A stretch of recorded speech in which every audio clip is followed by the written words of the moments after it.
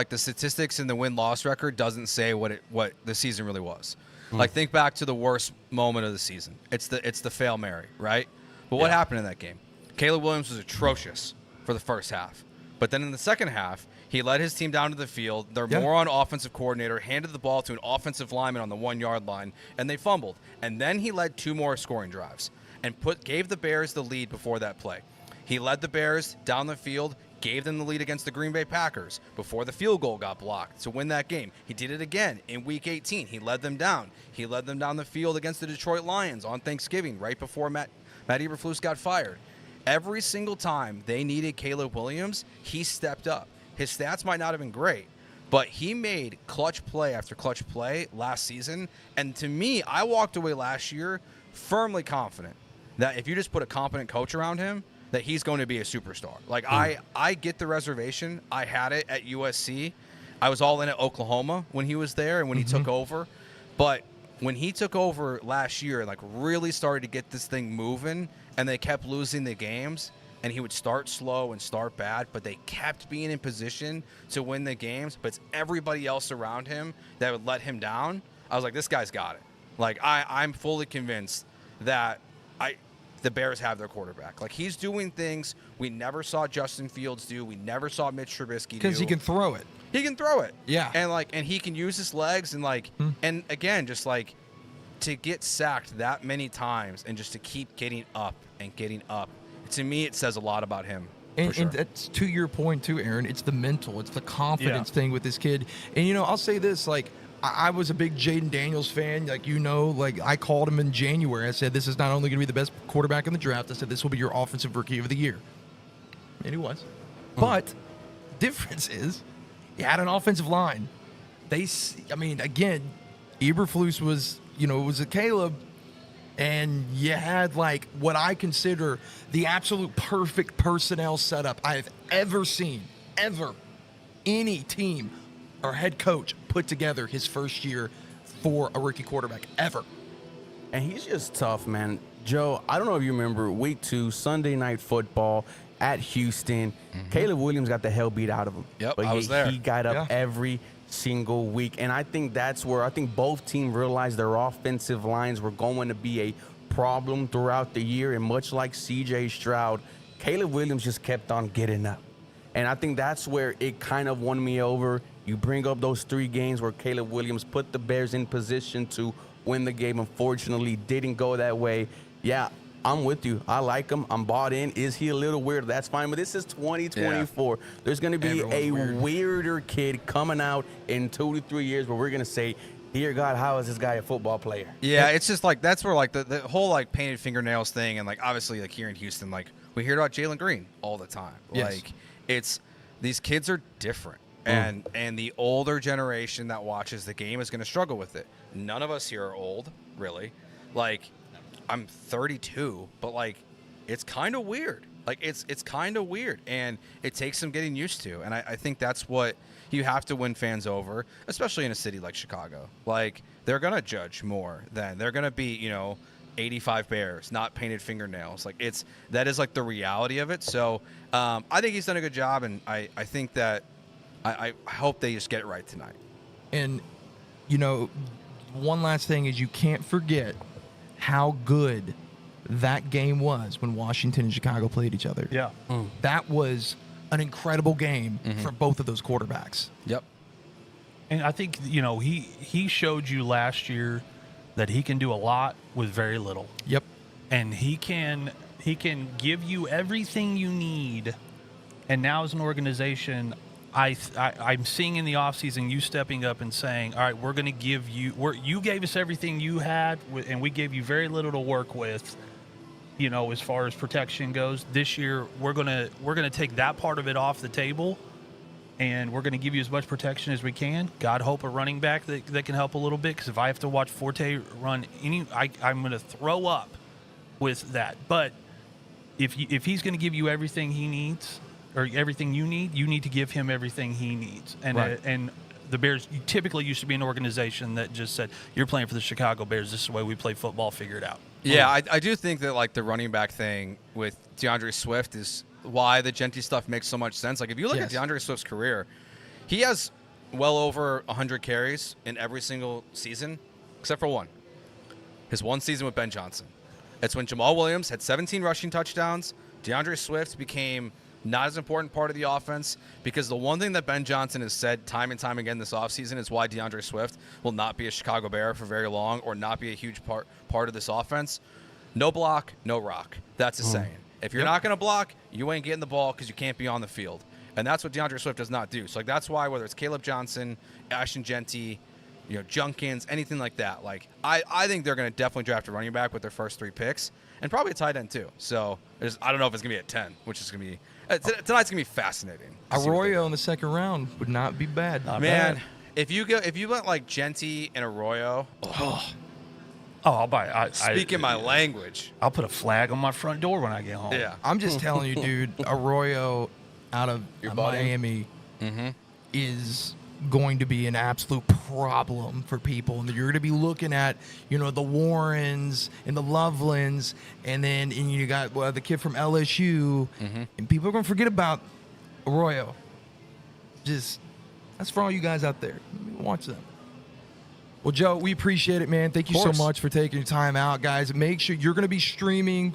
You guys are on Locked On, correct? I think we're doing a live show tonight, Locked On Bears, on their YouTube channel with the main host of the podcast, and then we'll be going on for probably like an hour. I think as soon as the Bears pick is done, pretty much we'll go live for about an hour afterwards. So check us out there, hit that subscribe button, all that fun stuff. Awesome, man. Appreciate you. You can find Joe too. Y'all got some stuff you're working on for the radio show coming up. Yeah, so with ESPN Houston, let's launch a new Astros podcast. You can find it at ESPN Houston's YouTube channel called Inside the Icebox. Myself, Jeremy Branham. We also air it as a radio show. And a little teaser, I'll probably be back on the air in some capacity in the next 2 months. There we go. Heard it here first. So, hey, man, appreciate you. Thank you for everything you do. And, man, looking forward to hopefully you getting a smile on your face at 10. Yeah, for sure. Hopefully. I need it. All right, guys. So, did that make you feel good getting to talk about your Bears? It did, because normally draft season for the Bears is not like my favorite thing in the world. Yeah. We're just not. We don't do the right things. I mean, I can relate to you. I'll say this though, I've at least the problem for me in the last 4 years has not been what the Jets do in the draft. It's what the Jets do to coach the players out of the draft. Yeah. Because I don't know, another rabbit hole, but it is going to be interesting to me to see how Mogi approaches a draft, because I am such a fan of how Joe Douglas looks at a draft board and how he breaks down who's going where. And to not have him this year, it worries me, because when it comes to drafting guys, we've at least had to, look back on the guys that we have on the team. There's a lot of studs there that they've grabbed, and I'm not even talking about the ones that are easy, right? To me, first round, that's easy to me. It's easy to take a guy first round. What's hard is finding a Max Mitchell out of La Tech, right, in the third round, or getting a Jeremy Rucker in the fourth, third round.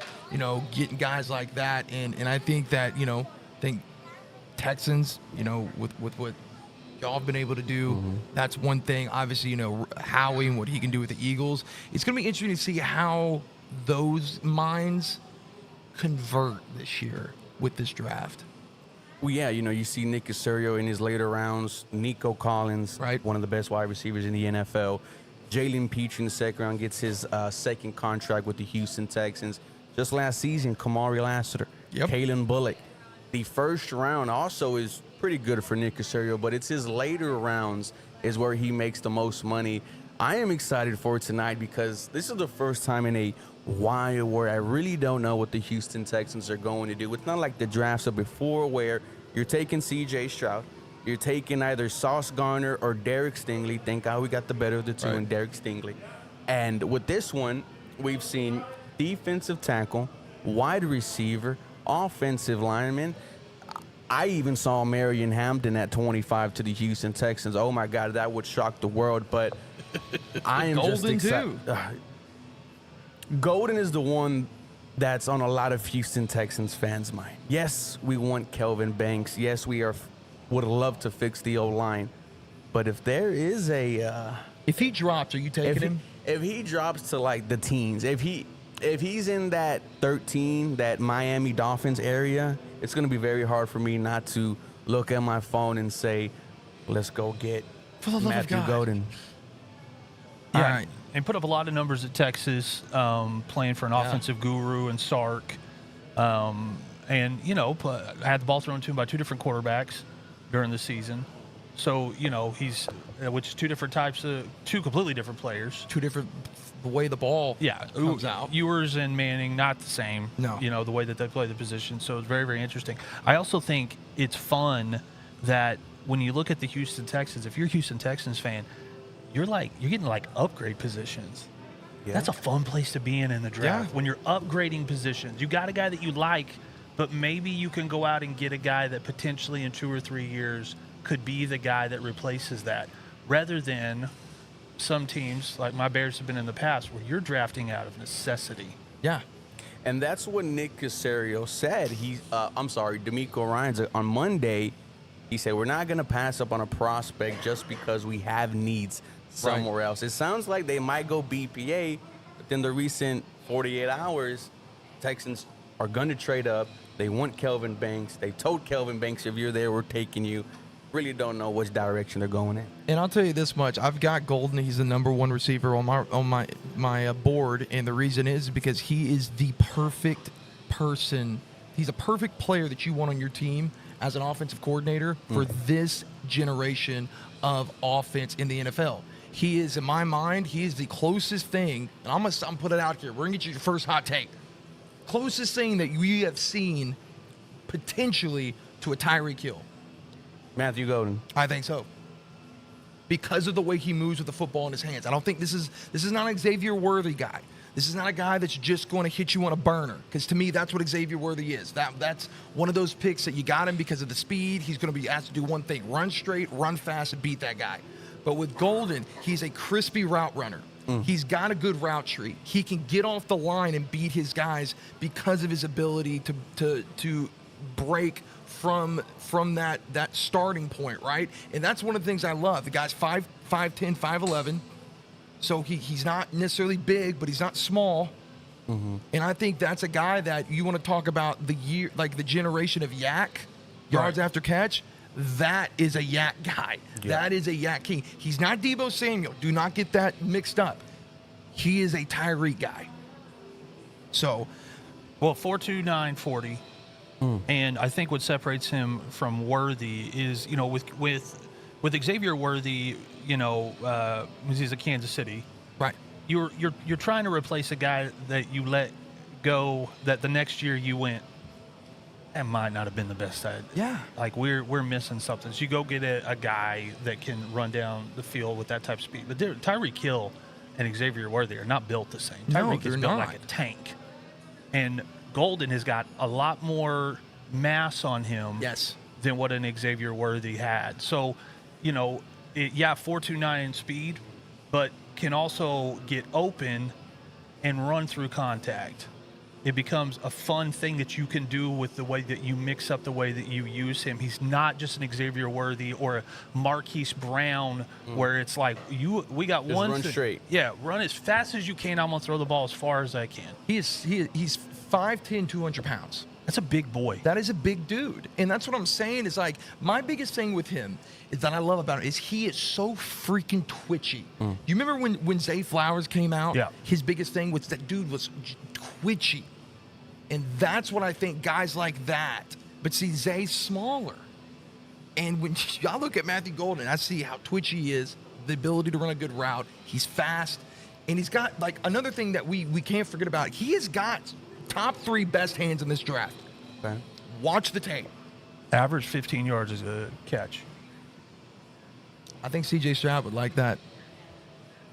And Matthew has made it known himself that he wants to be a Houston Texan. Yes. Every single thing the Texans do, a contract restructure, a happy birthday, Matthew Golden is liking that post. There was even a clip of, I believe he was at a football camp somewhere, or maybe he was at the park, but he told this little kid, I love the Texans. If you want your guy, go get your guy. You have 2 picks in the 3rd round. You have an extra 2nd round next year that you got in that Laramie Tunsil trade. this is your opportunity, Houston, to put yourselves in the conversation of the Kansas City Chiefs, Baltimore Ravens, and Buffalo Bills, because you're right there. But those three on a level right above you. And like I mentioned, with knowing what's coming in the future and the contracts of Will Anderson Jr. and C.J. Stroud, the Texans need to take advantage of these rookie deals. Absolutely. Well, Aaron, we got to sit down with 2024 class Pro Football Hall of Famer Patrick Willis and get to pick his brain on his draft process. So, guys, we're going to flip over to that interview, and we hope you enjoy it, and we'll come right back to you after this. And we are back with another great one, Aaron. This is big time. Big time. Big time. Big time. Big player. Bigger heart. Greater guy. So this gentleman you may know as the one of the newer members of the National Football Pro Football Hall of Fame, the current franchise leader in tackles all time for the San Francisco 49ers, the legend that is Mr. Patrick Willis. What's happening, fellas? What is up, Patrick? How are you, man? Doing great. Thank you guys for that intro. Man, just it's interesting to hear that I am, at this moment, the franchise leader for the 49ers in tackles. And I'm like, wow, that's had that many tackles, huh? 950 to be exact. In case you want to know, 733 solo tackles, 950 total tackles, and that, brother, that's a lot of tackles.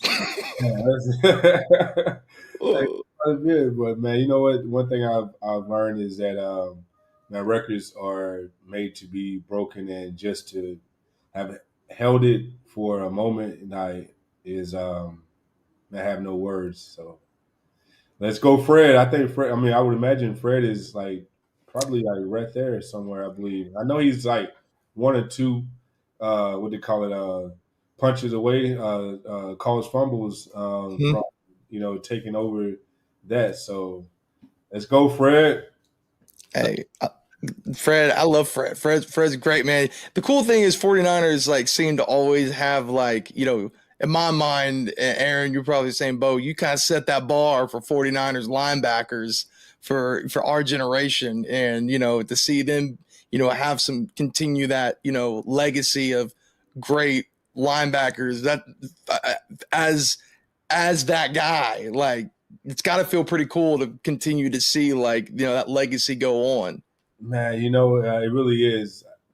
Before me, there were other great legendary linebackers that played for the Niners. I feel like each year, every other year, whether it's during a reunion that we have or me just, coming across something that I'm like, wow, this linebacker was amazing as well. And so just as I was fortunate to have those that come before me to pave the way, I just wanted to do that same thing. I just wanted to be able to leave something behind so that, others can aspire to reach and even be greater than. So it's amazing to see those linebackers of today holding it down, aka Fred.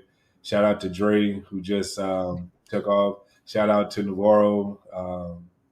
So many guys. So, well, I have to tell you, so I was looking in my closet at what hat I was going to wear for this interview, and I realized I had a Bears hat. I realized we're interviewing a linebacker, and I don't have to tell you, but as Bears fans, we take the position of linebacker very seriously in that organization.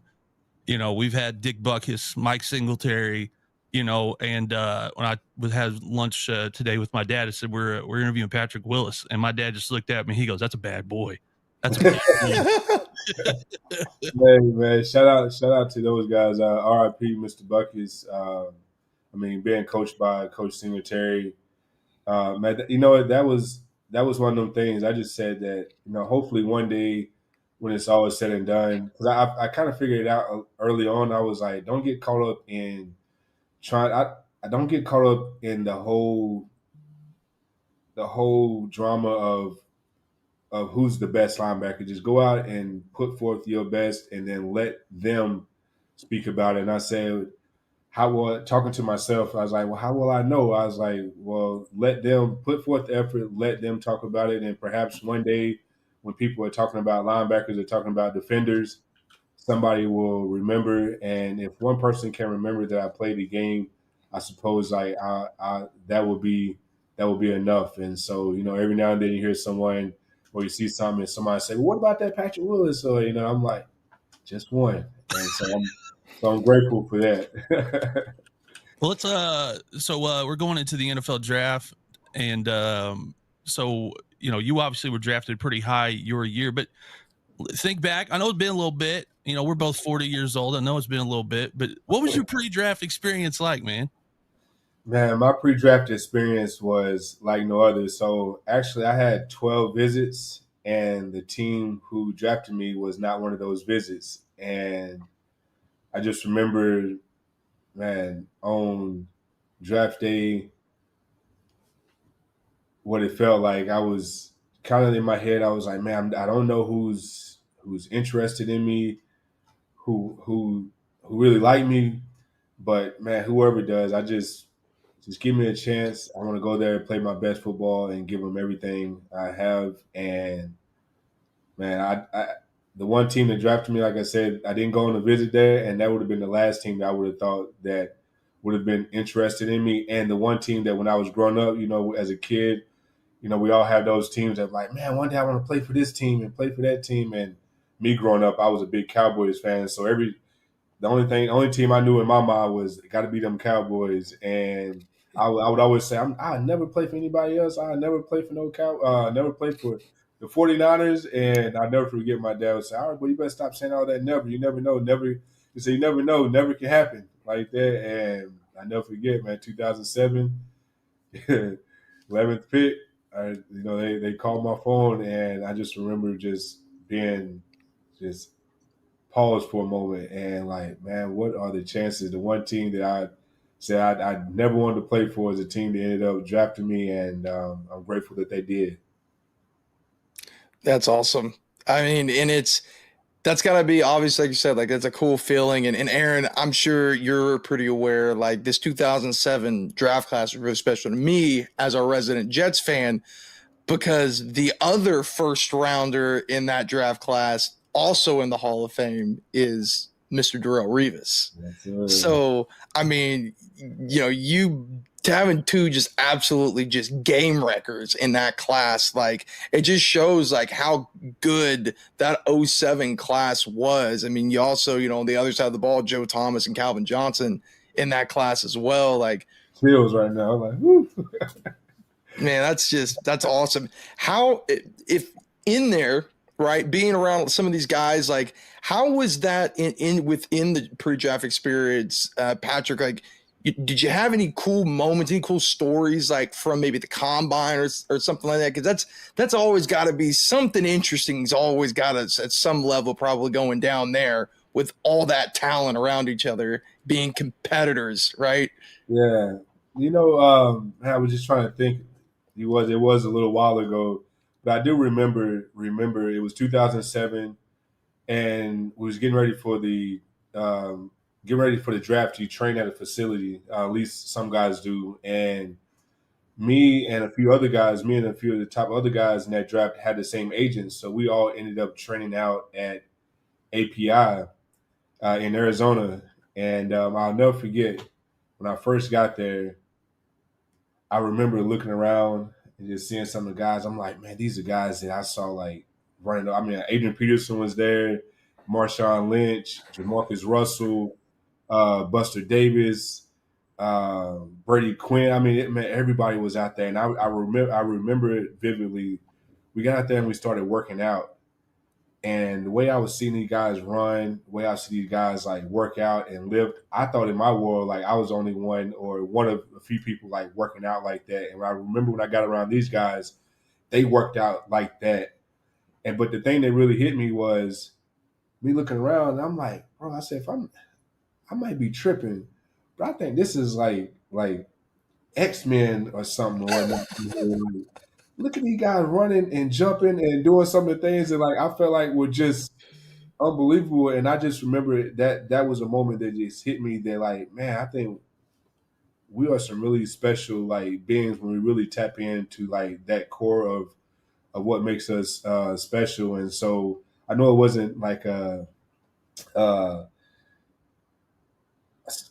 anything like out of the extraordinary, but it was just man me looking around me and just seeing those tremendous athletes. Like it was a special moment and a special feeling, and just to be a part of those guys, it was special. So shout out to those guys. And I will say, out of all those guys that were out there training and stuff, Adrian Peterson, believe it or not, Adrian Peterson and I were actually the two fastest ones. I know some of them probably they would not want to admit it, but I remember us doing our 40s. Like we had to do like our test for 40s or whatnot first, just like what we kind of are. And I remember Adrian Peterson ran. Everybody else ran theirs. Adrian Peterson ran his. And I'm like, man, these guys are moving. I remember I ran mine, and the coach said, "Oh wow, you sure you a linebacker or you a specialist?" I was like, I'm an athlete, coach. Like I was recruited out of high school as an athlete, and so I remember being one of the faster ones out there. And so on the combine when I ran my 40, I didn't run my 40 as fast as I felt like. I didn't run my 40 time as fast as I know I could. I mean, I tried. I just went out there and lost everything they say don't do. I did, and I remember I said, you know what? I'm gonna continue to work even harder. I said I'm gonna go to my pro day. I'm gonna run this. I'm gonna run this 4.3. That's what people didn't know. I knew I was a 4.3 around the That's low crazy. 4.4, around the 4.4, low 4.4 or 4.3 guy. And so I just kept working on it after the combine, and never forget, man, on pro day I was feeling really struck out. And so no, but again, it was an amazing time training with those guys and just feeling special like they were. 2007 draft class. You ready, Jet? Yeah. Marshawn Lynch, Adrian Peterson, Darrell Revis, Calvin Johnson, Patrick Willis. I mean, and by the way, just as an Oklahoma Sooner fan, it makes my heart feel good that Adrian Peterson doesn't get it. There may not be a guy that straps on a pair of pads in Norman that changes the game like that guy did for us in Norman. But yeah, your draft class is just unbelievable. So, draft night, how did you feel going into draft?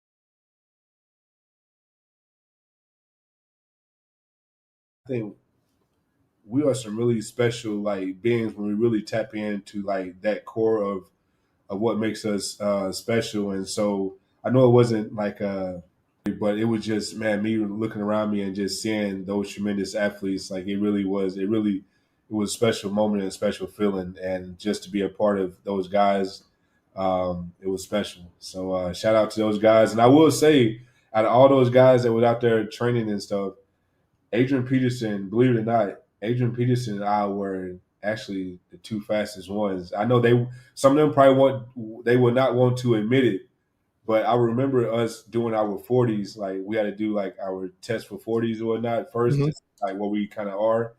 And I remember Adrian Peterson ran. Everybody else ran theirs.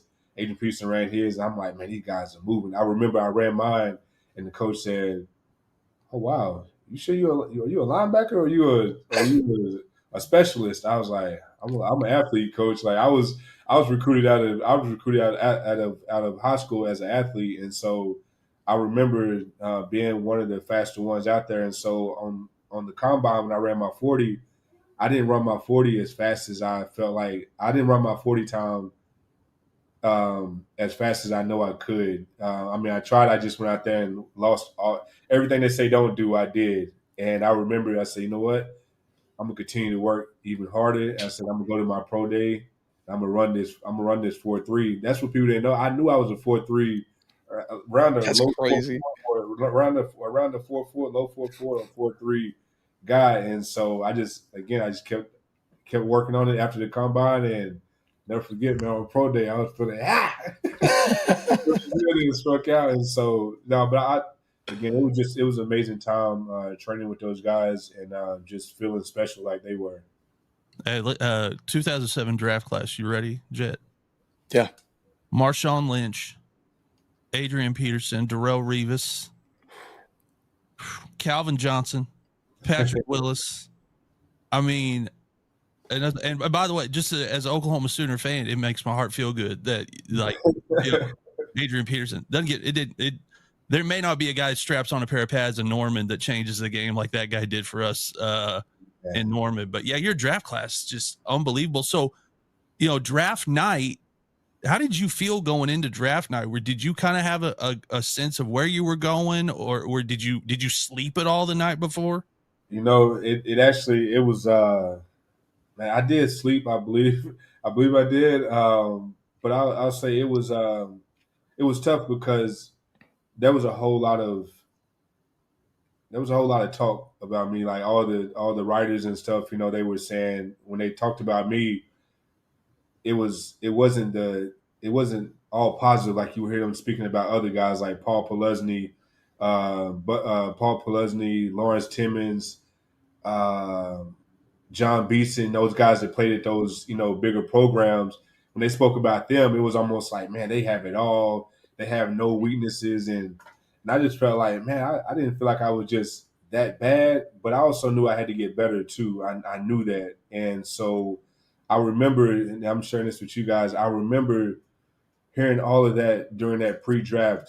And I remember saying to myself, and mind you guys, you might hear me say it, talk. You might hear me say this a lot, that I talk to myself, meaning because growing up where I grew up at, like in the country in the South, you just be outside, playing outside, and it was just you and yourself, like, having conversations a lot of times and whatnot. And so I always found myself having those kind of conversations, like, you can do this, or now you can overcome this. And I remember saying, man, they said that I'm only a third down linebacker, or that I'm only a first and second down linebacker. I can't play third down. They don't know how to play the run, and just so much stuff. And I remember saying, I said, you know what? When it's all said and done, I will be the first linebacker taken off this board. And I promise you guys, I worked every single day with everything I had to give myself the best chance to be that guy taken. Now, why I was the first one taken, like I'm not sure, because there's more to the story that I won't get into on here. But I was the first one taken, and I don't think I could have went to a better team, to a better coach than what I needed at that time. And so yeah, I just remember, man, just all that, hearing them talk all the negative that which what felt like negative, but to me, I always felt like anything that was negative, how can I make it? How can I turn it into a positive? How can I use it to fuel me to be better? So Aaron, what they call that, and they call that built different. Hey, brother. Country Yeah. Hey, and it's funny. I just realized too, like that was same draft that other linebacker David Harris out of Michigan, second round of the Jets. Yeah, man. Who was a tremendous player for a long time too. And shout out to, man. I want to shout out to that whole 2007 draft class, because one of the things I did figure out, understand early on, was like, man, when you finish playing this game, like, you become dust in the wind, like, really fast. Unless somebody can, unless you guys like yourself or a fan, like, keep you alive, you almost become as if like you never even played the game. And so I'm grateful anytime, man, someone can, speak a positive word about, me playing the game. But yeah, shout out to Harris. Like, he he played really well for the Jets for a long time. So That's just unbelievable. That much talent out of one draft Dude, class. it's crazy. It's absolutely crazy. Joe Thomas in that draft class. We didn't even mention that. Shout out Joe Thomas. Yeah. The guy's one of the greatest to ever play the game. But so, obviously brand new member of the Hall of Fame, which is an unbelievable honor. And I'm sure that when you got into football, that's not, I'm just assuming that's not where you thought. You just came in and tried to be the best player that you could possibly be. But when you found out you were going to be, what is that initial feeling like when that is, you realize you're going to put on a gold jacket? Man, it was a surreal moment. It was a surreal moment. It was a full circle moment from it was a full circle moment in that you ever have those moments or have times when you have said you was going to do something, and when you did what you said you was going to do, that feeling that kind of comes over you where you like, man, like we did that. Like we meaning like me, the Lord, and all the blessed to to be a part of it. The highs and the lows. But yeah, when I got that knock on the door, it was almost as if it took me back to when I was just a kid, like speaking and talking in ways that like you shouldn't talk like that. Like less than 1% does this, and where you come from, like nobody had ever had done it. And I just remember just had that feeling inside of saying like, I believe I can. Like I know that I can, and then having little premonitions here and there, visions here and there that that I would, and man, to realize that how many years it took to get there, but then to feel that feeling in a moment as if it was like it happened yesterday. Just putting in that work, it was just, man, I really don't have the words outside. It was a surreal moment. And I won't spoil it, but I am wearing a hat, so I have to ask. Can you tell everybody that's watching who gave you your gold jacket? Oh, Coach Mike Singletary. That's awesome. Summer Mike. That was that night. That particular moment was just as special as getting the knock, because Coach Singletary and I, man, we had some tough times, man. Like when I say tough times, just him being my coach and just pushing me to just be better. Meaning that, I remember my first night. This is kind of what I was talking about earlier. There's more to the story, but I remember my first night. After my first day of training camp, it was hell. Like, man, it was rough. I was like, man, they gonna cut me, man. This is holy crap, man. I don't want to be. I can't be a bust. I don't want to be no bust. And I remember having a conversation earlier that night, and I was speaking about being great. I was speaking about like just wanting to be one of the best to play the game. And I remember Coach Singletary and I having a conversation later on that night after everyone had left. He had said, Pat, you talk about being great. Greatness is not given, it's earned. And so, son, if you want to be great, you got to come to work every day and you got to earn it. And that we did. That, from day one, it was work. And so, that was special. That was special. So. Shout out Coach Singletary, because and we'll say Coach Singletary because let's see, he coached Patrick Willis, and he coached a linebacker out there in Baltimore that some people might have heard of. And both those guys, both guys have now said the same thing. That's a tough guy to play, but man, I can hear him now. Pat, you're too high. You're too high, and but yeah, man, that was him. And so yeah, when he gave me the night that he presented me with the gold jacket was special, because I remember our conversation in 2007, first practice. I remember our conversation that night, first night meeting, and him saying, if you want to be great, you got, it's not given, it's earned. And I remember him when he gave me that jacket. I said, I thought inside, I was like, man, I earned it, Coach. I earned it. So, that's awesome. Well, Patrick, before we get you out of here, man, and let you get on with everything, I gotta ask.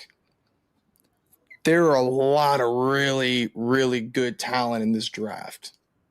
And, what I'm going to ask, you can take it from just the whole class.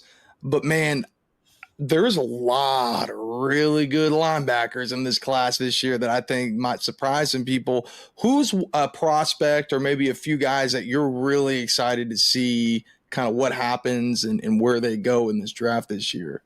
Yeah, you're absolutely right. There are this class has some tremendous linebackers, and I won't speak too much about others. Maybe I'll be a little biased here, but I'm a big fan of linebacker Paul Jr. Coming out. Oh, yeah. He's coming out as a junior. Really like his style of play. Big guy, physical, can move, athletic. I think he's going to continue to get better. I'm a big fan of the D lineman, Big Walt. That's I know my guy. and I'm naming some big fan of Big Walt, fan of Big JPGs, defensive lineman, athlete. So and then man, I can't forget the guy himself. Big fan of Jackson Dart. I know we were speaking on linebackers, but I'm just speaking on the NFL draft as a whole, and some of the guys that are coming out of Ole Miss, and I'm just rooting for them that they land on the team, and whatever team they land on, they just give it their all and make it their new home. Yeah, I'm gonna ask you this because we never know where these videos end up. A player might see this at the college level, the high school level, maybe even a player that's getting drafted this year. You obviously are a pretty introspective guy, and you intelligent, and you think through things. I'm sure right now there are guys that 1,000 things are going through their head in this draft process, or they're in high school and there's 1,000 things going through their head where they're going to play college. What would you say to young players that are coming up trying to make it in the league that gave what it is that gave you the mindset that you had and still have to be the person that you have become? Yeah, so I'll say this. I'll say that I'm not going to say that there are any guarantees in life. Now, could be a great high percentage of doing it right or getting it right, but I would say that I'm not going to say that there are any guarantees. But what I will say is to give yourself the best chance, you got to put in the work. And I'll say that if you want to reach the peak in any success, whether it's on the field, classroom, in the workspace, man, you can't cheat the grind. You can't cheat it because it knows what you put in. So if you need to be working, when I say working, I mean lifting, running, studying, practicing, good habits, just all the above. You can't cheat yourself, man, because it will show and it will come back to get you. So I would just say to anyone, whatever level you aspire to play at, and be your best at it. And to be your best at it, you got to give everything you have. And so that way, when you look back, you won't have that regret feeling of like, man, I wish I'd have gave him more. Or what if? It's like, no, if you know each day that you putting in your best, you're not cheating the grind, then it will pay you back. It may not be exactly like how you wanted, but it's gonna give it back to you in a way that, like, man, you're gonna feel fulfilled. And that's where I feel like in my life today. Though I may not have every accolade that a linebacker could have or a defender could have, however, when I do look back, I am grateful of the work that was put in, the grind, the sacrifice, and yeah. So I would just say that, man, just don't cheat the grind because it knows what you put in. That's a T-shirt. If it's not, it would be. Yeah. Hey, keep that faith, man. Keep that faith in grind. Yeah. Well, Patrick, we appreciate you, man. Just congratulations on just an absolute historic career, and so happy to see that you were able to be recognized for that, because there's a lot of times where as analysts and stuff, people may have controversy on people getting in, man, but there is not a shadow of a doubt of how much it was deserved for you to be in that Hall of Fame. Man, hey, I appreciate you guys, and I appreciate each and every one who supported me, who tuned in, who still shows love.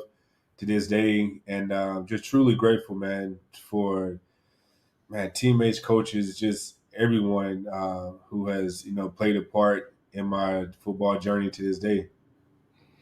Well, awesome. Well, Aaron, that's another one, another step closer to tonight. So we're going to kick it back over to Aaron and Tyler in the present time. This has been the Patrick Willis pre-draft show. All right, let's go. Ladies and gentlemen, Patrick Willis.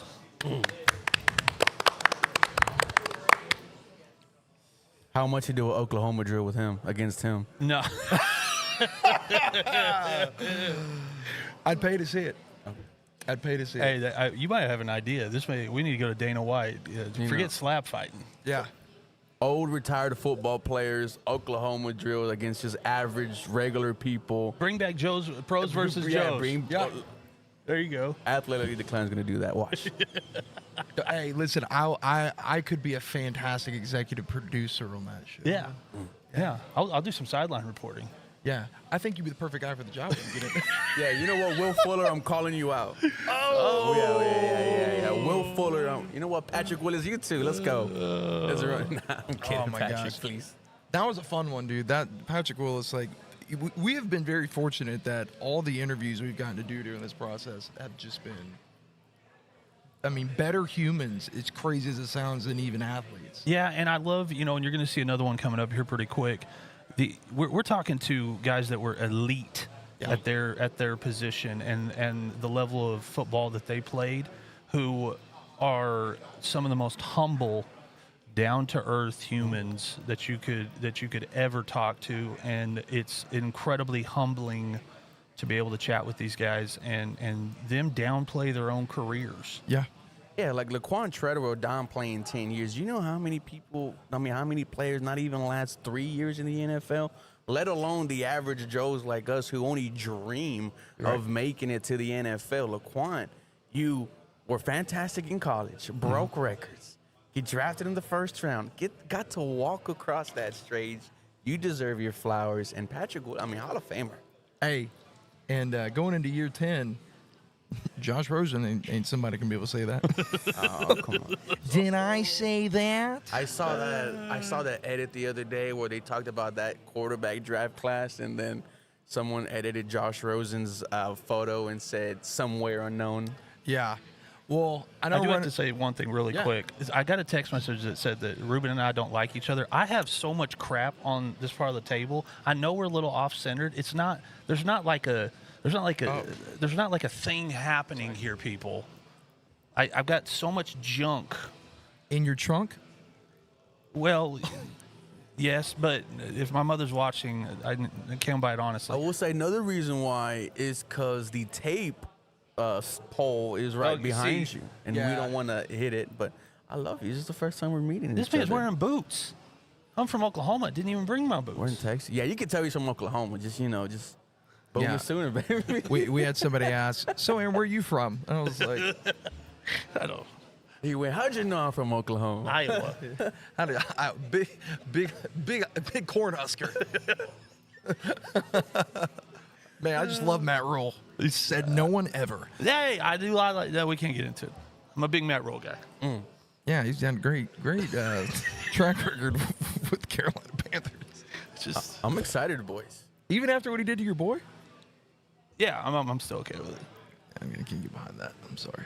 Hey, don't worry. We're gonna get more into this. Gonna hear a lot more coming up.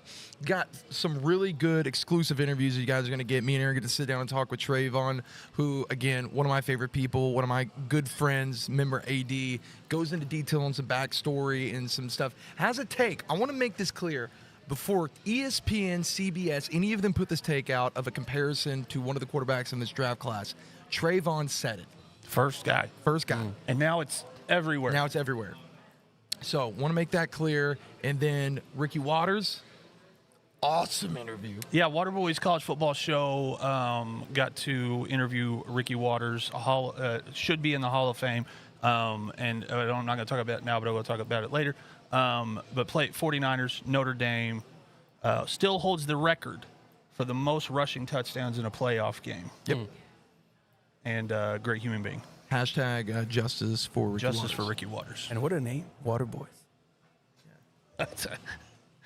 Jock sniffers didn't test as well. And then Ruby, you've been an absolute madman on about every freaking major mock draft show, Bleacher Report, all over the place. This dude's a freaking monster. Going to be getting some of your mock drafts after that, which will lead into our segment that you're going to be sitting down with Stressens and John Hickman, which that's going to be freaking awesome before we get into the draft show. So you guys do not turn this off. We got more coming. But for Jet, 713, Mr. Aaron Inman, we'll see you guys in just a little bit. Thanks for tuning in. And we are back. Guys, Jet, I am alongside my dear friend and resident college football nut almanac, the legend, Aaron Inman. What's up, y'all? It's gonna be a big day. This is a big day. Big day. I'm sure you've already seen our beautiful faces, and now you are here on this pre-draft recording. We are honored to have a fellow athletically declined team member, and I mean, you know what, Aaron, just give some background for the people who don't know who this guest is. All right, so if you're a college football nut like me, there's a couple of names that can come up, especially if you're a fan of the Big 12. Back when the Big 12 was throwing balls all over the field and pumping out quarterbacks and wide receivers that were the envy of the league. TCU had a quarterback named Trevone Boykin. Best way I can describe Trey was an absolute tyrant on the field. In fact, as a Oklahoma Sooners fan, he beat us in 2014 pretty handily. But as far as, just as a quarterback at TCU, he's unbelievable would be not a word apt enough to describe it. He threw for almost 11,000 yards as a quarterback at TCU, which is unbelievable. And I think what's even crazier is 2014, number one in the Big 12 for pass completions, which that was a big year. The Big 12 had a lot of great quarterbacks that year, and he was better than all of them. Number one in 2014 passing touchdowns at 33, which is unbelievable. Total yards, number one. Total plays, number one. And on top of all that, he was one of the first real dual threat quarterbacks of that era. Him along with RG3, they gave teams like Oklahoma and Texas, the big dogs of the conference, all kinds of problems. How did you scheme against Trevone? You didn't. You just hoped that you could contain him enough, and a lot of teams weren't able to do it. So absolute legend in the Big 12, absolute legend at TCU, and on top of that, a really good guy. Great guy, one of my favorite people on the planet. And Aaron, I don't know if you know this, but ESPN did us a little favor this year and gave me what is now my favorite stat on Deuce, and that is now comments, correct me here, but the number I remember being is he is the 6th most winning quarterback in FBS history. Yeah. Let that sink in for everybody. Wild. Yeah, unbelievable. Finished 4th in the Heisman 1 year. And really that offense that they were putting out there was one of those ones that you saw a lot of schools start to model. Yeah. Especially if you were a school like TCU, where maybe you weren't going to be able to bring in the 5-star blue bloods, you could get out there and compete. And now you see that style of offense is being run all over college football. And guys like Trevone are the reason guys like Patrick Mahomes are in the league. Lamar Jackson, before there was Lamar Jackson, there was Trevone. And so what they were able to do in those years at TCU really set the mark for where we're at in college football and in the NFL. And would it be fair to say, too, that even as recently after him, the reason why guys like Johnny Manziel were able to be given the reins to play the way he plays is because of what Trevone was able to do? Yeah, guys like him and RG. Trevone kind of went against the old school narrative of I've got a system I'm going to run, and I'm just going to bring a quarterback in, and he's going to have to fit into this system. College coaches and NFL coaches now say if you get an athlete like this, you build your offense around them, and you let them do what they're really good at. And what Trevone was unbelievable at was if a play breaks down, he can scramble, get out, and move, and he can make things happen that you as a defensive coordinator can just not scheme against. Yeah. And as me and you obviously love the draft process.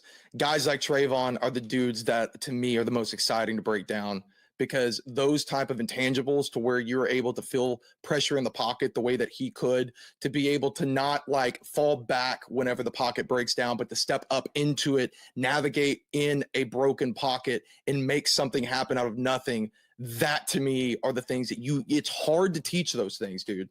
You know that, like, it is difficult, but we can sit here and talk about and sing Trevone's praises for the entire time of this, but let's just get into it. Introducing Deuce. What up, man, T?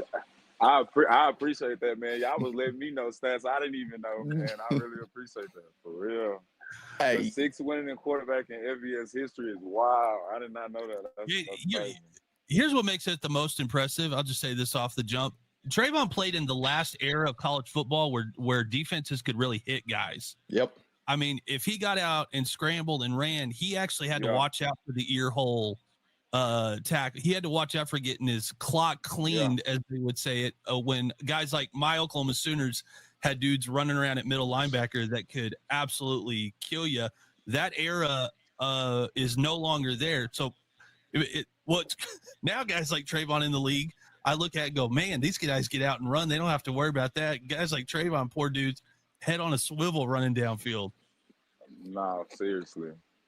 And I remember those games versus Oklahoma, too. It was crazy. The atmosphere electric, I would have to assume.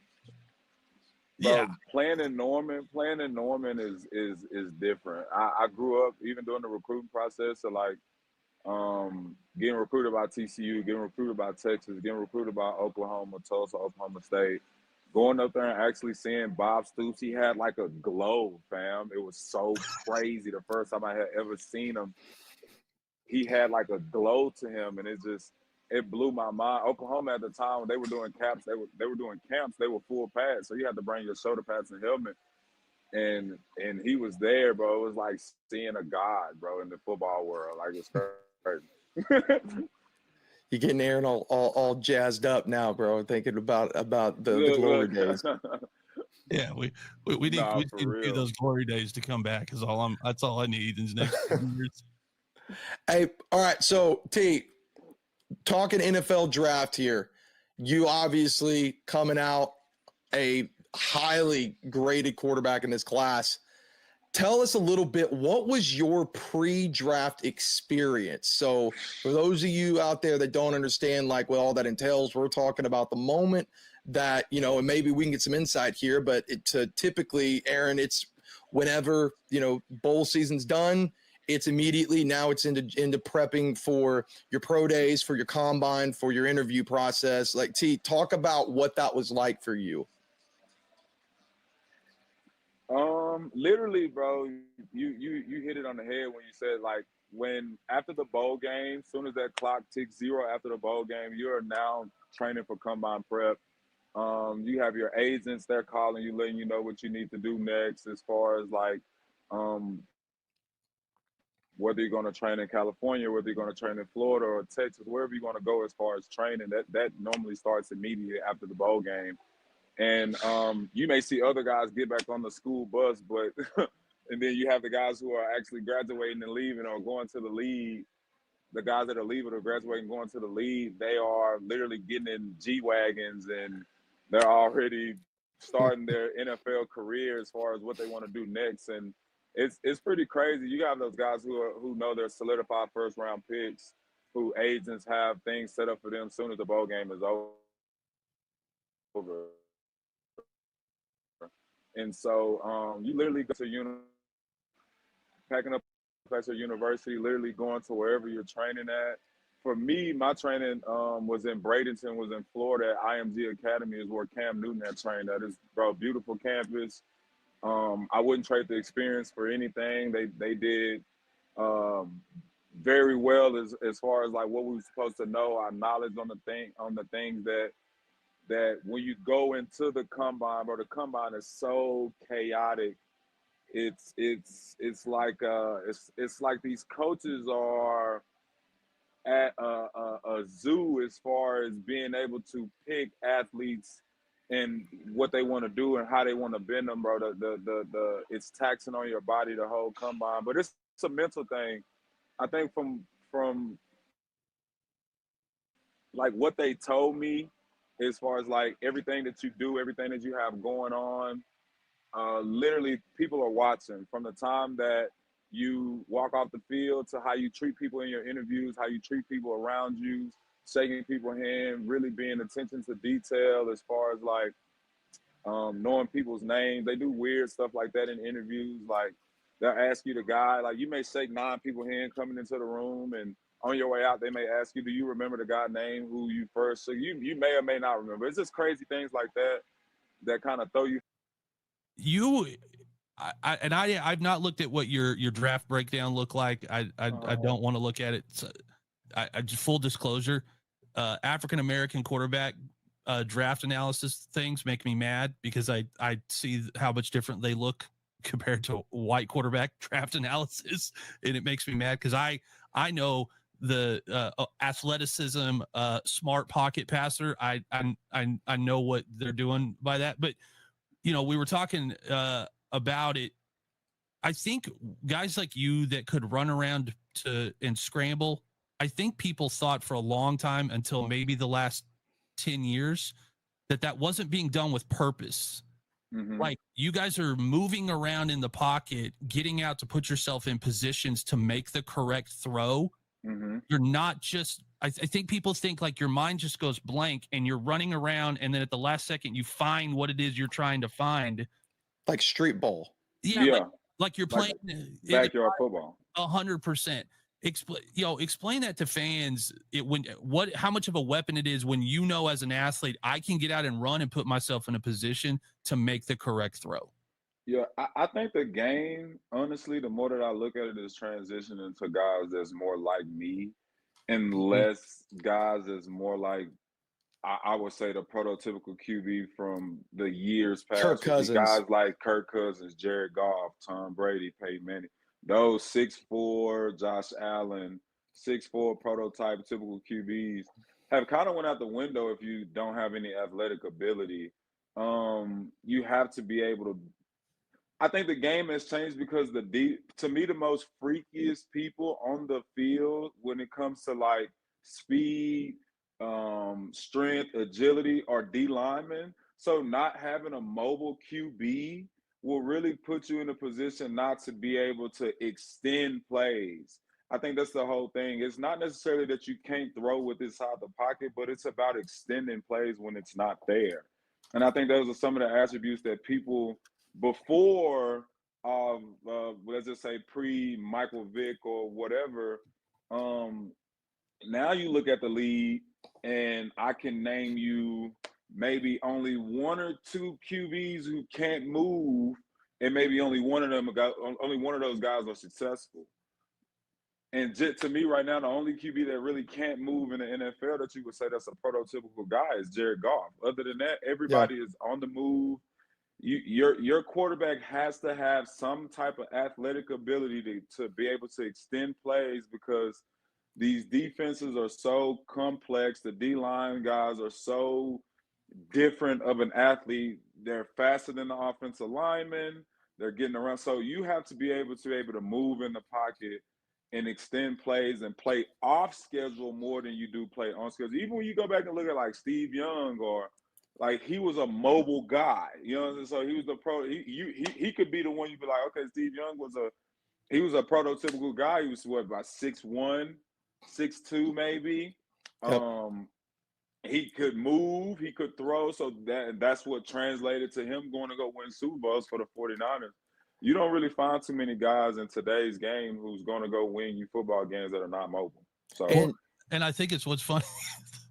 I hated when NFL talking heads would say stuff like, Well, he don't want to stay in the pocket and take a hit. And I'm like, now hold on a second. If you had Aaron Donald or Myles Garrett edge rushing you and you knew, hey, I could get out of the way and still make the throw, why in the world do I need to stand in a pocket, make the throw, and get hit when I can get out of the pocket, make the throw, and keep myself on the field longer? Why do I have to take these shots? Just what? So that you like talking. I mean, obviously, sometimes you're going to have to, as a quarterback, you're going to have to be able to, it's just like a boxer, right? There's no way you can play the sport of boxing if you can't take a punch, right? So it's no different from playing quarterback. Yeah, you want to be able to extend plays, but there's going to be that one time where you're going to have to stare down the eye of the tiger and make that throw, and you're going to have to take a hit. And that's what it is, bro. Playing quarterback is like hunting in the woods, bro. You trying to throw the ball to squirrels. You're trying to hit a squirrel with a rock while you got bears chasing you. So that's a great analogy. Essentially is what it is. And it's you have to be able to move. Like my QB coach in Seattle used to always tell me, bro, just make the plays you're supposed to make. It was certain things that he used to tell me, like, I want to see you make the plays you're supposed to make. I understand sitting in the pocket, but like Russ made a living off extending plays. And so they didn't want me to be, they didn't try to make me be something that I wasn't. But there are going to be times you're going to have to sit in there and 1, 2, 3, throw and may have to take a hit. Those are the times that I feel like, okay, but when it comes time to, okay, 1, 2, 3, it's not there. Now I'm extending the play is when good things happen or either bad things happen, depending on who you have at quarterback. But a lot of guys that made a living off extending plays. You look at Jalen Hurts, you look at Kyler Murray, you look at Lamar Jackson, you look at the guys who's winning MVPs in his league or even winning Super Bowls in his league now are not the prototype QBs anymore. And, you know, I love what you're talking about there, T, about, you know, the guys on the other end of the football from a quarterback perspective, they're getting faster, right? Yeah. Getting after you. And honestly, it's funny, Aaron, we're seeing a lot of that like translate now, and it's a little more subtle, I think, until I think this year you're going to see more of an eye-opening thing in your face with the O-line. Like these O-line guys, like the number one guy on a lot of these boards is Armand Mimbow.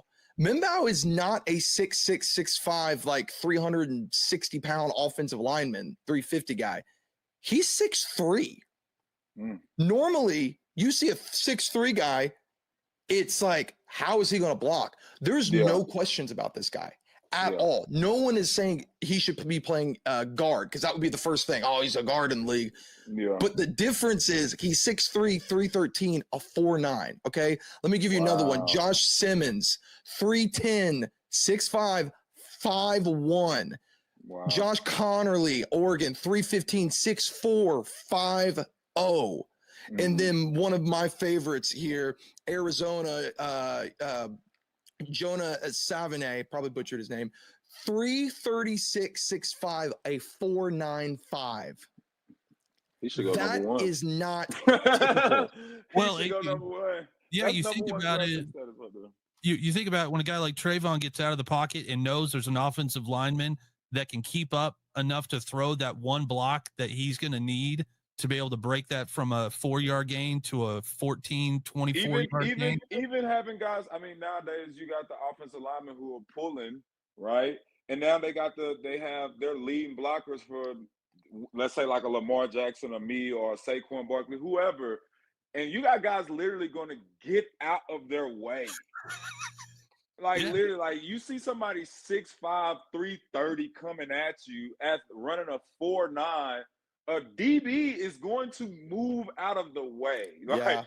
He's not trying to sit in there and sit up under that type of pressure. No one is. No, I don't care. Man, people got kids at home. Like they're not trying to get embarrassed on national TV by this 6'5", humongous guy pushing me on my, like, no, it's just not going down like that. So, bro, Bob it's definitely different. Bob Stoops called that a business decision. That's what it is. Essentially, exactly what it is. A business decision. And to add the new element now that we've seen over the past 5 years of what the tight end position has turned into, there's not any, it's not Greg Olsen, Jeremy Shockey, Jason Witten, who are 60% blocking but also 40% go out there and make snags. they're not asking tight ends to block anymore like that, really, at all. So now you really have to be agile more so on the O-line, because you got to be able to fill that gap, right? Like, while you got a tight end moving out there to be that safety blanket, to be a primary focus of an offense. I kind of think about those things along, alongside everything we're talking about. Like you got to be quick. And it's more than even just picking up a block on a guy rushing on the inside so that he doesn't, break the middle gap. It's to fill in these holes for a position that typically would be locked down. And that's now why you're seeing a lot of teams like, I think, Detroit having a Gibbs and a Montgomery running out split behind you a lot of times, because they're picking up blocks where a tight end typically would be there. Yeah. And the blocking tight end has kind of went out the window. It's transitioning to more guys like Travis Kelce, Kyle Pitts for Atlanta. They're like the guys who are 6'4". I think the guy coming out of Penn State may be like really, really good as Warren far as 6'6". Bro, he's a beast, bro. I watched him play during the playoffs. He could be a guy, even you look at the guy from Minnesota, you look at the guy there's a few guys who have the statue, but not necessarily the size. So the blocking tight end, like you said, the Jeremy Shockeys, the Jimmy Grahams that I played with, those guys are starting to become extinct, and they're starting to become more athletic at the tight end position than anything. And I think that's what's transitioning into the new game, because this offensive league now, it's not necessarily, nobody wants to run. I mean, no team really wants to run the ball outside of Baltimore, Detroit. The Cowboys try to run the ball, they can't. But the Eagles are running the ball, but their offensive linemen are still more agile because of guys like Saquon Barkley and Jalen Hurts being able to move, and them having to pull and replace and do all those things. So, like you said, the tight end position, as far as blocking, is starting to become unavoidable. Yeah, I'm going to give you a deep pull here for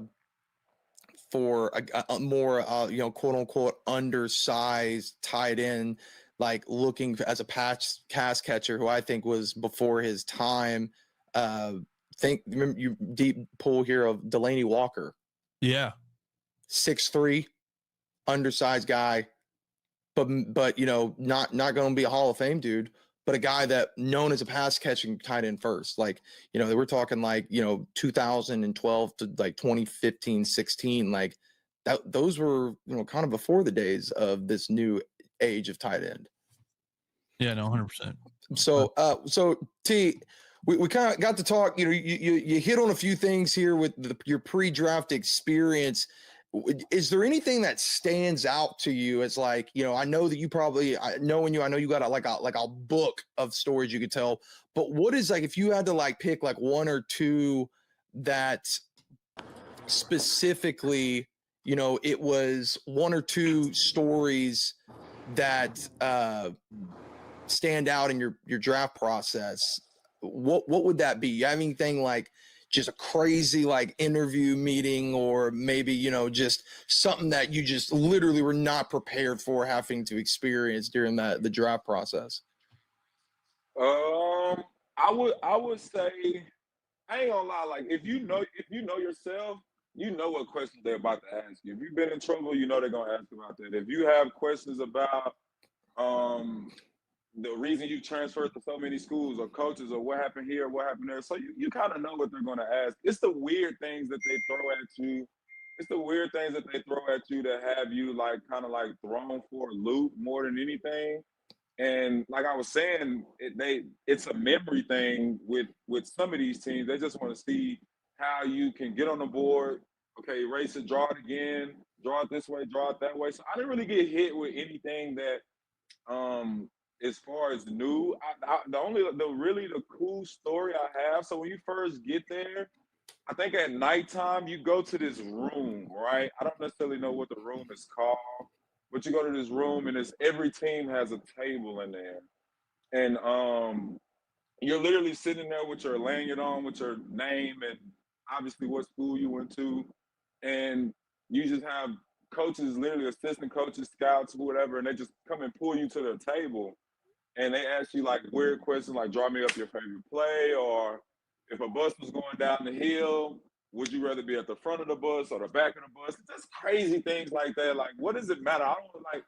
Does it matter if we're gonna die anyway? So, I'm sitting over there like it's some of the craziest things. But I remember walking down this hallway, and all 32 teams, owner and head coach, it's like literally feeling like you're at the zoo, like show and tell, and they're just looking at you, like walking down the hall. They all have rooms on like each side, and they're watching you walking down this hall. And Mike Tomlin comes up to me and was like, "Hey Boykin, hey Boykin." I'm like, damn. In my head, I know who he is, but I'm like, damn, he know me. Like, so I'm like, okay. I'm like, what's up? I'm like, what's up? He like, tell the truth, Boykin, tell the truth. I'm like, what is he talking about? You know what I'm saying? So they really just trying to get in your head more than anything, and you just got to be mentally strong during the whole process, bro. Like, sometimes they just want to see what type of person you are. They may send you to the hospital and leave you there all day just to see if you get agitated, irritated, mad, start talking to the doctors a certain way, start handling the nurses a certain way. And then they come in and slide in and go and talk to the people at the hospital and be like, okay, what type of person was he? Can you give me some details on him? Was he respectful the whole time? I know they know it's an irritating process. They know. Hey, you go MRIs, CAT scans, brain scans, X-rays. You do a whole bunch of things that non-related football stuff, and it's all just to see what type of person you are mentally to be able to handle all this, bro. They try to throw all type of curveballs at you, bro. The NFL process, as far as getting into the league, bro, is so weird. Really, that's the best way to explain it, bro. It's a weird process. I wouldn't change it. Like I don't think I would change it for anything or not go through it again for anything. But as far as like the whole, I think even where they have you living in a train station. So like you literally are in I forgot what it's called, but it's not that far from the stadium. And you're in an underground train station that is in Indianapolis it's crazy. So it's different. I would definitely I was so glad I got my combine invite. I wouldn't change it for the world, but it's mostly pretty much 80% mental. You're only going to work out that last day that you're there, and it's only going to last about 45 minutes to an hour. And even during that process, kind of like how you had said earlier, like I was one of the top quarterbacks coming out of school, and I still had guys at the combine that were doing the actual physical part, still trying to be like, boy, receiver, right? And I'm like, bro, like I put up so many numbers in college football. You know damn well I don't play receiver. But that's how they try to get you with the mental game. Probably the same way they tried to do Lamar when he went to the combine. Yeah. It's like they're throwing that out there. Oh, receiver, right? You like, bro, like I put up Jared Goff with #1 my year. My stats were better than his. And as an athlete, you have to get away from stats. As a quarterback, you have to get away from stats, bro, because they're looking at potential more than what you did in school, right? Jared Goff wasn't a winner. He wasn't but as far as potential, Jared Goff had off the charts potential as far as 6'4", accurate, could put the ball anywhere. Same thing he's doing now, which is what he's showing you today when he's playing in Detroit. It's the system. So he's been that guy always. And don't get caught up in your stats in college football as far as playing quarterback. Like I threw for 10,000 yards and yada yada this and yada. Bro, they don't care. They just want to see the potential in you and what they see you as. And sometimes it's just not you. Like it's going to be leaps and hurdles that you're going to have to overcome during the process, and just don't let it get to you mentally. Like just if you can be mentally strong through the whole process, then you'll make it out. Because if you're a football player, when you get out there and they start talking about throwing the ball, like I could care less about the interviews. I could care less about the 40s the whole time. I played quarterback. So when I went out there, I made sure that I threw the ball better than anybody that I was competing against, because it's no different from when I was getting recruited in middle school, high school, going to football camps. I seen guys who were 6'4", 6'5", bigger than me, taller than me, but I still went in there and outperformed them. And so that's really what it's about. This is just about being able to perform. Aaron, I would be remiss if I did not make this comparison. Him talking about that hallway interaction and how them looking at him and sizing him up. I mean, you're probably being the fellow Oklahoma boy here, pretty familiar with that growing up. As like if you were to go size and find you a nice cattle, right? Yeah. I forget the saying, Aaron, but you can get a good look at a T-bone by putting your head up a bull's ass, or you can take the butcher's word for it, right? Somebody once told me. Yeah, it's a stockyards experience. Unfortunately, you're buying they're buying players based off of a lot of things that are not going to necessarily show up on tape. Yeah. When we were talking, and I've talked to other guys that have been through the process, and I've heard it several times. Yeah, there were times during the process where all I would think is, can we not just put on my highlight reel from college? Seriously. I think I got enough tape. I was in school for 3 years. I was in school for 4 years, and I played at a big school, big conference, a lot of talent. And especially when you were at TCU, that was the era where the Big 12 was, and you played in that era.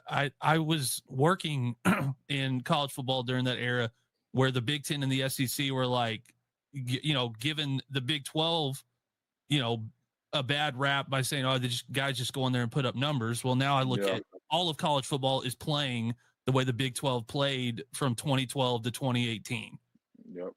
And now it's, so it's very weird. I will say this, because we don't want to keep you too long, but when you're looking at the draft class right now, do you feel like guys are getting more skilled than they ever have been? Because you hear two sides of it. You hear all the 7-on-7 camps are making guys less skilled. They're not, but I look at it as guys are coming to the league now with more snaps under their belt than they probably ever have in football. I definitely think man, everything gets better with time. I'm watching. I don't think there was any 4-4 D linemen in 1970. Even you look across sports period, you start talking about people like Joel Embiid. I don't think there were any centers back in the day who could take you to the post, who could shoot the three, who could fade away at 6'5", 200 and something pounds. It just was unheard of, and everything is getting better. And so, like, even with football, I think these kids are starting to hit training way earlier than kind of like what I was. The first time I met with a trainer, I think it was after high school. Right now, I'm training kids that are in middle school, elementary school, so they're getting taught by pros at a very, very, very, very young age. And by the time they make it to the pro level, they're so advanced that it's kind of like an easy transition into the lead. I mean, you got guys, they've been training with pros since high school. And so when they get into the league, they get into college, they're just pretty much doing what they've been doing their whole life. And they are more skilled. They're getting bigger, they're getting stronger, they're getting faster each and every time. Every year I'm seeing some crazy stat about a D lineman or offensive lineman or just some freak athlete that you've never seen or heard of before. The 40 time is starting to get lower and lower every time.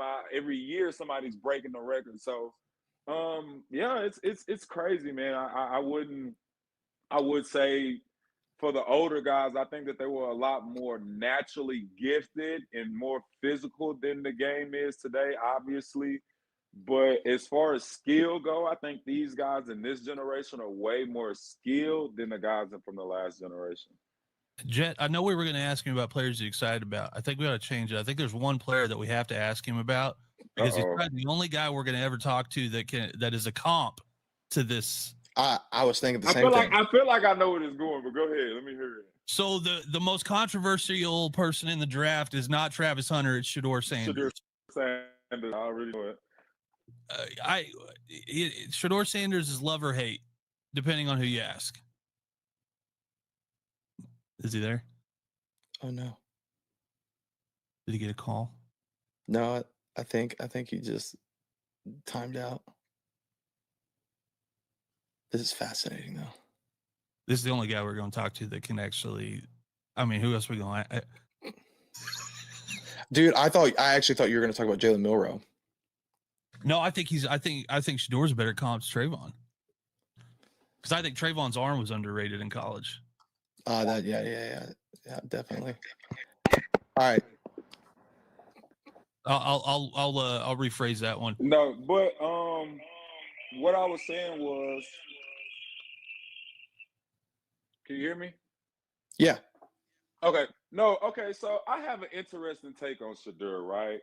And to be quite honest, bro, a lot of people, if you take the name away from Shadur, right, I think you can get a better look at who he is. I think he's a proven winner, right? I think everywhere he goes, he eventually turns things around. It's his success is not just him. He brought a lot of things with him that made him successful. His dad, obviously Travis Hunter, the recruiting process, the number of views and all this, right? So, but if I'm looking at just Shadur as a quarterback, right? I watched maybe 2-3 of his games this year and actually just like paid attention to him. I think he throws with great anticipation. I think he's very accurate. I think he's very smart. But what I've been hearing everybody say is like, he's cocky and all this. I don't really care about that. I want a guy to come into the building that knows what he is and his confidence and all of that. What I will say is that nothing about Shadur to me jumps off the page, right? Like when we talk about arm strength, that doesn't jump off the page. He's very accurate. You would say that as a QB, that could be one thing that you could put in his favor. But he's not going to wow you doing anything, right? He's not the fastest. He's not the biggest. He's not the strongest. He's not right now they have Cam Ward over him in damn near every category as far as quarterback goes. But I think with Shadur is he's definitely going to need a supporting cast. He's still a first round talent. I don't take that away from him at all. I still think he deserves to go first round. But I also see where he is with me and a lot of my friends, he's being over critiqued more than anything because of who he is. And this is it. I mean, he knows this probably. This is what comes with having the last name Sanders. This is who your pops is and all this, that, and the third. But as far as Shadur, I think if he lands in a great system, I think he'll be very good. Right now, my NFL comparison, a lot of people, and I hate this because I have conversations with my homies all the time. It's like even what you were saying earlier, like critiquing people. We have to be able to critique people and not be called haters, right? If I can't say what a dude can't do right or what a dude can't do good without y'all being like, oh, you hate me, it's not that. It's just me giving my opinion on him, and this is just how I feel. My NFL comparison for him right now, he's better than this person coming out of school. But my NFL comparison for him right now is a guy like Geno Smith, right? Geno Smith is not going to wow you with athletic ability, nor Shadur Sanders. Geno Smith has maybe I would almost say that Geno may have a stronger arm than Shadur, but as far as accuracy goes, as far as the playmaking ability, as far as everything, the intangibles and all that, he gives me a lot of Geno Smith vibes. He's way better than Geno coming out of West Virginia. Yeah. Like you want to talk about who's better coming out of school? Shadur is better than Geno coming out of school. Shadur's ceiling is higher than Geno's. Even once he enters the league, I think his ceiling is going to be higher. Yeah. But when I start talking about NFL comparisons to quarterbacks that are starting in the league right now, he's no Lamar Jackson. He's no Patrick Mahomes. He's no Jaden Daniels. He's no Kyler Murray. He's no Jared Goff. So when I get to thinking about the QBs in the league that are starting, he gives me Geno Smith vibes. And I don't think that's disrespectful.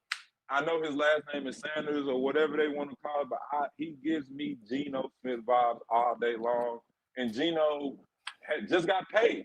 So he literally, so I don't think that's disrespect at all. Like I said, he's better than Geno coming out of school. But as far as my NFL comparison, and he is being over critiqued. He's a winner. Some of the things that are going on in his life, like he just got his jersey retired the other day. And I think I had tweeted this. It's like, who am I to say that he doesn't deserve it, right? And I mean, because you go ask anybody who played college football at a high level, if your university comes to you, whether you feel like you deserved it or not, and ask, "Hey, we're going to retire your jersey?" How many people do we know is going to turn that opportunity down? And so, right, granted, he may not have deserved it as far as his play on the field. And I don't think that a lot of that stuff is even all on him. I think his dad brought a lot of that in. He brought a lot of that in. Travis Hunter brought a lot of that in. If I had to say, just out of respect for who's supposed to get their jersey retired out of everybody, I would pick Travis before I pick Shadur. Right? We're talking about a guy who was 13-12 at Colorado, who threw for a ton of yards, took a lot of sacks. I think my biggest downfall on Shadur Sanders is that he holds on to the ball too much, right? He loves to pat the ball inside the pocket. And then I played with Russell Wilson, right? And we used to watch film. And I used to see quarterbacks take sacks to blame it on the offensive line that they were not good, right? And I'm sitting over there like, in Shadur's case, when you have a guy like Travis Hunter, you're going to pass up those 2-3 yard slants. You're going to pass up those 5-yard hitches because you're going to hold on to the ball a little bit longer, waiting for your guy Travis Hunter to get open downfield. Those things leads to sacks in the NFL.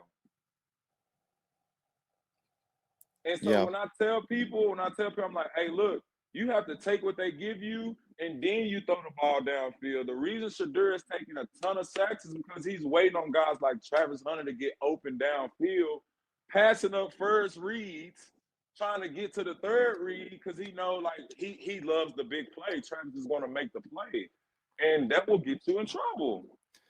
And that would be literally my only thing on Shadur. Yeah, he holds on to the ball, which will make the offensive line look a lot worse than what they actually are. And, Aaron, I love the comparison to Geno because there's a lot of similarities, too, in his supporting cast in college. Because if you think about it, obviously, I'm a resident Jets fan. I remember where I was when Geno Smith was drafted, and I wanted Geno Smith that year. He was the, I believe, top. I know it's top 5 in the second round. Yeah. So in today's age of how important that 5th-year option has become, this day and age, Geno would have been a first-round quarterback. Like, if you really think about it. And so if you're going to compare it to that, like, I 100% agree with you. From that standpoint, it's a no-brainer that Shadur is a first-rounder. And if you look at the fact that Geno also had a very similar wide receiver in Tavon Austin, and there's some similarities of, in terms of just the wide receiver part, that Travis Hunter is everything that you wanted Tavon Austin to be. Yeah. Mm-hmm. I like that. And Aaron, we talked about this as well. Like my spot that I think in agreement with what you're saying, T, is I agree that to me, there is one spot that I think is the interesting factor in terms of what Shadur's ceiling could be. The only one that I really believe in that could surprise us, and that's with the Raiders.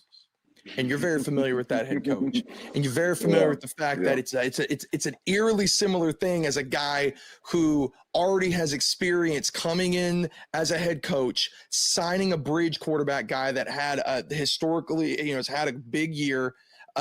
Comes in, gets the deal, and then they draft a rookie quarterback, and let them battle it out at camp, and is not afraid to say, I'm not starting that guy. Yeah. So he would get the chance. And then on top of the fact that I think it's not talked about enough in Shadur's credit, that one of his mentors is Tom Brady. Mm-hmm. And he's also there, who has also been open about his biggest reason by owning, a part of a franchise in a league is because he is sick of seeing quarterbacks be mistreated as rookies and having to be thrown out there and not being able to sit and learn, i.e. what Jimmy Garoppolo had the ability to do behind him. So that's, to me, my spot. And again, in complete agreement with that, going along the same lines as who better to learn from your comp. Yeah. Yeah, well, and I like Pete. My bad. I don't mean to cut you off, but Pete Carroll is just one of those guys that when you come into the building, he's not trying to change you, right? You have some guy, you walk into the Dallas Cowboys facility, they're probably going to try to make you be something that you're not, right? AKA Dak Prescott. But if you walk into Seattle when Pete was there, or even Las Vegas now that he's with the Raiders, I think Pete knows how to bring the best player, the best like version of you out with what you do. I mean, he did not change Russ. He did not ask me to change. I've never seen him ask anybody else to do anything different. We just want you to be the best version of you that you can be, and that will lead to everybody being successful. That's what Pete brings out of people, literally. Well, and if anybody's like, if you're watching this and you're like Geno Smith, blah blah, if you told me we're going to draft this guy and he's going to play in the league for 12 years, and he's going to take a lot of teams that didn't have a whole lot to hang their hat on, and he's going to play in multiple places, and he's going to figure out how to be around the league still at the age of 34 years old, I would say if at the end of his career, Shadur plays 13, 14 years in the league, that is a success. I think fans get caught up in that every player taken in the first round of the NFL draft needs to be a Hall of Fame caliber, game-changing player that is going to completely just take your team in a new direction, and that they're going to solve every problem that you've got at that position. When we all know, we've seen drafts where nobody drafted in that draft is going to make an NFL Hall of Fame, and some of them that you think, oh, they're going to be the guy, turn out to not be the guy. So I think fans need to get away from first of all, Shadur will never be Dion. Yeah. Yeah. I mean, he's had the only other person I could say is if somehow Bo Jackson had a kid that tried to get in the NFL. That'd be the only other player that you would look at and go, man, they'd have it worse. He might have the hardest job in the Bronny having a hard time right now. Exactly, 100%. And he'll never be his dad. His dad was maybe the greatest athlete to ever step foot on an NFL field, two-sport guy, bigger than life, brand that is off the chart. He's playing with a target on his back based on the name on the back of his jersey that no player in the NFL is going to have to deal with maybe ever again. Yeah. Tough for a kid to be. He's got a hard job. I mean, but like I said, I think one of Shadur's best attributes is the pressure. He's been having that pressure on him since he's been born. I think one thing you look at, even when he went to Colorado, even with taking all the sacks, taking all the beating, I still seen a guy that stood in there and tried to win every game that he went into. He's a fighter. He's going to come in. He's going to try to will his team to win. He's a great communicator when it comes to like what he wants, what he sees. He can dissect the defense. I think it's those people who get caught up in, like you said, the name, and they want these first round talent guys to be. And then on the cool, this is a quarterback driven league. So there's going to be guys that may not even, like, with any of these guys we going first round, if they were in the same draft class as Cam Newton or Andrew Luck or any of these other guys, probably not, right? But they're the next ones up. And so you have to draft somebody. Somebody has to get we need a QB. We have to find somebody to draft. Now, granted, some of these guys may be third-round picks if they were in another draft, right? But today, they're first-round picks. You have to pick somebody. It's a quarterback-driven league. And right now, Cam Ward and Shadur Sanders are the front runners for that. And so if you're going to have something to talk about or have something to go off of, don't look at previous years. Don't look at Arch Manning coming down the line. Don't look at none of that, right? Just stay focused on what we are here this year. I remember when Zach Wilson got picked up. I remember from what was the kid from North Carolina that got picked up first round, played quarterback? I was talking about it wasn't Sam Howell. You're talking about Drake May. Even before Drake May. He was playing Trubisky, right? Trash. You look at EJ Manuel with EJ Manuel overall. So these are people you have to draft somebody. Yeah. You can't get caught like this is a quarterback-driven league that's trying to find that diamond in the rough. Who the fuck knew that Patrick Mahomes was going to be what he was today? Because that ain't what he was at Tech. No. He wasn't winning championships at Tech. He wasn't winning Big 12 titles at Tech. He wasn't going to the playoffs at Tech. But boom, you bring him in because you have to draft somebody. You look at Lamar. Lamar wasn't winning championships at Louisville, but you have to draft somebody, and boom, you bring these diamonds in a rough in the league, and then wow, this is what they can become and blossom. I think Shadur could easily become that as well. I don't think that's because you wasn't all of that in school and you put up great numbers. I'm not even. I don't care about the height, but as far as him coming into the league, I think if he gets in the system, like you say, like a Las Vegas, where he can sit for a year and learn.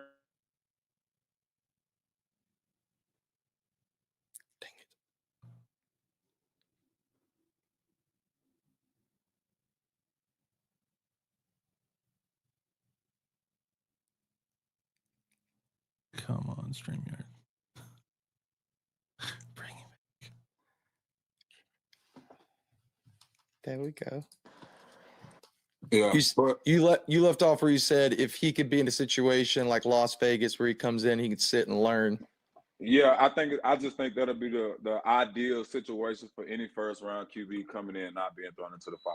If not, he may have a year like Caleb did with the Bears last year. Who knows? Caleb was surrounded by great. I mean, the Bears are maybe not the best organization because obviously we see the way they did Justin Fields. I don't think that they're the best organization to send a rookie QB to, but it seems like Caleb Williams might be on the in 4 years he may be on his way out the door as well in Chicago, and they may be trying to find him. So you have to be able to bring guys in, let them sit and learn, bro. The game is a lot faster. He's not playing North Dakota State anymore. He's not playing Colorado State anymore. These are the best of the best guys. And right now, I think even a different conversation would be Travis. What position is Travis Hunter going to play? Because Shadur is going first round regardless. It's just where is he going to? I don't know if he's going to go top 5. He may slip into the 20s. Who knows? Or somebody from the 20s may move up and draft him. So who knows? But as far as him getting in, learning the situation, I think that would be ideal somewhere like Las Vegas. All right, I love it. Thanks for your time today, bud. I appreciate it. Appreciate y'all, man. I know it's been difficult too, man. Good. The last thing, man. I know you got stuff going on. You're playing a little football in Mexico. Fans. I bet there are people right now just finding out that there is football being played in Mexico. How much fun are you having? Bro, I'm loving it out here. It's a different experience. I'm playing for a different team than what I was on the previous years. But coming down here, being able to be in another country, being able outside of my elements and still being like the sport of football just lets you know that it's a growing sport, whether it's here in Mexico or Europe or wherever. It's definitely a growing sport. So I'm definitely having fun. I have some things coming up.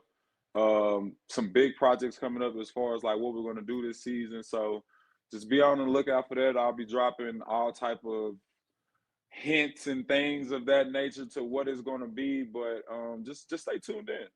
Hey, T, where can they find you at on socials?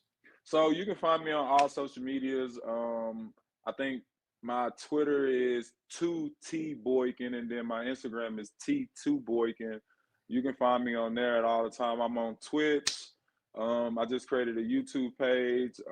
We're about to start. I have some things that I got here with my boy Tyler that we're going to try to jump off with. So just stay tuned. You know, Aaron, kind of just like piggybacking a little bit off of what Trevone's talking about here. You know, he's just kind of the comment is very eye-opening to me on some of the things that, you know, I've heard here from some of these, you know, insiders, we'll call them draft experts, as you know, recent as this year and last year. The first situation that came to mind was last year. You know, you heard the story about CJ Stroud's interview process with the Texans, and how, you know, you had oh my gosh, why can't I think of his name? Offensive coordinator Bobby Slowick basically berating him, like just out of nowhere, and CJ leaving that interview and calling his family and his friends and being like, there ain't no way I'm going to Houston. There's no way after that. And then lo and behold, he's their guy all along. Now you could say that could go a little bit into Bobby Slowick and, you know, what you think about him. But what makes it interesting is, when Gruden started doing his QBU stuff back in the day, everyone thought that was like crazy. That John Gruden would have these quarterbacks on and he would run them through all this stuff. It's now fun to realize that is probably what was happening at just about every single meeting Trevon's in. Right. So can you imagine if you're an athlete getting just absolutely exhausted mentally in one meeting to go out and take another one immediately with a completely different coaching staff, different dynamics, different personalities, and you have no idea. And then the mental, just like pressure that you would feel knowing that it doesn't even start when you open the door to that room. It could start with like the team representative that's walking you to the room with the New England Patriots or the New York Jets. Like, is that guy in on this? Does this test start now? Or, and for guys like Trevone, I would assume that there are points in that when you think, can't you just turn on film? Can't you just look at what I can do on a football field? Can't that be enough? Right. And I would hope so. I think some of that mindset may be changing at the NFL level. But for the most part, I think what they're trying to do is get you to understand how much faster that the game is at the NFL level and how much quicker you're going to have to process information. Where when you're at that caliber, even at the college level, which is obvious by the numbers he put up, right?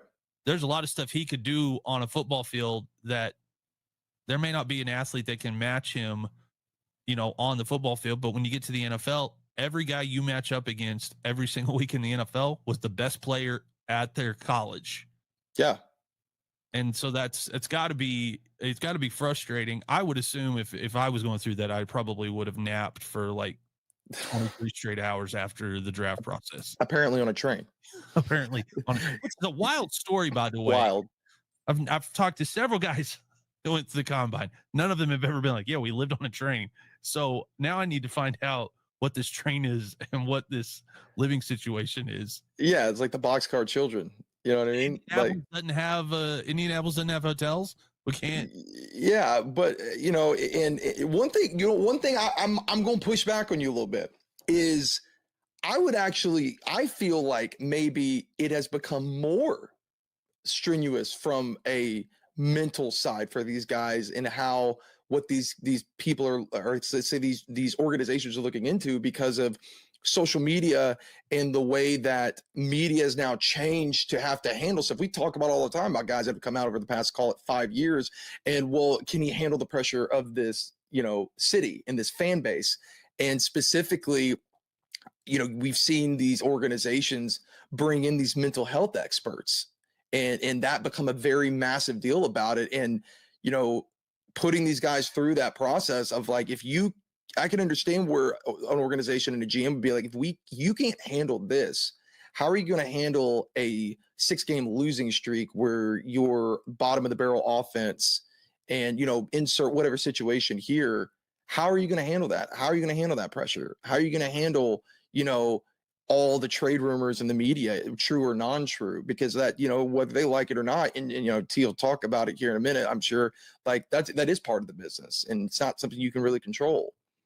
But even going back like to the detail thing, the second example that comes to mind, like as of this year, is one thing Todd McShay had brought up is that for Tyler Shaw, out of Louisville, quarterback, one thing that's been so impressive with him is those little things, the things that and specifically it's been talked about for a couple of different people he is the only one that during his throwing exercises at the combine didn't just throw and leave. He stayed and talked to the receivers, picked their brain, got to know them. None of the other guys were mentioned of doing that. Now, maybe they did or didn't, and we're just only hearing, bits and pieces because obviously me and you were not there.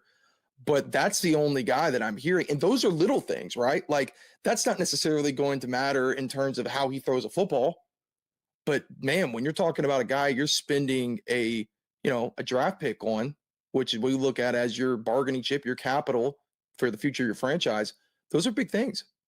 Yeah, no, I completely agree. And like, I don't want it to be controversial, but I think for a long time there was this unsaid thing, which I think is finally moving, thank God. But there was this unsaid thing that African American quarterbacks that can get out and run and do all that, they're not doing that with purpose. Right. That was like they're just an athlete and they can get out and run and do all of this stuff. But you see guys like Michael Vick, Lamar Jackson, a Trevone Boykin, they're able to get out and move to put themselves in spots to make the play. Kyler. Yes, it has nothing to do with like, oh, they can't process a game fast enough. They're not smart enough. You know, all those stupid old draft analysis that we used to see. You know, great pocket passer, you know, clever in the pocket, and you without even looking at it, you'd be like, oh, you must be talking about a white quarterback because those are the draft things you use. I think what I do really give a lot of credit to the new era of offensive coordinators at the NFL and the college level. They're younger guys. They understand how the game is played. The 7-on-7 camps have made offenses faster. They can adapt quicker. They can do a lot more things from a creativity standpoint. And so when you're looking at that, I don't care if you're black, green, blue, white, or orange. If you're an athletic quarterback and can get out and run, put yourself in the position to make the correct play, those guys are going to get a shot in the league. I think for a lot of things that can be said about Patrick Mahomes, what Patrick Mahomes does nothing without purpose for the reason that he's doing it. People are like, oh, he's running and doing these stupid sidearm thing. It's like, well, if you look at the angle and where he had to be to make that throw, this is the only option he had. Just because we didn't see a lot of guys could get that, move there and make that throw doesn't mean he's just like running around like a chicken with his head cut off and then all of a sudden like, makes a throw. No, these are all purposeful decisions. And I think, you know, with the draft process, they're really just seeing how fast can guys process information, how quickly can they adapt. And then, you know, you think about it, if you're running around scrambling quarterback that can do that stuff, in the back of your mind, on top of all of that you're processing, there's a Myles Garrett or an Aaron Donald that is breathing down your neck, whose combine 40 time is not a lot less than yours. And now you've got to, in the back of your mind, think, I not only have to get to 1, 2, 3 reads or scramble out of the pocket to get myself in position, there's also a giant human being coming at me like a freight train. That's mental. So whatever the draft process is from a mental exhaustion standpoint, the game is probably way worse. Yeah. And oh, by the way, they got 40 pounds on me too. Yeah. And you know, I think to your point, you know, the another kind of example comes to mind is you can really tell when a player that is looked at as, let's call it a dual threat, or, you know, now I feel like that the dual threat thing has faded, and now we hear the improviser. That's the new word, right? Like dual threat. Everybody's got to be dual threat now. Everybody. Like, and I mean, you can make an argument as far back as, you know, Steve Young kind of set that, you know, or John Elway set the before their time aspect of it. But I think really seriously being looked at, aside from Vic, because I think Vic kind of gets into that Lamar Jackson side. It's a little more the extreme, but let's talk about like an Aaron Rodgers, right? Like being able to, you know, improvise, move through the pocket, process, like everything there at one. You know, more recently, I think of, you know, Russell Wilson and Dak Prescott in terms of they're not blazing speed, but they are faster than the majority of quarterbacks in the league, and they're agile and elusive enough that, like you said, it's with purpose. And those guys didn't get drafted very high. And the main thing was, how does their game, you always hear this, how does that game translate to the NFL? In the ones that work, we have seen it goes off without a hitch. I mean, I think Dak Prescott is playing at his best healthy. He's a top 10 quarterback in the league. Back when the Russ was, you know, going to Super Bowls and was, you know, with the Legion of Boom, like, you know, as a team, he made, you know, he was a top 10 quarterback in the league, and he wasn't like rushing for 1,000 yards and passing for 3,000. He was just doing the things he needed to make himself a offensive nightmare for defensive coordinators to have to scheme against, right? Yeah. Yeah, it makes me wonder what guys like Dante Culpepper and Donovan McNabb would have done in this era. Or Cunningham, right? Yeah, and those three guys a little bit more like a Josh Allen, like deceptively quick, right? Like longer stride, bigger built quarterback. They're not a Lamar Jackson or a Michael Vick, but if they had played in an era where offensive coordinators were a little more creative and would let them do what they did at the college level, we would have seen a lot more numbers. And all the three guys we just talked about, great careers, unbelievable. Yeah. But they were still playing in an era, where it was still a little like, well, at the end of the day, you still got to be a drop back passer. And for all we're saying, drop back passers still unbelievably successful. But even guys like Baker Mayfield have shown, like, I'm not quick, I'm not fast even, but if I can make the defense respect me by the fact that I could run for 8 to 10 yards if put in the position to do it, right? Defense on their heels, and especially with that two-man that everybody's running right now, and so you've got a smaller field that you're working with a lot of time, you're throwing a lot shorter routes as a quarterback. More focus on those tight ends, right? The mismatches there, you open up that middle. Yeah, it's a fun, it's fun to think about, what are the what are the offensive coordinators thinking in these draft meetings? Like, are they thinking I have a specific scheme that I would like with this guy, or are they adapting? Is it the same draft, process interview? Is it for every player? They're doing it the exact same, or when especially quarterbacks come in, are you thinking, if we got this guy, this is what I'd want to use him and how I'd want to use him. And, so these are the questions that I need. And when analytics has changed everything about sports, I'm assuming they are armed with unbelievable amounts of information to try to tailor, hey, this is kind of what we're looking at. Yeah, when you're in a blitz, when you're facing a blitz formation and you roll to your left, when they've stacked the box on the right-hand side, like these are your percentage chances of, let's call, going up the middle versus going, slightly farther to the left type of thing. Like that's the era we live in. Again, kind of piggybacking off of this conversation, me and you have had this discussion before offline, and I think it's applicable here because, in terms of, for me, the way that I look at the player that I think broke the whole mindset of you have to get a player to fit your scheme versus fit your scheme to the player. And also to comments like settle down with what I'm about to say and hear what I'm saying, not what I'm not saying. I look at the Tim Tebow situation. Because for all intents and purposes, like we all know Tim Tebow, was just this absolutely, I don't think it's, for me, I think Tim Tebow is a top 5 all-time quarterback in college football history. Me, he might be the best. If you combine that with winning, he might be overall maybe the best college football player of the last 30 years. Yeah, and when you sum it up too with the intangibles as terms of attitude, mental side of it, and then you look at what the upside could be, you can understand even in this era why you would take a shot on that guy.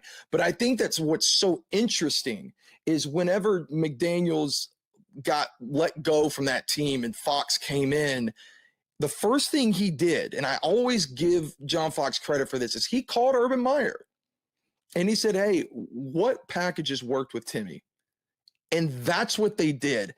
And all of a sudden, that team went from a lost cause to what in the heck did McDaniels do to more than half of the league going, well, why did they move on from Tebow? Because people forget, there was a lot of people, analysts going, I understand, the whole Peyton Manning thing, but why would you mess up what you just did? That was a historic in terms of a turnaround run that you guys just went on and going into the playoffs. And some guys are just winners. We know that, but it makes you wonder. And I always they talk about what are the sports situations that live rent free in your head that keep you up at night?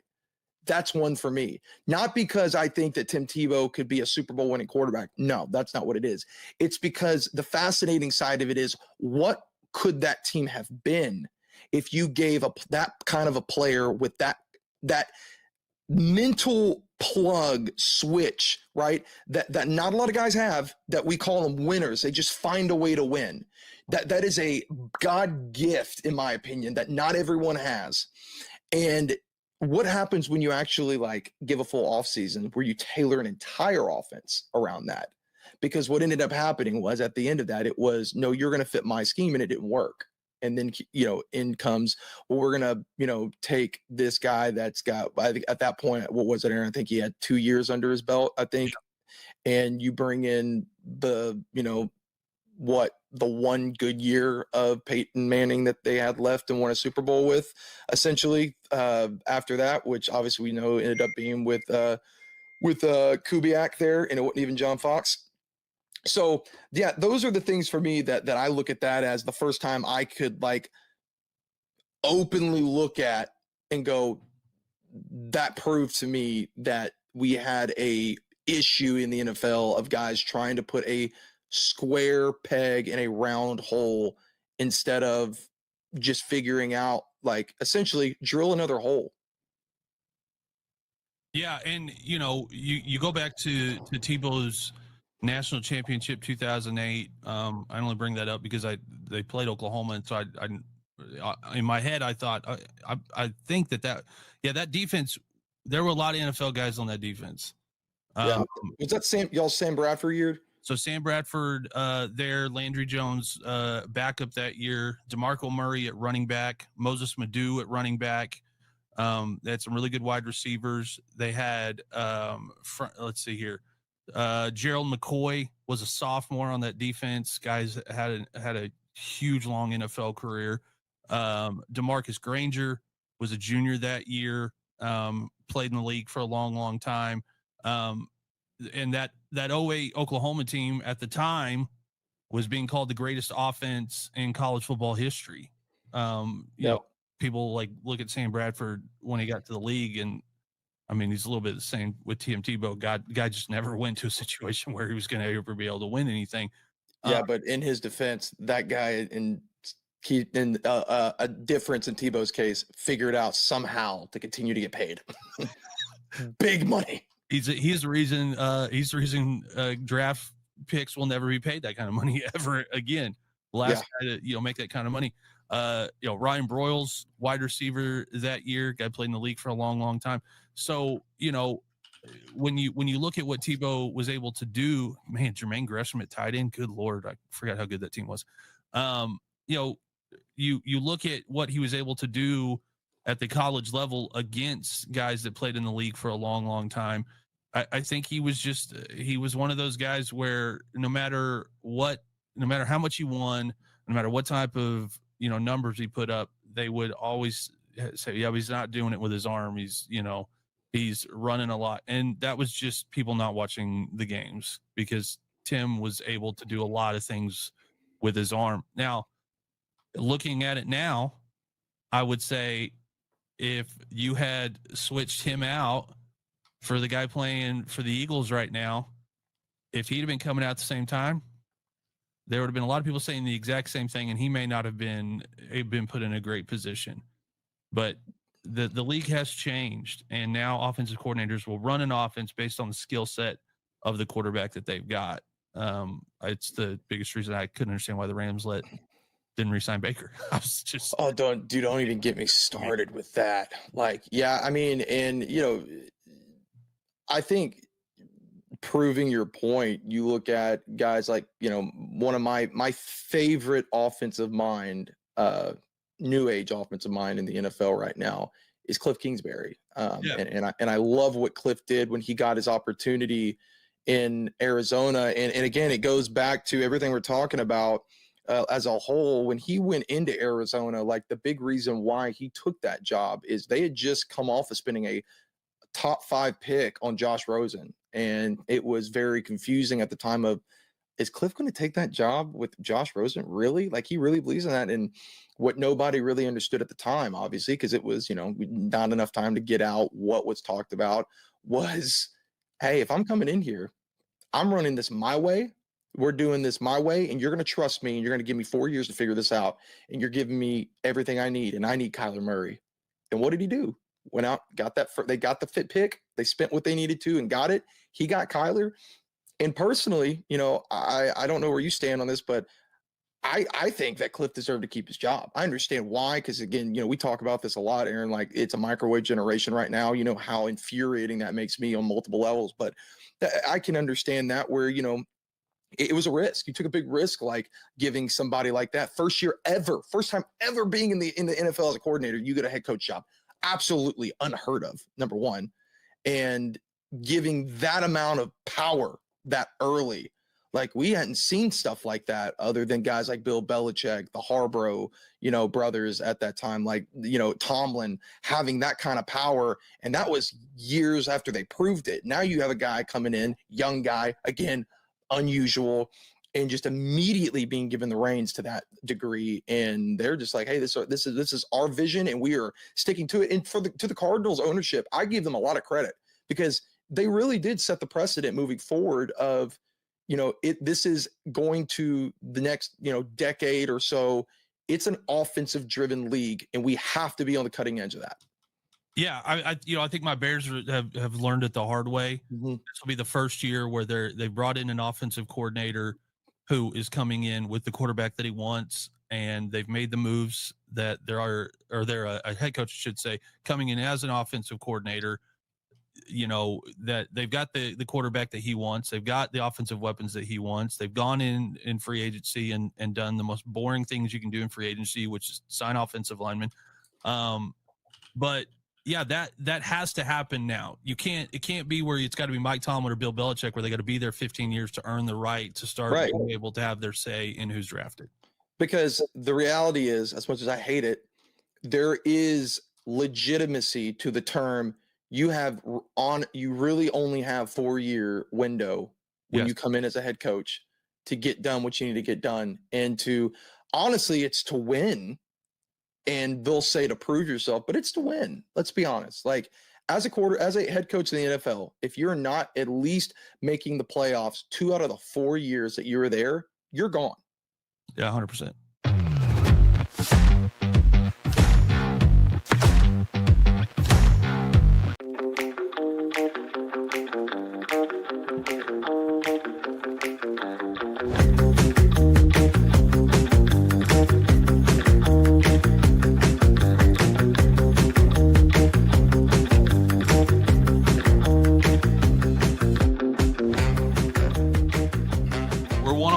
Tyler Siskey here with the Water Boys. How we doing, Coach? Doing great. How are you, brother?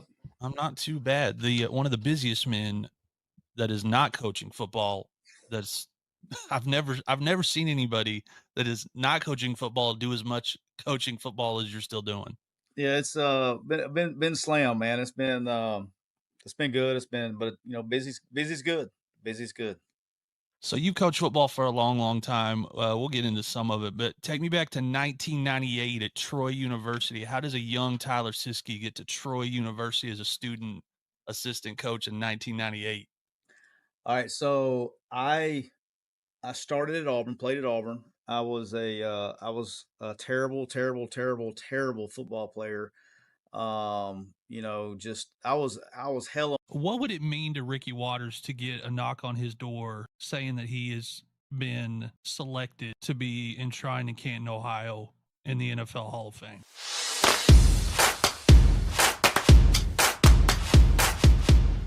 I see your shirt. If you didn't see the shirt, man, you could hear this accent. That's for sure. All right, boys. Water Boys College Football Show. We have our very first guest that we've ever had on the show. Ladies and gentlemen, from Harrisburg, Pennsylvania, played at the home of Touchdown Jesus, Notre Dame University. Also, multiple-time Pro Bowler, won a Super Bowl. Ladies and gentlemen, Ricky Waters in the house. Clap it up, sir. Clap it up. Yes, sir.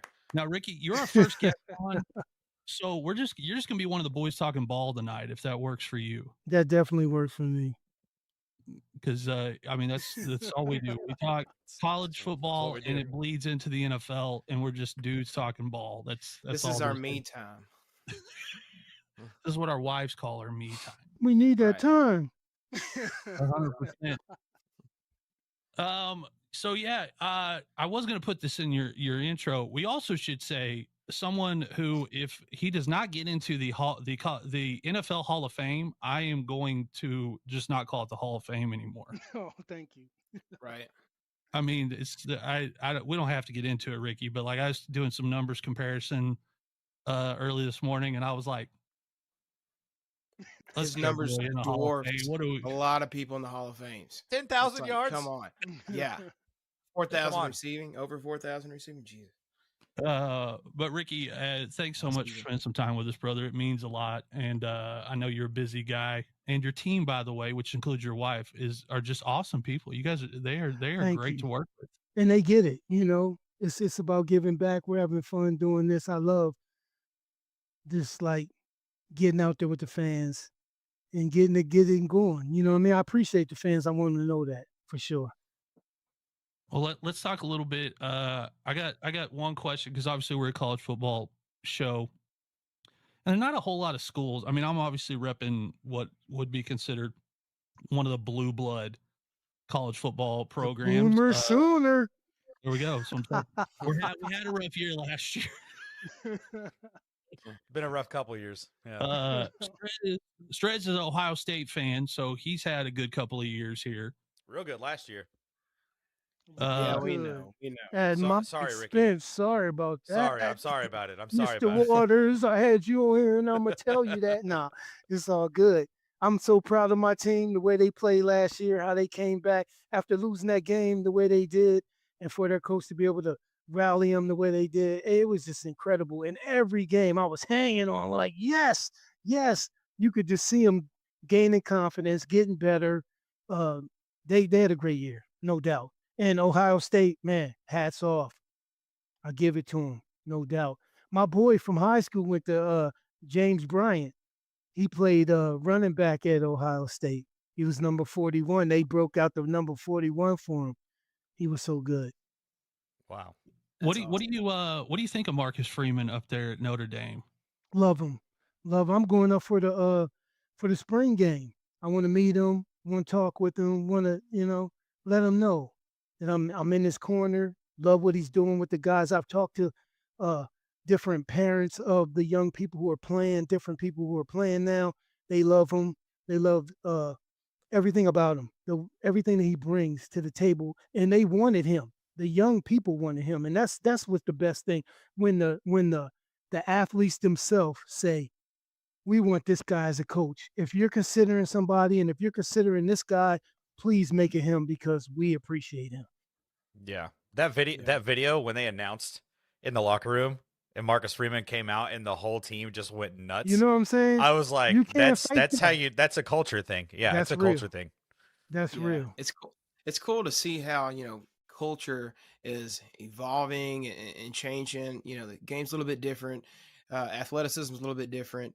And mentorship, because I play music and I've gave guitar lessons for a couple of years now, and I've always said that I have students on occasion where I become like guitar teacher second and kind of mentor first, because they're wanting to figure out things in their music career. So, and I've always loved the correlation between music and comedians, or musicians and athletes, and just mentorship in general, how important that is. Of course, what Marcus is doing with the culture there in Notre Dame. But wanted to ask you specifically, Ricky, what's mentorship mean to you, and what's it like to be able to give that back now to some of these young players? No doubt. First of all, I want to get you with my son, Ricky Jr., because he plays a lot of instruments, but his favorite one is guitar. So I got to get you guys together. That's awesome. But Heck yeah. Yes, it's very important to me. I wouldn't be where I am today if I didn't have the mentorship. First of all, my dad was just so influential in my life. But I've had coaches, I've had different players. For me to go to Notre Dame and have the guys there that I could follow that were already doing it. Tim Brown was one of the guys I can think of right off the top. Tim Brown was doing it right. And for me to be there with them, there all my guys there, I could Rocket Ishmael, Todd Light, I can go on and on about all my boys, Tony Rice. We are still to this day tight. Those are my brothers and everything. So that in itself is one thing. But to have the older guys there to usher you in, to have Tim usher me in, show me the ropes a little bit, for me to go to the 49ers and have a guy like Jerry Rice, have John Taylor, have these guys, we're going to show you how to do it. We're going to show you how to be a professional, how to do it right.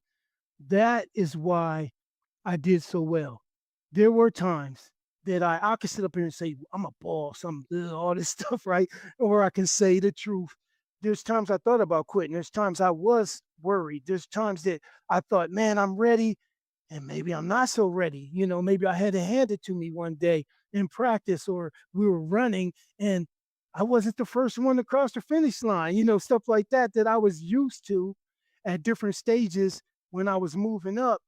There were people who let me know you're good, but you got to work a little bit harder if you want to get to this level. And so those people meant a lot to me. And then it was great for me to be able to turn around and do it for guys like Duke Staley, to do it for Sean Alexander, to do it all these different guys, Charlie Garner, all the different. But I mean, I've had some great running backs that came after me and that played with me when I was there. And if you talk to them now, they'd be like, oh, that's my big brother. Oh, yeah, LaShawn McCoy will tell you, oh, yeah, that's my man. You know what I mean? I asked him, talk to him. He gave me pointers. Just like I went to Jim Brown, he gave me pointers. I went to different people I talked to.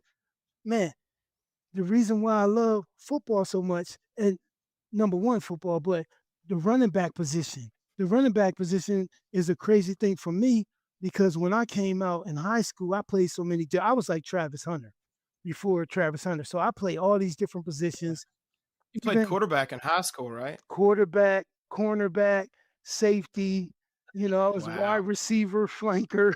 So I play all these positions, but I always wanted to be a running back because I loved Walter Payton. I loved Tony Dorsett, Marcus Allen, all these different people. I love these guys. So when I thought about myself in the pros, I thought about myself as a running back. But the craziest thing is when I came out, I was one of the top recruits in the country because I could play all these different positions, and more people wanted me for wide receiver than wanted me for running back.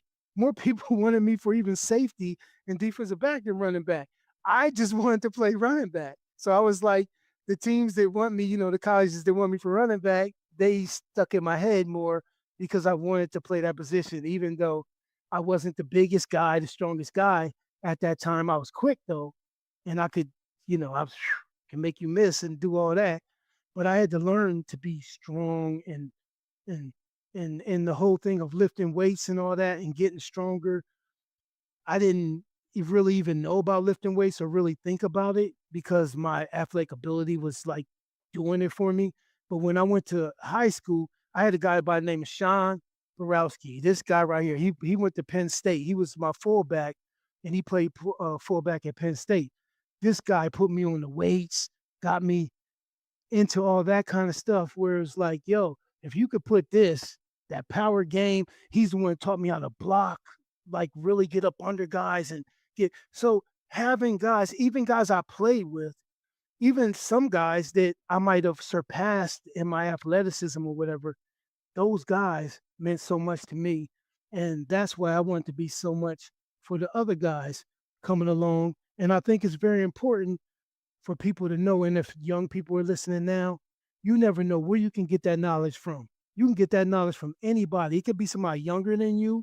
It could be somebody not as good as you think you are or whatever, but they might give you that gem that you take with you that you say, oh my God.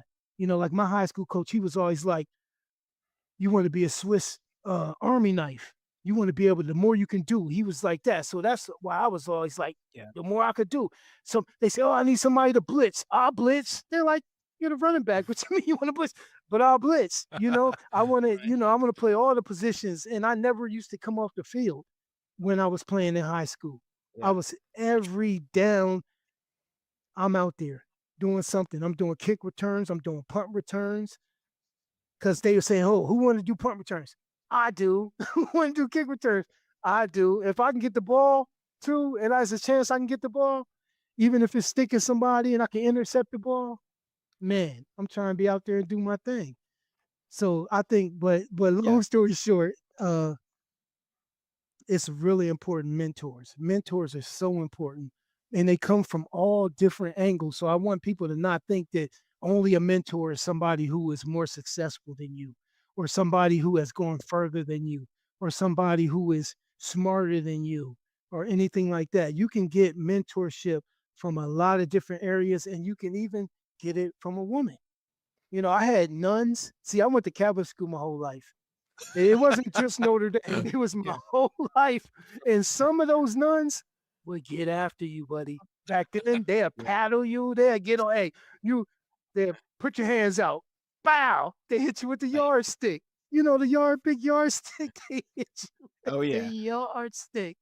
So, but not that they were just mean, but they've done a lot for me to help me in my life as well. So it could come from anybody. And I just want people to understand that. Truth is truth, no matter the arbiter, right?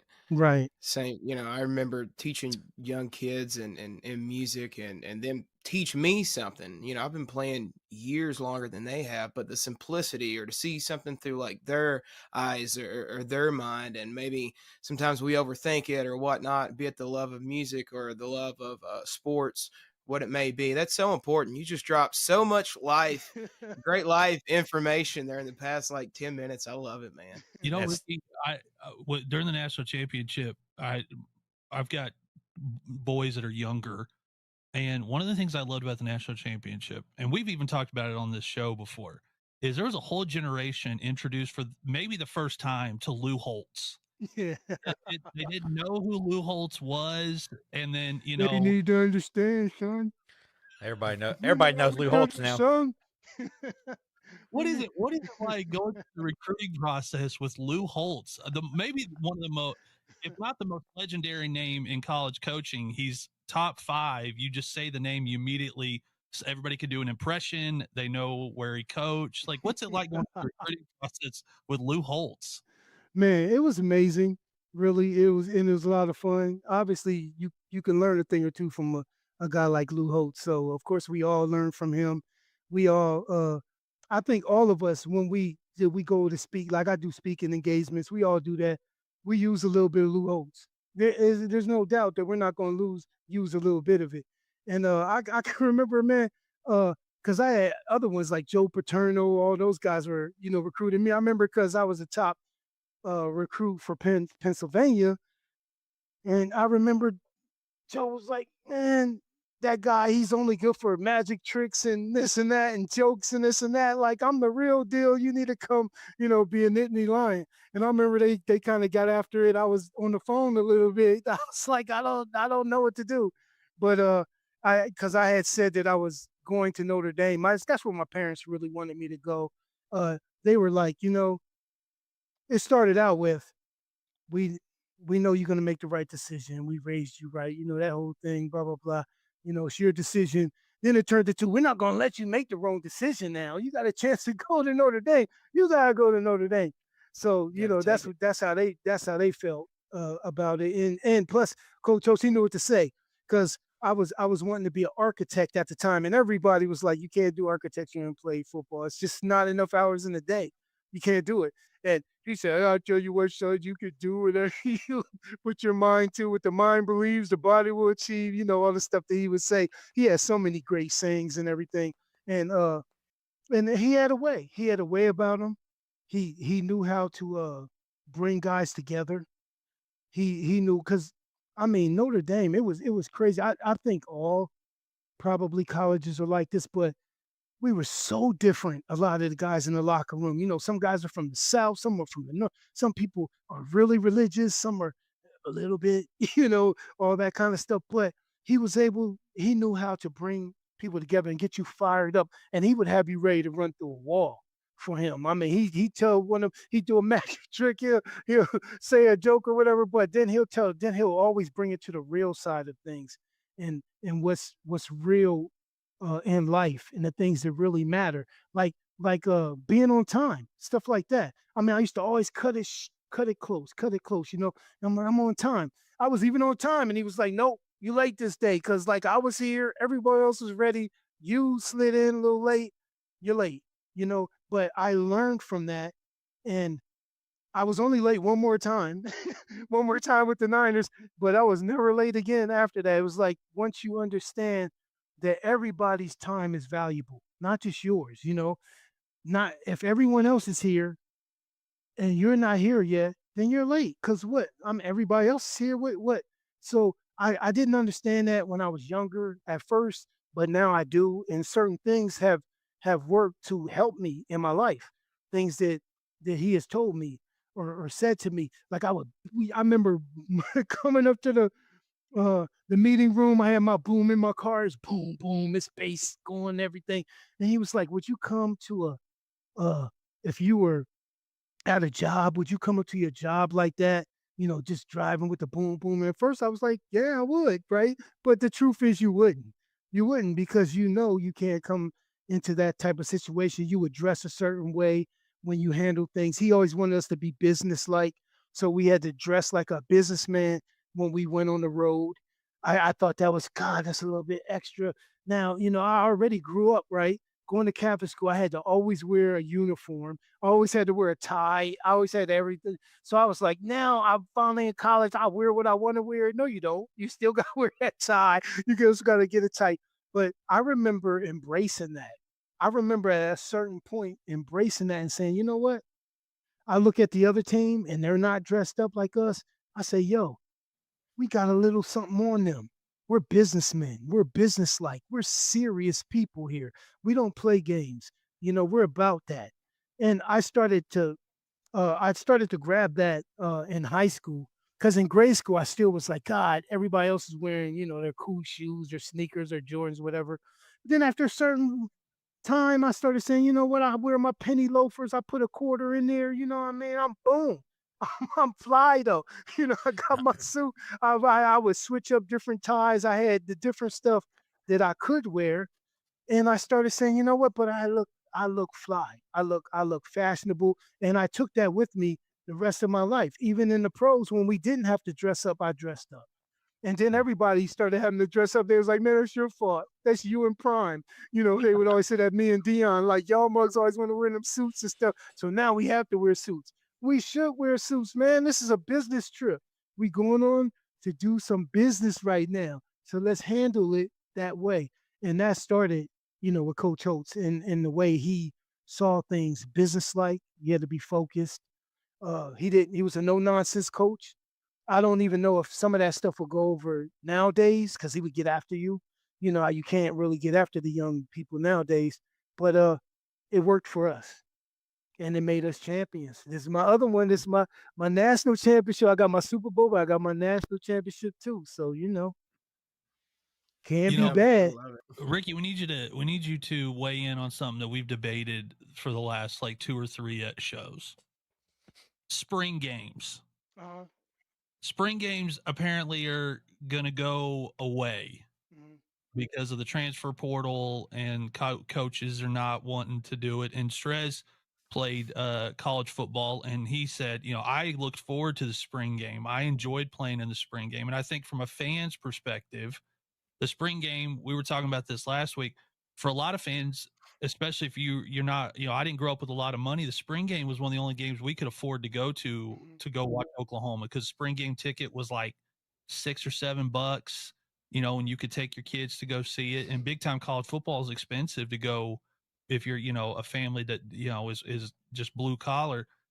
The spring game, if the spring game goes away, do you think college football is going to be missing something with not having that happen, every spring, and fans having to wait all the way till August like they do in the NFL?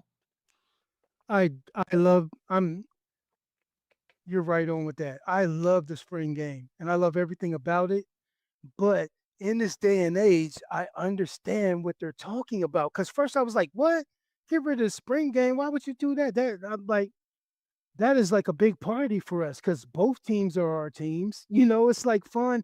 Everybody can come out and we would sell it out, at Notre Dame. It's a sold out event to come to the spring game. It's probably like that with the Sooners too. But man, we loved it.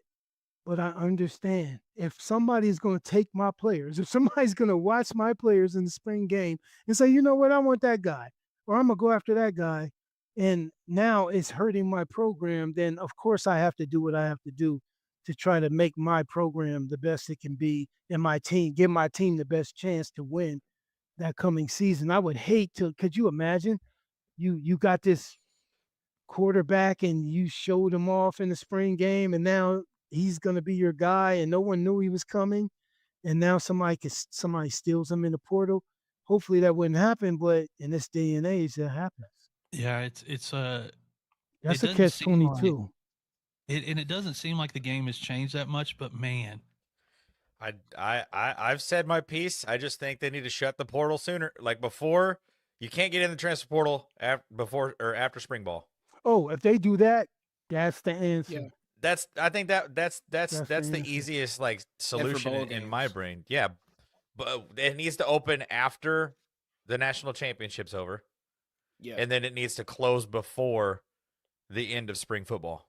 Yeah. I don't want to see another Georgia-Florida State game deep in the season like 2 or 3 years ago. I mean, last year, the year before last, Ohio State had a bunch of guys that sat out and entered the transfer portal, and we lost to freaking Missouri. Like, what? That's a rough day in Ohio State. You lose to Mizzou in postseason. Many rough days, so we don't feel sorry for y'all mugs. Yeah, that's just. I mean, you lose to Mizzou in one postseason, and the very next year you win the national championship. Like, make that make sense. That makes sense. But that was part of it, though. It was the transfer portal was just like it's just crazy, and I mean, it used to. I think it used to exist at a level where it was acceptable, right? If you were going to transfer to a school that maybe had an academic program that the school you were at didn't offer, right? Maybe you're transferring for academic reasons, so to speak, right? You put it on the paper that you're transferring for academic reasons, or it, I don't know. Yeah, right. Or you could transfer like Justin Fields when he was at Georgia. He was getting used in the weirdest ways possible. And then he's like, I have an opportunity, go do something at Ohio State. There was no NIL yet. And that transfer felt good, right? I'll always love the transfer portal just because of like the athletes that Ohio State gets to have in their program. But I think like the coupling of the transfer portal with NIL with like no guardrails has just made it unbearable. I think in the future we're going to see more. We're going to see more. That's how things start out, right? They start out as the Wild Wild West. And then they start putting parameters on. They start saying, okay, this is not fair. This is now the teams with the most money is going to be in every year, So now they see that kind of stuff. So I think that they're going to make adjustments to it. But if I am being honest, I'm happy that they have it more than they don't have it. Because so many young people were the ones losing. And they were coming out late. They would go somewhere. They thought they was going to play, never get a chance to play. Now they can go to another place. They can play there. If that team really wants them, really is going to give them a shot that they're not going to get here, then maybe, but also it's taking away fighting for your job. There was like guys that they're supposed to start over me. Now I had to dig in. Now I worked out all off season to take this job away from this guy. And I made myself a better player in not only just for that team, but a better player, period, now. That I don't know I would have did that if I had the job. If I already knew I had the job, if I already knew I'm coming in with the job. It's just human nature. You're not going to work as hard as you have to when you got to beat somebody out. You know that there's this guy who's, man, he's a stud too. I came in with all these blue chippers, right? They were all blue chip athletes, and I'm like, oh God, they all had a bunch of yards where they were from, and they all were looked at as the guy. But now when you beat out that guy and you beat out that guy and that guy, now I'm really the guy. So it's something to be said about that as well. But at the end of the day, I'm glad they have it. But of course, they need to make adjustments to it. Yeah. Yeah, we've talked about it before. The running back rooms like were at Alabama a few years ago when Derrick Henry was there, or Miami in the early That's 2000s. my dude right there. Those running back rooms wouldn't exist with the transfer portal now. Like you couldn't, Miami had 4 or 5 guys in the late 90s or 2000s. Some of them got drafted and had very little film. They were just, they had a, and Alabama the same way. And I think you're seeing a little bit we saw with the college basketball tournament is it's hard to keep up with who What did he is say? at what schools. Kids on like their 4th school. And you're like, how do fans keep this straight? It's worse than the NFL. At least in the NFL, once they get, you're like, at least we got this guy for 4 or 5 years, and we know he's going to be there. In college, it's just and there's only 32 teams that you have to worry about in the NFL. Right. It's not but 132. Even saying all that, I love college football. There's something about college football that makes it the best for me. And of course I love the NFL. I appreciate the NFL. I appreciate the teams I played for, what they did for me. But the college game, man, that's the game I'm trying to get home and watch. I don't have nothing to do with certain teams. Anything, obviously, Notre Dame, I'm going to watch them play. But I'll watch other teams play too, especially if they got a nice player over there, a nice quarterback, a nice running back. Man, I'm trying to see this guy play. I want to see this guy. Is he really what everybody says he is? And that kind of stuff. It's just a lot of fun, and the pageantry of it all. And the cheerleaders and the band, it's just, they're all in. And there's just a feeling that you can't get from the pro game, even though they do a good job. They do a good job on the pro game too, I believe. I like, how they started out, and it's like the whole day of football kind of. And now they got it where you can change. What's that called? Where you could change all the different games all at once, and you can see all the different with this going on with the games. I love that kind of stuff. Yeah. So it's a lot of fun. We talked about it. It reminded me of something we talked about an episode or two ago of just college football traditions. And as a musician, one thing I always like asking guys when it comes to tradition is some of your favorite hype music and hype songs to listen to. Do you have certain songs you gravitate towards in college, high school, or even in the NFL? Really interesting coming from that era too. DMX, he's always going to hype you up. X gonna give it to you. Come on, it's gonna give it to you. The whole I love it. Rough Riders, so he's gonna do his thing. But Tupac, just resonated with me. Tupac, I would just, any of his songs, Changes, Until the End of Time. I can go on and hit him up, all the even the controversial, crazy stuff. I would love it to get me fired up and ready to play. So if I said one person, it would definitely be Tupac. I'm pretty sure I went to the gym today. It was leg day, right? DMX and Tupac. I think I heard 6 different songs from the 2 of them. So it was there. It was like, it was unbelievable. It was X gonna give it to you when I was doing the leg press, and I was like, X is gonna give it to you. You be like, park it. And gym playlists are usually got Ludacris on mine. Thing.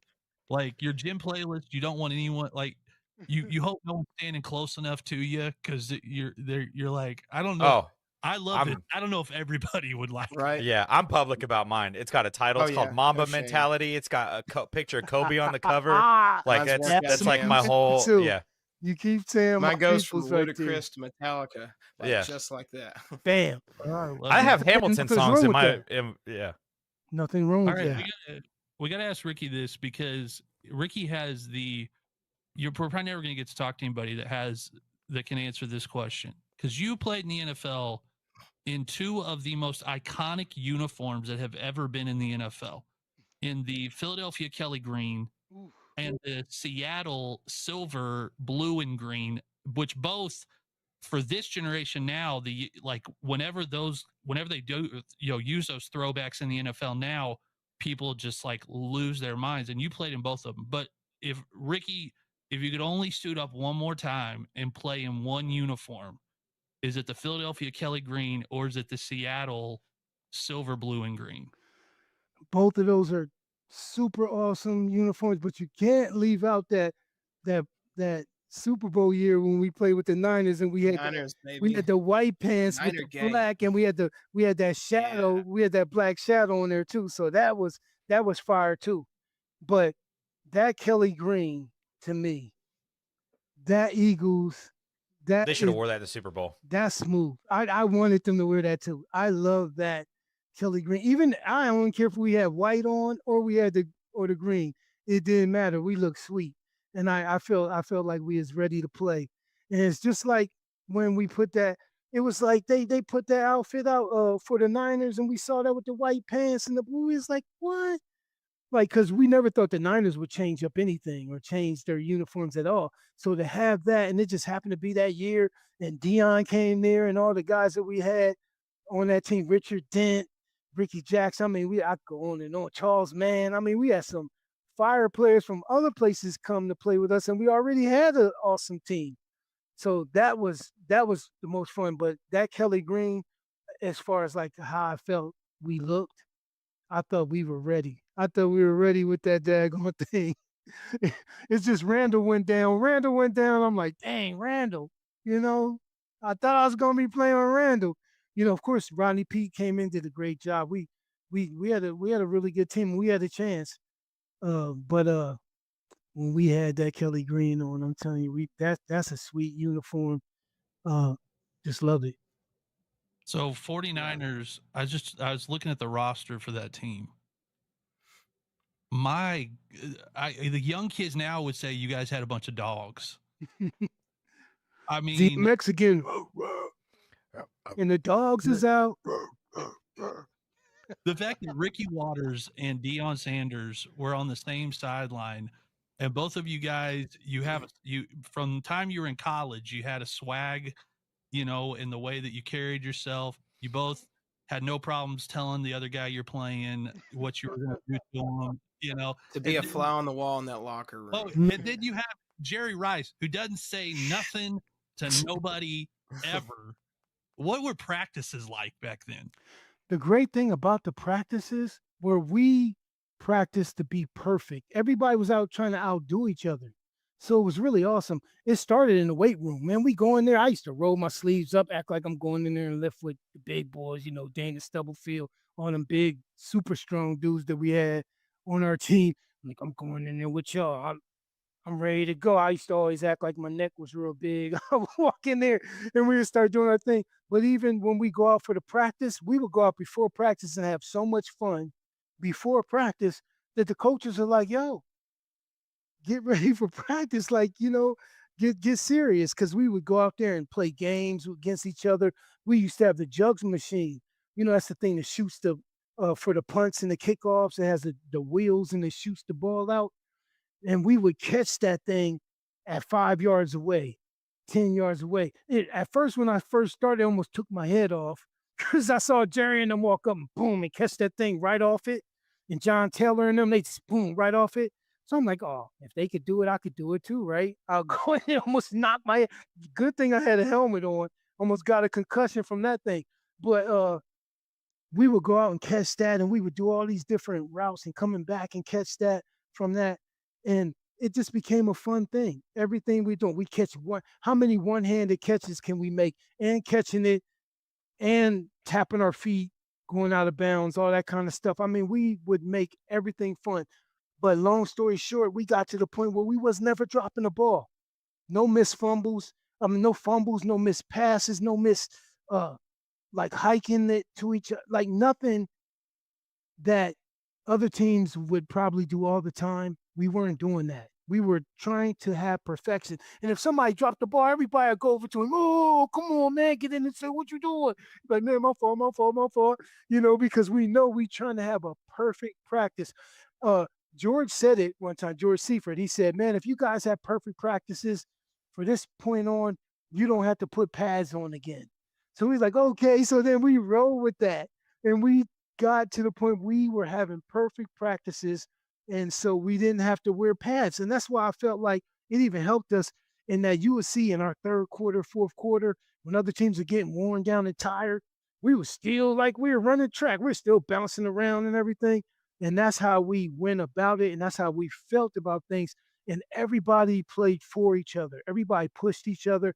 Everybody felt like all the other guys are just as awesome as they are. So no one felt like I'm better than you or I'm holding up more than you're holding up of the bargain or whatever. We felt like, oh, everybody on our team is awesome. You know what I mean? Let's just have fun. Let's experience this. And let's just, I don't want to be the one to fumble the ball. I don't want to be the one to drop the ball. I don't want to be the one to mess this thing up. You know, so that's how I was looking at it. When I first got there, Joe Montana was there. This guy, he's from Notre Dame. So I went to, he's from Pennsylvania, where I'm from. And he played for the Niners. And he just happens to be one of the best quarterbacks in the history of the league. And then this guy ushers me in. I come in there and he's coming up to me, oh, what's up, Domer? I wanted to make sure he's talking to me because I ain't wanted to be like, oh, you know, because sometimes they'll play a trick on you. They'll say, what's up to you? And then they'll be like, man, I wasn't talking to you or whatever, you rook or whatever. Well, he wasn't like that at all. He was like, man, he told everybody, this is my brother from another mother. He made me feel so good. He made me feel so like I'm part of the team. He was like, I'm going to help you in any way I can. I mean, this is Joe Montana. You don't have to do that. He didn't need to do it. He felt like I could help the team. He felt like I could be a big part of the team. And he has no idea because after that, you know, he went to Kansas City and we went to play them and they beat us because of that mug. He played so well, him and Marcus Allen. So it was like just being around people like that made me want to be better. I don't want to be the weak link. Yeah, that energy, you know, it's good to be around energy like that.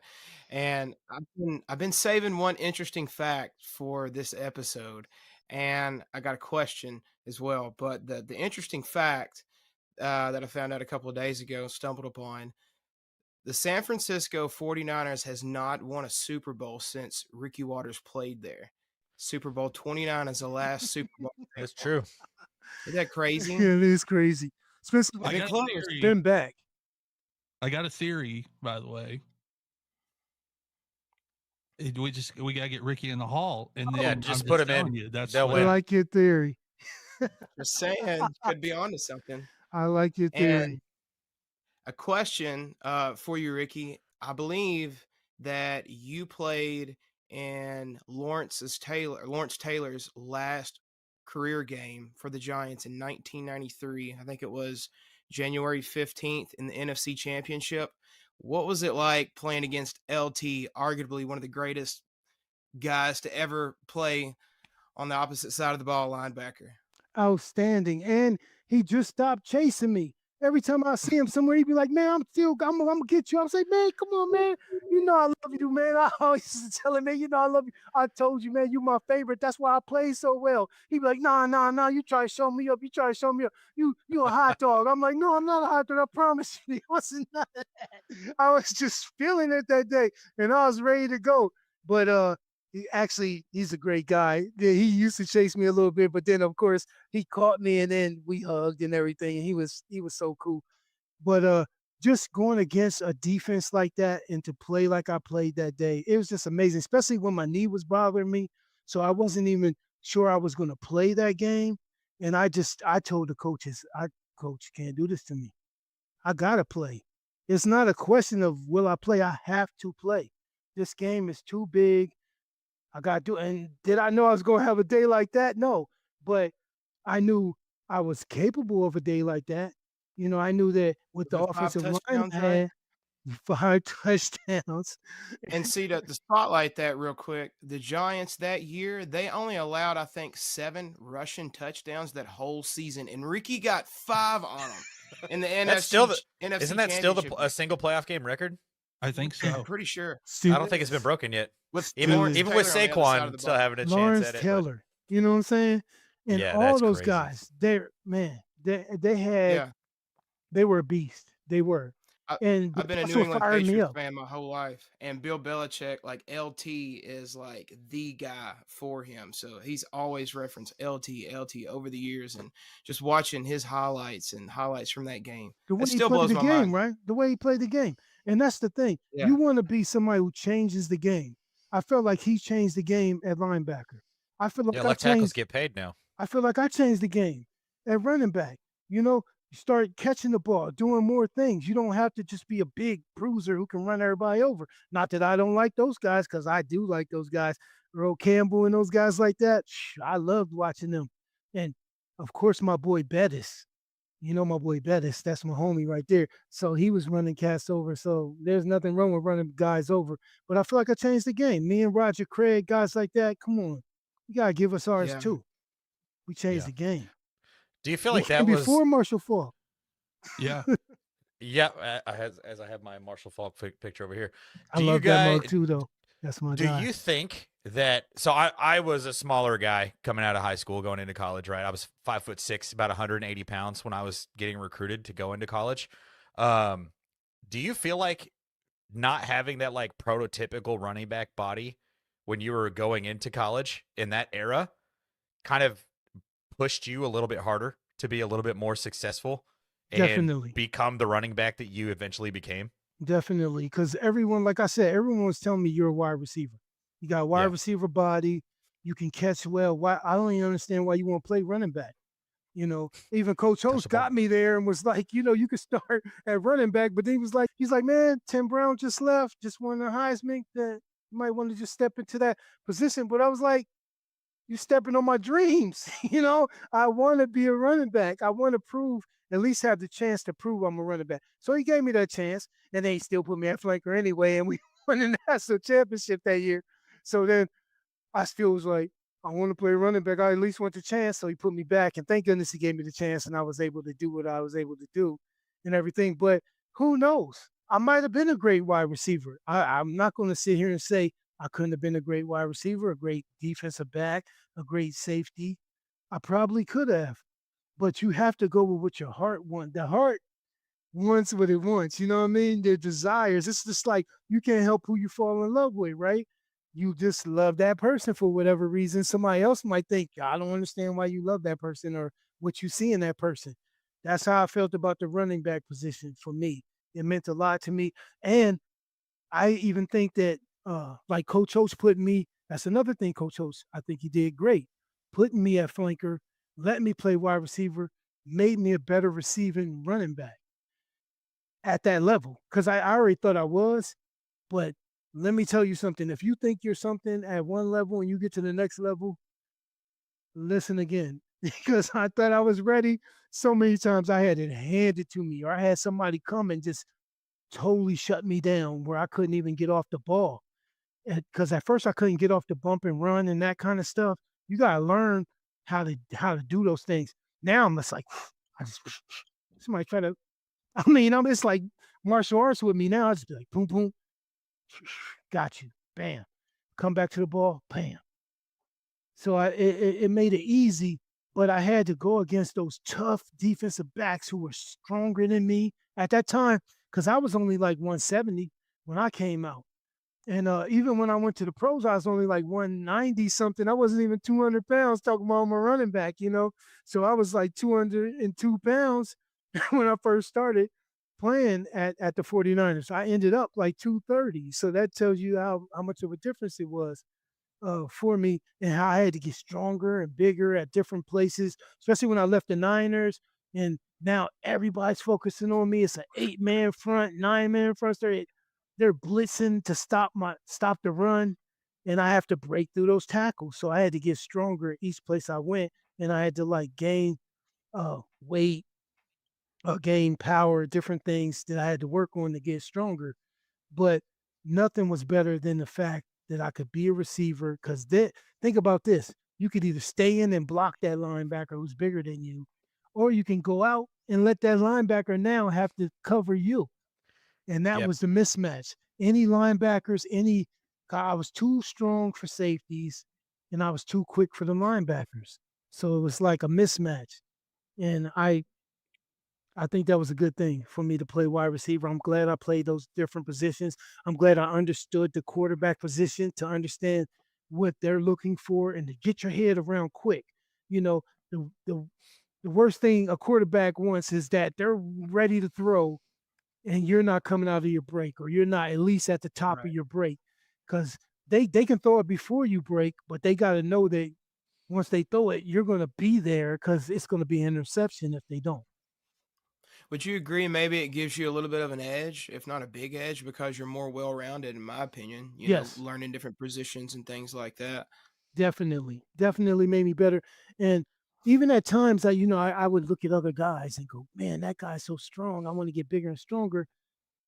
Does that take away something? Take away that quickness that I had and elusiveness that I had as well. So these things always come into your brain and always into your mind when you're playing, because you're always trying to be the best version of yourself that you can be. At least I was always trying to see how I could be better for my team, better for my quarterback, better for myself. Anything I had to do, I always wanted to get better. And how do you know you're getting better? Because you're the host, Coach Host used to always say this: you either getting better or worse. You're never staying the same. So you either keep working to get better or you're getting worse. Even if you think you're staying the same, you're getting worse. So that was really the underneath meaning of it, was to always work to get better and to be a better person, better version of yourself, better tomorrow than you are today, than you were yesterday. So that's how I I think about everything. Being a father, being a husband, a humanitarian. I want to be better than I was yesterday. I want to be better. Yeah, I made mistakes. I made a lot of mistakes, but because of that, I'm wiser now, because I learned you either make the mistakes and you keep making them, or you make them, you learn from them, and then you teach other people so that they don't make the same mistakes. And that's where I'm at now. 100%. Hard lessons learned, right? Yeah, The value you definitely. get from that. Ricky, I got one more thing for you, and then we'll let you go. And I kind of was trying to think of, the best way to ask this. What would it mean to Ricky Watters to get a knock on his door saying that he has been selected to be enshrined in Canton, Ohio in the NFL Hall of Fame? It would be awesome. There's no doubt. It would be awesome for everybody affiliated with me, for definitely my coaches, my teammates. See, I think about those guys because I couldn't have done it by myself. I mean, I've won on every level: grade school, high school, college, and the pros. Had great teammates, had great players that I play with, had great coaches that coach me, had great mentors, like we talked about mentors. They come back and talk to me, guys that spent time with me, took their time. Like Jim Brown taught me how to play chess. He was like, this helps you get your mind right. So I'm sitting there playing with him. He's kicking my butt. Then he's talking smack to me, and I can't do nothing about it. He's big and strong still. He was still at the time, Jim Brown. So he's teaching me, like, those are the things you never forget and the things that matter so much. So it's like to be enshrined with those guys, the guys that I love, that I always want to be like, and that I picture myself being like when I got to the pros, and to now be in that same place with them. It would be great, and it would mean a lot to me, my family, everybody associated with me would love it, and it would just be great. There's no doubt. I won't even sugarcoat it. I won't even try to play it down or anything, because yeah, it would be awesome uh, to be mentioned with those guys. When I go see those guys now, they treat me like I am. They love me, and they say, man, you should be in, and that kind of stuff. I appreciate that, and I love it. But there's nothing like, obviously, putting that putting it on, being in there for real. And hopefully one day I am in there, and I did enough to be in there. I love that all the fans who say it. I love it. I never get tired of hearing it. I never get tired of people coming up to me saying you should be in there, and we're pulling for you and all that kind of stuff. So I appreciate all of you, and hopefully one day we're all celebrating and having a good time, because I think it's going to be one big party when that happens, if that happens. Yeah, man. I think we'll. I'll tell you what we'll do. The three boys here, we'll get us some Ricky Water T-shirts, some Ricky Water gear, and we'll just start making it our like campaign. We'll just start campaigning for Ricky Waters to get in the NFL Hall of Fame. I'm starting the agenda on TikTok tonight. I appreciate that. Definitely. Well, Ricky, thanks so much for your time, man. Love to have you back during the fall, maybe during football, and get to talk a little bit more about Notre Dame. Who knows? They look like they might have another run this year. They look good. I think so. I hope so.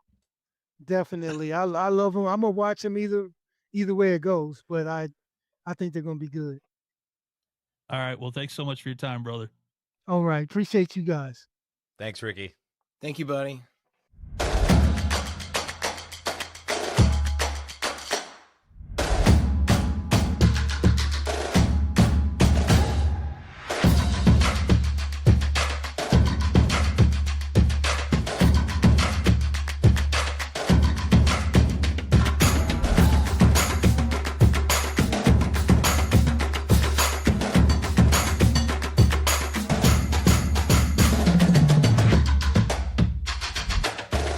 And what is going on, my Houston Texans family? This time next week, we will be discussing what the hell the Houston Texans did in the first round.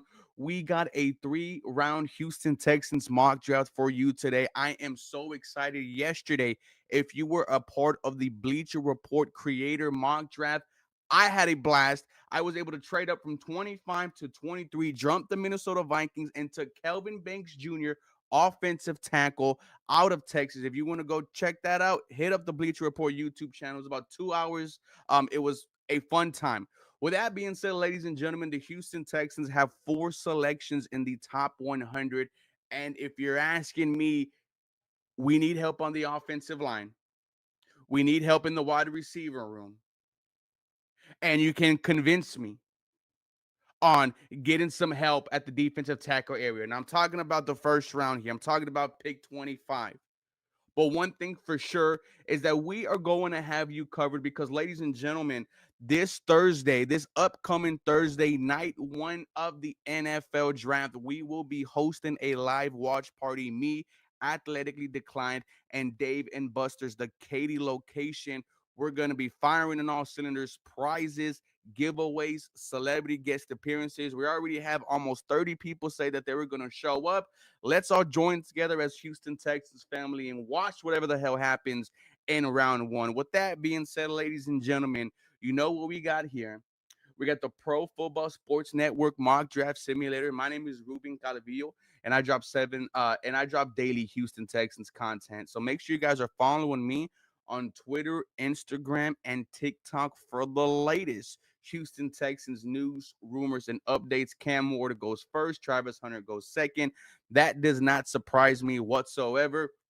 It's more what the Houston Texans are going to do. So you see right here, Kelvin Banks goes 13 to the Miami Dolphins, something that they need. They need to protect quarterback Tua Tagovailoa.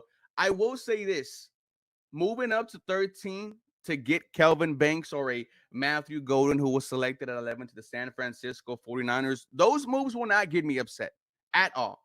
But let's continue with this draft. Wow, Colts go Shadur Sanders.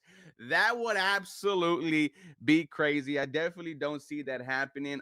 In the Bleacher Report mock draft yesterday, we had the Raiders select Shadur Sanders early, kind of throwing the draft for a loop. But here we are, pick 25 for the Houston Texans. Tyler Burker goes 1 spot ahead of us to the Minnesota Vikings. There's Josh Simmons on the board available to us. I know Panda does not like that pick, so shout out to Panda, the Discord game. We're going to also be doing a video where I grade the Discord mock draft. If you want to be in the Discord, let me know in the comments down below, and I'll personally send you the link.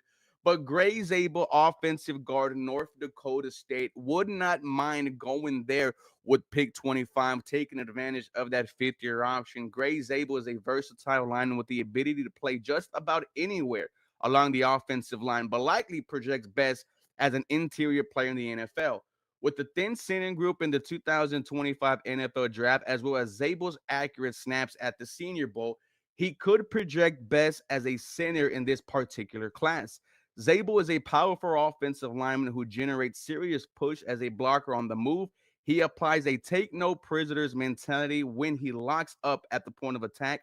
As a shorter arm blocker who needs to work on his knee bend, Zabel could face some limitations at the NFL, particularly in his rookie year. Nevertheless, Zabel is a high-end athlete with a combined size, twitch, flexibility, football IQ, violent hands, and mauler mentality to thrive at any interior spot. As he builds up his play strength, his outlook should only improve.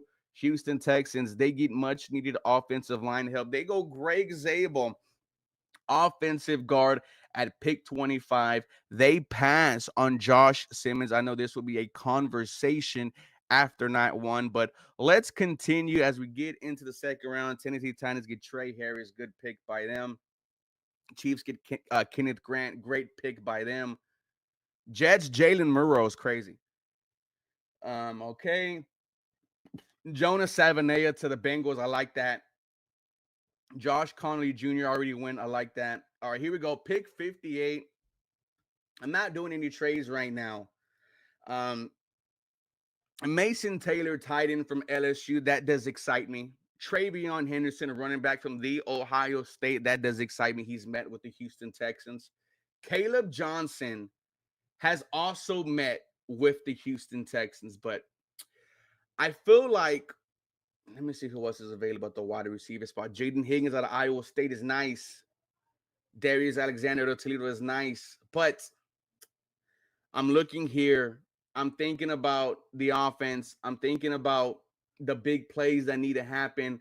The Houston Texans, they need a 1-2 running back punch, and they are going to get that with the Ohio State Travion Henderson. Henderson and Quinshon Judkins are graded very similar in our 2025 NFL draft board, but Henderson comes away with the slight edge, though he's a year older, 22. Henderson is the type of back that every offensive coordinator would love to have in their RB room. Henderson has no qualms about sharing the Ohio State backfield with Judkins. He had no qualms. And even as Judkins eclipsed Henderson in carries, Henderson bested Judkins with his efficiency. He was the better goal line option and receiving threat at 5'10", 202. Henderson is a compact, low-to-the-ground slasher with the burst and speed to reach the second level in a blink. He's physical and hyperactive, yet he's a controlled pass catcher and an ultra-reliable pass protector with third down value. That all-around ability combined with his home run speed could cause him to go higher than expected on the draft. No, and I understand this might surprise a lot of people, but I think Travion Henderson will have immediate impact in Houston. Yes, he will be behind Joe Mixon, but he was in the kind of same situation at the Ohio State with Quinshon Judkins kind of maximizing his opportunity. And here's the thing. We know who the starting running back is for this year. Joe Mixon. No one should argue with that. He had a fantastic first year with the Houston Texans, 10 touchdowns. Joe Mixon is here. He is your starter in 2025.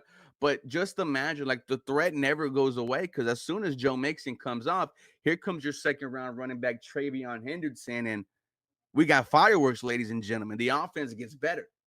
All right, here we go. Round 3. Let's see who's available. Harold Fannin Jr., tight end out of Bowling Green. He had I think he led the league in receiving yards. Jared Wilson, offensive center out of Georgia. Barrett Carter, linebacker to Clemson. Alik Manor, wide receiver out of Stanford. Now, if you ask our boy Spencer, he loves Alik Manor because of that one play where Alik just mossed Travis Hunter, who was. And what is going on, everyone? And welcome to round 1, night 1 of the NFL draft. We are finally here, and we are at the Dave & Buster City Center location. And I got 2 extraordinary gentlemen with me. To my right, you've seen him on Locked On Texans. You've seen him all over Twitter, Mr. John Hickman. Welcome. Can't wait to talk Texans draft. Can't wait to talk to you guys about the future of this franchise starting tonight. And to my left, you've seen him on Instagram, YouTube, Twitter, TikTok. Houston Stressins, are you blessing? Are you stressing? What's going on, Pops? Welcome. I'm blessing and stressing, man. I mean, it's exciting times. I mean,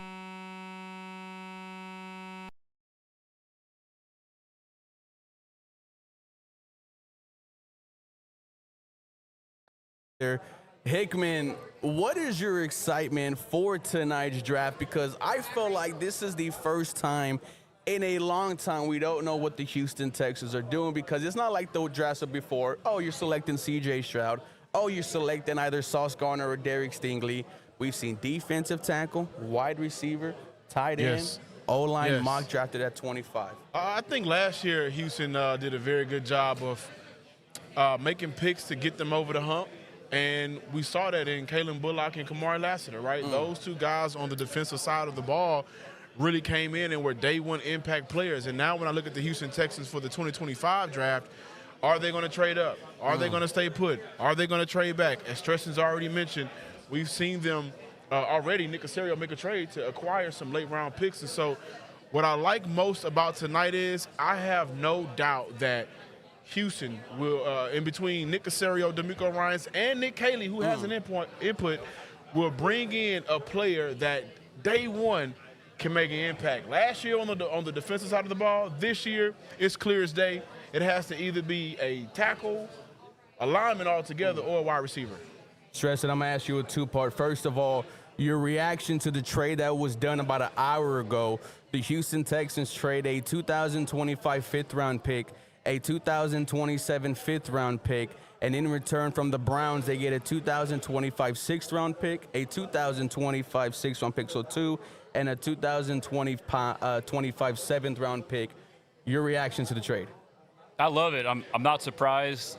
You could chalk it up to Caserio just being bored like us, waiting for the draft to start. But us knowing him, he's up to something. I mean, we call him Cook Caserio for a reason.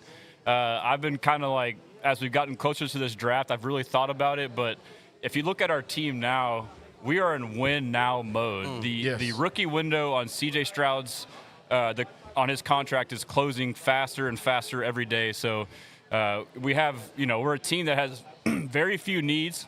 And so what I think he is doing is he's posturing himself to have more ammo to trade up and be aggressive in this draft. I would prefer to walk away with 3 to 4 legit starters as opposed to 6, 7, 8, a couple starters and some average players. So I think that's what he's doing.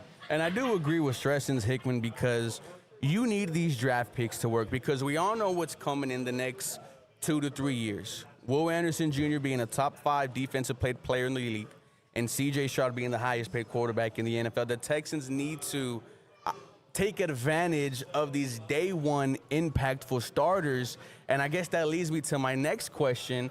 When we're talking about a prospect like Josh Simmons, the concern is whether or not he can be the same player he was before the injury, where he was putting up some of the best tackle as a tape. I think only one pressure allowed until he went down.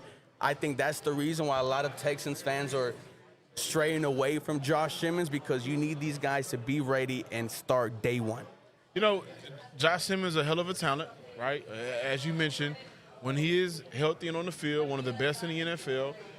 My question to that is, and the medicals have checked out so far, but how much have they checked out? And is that a prospect for Houston, who is in win-now mode? Can they afford to bank on the medicals continuing to check out, right? And so you mentioned, what Josh Simmons was able to do when he was on the field at Ohio State, Josh Connolly, when you look at his premier one-on-one matchup with the number 1 rated edge rusher in this year's draft, Abdul Carter, no pressures allowed. Yeah, that sounds like an elite offensive tackle that you can build around. That sounds like a talented anchor for an offensive line that just lost out on their talented anchor, who's now in Washington and Larry Tunsil. They made the trade this offseason. So I'm big on Connolly on the outside. Okay. Booker is my inside guy. I think he is the best pure guard in this draft. And I would be okay if the Houston Texans went with either one. Now, Stressens, when it comes to Josh Connolly, a lot of, experts consider him to be early second round, area. However, I am more of the take advantage of the fifth-year option. I do not mind a Josh Connolly at 25 for the Houston Texans. Hickman brought up Tyler Booker. Now, Tyler Booker is someone that Texans fans have been talking about since middle of this past season, when we realized that the offensive line was just not what we expected. What do you like out of Josh Connolly Jr.? What do you like out of Tyler Booker? Before you go, Stresses, I do want to add, The Houston Texans, from my source, are big on Connolly, Banks, and Booker. Banks will be gone. I don't see him slipping to 25. I also think that the Houston Texans will mortgage too much to go up and get him. So at 25, Booker and Connolly would be available. I think so. Our first sources of the day brought to you by John Hickman. Shout out to John Hickman. I wish I had sources one day, but nah, John's the man. I mean, the way I look at this, like I mentioned, win now mode, it seems like we're all kind of the same page, but Josh Connolly Jr., great talent, but the way I look at it is we don't need a tackle. Like if you look at the offseason, obviously we traded Laramie, but we signed Cam Robinson, we signed Trent Brown, who to me that's the left tackle. That's your 1-2, and then you still have Titus who can play tackle. You still have Blake Fisher who can play tackle. We have 4 starting tackles on our team. So to me, the big problem last year was interior, and I know we signed Lincoln Tomlinson and Ed Ingram, and they're kind of veteran guys that are on the last leg of their career, so to speak, and may or may not be starters. We need a starting guard. So I'm not even looking at tackle. And honestly, I'm kind of surprised by the Kelvin Banks talk. I guess, he could, he's one of those guys that's a tackle that could project to be guard and then kick out to tackle later. But going back to the win now mode, we need guys who can plug and play. I don't want an experiment to move you from one position to another. I want a guard who can step in and play right now. And to your point, that is Tyler Booker or Donovan Jackson or bust. If we don't get one of those 2 guys in the first 2 rounds, to me, it's what are we doing? A 2-parter here for you, Hickman. You said how the Texans are locked in on 3 players, one of them being Kelvin Banks. The last 48 hours, there's been a lot of news regarding the Houston Texans trading up for Kelvin Banks. Now, I saw a mock draft earlier where he went 10th overall to the Chicago Bears. Would you be surprised if the Houston Texans trade up for Kelvin Banks? And the second part is, we've talked about Tyler Booker, but what about Gray Zabel out of North Dakota State? A lot of people predict him to be, a very good guard as well, predicted to go late in the first round. 2-question parter for you. Yeah, I think going up for Banks would be too much for Houston. Now, granted, they do have multiple picks in 2026 that they could use as leverage to move up in this year's draft. And we keep mentioning this one phrase, win now mode. If they feel like that's a player that will get them over the hump, then by all means, go do it, right? 2 years ago, they felt like getting both C.J. Stroud and Will Anderson were the guys that they needed to get, and how that turned out. I'm against it, though. I think that's too much to give up, and I think that the drop-off in between Banks and Connolly isn't that much of a difference. Now, in terms of Gray Zabel, how polished is he right now? That's my response to that question. I'm not sure if he is as polished as we need for him to be here in Houston to come in and be successful day one. Granted, Houston is not dealing with Chris Strauss anymore. Yep. They are dealing with Cole Popovich, who was a part of a lot of great offensive lines in New England. He could coach him up and get the best out of him. But round 1 and round 2 feel like you got to go get guys that are as polished as they come already when they get into the NFL. Well, Shush, there's one player that I think is really polished is Donovan Jackson out of the Ohio State. Played well at guard for them, had to kick out to tackle whenever Josh Simmons went out due to his injury. He has been, projected to the Houston Texans at 25. Your thoughts on Donovan Jackson is, and who's your guy at 25? So I'll just say, real quick on Gray Zabel, I would have mentioned him prior, but, I love him. I think he's a very versatile piece. Yes, there's the unknown, but he played well at the Senior Bowl against higher talent. But listening to Nick Caserio's recent comments about, reaching on guys that are non-Power 5 guys, that kind of turned me off. He pretty much projected to me, unless he was throwing a smokescreen, that Gray Zabel's out of the picture. So, but as far as Donovan Jackson, I love him. I mean, he's a dog. He's a mauler. He's played with C.J. Stroud. If you look at the interviews he's had, working out, I know Aaron Wilson did an interview with him. He fits the swarm box, the character, the work ethic, everything you would want in that regard. So I would be happy with that. And honestly, at 25, for me, assuming we stay put, which I do not think we will do, we either trade up or trade back. I think Caserio will play the board. He listens to all offers. But if we had to stay there, I would be happy with Booker and or Jackson. But an ideal scenario without trading up is just that if we're at 25, I feel that both guys may still be on the board, as well as Zabel, who is also an interior lineman. We could trade back to, the late first, early second, and still get one of Booker or Jackson. I do have a question for you guys. We're talking all this offensive line stuff, and I love it. Former offensive lineman here. Hey. But that isn't the only need for Houston. Talk to me. Yep. Nico Collins is your guy, right? We know that he is a stud receiver. Concerns with health finishing out seasons, I understand that. No Tank Dell for 2025. Stephon Diggs is now in New England. You brought over Braxton Berrios, Justin Watson. You traded for Christian Kirk. We all know that's not enough. Why aren't we not talking about the wide receiver position? You know, because on Monday, whenever we heard D'Amico Ryan say, we're not just going to pass on a player because of our needs somewhere else. I was like, okay, BPA. And when you look at someone like Emeka Ibuka out of the Ohio State, someone who has chemistry with C.J. Stroud, knows C.J. Stroud, we've seen the past 5 years first-round wide receivers come in and have an immediate impact with their team. The guy that we should have taken at 23 last year, Brian Thomas Jr., had a 1,000-yard season with the Jacksonville Jaguars. I'm all for, wide receiver. To me, that's the sexy pick. However, I do remember C.J. Stroud being the second most sacked quarterback in the NFL, running for his life, grabbing his helmet, slamming it down against Green Bay. I have no issue with you going wide receiver at 25. However, your next 3 picks in the top 100 stressings, they got to be offensive line.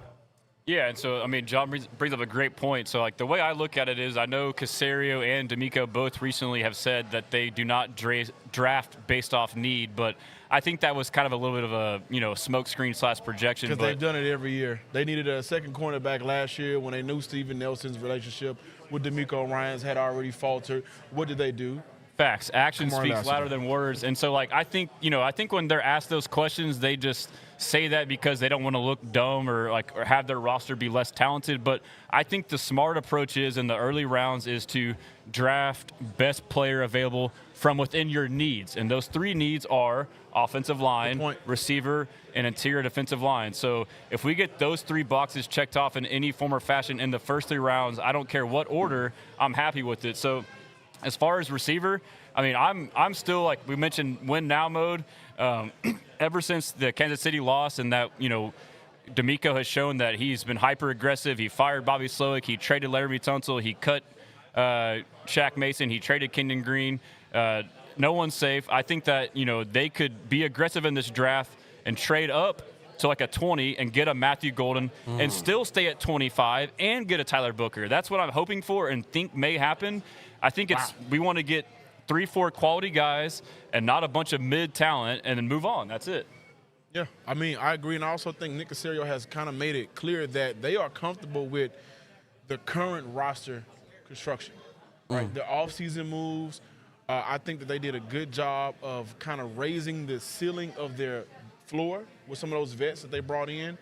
So it's all about bringing in talent that can get them over the hump. And again, D'Amico Ryans, year 1, they did that with trading up for C.J. Stroud and Will Anderson. Look where they got them. Last year, they did it with bringing in Kamari. This year, getting over the hump for Houston is clear. Everybody regards them as one of the top teams in the AFC, but yet they are one of the top teams in the AFC that haven't made it to the AFC Championship game.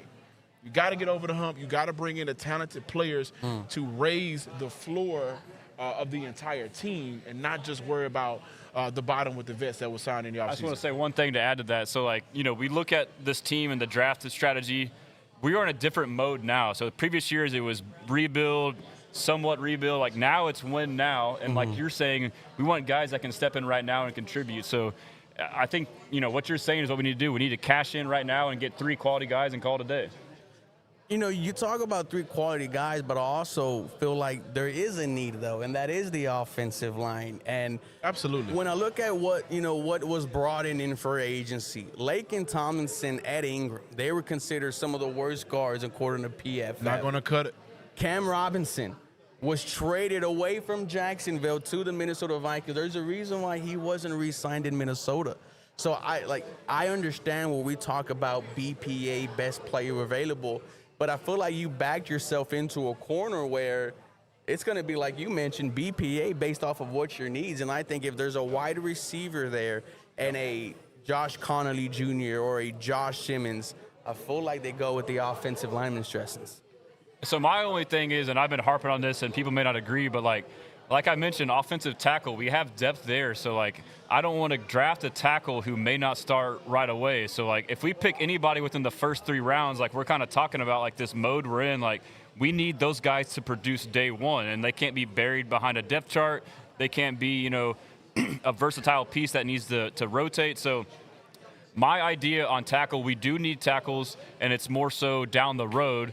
My whole approach is the 3 needs I said: interior offensive lineman, receiver, interior defensive lineman, and then after that, I would love to get a developmental tackle, so you can get guys that, there's several guys like Jonathan Savania, Ozzie Chapapio from Boston College. There's several guys in that 3rd, 4th round range that are developmental tackles that could be starting, you know, tackles that we could, you know, kick out eventually, and then Marcus Imbaugh from Purdue as well. Those guys could also play interior the first year until they develop to go outside later. So that's my approach.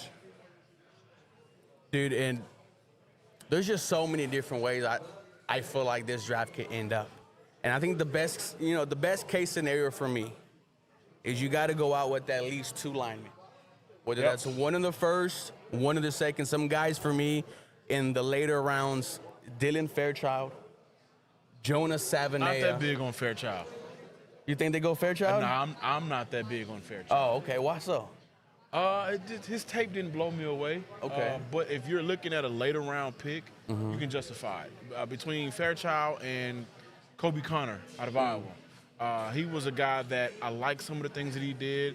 He is definitely going to be a late rounder between 5, 6, and 7, and Houston just kind of loaded up on that.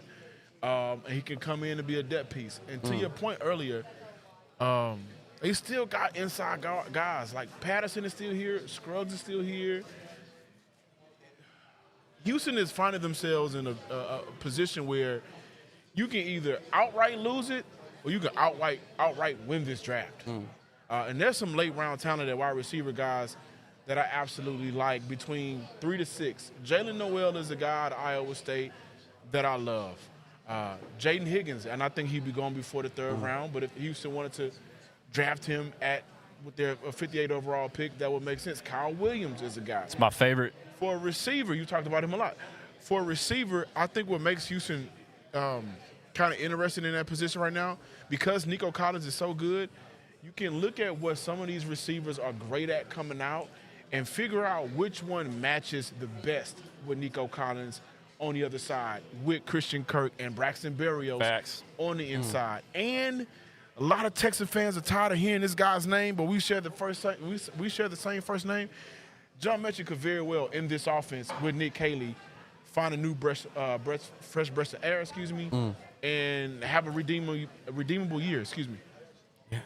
Stressness, before we end our Texans segment, best case scenario for you at 25, what do you think happens? I mean, it's tough. Like, I really don't think we're going to be at 25. So should I answer it that way, or should I say like a trade? I mean, so if we stay at 25, I'm happy with any of Matthew Golden, Tyler Booker, or Donovan Jackson, and that's with the assumption that we can get one of the other positions that if it's receiver and then get O-line or interior O-line next, or vice versa, and trade up. So, like, I've had trouble doing mock drafts this entire time because I know we're not going to stay stagnant. I know Caserio, by trade, by history, trades up, trades down, trades sideways. He don't care. Like, he can't sit still. So it's hard for me to say at 25, but we need to address one of 2 needs at 25, or at least in the first round, if not both, of receiver, which is the outside receiver. John's talking about the Z receiver that can complement Nico and Kirk, or interior O-line, which is guard. Hickman, same question I asked Tressens. Best case scenario, what do you think happens at 25? Before I answer, I just want to say happy birthday, grandmother. I love you. Happy birthday, grandmother. I 100% agree. Like we talked about on the Locked On Texan podcast, you talked about your dream scenario. Then we brought it back, and what was my next question? Worst case scenario, right?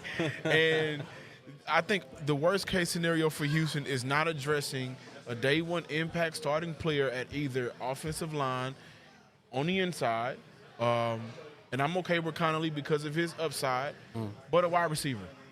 Like, all of the issues last year for Houston stemmed from bad offensive line play And when everybody went down, when Nico was down for 5 games, and Nico accounted for 40% of the offensive yards when he went down, nobody else It's was the able past to 2 years. For the past 2 years, look at what he brings. They got to be able to bring in a player that could get the best out of Nico on the opposite side. We don't want to see him doubled all game. Like, somebody got to bring that respect on the other side. Is that Emeka out of Ohio State? I'm not sure, but they got to address offensive line and wide receiver, because those are the 2 positions that hurt Houston in the playoffs and hurt Houston all 17 games last regular season. Absolutely. Stressins, let them know where they can find you and all your latest work, what you got going on. Yeah, so I'm at Texans Commenter on X, TikTok, and YouTube. And then I'm at Houston Stressins on Instagram and Facebook. I have a website, houstonstressins.com. I write articles. I got videos on there. I have merch, kind of like this one, Houston versus Everybody. We got Eamon Thompson throwing Tyler Hero. So free newsletter there as well. So feel free to subscribe. But that's pretty much it. Appreciate you guys tuning in. Mr. Hickman. Locked On Texans on YouTube. We do a lot of great work. Me and Big Sarge, Brian Bearfield. You can also follow me on Twitter at John_Hickman12. I don't call it X. I'm sorry. So I call it by its original name, but John_Hickman12 That's on fair. Twitter, and again on YouTube at Locked On Texans. Thank you guys for having me. Houston, we either gonna have a great night, or Houston, we have a problem. And we'll be right back with the main panel as we talk about whatever the hell happens tonight in the NFL Draft.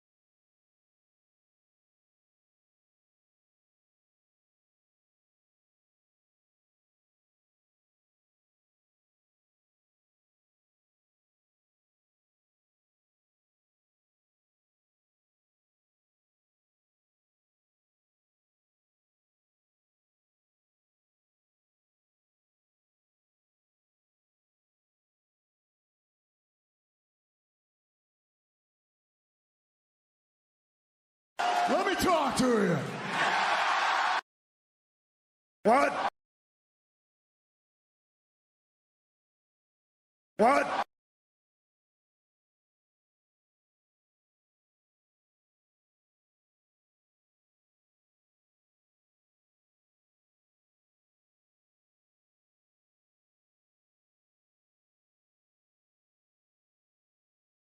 That's what she said.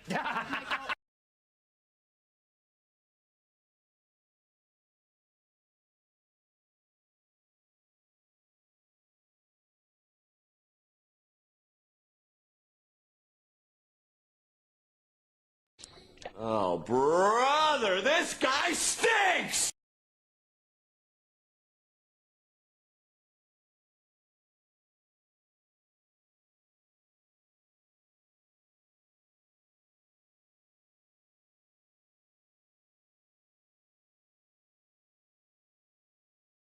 Who the f is that guy?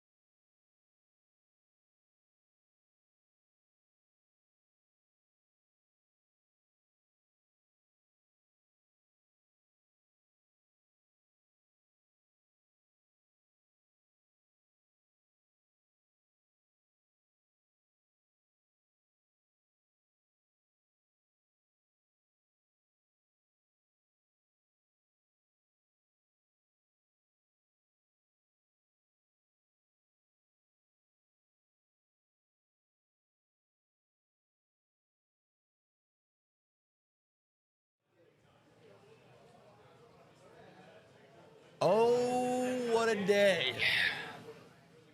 It is Christmas morning. I'm waking up. Except instead of Santa Claus, I get to see Roger Goodell's ugly face. Except he's bringing NFL Draft 2025. It's Athletically Decline. This is the NFL Draft live streaming event presented by Dave & Buster's. We are out here at the great city of Houston, Texas, here at the Dave & Buster's Houston location. Appreciate everyone here. Great staff. Boy Joseph taking care of us as always. Guys, if you don't know, Dave & Buster's is the place, not only where the fun never stops, but you can get good food. You can have a lot of fun with the games. If you're in Houston, they got a bowling alley upstairs. That's pretty stinking cool. And there's no cover fees, by the way, any pay-per-view events. Just want to put that out there. Seating for everyone. There is TVs all over the place. If y'all want to come down tonight, we're going to be here all night talking about the draft. You want to come down and hang out. But, yeah, right now, promo special. Just want to go and let y'all know. It's food and games for two. $40 includes two $10 power-ups and one dessert. What kind of dessert? Was it the chocolate cheesecake? Oh, it is the cheesecake. Oh, my God. The s'mores cheesecake. Which I don't like s'more stuff, by the way, guys. Love it. But we're not here to just talk about that. We're here to talk about draft. Yes. And as you can see, you're getting live updates here of this ticker. Shout out Skybox Sports. What? Our partners. What? Yeah. Giving us all the draft. What? Nothing but draft. What? Only the draft. What? Updated real time. What? For the draft. What? Everything you need. Let's go. But I'm not doing this alone. We got the whole AD crew. We got Nerd Mike, Sassy Mike, Mike and Mike. Michael, Nerd Mike, Me Tech. He's here. He's in the back. Followed by 713 Houston Sports himself, Ruben. What's going on, everyone? Saludos a todo mi gente latino. We are here, Dave and Buster's. The crowd's already forming behind us. I'm so excited. Let's get this going, boys. A lot of chatter. Aaron. There's a chatter in the streets. Streets are talking. Say what? Streets are talking. The streets are talking loudly because it's draft day. I'm so excited to be here, though, you guys. What's better than draft day? Nothing. Nothing's better. Yep. You know, I off the top of my head, I can't really. Maybe that first beer after a hard days of work. That baseball opening day beer. Oh, hot baseball hot dog. It's different. It needs to kind of be cold. Okay. Yep. Just mustard. Just mustard. That's it. No relish. I put a little relish on my mustard sometimes. Yeah, you just get you can't go to a ballpark and ask for ketchup on it. No. You go get some ketchup packets after you've gotten the hot dog and then put ketchup on it, but don't When y'all open the ketchup, are you like a bend the packet and bite the middle, or are you like a rip it on the corner kind of guy? I'm going to be 100% honest with you. I did not know that was an option until you literally just said that. Which one? The bend it and bite so it? grab it, just bend it, and then just bite the middle, and you just... That sounds like you're really playing with fire. It's hit or miss. If you don't bite it right, it goes all over your shirt. You do the corner thing, you never get all of it out. That's the frustration there. That is true. What are we talking about? Yeah. Guys, NFL Draft Stream. Aaron, we got some the debut of a new tag team. We do. What did we come up? What was it? What did we decide these boys were? The Heartbreak Homies? Ladies and gentlemen. Boys and girls of all ages. Right here, Houston, Dave and Buster's, your tag team title holders, and your favorite part of the NFL draft, the Heartbreak Homies. Let me talk to you. We are ecstatic, if you can't tell. Look at this. We are just so excited to be here. Yeah, I don't know how we got on baseball and hot dogs. Ruben, you are an absolute psychopath for using your ketchup that way. Yeah, that was the fattest conversation I've ever heard. It made me very uncomfortable when you were explaining that. I've never. That's like a way a raccoon would do it.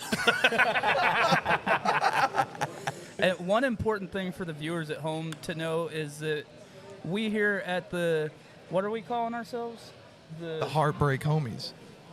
All right, name is still. We're workshopping that, but an important thing to note is we absolutely hate the main panel. So we will be here all night, just talking crap to the. We despise them. Yeah, this is what we think. Who the f is that guy?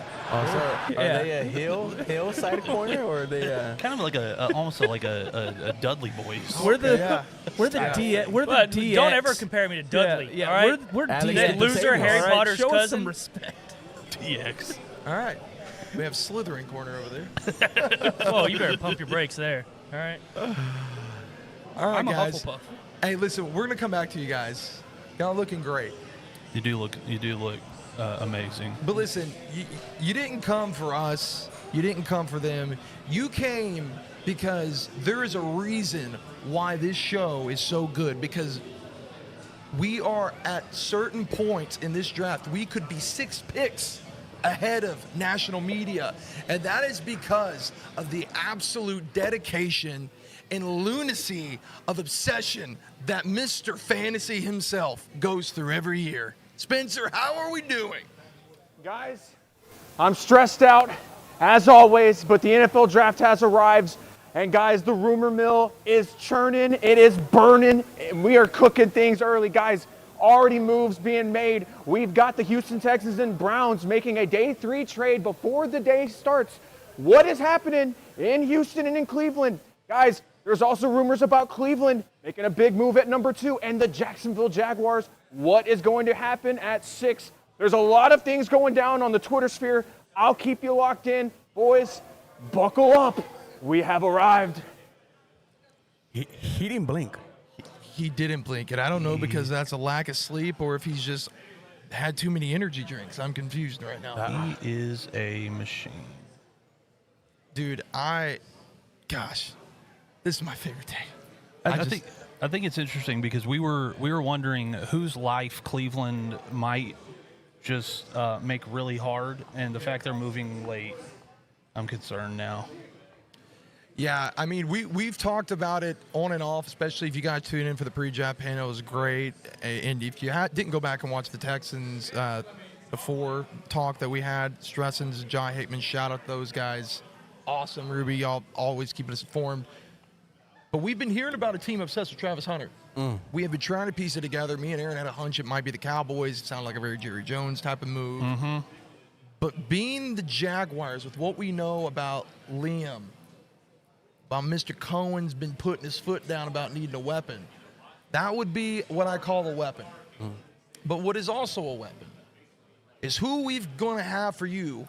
One of the newer additions to this draft panel that we're going to have for you guys is Giselle from your favorite NBA show, Baddies on the Board. It's going to be holding it down in the fans, by the fans, for the fans. We're going to go and check in with Giselle. Giselle, how are the vibes? Hello. We're here at JP Button with Athletically Decline hosting the NFL Draft Party live.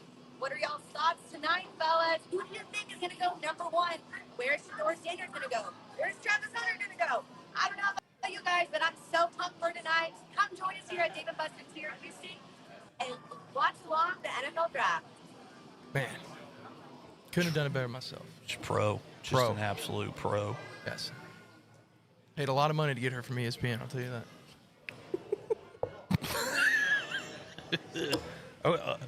49 minutes away, boys. We have any more intros? That's it. I think we're good. I think we just covered it. We get the thumbs up from Mikey. Nerd Mike, good to go. Love it. Love you. Loves me. He hates me right now. It's okay. I do want to shout out my wife. Drove. Yes. We got here at 5 o'clock in the morning this morning, and she drove all the way from Oklahoma City in one shot. She's a machine. Shout out to the wife. Absolute machine. How many hours was that? Well, if I'd not forgotten my inhaler, it would have been 6.5, but it turned into 7.5. Oh. Did you forget it like an hour into the trip? Yeah. Damn. Way too far to be able to turn around. Let me talk to you. Yeah. Gentlemen. You got asthma? Yeah, of all the things I could suck at, breathing. Breathing is the worst. Like on a list of like things you should be able to do well, breathing may be pretty high on there. Walk, breathe. One of those two I don't do well.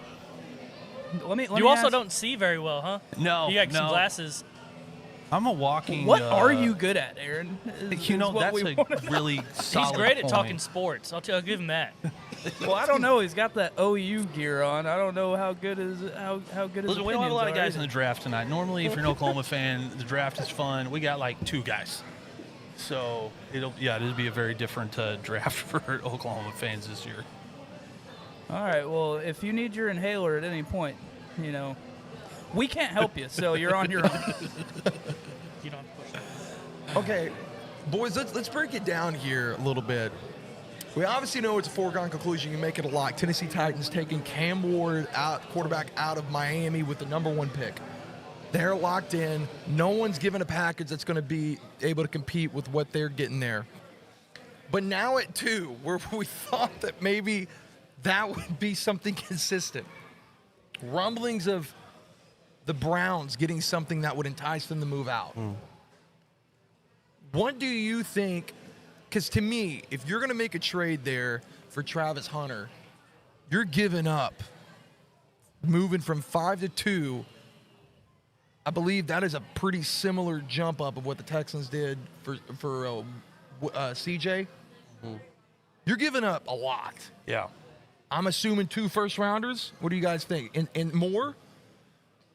I mean, I think the problem is we're talking about how this draft is top heavy.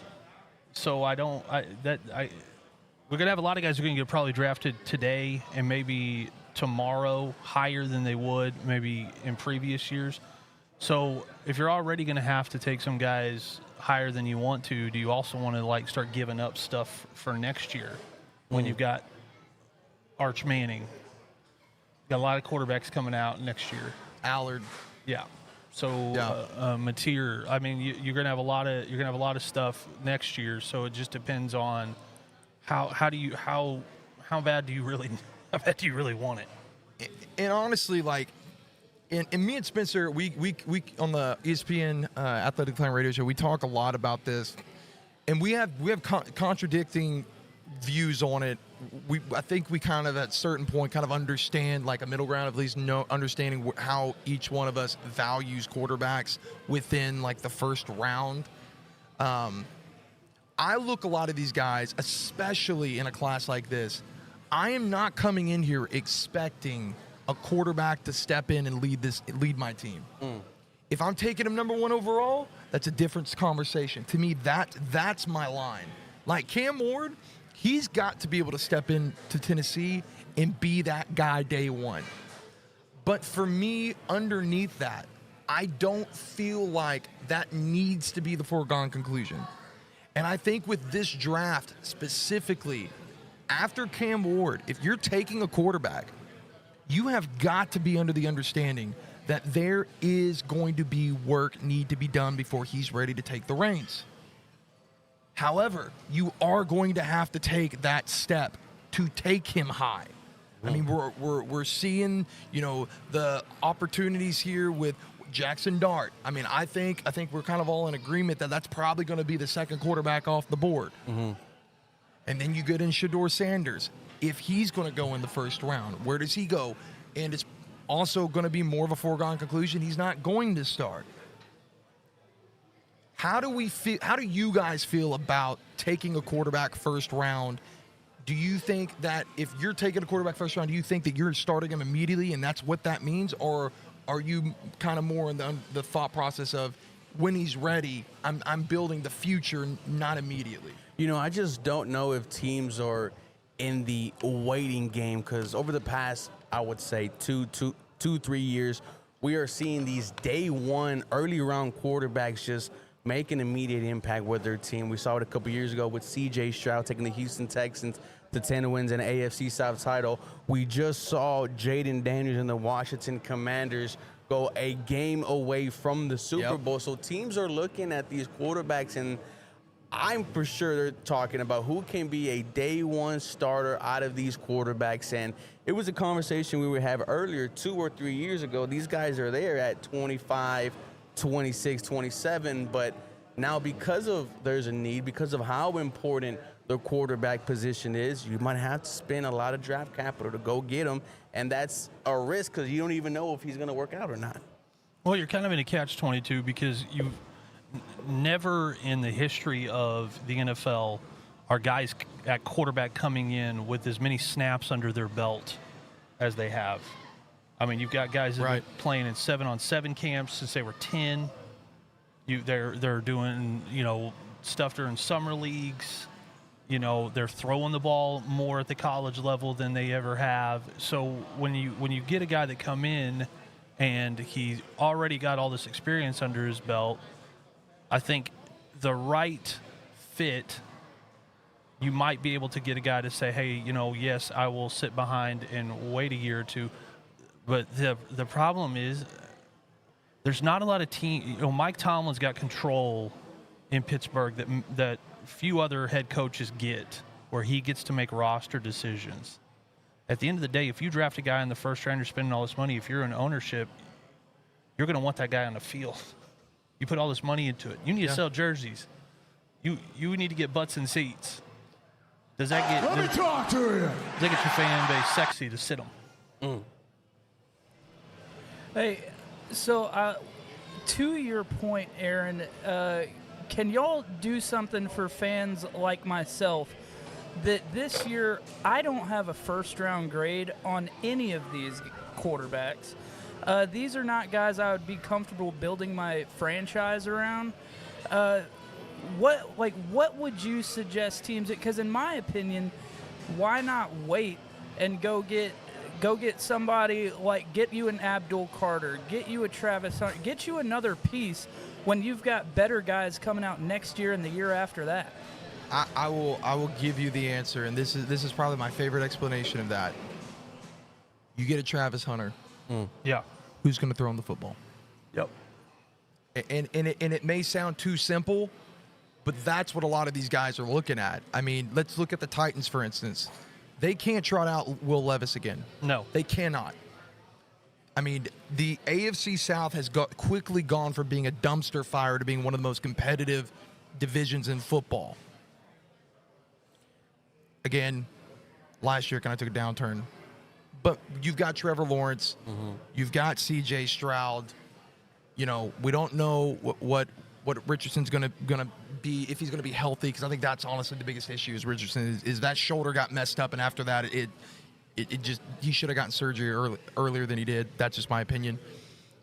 But this is no longer the situation where the Jaguars can't figure out a quarterback. This is not the situation where Indianapolis is going through a hodgepodge of different quarterbacks. Like you got good coaches too.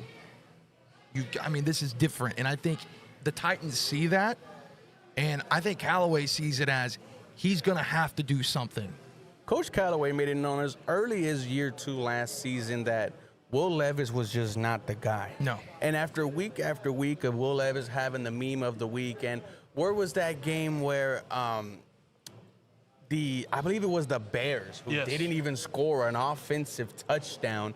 They beat the Tennessee Titans, and it's clear they need themselves a quarterback. But I will say a lot of people do consider Cam Moore to be a franchise guy. The other ones, like what our John Deere's best lawnmower salesman said over here, he doesn't have a first-round grade on any of these quarterbacks. So I feel like with Tennessee, that's a franchise guy. They got to make that pick. You bring up a great point. You're looking at the rest of the AFC. C.J. Stroud, that's a franchise guy. Trevor Lawrence, whether you think he's a franchise guy or not, Jacksonville does. They just gave him a big contract a couple of seasons ago. And now with Indy, they say it's a competition between Daniel Jones and Anthony Richardson, but what they really want is for Anthony Richardson to straight up win it and kind of calm the fans down. Yes, I am the guy. Tennessee needs to throw their hat on the ring. Yes, I also think I have a guy. I also have an offensive-minded head coach, so I understand why they're doing it. Because it's all about, like, opportunity, right, Aaron? Like you have an opportunity, a higher chance in a Cam Ward to develop, even if it's 60% versus a 50. That's still more than 50 versus, even as much as I love Jackson Dart, like when you start getting in that 50-50 shot, it's pivotal that they go to the right situation, right? Yeah, and Spencer will see this probably through the night. It'll be interesting to see what teams talk themselves into a guy. Yeah. Like, do we have the Josh Rosen? Do we have, are you going to talk yourself into, are you going to start running film and all of a sudden you're looking at it differently than you did 2 weeks ago, and all of a sudden you're like, well, I don't know, this guy might be the guy. If you get in that position, why not wait and take a Dylan Gabriel late? Or a Tyler Show. Yeah, I mean, you know what you're getting there at least. Yeah, and see, I think that's where, and that's 100% right, because, we talked a little bit about the Milroe situation. Yeah. Like, for those of you that don't understand how this process works with the combine, or excuse me, the draft night, they send those invites out. That's it. It is a very rare thing for them to come back and then issue another invite to a player, which is what they did with Milroe, which means that there is somebody seriously considering trading back up or, in general, taking him in the first round. So that, to me, looking at Milroe, yes, the athleticism's there. He's a freak athlete, but he is very raw. And that is a guy that in years past we would see maybe not even get picked in the lower end of the second round. And that's those situations where I look and go, yeah, someone's talking themselves into it. Yeah, you can talk yourself into and out of, and sometimes you get, it's kind of like Texas Tech back in the day. They had a lot of wide receivers come out of Tech. Yeah. And they would have a few that would get picked on day 1 or 2 and not pan out. So then every guy coming out after that, that turns into a knock on them that they were from a wide receiver from Texas Tech. Right. You can do the same thing with quarterbacks right now. Alabama has a down season. They have a head coaching change that was the biggest head coaching change maybe in the history of college football, and they don't perform well. Right. And then you're looking at the Alabama quarterbacks that have come out that didn't go through a Lincoln Riley, career resurgence. Right. Do you look at I don't like seeing guys all of a sudden get lumped in with like, well, he's an Alabama quarterback. It's like, well, okay, but if Tua doesn't have the concussion stuff, that guy's got all the talent in the world to. I mean, he led the league in passing yards, like 2 seasons ago? Yeah. Even still. I mean, so, the same can be said, Ruby. I know the Texans, like one of the big the conversations is going to be at 25. Like, do you trade up? Do you stay put, let the board fall to you? Do you feel like this, in the same sense, that this is a situation where are you afraid of trading up to go get an offensive lineman because of let's just be honest, the grades are all over the board? I'm not afraid of trading for a lineman because that's what I expect you to do when you have C.J. Stroud being the second most sacked quarterback in the NFL, and in my opinion did little to nothing in free agency. You kind of put yourself in a corner where you have to get an offensive lineman, and if the Houston Texans trade up for it, I don't mind that. If you want your guy, go ahead and get your guy, but I'm going to understand the criticism of, well, this is what happened when you traded away Laramie Tunsil, who, when you're trying to go to the AFC Championship Super Bowl, you give away a 5-time Pro Bowl left tackle. Right. So now you might be forced to trade up and draft a left tackle in a Kelvin Banks, Josh Simmons, Josh Connolly Jr. Do you feel like, though, that – because this is the way I look at the Texans. I think we all know, how valuable Tank Dell is to this offense when he is healthy. You are now going another year where you're not going to have Tank Dell. That's the reality. That is a very important piece of that offense. Do we feel like that passing on the opportunity to get a guy similar skill set, former teammate in Golden out of Texas, is something that you can't pass on, knowing how deep the tackles are in this draft, in that because let's just be honest, Will Campbell's going to be off the board. That's kind of a foregone conclusion. We're hearing that Banks is going to be off the board. Mimbo's probably going to be off the board. So now you're looking at the Ursays, you're looking at the Conleys, you're looking at the Josh Simmons. Some of those guys, one of them may slip, and you could trade back up into maybe the top end of the second. Do you value more if you see those 3 guys off the board? Are you looking more to try and grab a receiver that's falling and then trade back into the top of the second, or you rather take what's the best of that tackle? So in this scenario, Will Campbell's gone, Mimbu's gone, Kelvin Banks is gone, and I gotta essentially choose between Josh Simmons, Emeka Egbuka, Gray Zabel. I wouldn't mind trading back if they're in that scenario and they get a wide receiver. I'm not going to be mad at that, man. C.J. Stroud gets someone that he is familiar with, did great things at the Ohio State together, and this has now been 2 seasons in a row where the only available wide receiver for you at the end at the playoffs was Nico Collins. And unfortunately, I love Tank Dell. I will always love Tank Dell. I can't rely on Tank Dell to be there on Sunday. He's been in the league 2 years now and has now had 2 season-ending injuries to the lower body. And then you also have to add in that he got shot in the leg in the offseason. I love what Tank Dell can bring to the team if healthy. If they go wide receiver at 25, if they go wide receiver in the second round, I'm not mad at that. I completely understand. Trey Harris out of Ole Miss. You talk about 2 Nico Collins opposite outside each other than Christian Kirk eating up the middle. That's barbecue chicken all day. And let's say you go with a running back in the third. Oh, I'm there. Timmy Chance. Yeah. Yeah, I'm almost more interested to see the teams that we are not hearing things from at all. Is it a lack of information because there's so much? You know what I mean? They're saying nothing at all to say everything. Yeah, it's kind of the what is all the stuff with Shadur? Is this a lot of smoke and mirrors from teams that are hoping he falls? Right, like the Steelers. Yeah, they're like, our meeting wasn't good. Like, well, was it not good, or are you hoping that you're going to influence somebody to let him fall out so that you can snatch him up. You know, let's see real quick. Let me see. Can we check him with Mr. Fantasy? Spence, can you give us an update? What are the streets saying about right now these quarterbacks? Do you have any updates on anything recent? Anything about maybe like the Saints or the Giants or maybe even the Raiders potential trade backs for some of these quarterbacks if they fall?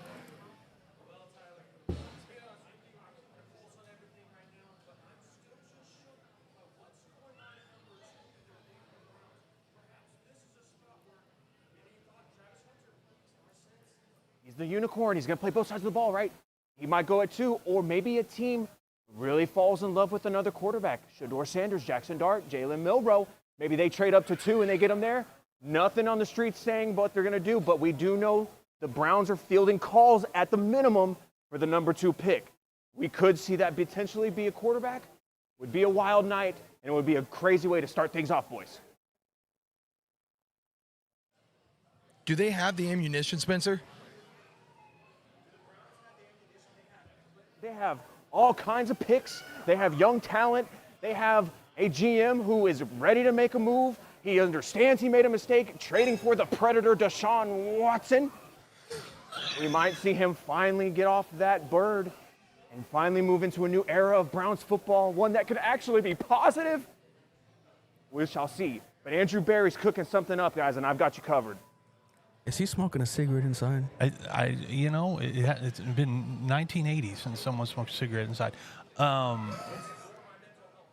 Okay. They said it's for his mental health. Okay. Yeah, hey, listen. Whatever's gonna keep him whatever sane you tonight, gotta do. honestly. So Browns offseason, Myles Garrett signing. Yep. That's the big thing. No quarterback. Really. You got Joe Flacco back.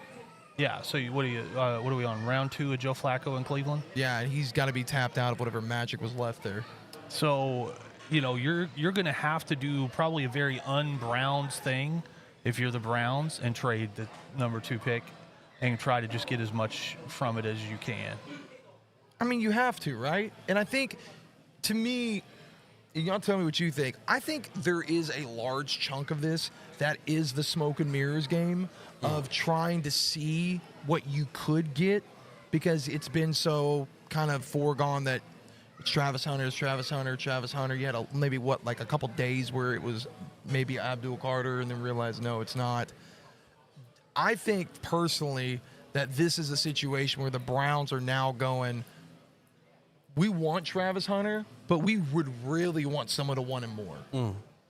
And and that's not bad, right? That's maximizing your opportunity. And if you're gonna get the guy regardless, I'm not gonna be opposed to anyone giving me a king's ransom for Travis Hunter. We know how special he can potentially become, the Biletnikoff winner and a pretty damn good corner.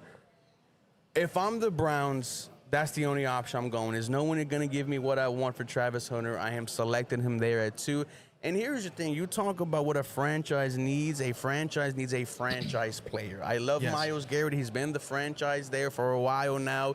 It's stale. Not stale in that sense, but stale as far as news-wise. Travis Hunter immediately, we arguably got the best player in the draft. He is here in Cleveland. He is here for the next foreseeable future. Let's freaking go. And after you get Travis Hunter at 2, then here come the rumors. Do we trade back into the first round? Do we get Shadur Sanders? Are we the talk of the night? I cannot wait, man. Only 24 minutes to go. Aaron, do you see a situation, and there's not been a lot of rumblings about this in a bit, that they take Travis Hunter, and the trade that we see made following that is not one into the draft, but a move that would send Kirk Cousins to the Browns? I mean, Travis Hunter is the pick if you think that you have enough things to make it work. Like, are you just bringing in another number 1 skill guy and you don't have a whole lot else to put around him? Right. Like, sure, it's going to, season ticket sales are going to go up. All the hype that comes with Travis Hunter. But at the end of the day, I think Cleveland fans have had enough of we're going to bring in Johnny Manziel. This is going to change our franchise. Yeah. We're going to bring in this guy. This is going to change our franchise. What I have learned from teams that do it well is it takes longer than you want it to take. So your organization's got to be patient enough to let it take the amount of time that it needs. It's not people watch the movie Draft Day with Kevin Costner and they're like, oh, yeah, but look at that. They got 3 picks out of it. It's like, yeah, okay. That's like 3 guys out of how many players on the field. It sounds really cool at the end of the day, but do you have enough pieces to put around him? I would rather, if I'm a Browns fan, I'd rather be able to come out of this draft and say, we started a process that might take us 3 or 4 years, but we are going to change the way that we run this organization. You committed to it. Yes. Yeah. So I'm a big... Let me talk to you. Uh-oh.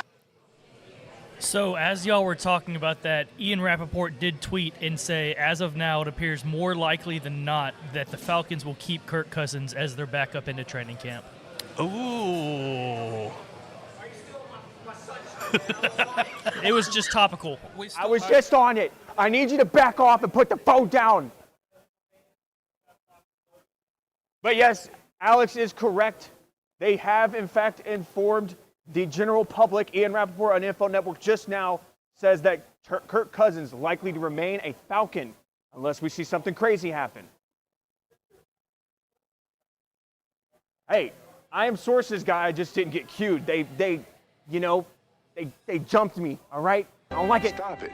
Jump over me. Some help. Man. I don't need any more added stress. I'm already freaking out, man. This is true. He's a young cat over there, and I love him, but I am worried about his blood pressure. Brother, this guy stinks. Oh, my God. We got the best tag team hill ever. Okay, so let's go ahead. We got about 22 minutes until the kickoff of the draft. We're going to go over the sounds of tonight because we got some cool stuff. You guys have been hearing the Heartbreak homies over here, and they're going to be just absolutely murdering it out with all the sound bites. But we also have some other ones, some more that are very important, so y'all got to pay attention with me. All of you at home, lock in for a second. When the pick is in, we're going to hear this sound.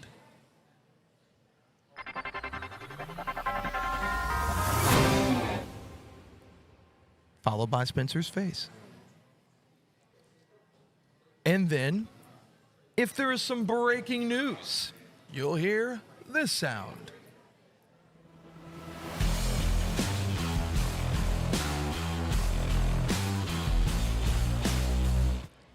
So you guys know what's going on. It's pretty cool, right? Little jingle. Breaking news. Reporting. Jaguars and Browns trade looks like it could go down. Talks are happening. Nothing done, obviously, yet. But we could be seeing a flop within the top 10 between the Jaguars and the Browns. So Jay Glazer came on and he said, "Hey guys, I knew about this 2 weeks ago. All right, I told y'all I have my inside sources, and we were hanging out in Mexico together. So yeah, I knew this before everybody else." So where does that put? Where does that put Jacksonville, or where does that put Cleveland? Cleveland's we go to 5. So Cleveland at 5, Jacksonville 2. So Ashton Gentry gone at 2. Yeah. Let's go at 3. Hold on. Is Ashton Gentry gone at 2, or is Travis Hunter? Oh, come on. You don't. Hold on. Because you got to remember, the rumor was there was a team that is obsessed with Travis Hunter. You can get Gentry by trading with the Giants. Giants could still potentially get their guy at 5. That is Travis Hunter. If they're making that trade at 2, it is for Travis Hunter. Let me talk to you. If you remember, a few weeks ago, we put out a clip saying that if Travis Hunter is still there at 5, we believe that Jacksonville would take him at 5. Mm-hmm. So do they like him enough to go ahead and trade up to 2 to get him? I think it's a very real possibility. Well, and if they're doing that, then this answers one question. Travis Hunter is playing wide receiver. 1,000%. And he is the number one wide receiver in this class if you are grading him solely on his wide receiver ability. So you're making one last push. Can you putting weapons around Lawrence to see if you can make this work? And if you can't, if they do not have some sort of steady progress next season, Trevor Lawrence is probably not long for Jacksonville. There has to be. I mean, how many years are we talking in the league now? Listen, I'm in agreement with you 100%. The problem that I feel is who is going to take that salary. Well, that's the problem because the usual suspects, a lot of those organizations have stopped being that. Correct, and that's where the problem lies now is if that's the case, who's going to get him? No, I mean. Would you rather have an aging Kirk Cousins knowing what you get with that or take a Trevor Lawrence that hasn't really shown you what he can do? Okay, so if you're asking me, like the guys know like how I feel about this. I think the 2021 draft class is the biggest disappointing class of all time. And I think that Trevor Lawrence, because of the media, I'm not going to say it's on him, because the media is the ones who come on and put unrealistic expectations on these quarterbacks and want to put him up against the highest graded quarterbacks. It's Andrew Luck. The moment you do that, you put a target on the back of a player that is like nothing else. And you automatically have to take your team to the playoffs immediately. It feels like, at least. I think based on those expectations, I think Trevor Lawrence is a bust as we stand. 100%. The one opportunity he had in the playoffs, he absolutely choked. He did that he did that one game against the Chargers where they came back, ended up winning. But no, I would agree because what we heard was generational. That's what we heard about Trevor Lawrence. And like you said, maybe he didn't put that on himself. He definitely didn't put that on himself. But the media did, and you kind of have to live up to those expectations. And it hasn't just been with Trevor Lawrence. With Bryce Young, how horrible 100%. his year one was, and everyone saw what the number 2 overall pick was doing in Houston. And the media were like, this was supposed to be the best quarterback ever coming out of Alabama, and look at how he's doing in year one. This is what we've come accustomed to now in the modern day and age, in the social media age. Pressure is put around you, not by yourself, but by the people surrounding you. And see, here's the other thing, too, with that, is that not only did that happen, but Jacksonville did not help the situation by giving him the contract they gave him. Right. And so the teams are just as much as responsible for this by paying them. It's like we've gotten into this situation for the past 3 years where it's like it's almost like if there is a chance that your guy at quarterback could take a step, you're getting a contract. Go look at Danny Dimes. Danny Dimes did not deserve that contract. They gave Jordan Love that contract. I'm not a Jordan Love guy. I don't think I think that contract was crazy. I think the Lawrence contract is even crazier. What have they done? You could sell me on Love because Love's at least had a run in the playoffs, whether or not it made it. Trevor Lawrence has done nothing. They won the division, one time? One time. One time. Well, and the national media, a guy gives a take on a player, and then they feel like they can't ever come back and say that their take was wrong. They got to ride this thing out. Yes. Jalen Hurts comes out of Oklahoma, goes to Philadelphia. We still have guys on the national media that point at him and go, he can't do this, he can't do that, he can't do this, he can't do that. And I'm like, you know what he can do, though? Win Super Bowls. Yep. So Trevor Lawrence coming out of Clemson, he can do this and he can do that, he can do this. Well, guess what? He can still do all of those things. It doesn't turn into results on the field, though. I mean, tell me this. Why have we gotten to a situation in the NFL to where quarterbacks that can do all the things and that just make less mistakes than others is not good enough? Used to be. It used to be. Look at the Trent Dilferds. Yeah. Right? Like it's not even like, if you want to even take it a step further, it's not even these guys that we look at as you want to call bridge guys, right? Or we look at as like a Kirk Cousins, Matt Ryan, but it's guys that because if you look at Matt Ryan, like you could put a lot of that on Shanahan, number one. That's a whole other rabbit hole. But if you get in those games and you're making less mistakes than the other quarterback, 9 times out of 10, unless your defense is just absolutely ruining the game, you're going to be, if not right in the game to the very end, or you're going to win the game. Well, I think fans, unfortunately, the one thing that, as the college football guy, the one thing that college football has not helped is NFL fans look at the numbers these guys are putting up in college and the points they can score, and they think that that guy's going to come into the league and do that. The NFL has won a lot of like 17 and 21 games. Yeah. And I'm a fan of a school that used to score 60. But I didn't watch Kyler or Baker throw like that and score all those points and then think, yeah, they're going to go to the league and do that. It's if you could just not make mistakes, you can win a lot of football games. I mean, I think that's how Kirk Cousins has made a living, is that, you know, typically he goes to the playoffs and either one of two things happens. Either the defense is finally exposed, because it seems like the Vikings historically were never really able to make that push. And then, you know, last year, Darnold, first full year really given the reins to a team, wasn't Cousins. I mean, you know, it makes you wonder, what would Kirk Cousins have done with that team last year? That was probably arguably one of the best defenses that they had under Brian Flores, who I think is one of the best defensive minds in the league. And then COC, right? I mean, it makes you wonder, like, is that a situation where if you, again, this is where the coaching and GMs being more of a step above than a quarterback, right? Does that set you up in a situation to where those type of guys that are making less mistakes, not going to wow you, going to do a lot of things right, not perfect, but most of the time they're not going to lose you the game? Are you, again, going back to the microwave deal, is that a problem also in those situations? Because it takes trial and error, right? Running a football team in general, like trying to build a team. You know, yeah, go ahead. No, go ahead.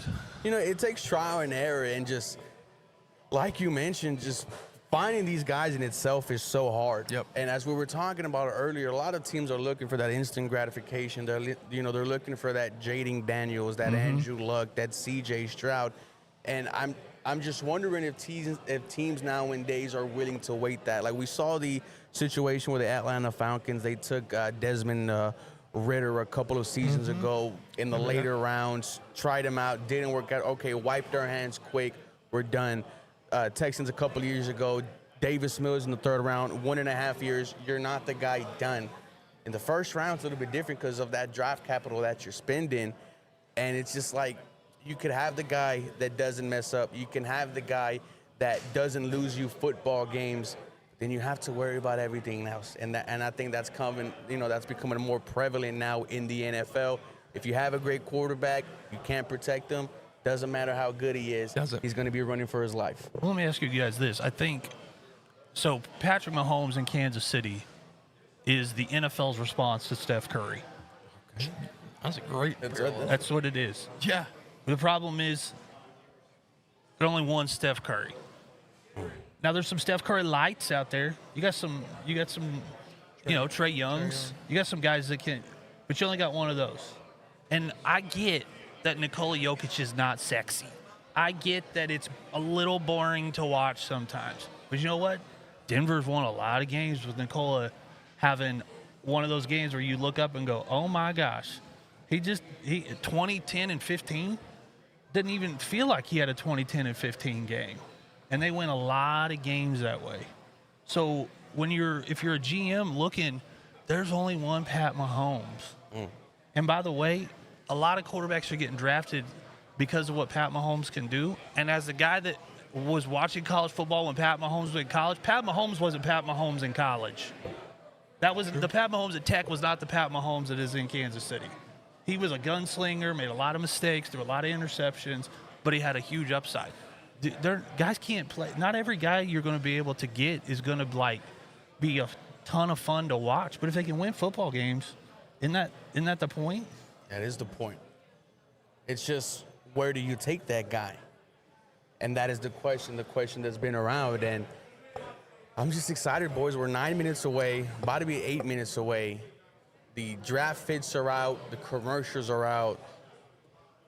How we feeling? Why is this in Green Bay? For the love of all things that are holy in this world. Yeah, I will say this. The inside is actually impressive of how they made it look. But, you know, we had Stutzy on earlier, and he was like, it's in a freaking parking lot. It is. It's just like Green Bay can they even host a Super Bowl? That's a good question. That's a great question. Like I've always been told places like Green Bay and Chicago, no dome, too cold, not enough parking, like they can't host a Super Bowl. What makes it okay for them to host a draft? Yeah, I don't know. Comments, let us know. Where was the draft where I think it was the one in Vegas where they were going to have them ride the boats right in front of that hotel. Oh, my gosh. Where the Eiffel Tower is at. Let me talk to you. Yeah. Uh-oh. Heartbreak. Oh. We do have breaking news on the outfits section. Oh. Ashton Genty will be wearing Saks underwear underneath his suit tonight. Okay. Oh, bold This news choice. is coming out, and we are now commenting on the underwear that these guys are wearing. Not just their clothes, but their undergarments. How many of them you think aren't wearing underwear?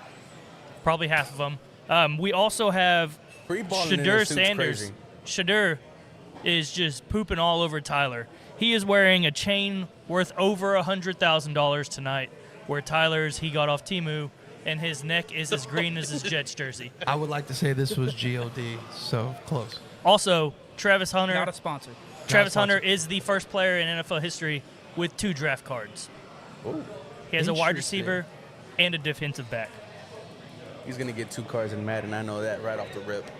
What underwear do you think he's wearing? Is he wearing it? I don't know. His girlfriend probably picked it out for him, though. Can I talk Spencer? Yeah.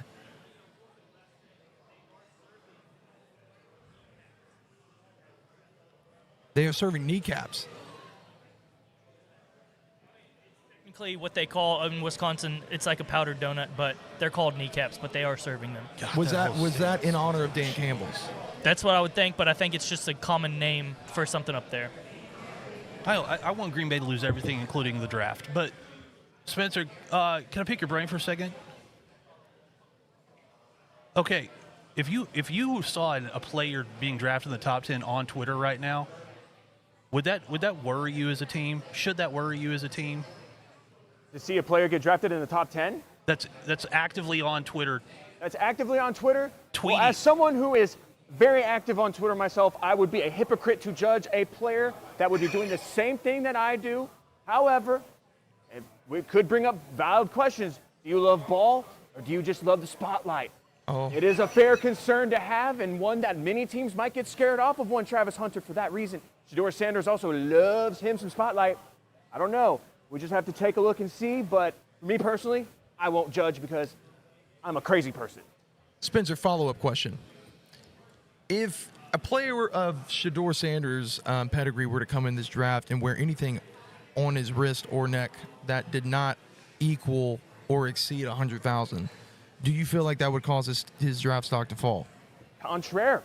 I think one might say that if you are someone that is, before you even signed your contract for being drafted in the first round, and you are already buying hundreds of thousands of dollars worth of jewelry, is your decision-making really top tier?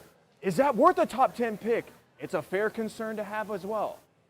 It's like talking to Notre Dame. It is. Give him another cigarette.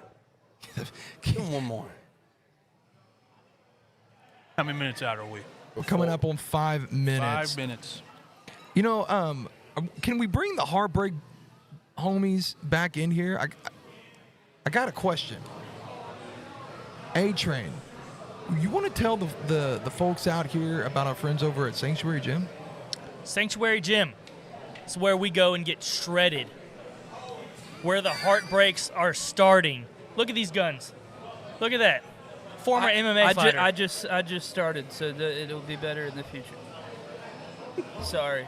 But yes, Friendswood Gym Sanctuary Gym down in Friendswood. Great gym. They just got a cold tub, so you can take some ice plunges in there. They've got a nice sauna set up over there. They've got stretching rooms. They've got every single weight you could ever imagine. If you want to go to a gym that is faith-based, they're Christian people, And if you want to go move some weight, so don't come in there dressed like a Flusy. I mean, I've seen Jet go in there in his booty shorts. Oh, so these are the things I need to see. They were sacks. So is that?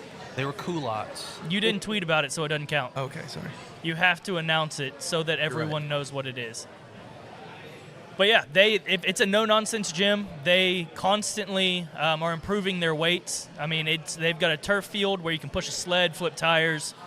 It's a great place to go. Go check out the Sanctuary Gym in Friendswood. Also, just installed a golf simulator for those who care. It's a cool thing. Cool thing. Did get confirmation Green Bay cannot host a Super Bowl. Oh, that is interesting. It should, hot take, it should just be held at AT&T Stadium every year. I like Allegiance. AT&T is only 3 hours from me. I'd like for the draft to be in AT&T Stadium every year, please. Well, so there's nothing wrong with good old Canton, Ohio. You know, shout out Hall of Fame. Shout out Hall of Fame.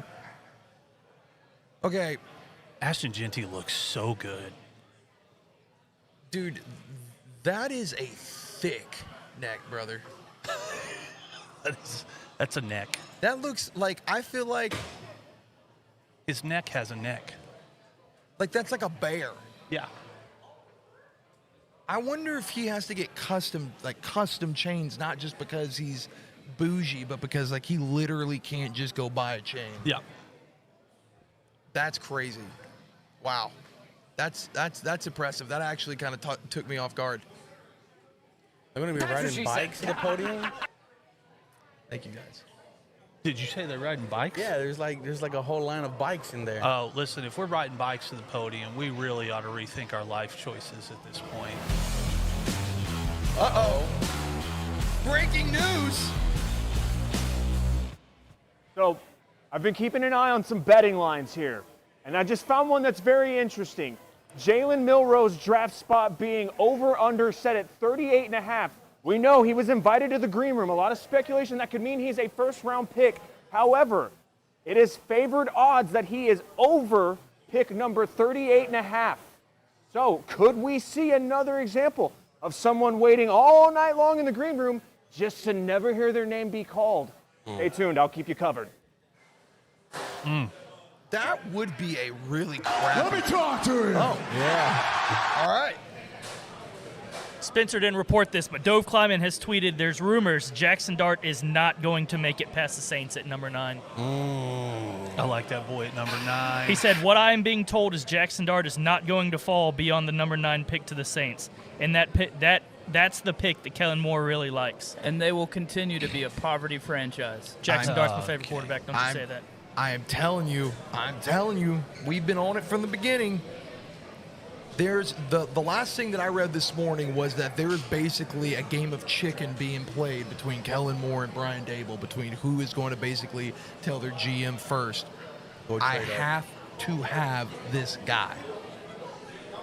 If you want your guy, go get your guy, man. These are the moments where you get a franchise-changing player, and if you do, in fact, want to use those resources and go up and get it, hey, go out there, make the move. We love the headlines, and that's what the NFL draft has become the last couple of years of headlines, stories, big moments. So would not surprise me there. So let me ask you guys, if you had to choose, you got the pick. You could put Jackson Dart on the Saints with Kellen Moore, or you could put it on the Giants with Brian Daboll. Where would you want to put him? I like him in New Orleans. I think Kellen Moore is a talented play caller. I think he's an innovator. I like the idea of an Ole Miss quarterback at the helm of that team. The last time they did that, it worked out okay. I know that was like 50 years ago, but it worked out okay. You keep that guy down there in the South, get your fans excited, and then they're gonna go. They take a trip to Dallas and a chip on their shoulder, and could be some interesting things.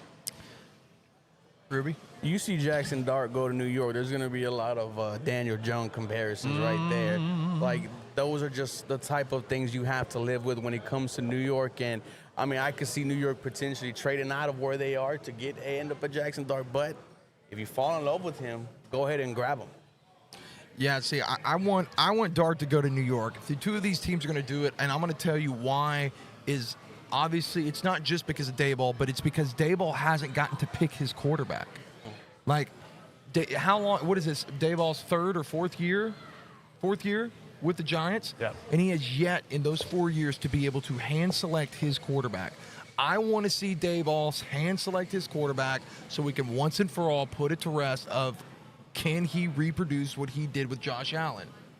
And if he can't, then okay, then that's one of those situations we look, okay, maybe the talent there was a lot more than what essentially the development was, if that makes sense. Because I just am not going to let it die that I feel like Brian Daboll can be successful as a head coach. Malik Neighbors, Jackson Dart, like how can you not get excited about that? You know, the weapons are there. And maybe I like how you bring up it's his fourth year. I'm thinking the clock's ticking. Yeah. My seat's hot.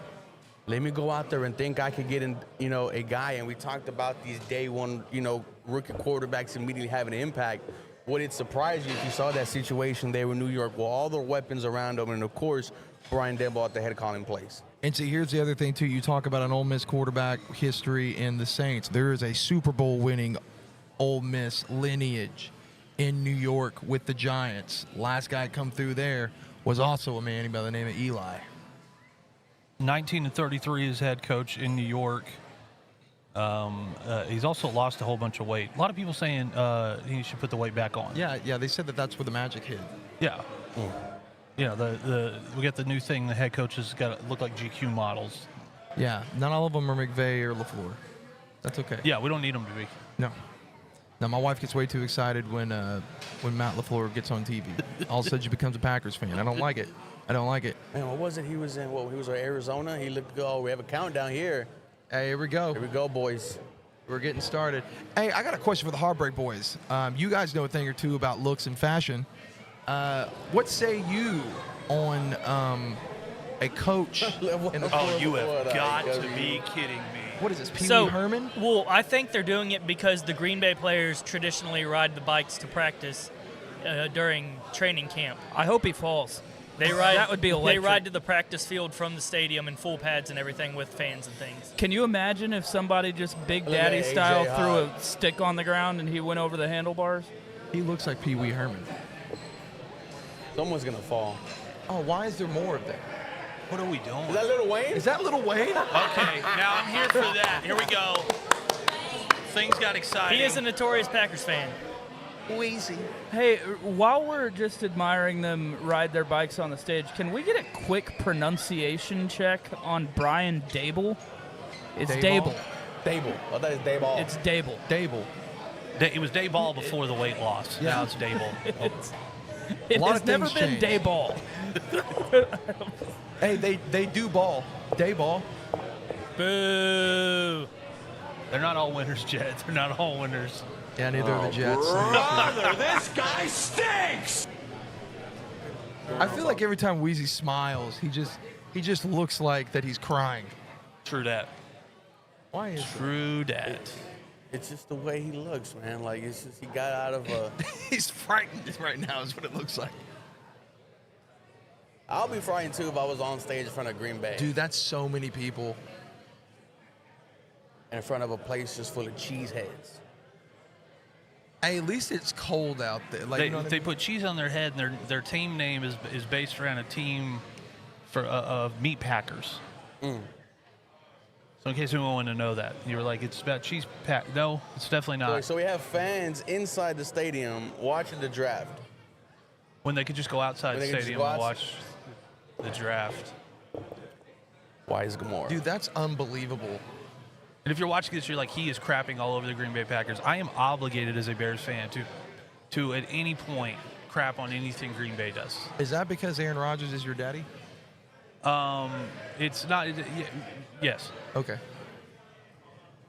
And I just think they have the ugliest color scheme outside of the Browns in the entire league. You know, we actually have a fellow Packers owner that we could talk to. You know what? Spencer, you know this guy. Mikey, can we bring Spencer in real quick? Green Bay Packers. True and true. Texans fan first, Green Bay Packers owner second. So I'm sorry that, Aaron Rodgers does own the city of Chicago there, and I apologize, but the demons are gone. You came out on top the last time the Packers and the Bears played. This is true. For the first time since when, Aaron? It's just it's a little PTSD. Look at that crowd behind us, boys. We're packing this place out. You guys make sure you get here. It's getting wild. Hey, it's the guy from Pitch Perfect. Hey. That's a joke. And we just lost the feed to the NFL draft. Wow. But it's up there on that TV. I thought Netflix was He said the Bears still suck. That's funny. What was that's right. It was the Eagles fan that crapped on the Cowboys, right? That year? Yeah. That kid? It was wild. It was so good. That was fantastic. Heartbreak Boys, Heartbreak Homies. Alex, fellow Eagle. By the way, fellow world champion. Fellow Eagle. Yeah, are you a fellow no, world sorry, champion? not fellow. You definitely haven't won a world Not championship. since 1969, buddy. That's true. It's a great year. We've got something breaking over here. False alarm. But I'm stressed, but we're here, boys. The Titans are on the clock officially. Oh, when we are on the clock. All right, on the clock. Let's go, baby. I don't like that they tell the number 1 draft pick they're picking them. I miss the old days. Like, we all know who's getting picked. No, let me know. Let me know so I could go home and party. I guess if you're the Titans. Yeah. I mean, I think, I want to know too, because you want to make sure that your family's going to be there. Let me talk to you. Breaking news. Ashton Genty is wearing diamond-covered Crocs to the draft. Wait till you see these kicks. That's absolutely electric. We love Ashton Genty. Now, the real question is, I'm sorry. They're not in sport mode. Bless They're not you, in sport Ruben. mode. They're not in sport They're not mode. in sport mode. He is in loafing mode. He is loafing mode. Interesting. Hey, man, if you ain't crocking, you ain't rocking. You agree? No. Oh, no, I'm not allowed to wear Crocs. You're not allowed to wear Crocs? No, Why? no, nothing? Oh, man. Okay. Which is probably breaking good. hearts. I don't need another thing to make me, I shuffle my feet bad enough. I, too, am not allowed to wear Crocs, nor am I allowed to wear Hey Dudes, because apparently they don't look good with the way I dress. Alex looks like a World War II historian. In fact, I am. Fantastic. All right, we got the war room there. Aaron, making should a we call. add just walking to the list of things that are a struggle for you? Apparently, paying attention as well is not on in his repertoire. This one? Yeah. All right, good talk. Good talk. Yeah.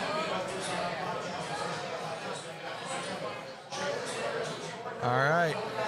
They're gonna take the full time. Is that what we're gonna do? We're gonna go down right to 1 second. Listen, man, Pig is in. They hadn't had a whole lot of positive news about you in the offseason or the season for that matter. They're going to milk all of this out that they can. Are you offended right now seeing that Oilers jersey being paraded around that area? Here's the thing, and the Tennessee thinks we care about them wearing the jerseys. No, they care about themselves wearing the jerseys, which is why the owner, Amy Adam, who looks like a piece of chewing gum, decided not to wear those anymore after going 0-2 against the Houston Texans. We're not trying to be like you. You're trying to be like us, which is why you're about to take Cam Ward, number 1 overall, compete in the arm race, which is CJ Stroud. Well, guys, the pick is officially in. With the first overall pick in the 2025 NFL Draft, the Tennessee Titans are selecting quarterback Cam Ward from Miami.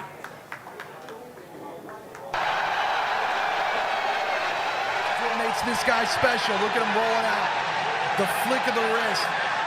Right there. That's what you were talking about, Aaron. Yeah, he's got a release that's really, really fast. He can also buy himself time. Had to in Miami. didn't have a whole lot of help on the offensive line, so he's got to make things work with his legs. He's also really, really, really skillful at staying away. Like, he doesn't need to take a hit.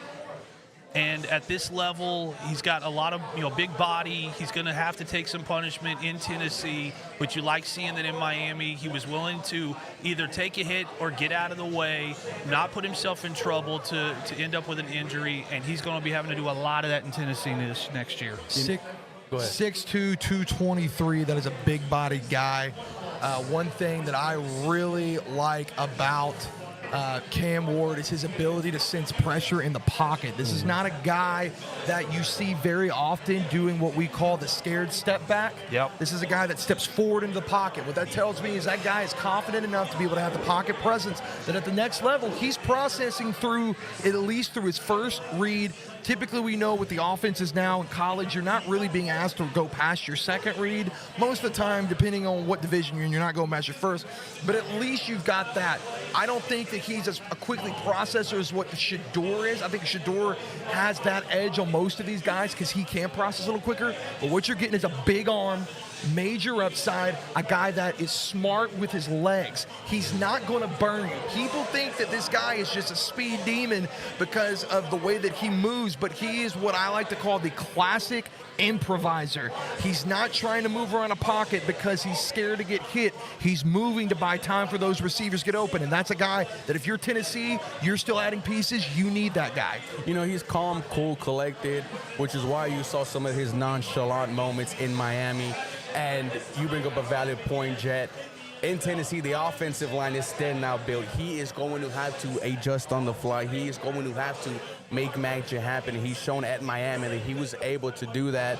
I know Tennessee's happy. He's going to walk in. There's 2 good running backs there already in Tennessee. There's a couple of good receiving options, one of them being Calvin Ridley coming off of a 1,000-yard season. Good move by Tennessee. Good move by Tennessee. The question is, do they add any more pieces? Because if I'm Tennessee, I make this move at 1. We've seen this happen here in recent years. The Texans most notorious. Could we see Tennessee come into the bottom round? If we see like a Higgins fall, if we see maybe like a guy like Noel is another guy maybe we could see come in here. Another Iowa State. Trey Harris. Like, I would like to see Tennessee add another guy. I don't believe you've got Tyler Boyd, if I believe is still there. You've got Ridley.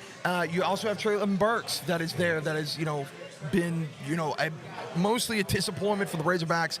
When you drafted him, that was a guy that you thought maybe could provide something. But I don't know. I think they need more. Yes, they're going to have to get more, and here's the reason why. When you look at some of the games that Miami lost last year, they lost them because Cam Ward was trying to put the team on his shoulders and make plays. He had to do that in Miami. And what that results in, a 1-point victory at Cal. It results in a 4-point victory at Virginia Tech when you've got a much better roster. It also results in going in at Atlanta as the number 13 seed and losing to Georgia Tech. Yep. Like, when he's got to put the team on his shoulders, it's hard. And we got breaking news.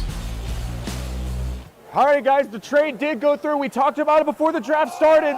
The Browns are trading the number 2 overall pick, a 4th-round pick in 2025, and a 6th to the Jacksonville Jaguars, who in turn will give them number 5, number 36, a 4th-round pick this year, and a 2026 1st-round pick to the Browns.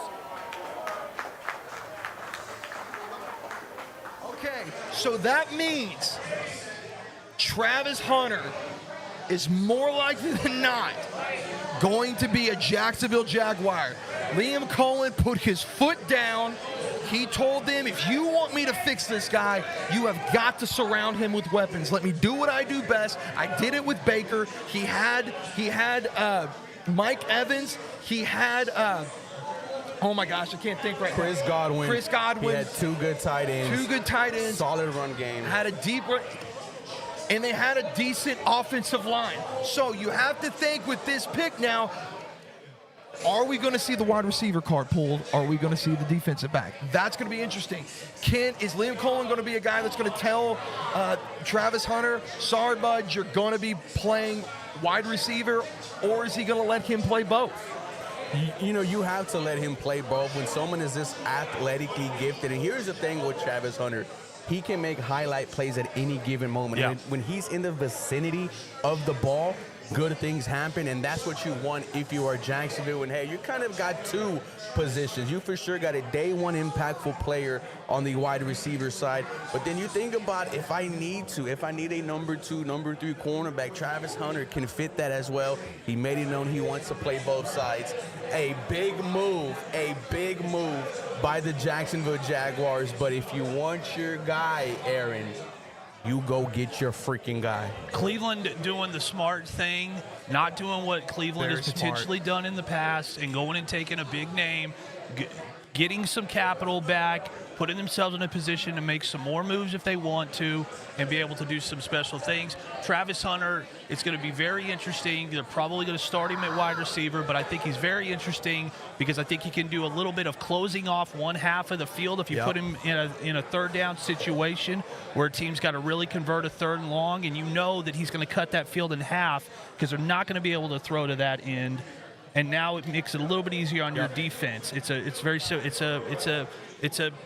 Ed Reed type of situation where Revis, I can shut off this half of the field, and now I can take some pressure off where I can go out and double their number 2 guy, and this is going to be very, very interesting for them. I think also one thing to note, Houston Texans got Christian Kirk. They did lose that piece. You could see Travis Hunter maybe play a lot of slot.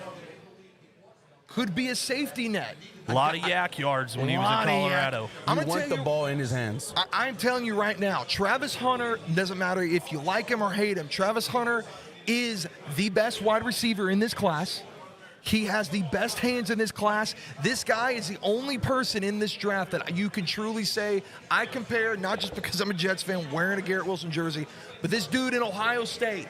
I look at tape from guys, when you want to talk about a player in college that can contort his body in the air, make these acrobatic catches, play bigger than what they are. Travis Hunter plays bigger than what he is because his ability to get airborne, contort his body in midair, because his hands are so good. He is a pretty good route runner. I think that his route tree needs to improve. I don't think he was asked to do a lot of stuff other than go get open or give me a little slant. I think that's a lot of what he was asked to. You look at Shadur and what they did with that offense. I think he benefited from those things. Again, yak yards. But I think Liam Cohen is a guy that if his pedigree serves what he is at any degree, he is going to have a lot of fun with utilizing that guy in that offense. And then go ahead. One of the things that people are saying with Shadur is the tendency to hold on to the ball, pat the football, as everybody's doing. Pat the football, he pats the football. If Shadur had been a little less worried about at Colorado getting the huge chunk plays, you might be looking at a much different total yards last year for Travis Hunter at wide receiver. They didn't throw a lot of intermediate route. Shador's holding the ball, trying to let him get open down the field. So there are a lot of opportunities that maybe they didn't take. So you get him into camp, you may look at it and say, hey, this guy can do more than we even saw on tape. And for those people that say he's bringing a lot of circus, this is a 4.0 student. This is a guy who had no problems on and off the field. Anybody that's ever done anything with him from a media perspective has had nothing but glowing things to say about him. He's a good kid. It's not his fault that we went to Colorado and it turned into the media crazy storm that it was. And even before that, at Jackson State, this is a guy that came over with the Sanders. This is a guy, too, that by association, people want to put him in that category. Turn down D1 offers at Power 5 schools to go down to an HBCU because he liked the culture. That's hard to look at that guy and not say he's a high-maintenance character. Oh, and the pick is in. All right, guys, the speculation was correct as we expected. The Jaguars, after their trade up with the Browns, they are selecting wide receiver / cornerback Travis Hunter from Colorado. Wondering of who was the team obsessed with Travis Hunter, it was Liam Cohen and the Jacksonville Jaguars. Great job, Jacksonville. You wanted him.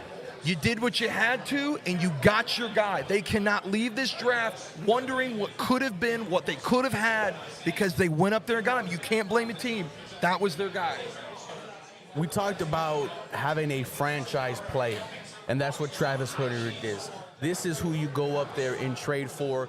You can call him your number one wide receiver out the gate. You can call him also your number one, number two cornerback.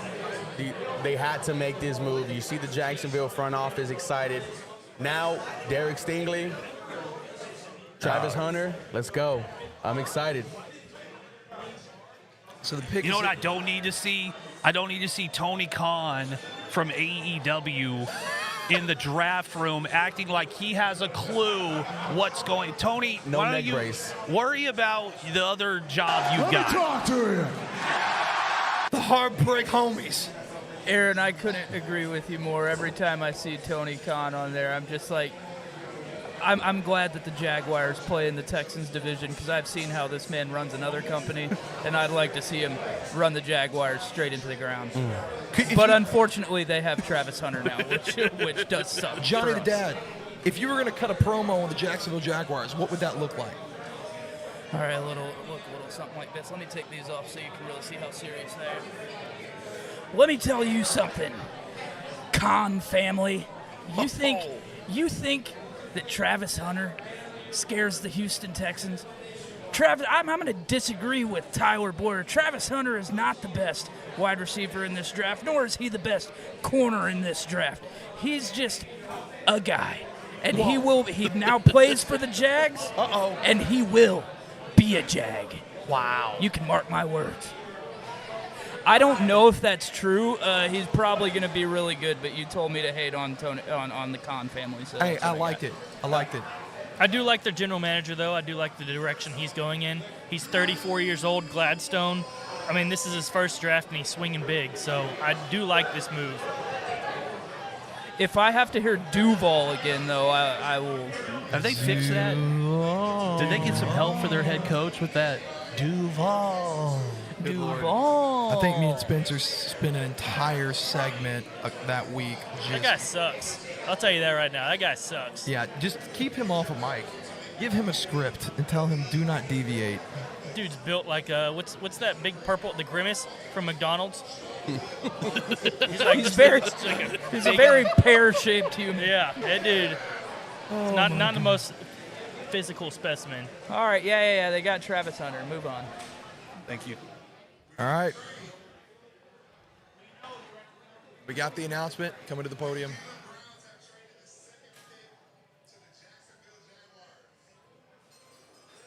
There it is. There is the ding dong.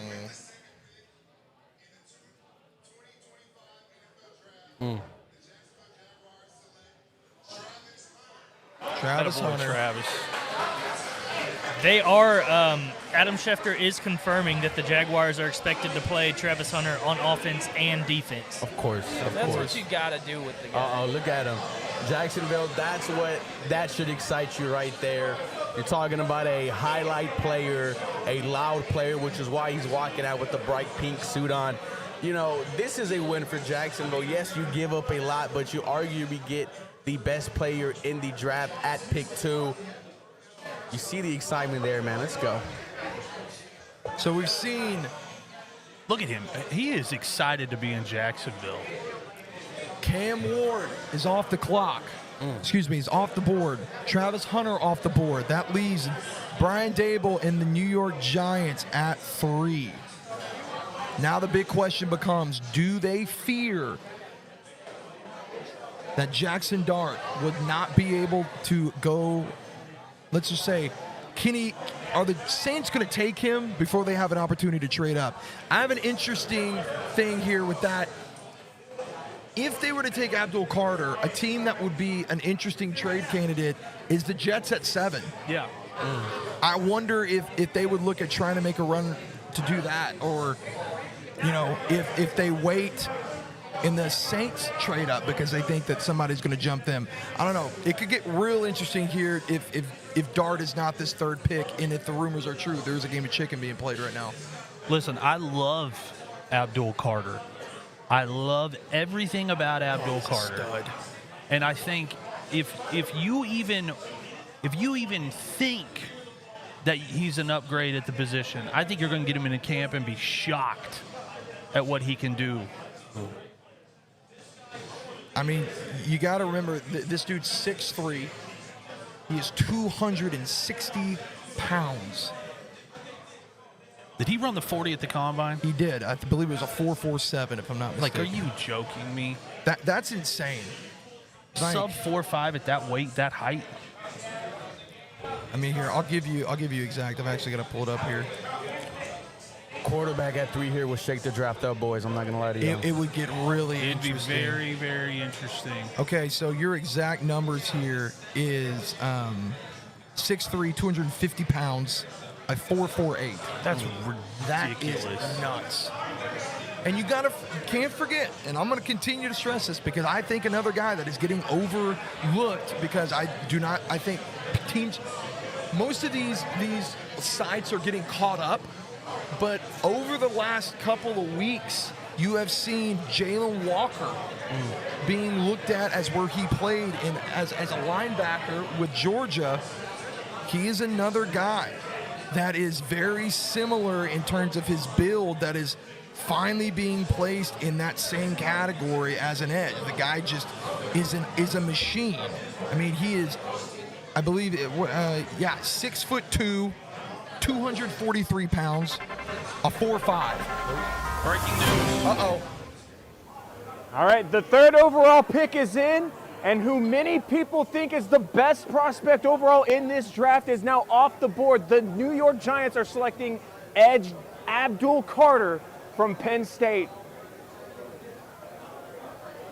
With Kevon Thibodeau. Yeah. Because they already have Brian Burns eating on the other side of the edge. Are they going to have 3 dominant edge rushers? Look, you can never have too many pass rushers, but having 3 premium pass rushers, I'm not too sure what the play is here with Kevon Thibodeau, former top pick for the New York Giants. But Abdul Carter, you see that number 11 there. We're comparing him always to Micah Parsons. He looks like it right there. They get a game-changing piece, and the New York Giants on the defensive line. Great job by them. So a lot of things I've seen is that them making this pick, you can see this right now on the screen, some highlights from Abdul Carter. Watch him right here on the side. Dude's a ball hawk. Like, again, this is one of those guys that he's you talk about, what makes a good line guy, right? A good defensive guy, if you're talking about whether it's an outside linebacker that's running on a blitz, or whether you're talking about an outside guy, interior guy. They're not watching necessarily the quarterback as much as they're watching the football, right? You hear that a lot with corners, but, they don't allow in the normal situations, these guys that are just different, to let the movement of the guy who's supposed to have the ball be where they move. It is watching that football at all times. And you can watch the tape and see that, like, it is at all times. He moves, that ball moves up to the back. He's right on it every time. And what I love about him is he can do a lot of what Micah Parsons is doing in Dallas, where Micah can cover up a lot of ills that you might have as a defense, because he can get pressure so quick. And if especially you're playing a team that's got a young quarterback, right, you can get a lot of pressure really, really fast, and it can really put your defense in really good situations where you're at 3rd and longs instead of 3rd and shorts. Here we go. Now it's in the pick. Adele's at the podium. There he is. You see the reaction from the crowd here as we're starting to get packed, about 50 people deep here. Yes, sir. Shout out to everybody Let here. me talk to you. Heartbreak homies. So let me ask you something. A lot of times what we see with teams that are looking to trade on draft day is that they'll wait till after they make the pick and get their guy like an Abdul Carter. Do you think that with them taking Abdul Carter, Ruby, like you were mentioning, now they have 3 premium pass rushers? Do you think maybe they did that so they can move on from one of those guys and trade back into the 1st round? I do think so, and if that was me, that would be my play. What you love about Abdul Carter is you love that rookie contract. You love not having to worry about paying him for the next 2 to 3 years. With someone like a Kevon Thibodeau, that contract is coming up. You can definitely get yourself back in the 1st round with the Kevon Thibodeau. It's about to get real crazy here, ladies and gentlemen, but that's what I would do. That's what I would have done if I was New York. And it Yeah, seems you're like going to they're look at taking their steps. depth chart, and you're going to see whichever edge rusher's contract is coming up Which is next. Thibodeau's. He's probably, if he doesn't get moved tonight, he's getting moved in the next week or two. And that's something that we've heard. Tom McShay, that's one of the first things he said. He said, do not be surprised if, with Thibodeau, if the Giants do take Abdul Carter, that will be a situation where they will move on, and they could, just like Ruby, just to your point, that they would use that as trade bait to get back into that first round. Because the reality is, one of the things that Aaron Glenn has said, and he got this saying from Dan Campbell, you can never have enough edge rushers. So there is always a need. You will always have value with even a halfway productive edge rusher in the NFL, because you look at Aiden Hutchinson last year, what they went through. They didn't have a guy last year for the New York Jets. One of the things, you had Will McDonald. A lot of people are like, well, why did you take another guy? You got JJ a couple years before that. Well, it's because JJ went down. And then you had Will step right in. These things happen. These guys are getting asked to do a lot, and they're being asked to play a lot of downs now. Yeah. But I think, this is a guy that, don't be shocked if by the next 2 years you're looking at it and going, wow, they got a better deal than we even thought they got. Because you don't want to run into a situation where that market starts becoming like the quarterbacks. Yes. So Abdul Carter going off the board. We got something brewing.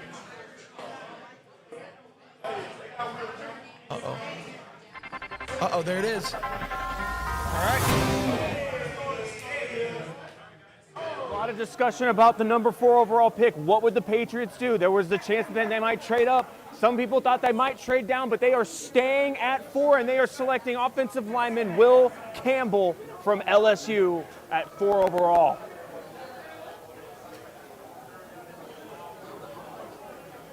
A potential franchise left tackle, and Will Campbell fits that mold. Love what he did at LSU. There was a lot of questions about his short arms. He even said that himself. Even the school I was at talked about my short arms. But good job by the New England Patriots securing their blind side for quarterback Drake May. Yeah, and this is something too, guys. Like, Vrabel is very much in that kind of coaching mindset to where, there's things that came out with the Patriots, and where kind of the word around the league was like the football player, but fell in love with the player. That is, Will Campbell is a guy that is built for Vrabel and what they're wanting to do. His football IQ is something that has been talked about a lot. His ability to understand how to move and try and close out the gap. Is he going to you're going to see him year one maybe get beat a little bit just as he begins to kind of adjust to the NFL? Sure, but he's a rookie. He's going to have to get some grace. But I do think under Vrabel, you're going to potentially see probably some of the best play that you will see out of Will Campbell, even compared to some of the other places in the NFL he could have gone. Let me talk to you. Hey, just want to give a quick shout out. This is one that we were all over. Is the Patriots taking him here? You gotta protect your franchise guy. Have to. The Patriots believe they got their franchise guy in Drake May, as well they should. And this is one that all of us were all over every mock draft we did on 3-man rush. And John, one of the things we talked about is number one, like you said, rightfully, you got to protect your franchise guy. But with as deep as the wide receiver class is, the Patriots have a multitude of opportunities. Yeah, they're in no hurry. They're in no hurry here. Because you got to remember, they're working with nothing. Yeah, literally anything at their wide receiver position will be an improvement. So I don't think they're in a super big hurry here. You got to do the first things first, and that's protect the franchise. Well, in talking about the short arms, yeah, does he have a shorter arm? Yeah, 33 compared to most of the guys are 34, some at 35, but he's also a much faster than a lot of those guys that have arms.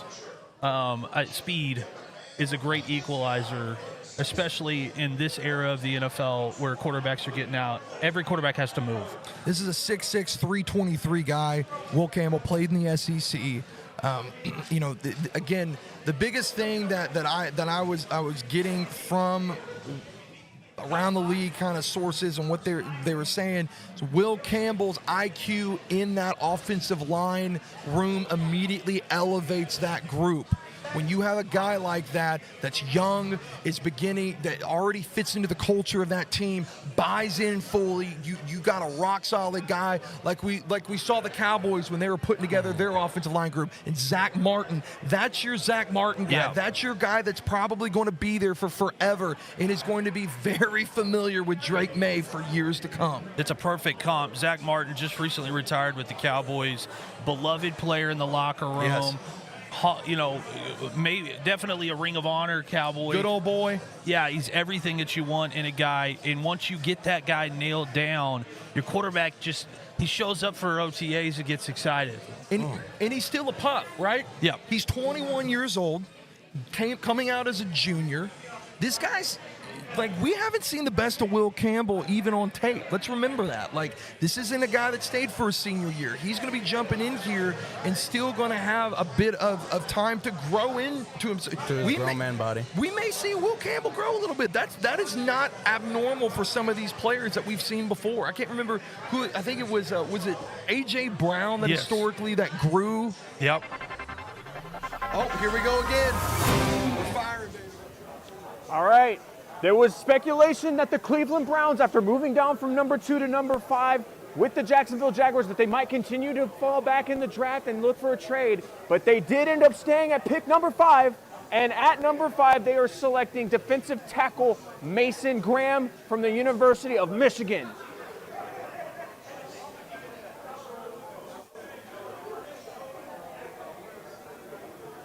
Graham falling. Stute said it today when we talked to him. And all along, as we've seen time and time again, one thing that I've read that GM or analysts, GMs, draft guys around the league have said is that Barry is a guy you don't want to play poker with because he likes to throw and he has fun with all those rumors. Wouldn't be surprising if the Browns were one of those teams throwing off and allowing a guy like Graham to fall because of the situation.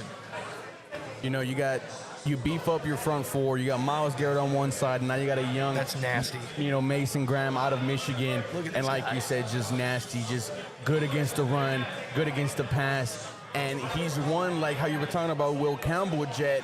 We haven't seen the best of Mason Graham. He will grow into his grown man body. And then we might be talking about a very young special defensive tackle. The Jaguars, hey, good job. This is interesting. I'm sorry, the Browns. This is fun. They trade out of the pick 2, get themselves Mason Graham and a couple of extra picks for the future. Shout out to Johnny Manziel's old agent dabbing of Will Campbell on the way up to the podium. Yep. That's a deep pull. I just want to give myself a pat on the back that I recognize that's who that was. You're him, bro. Yeah, and again, Mason Graham, 6'4", 300 pounds. This is a quintessential hard-nosed run stopper. It's a grown man. As a grown man. And guys, do us a favor. Please make sure you are liking today's stream. That's how you help us the very most. It doesn't take anything for you to like it. Easiest smash of your life. It means the absolute most to us here. Shout out to the boys. Shout out to the boys.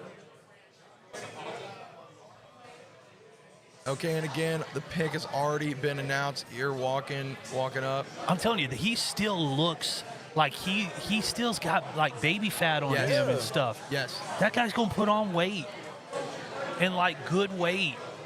And again, don't be surprised if we're not, down the line, those 32-inch arm measurables aren't the same. Yeah, 100%. Oh, you think his arms are gonna grow? Yeah. No, I agree. Let me talk to you. You know who else had short arms?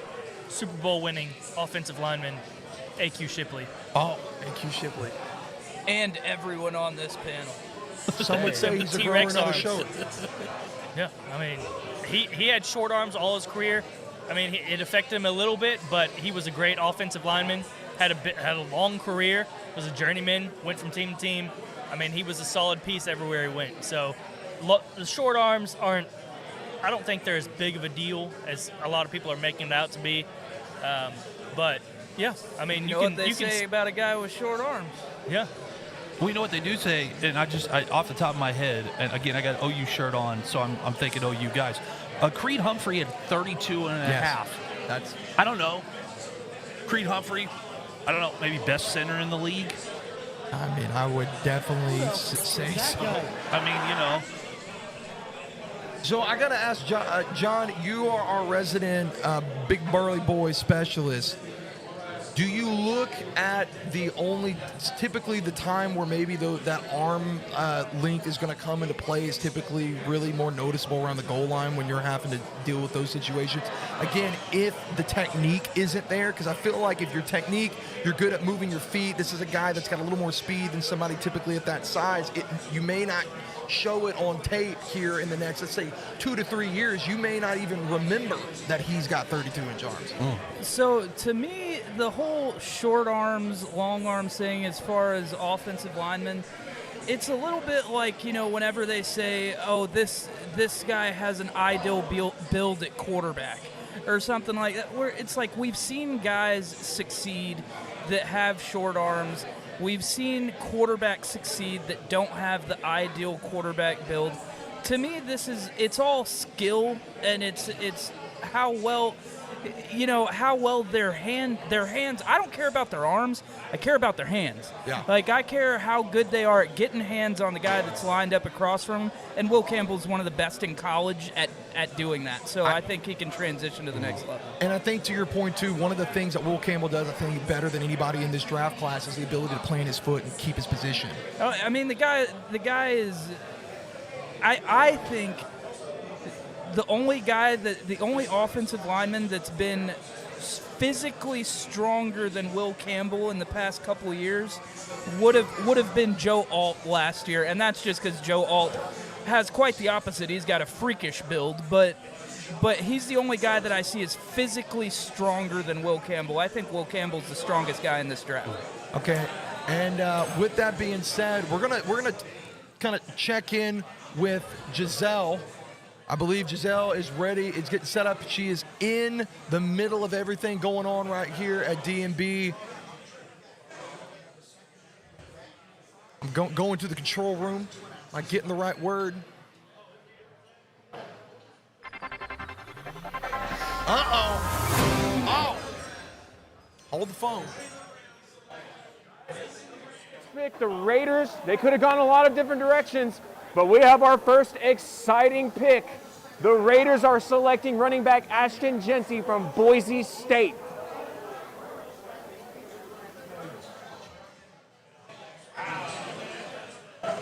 Man, and we're about to see this tape here. Y'all about to see why. Tyler Warren at 7 to the New York Jets. I'm smelling it right now. I don't know, man. I feel like the Jets could trade back. I feel like this could be the position that if the Saints aren't going to be patient, this could be a spot where maybe the Giants do a little cross the street handshake.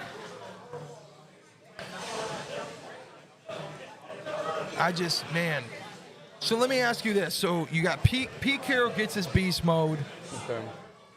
Do we feel like with this pick we could now see the Raiders become a part of that group of, let's call it group of 3 that are primed to jump back into the bottom end of the first round to grab maybe a quarterback, maybe a Milrow, maybe developmental right behind Geno Smith for the next 2 years. I or Shadur falls, or Shadur, but like we talked about, number 9, he's right there. He's right there to the Saints. Yeah, we're gonna find out. Hey, but until we get there, we have got Giselle. We got her LinkedIn. We're about to hear about what's going on. What are the reactions to the fans here and what they think about this draft so far? Giselle.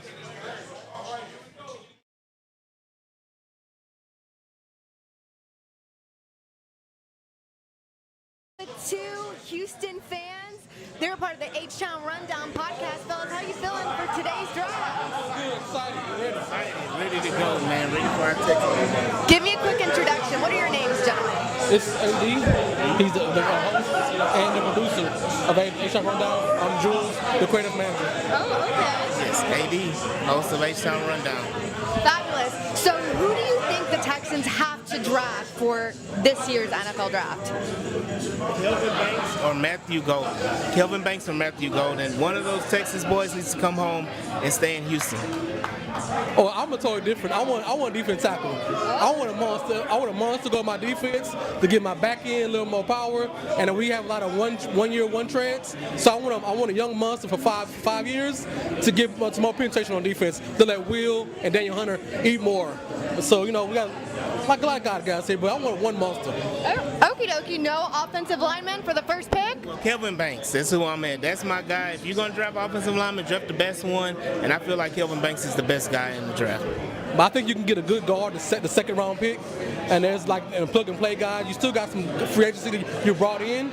So give them guys a chance who've been here in the system a little longer. Then you get your rookie. They see if he can compete.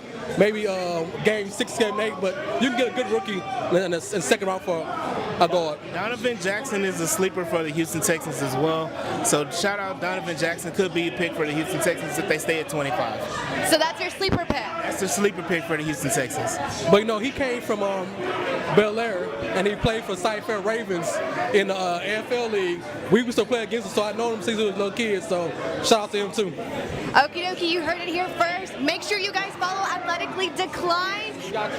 Perfect. And I'm Giselle Strong. We'll catch you next for our next fan segment. Appreciate you. Thank you. Thank you very much. Awesome. Thanks, Giselle. That's such a cool element. That's why, man, these people are swarming. They're ready to find out what the Houston Texans are going to do. Man, dude, this has been something that we've been waiting for the last couple of weeks. This draft party, Dave and Buster's. This question is specifically for Ruby as our resident Texans fan on the panel, on the main panel there. Out of the two guys that could have ended up in our division for Jacksonville, between Hunter, who they went with, or Genty, who a lot of us were speculating they would get, which one are you happy that personally, I'm happy we're not playing against him twice a year. Absolutely. I'd rather take my chances with Hunter knowing our secondary. Do you agree? I absolutely agree. I think Derek Stingley's the best cornerback in football and can shut down anyone who is in front of him. Kamari Lassiter is not too shabby himself. Ashton Genty, we've seen running backs come in day one and just have an immediate impact. The Texans, their success against the run wasn't that good, so I'll take my chances with Travis Hunter being locked up by Derek Stingler or getting absolutely torched by Nico Collins. Awesome. Shout out H-Town Rundown. Love those H-Town Rundown.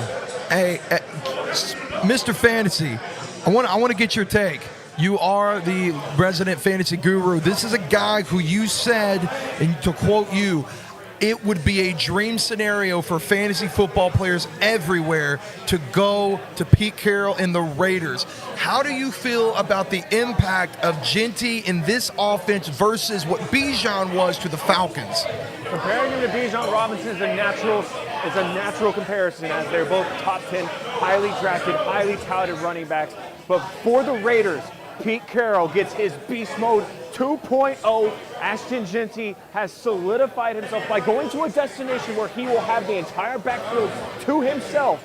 He has cemented himself as a top 10 pick in fantasy drafts this fall. That's bottom line. And if we want to keep it here with me, the pick is in for the Jets at number 7. With the 7th overall pick, the New York Jets are selecting Armand Mimbaugh out of the University of Missouri. Great offensive pick. lineman. Great pick. This guy stinks. That is a great pick. You now solidify the revamped offensive line that Joe Douglas started 5 years ago. I like this pick. This is who I would have wanted if I had the choice of the offensive tackles because of position. I think Mimbaugh comes in here with Shanu, with Max Mitchell, with Tippmann, these guys, this is the completion. Now you can move on. I think this is finally, for me as a Jets fan, I look at the offensive line. It is complete from a starter standpoint. You want to add your Morgan Moseses, your vet guys that you can throw in there for more of a if you call it depth piece in the off seasons. That's cool. But your drafted homegrown talent, you've got it. Look, I totally agree. Your offensive line is set, and then you can worry about in rounds 2 and 3 bringing in some skill players for Justin Fields. Look, you had to do this. You had to rebuild your offensive line, and the Jets absolutely do that. I really thought they were going to go Tyler Warren, tight end out of Penn State. That was a favorite by them, but they decided to build the trenches. Don't mind that whatsoever. Yeah, and this is a guy, too, again, Aaron, you're very familiar with Justin Fields. As a Chicago Bear fan, one thing that I think is to note, you got a guy that is obviously fast, one of the best runners, athletic freaks in the league. Again, we're just going to talk about what that means for him. You got to have a guy like Mimbow that is just an app, what I would call built in a lab. This is a guy that is 6'4", 232, a 4'9". There is no issue with Mimbow moving in the pass game. You got these fast guys off the edge that you're going to have to deal with in the league. He's going to be able to protect Fields on that side. And even if you got one thing we've seen the Jets do throughout the years, and I know some of this is coaching, but we've seen this be more of a trend in the NFL of guys that can be, can be multifaceted, that they can slide from a tackle spot to a guard if needed, if a guy goes down. I think Mimbow's a guy that if called upon to do that, he can. Yeah, in Missouri last year, they didn't have quite the passing attack that they had the year before, but what they did have is a really, really good run game. Yep. They finished, 10-3. And, if you're looking at those yardage totals, that was not with a quarterback as nearly talented as a Justin Fields. So if he can, if he can anchor an offensive line at the college level and put up great yards, and you can run the ball, and then you could get a guy that can throw the ball a little bit, well, Justin Fields could do a little bit of both of those, and now he's got a really fast guy that can help him out quite a bit. So shout out to Missouri. All right, so I got a question for you, Ruby. That is now 2 offensive tackles off the board. Remaining on those top guys is just Banks. And then again, my feeling on Simmons. I like Josh Simmons. I think that he's in that group. If you are the Texans, are you making phone calls? Look, you're definitely thinking about it. When it comes to C.J. Stroud and you believe he's the franchise guy, like I've been saying this past month, you cannot have him being the second most sacked quarterback in the NFL. I am going to wait a little bit. If I get to 12, 13, as soon as I see that first teen, I am calling teams and trying to see if I can make a trade. It was reported that the Houston Texans are in on Kelvin Banks. If he is there at 25, they're taking him. It looks like he's not going to be there. They might have to trade up for him. So coming up, we've got on the clock right now are the Carolina Panthers, followed by number 9, which is where I think this is where the boards are going to really shift, is what is Kellen Moore and the New Orleans Saints going to do, which would be followed up by the Chicago Bears. And honestly, Aaron, your Bears and Brian Johnson are set up for a dream scenario with Tyler Warren falling, if he so chooses to add a guy like that, and essentially your Laporta when he was with Detroit. Yeah, Tyler Warren coming out of Penn State, guy looks like you construct a football player in a lab, and not only just a great player, but a good locker room guy, put up great numbers at Penn State, so that becomes interesting. I also, looking at the rest of the picks left on the draft board, the Cowboys at 12 now have options, which is not what I was thinking going into it. And then you've got Arizona at 16. There's a couple of teams right now that I can guarantee you are starting to wonder, where am I going to get? Does my board look like it did 5 minutes ago? Probably not. All right. So we're going to send it down to the heartbreak homies. John, big burly boys. You got 2 of them off.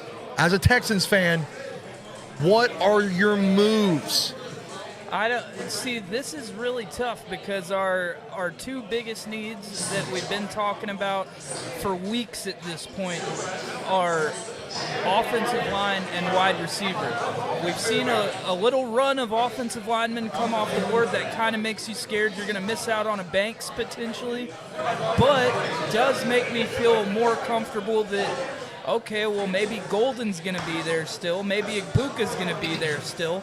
And I feel confident there. Me personally, unless somebody is making me a compelling offer, I might just stay put here because offensive line, while maybe our most pressing need, is not our only need.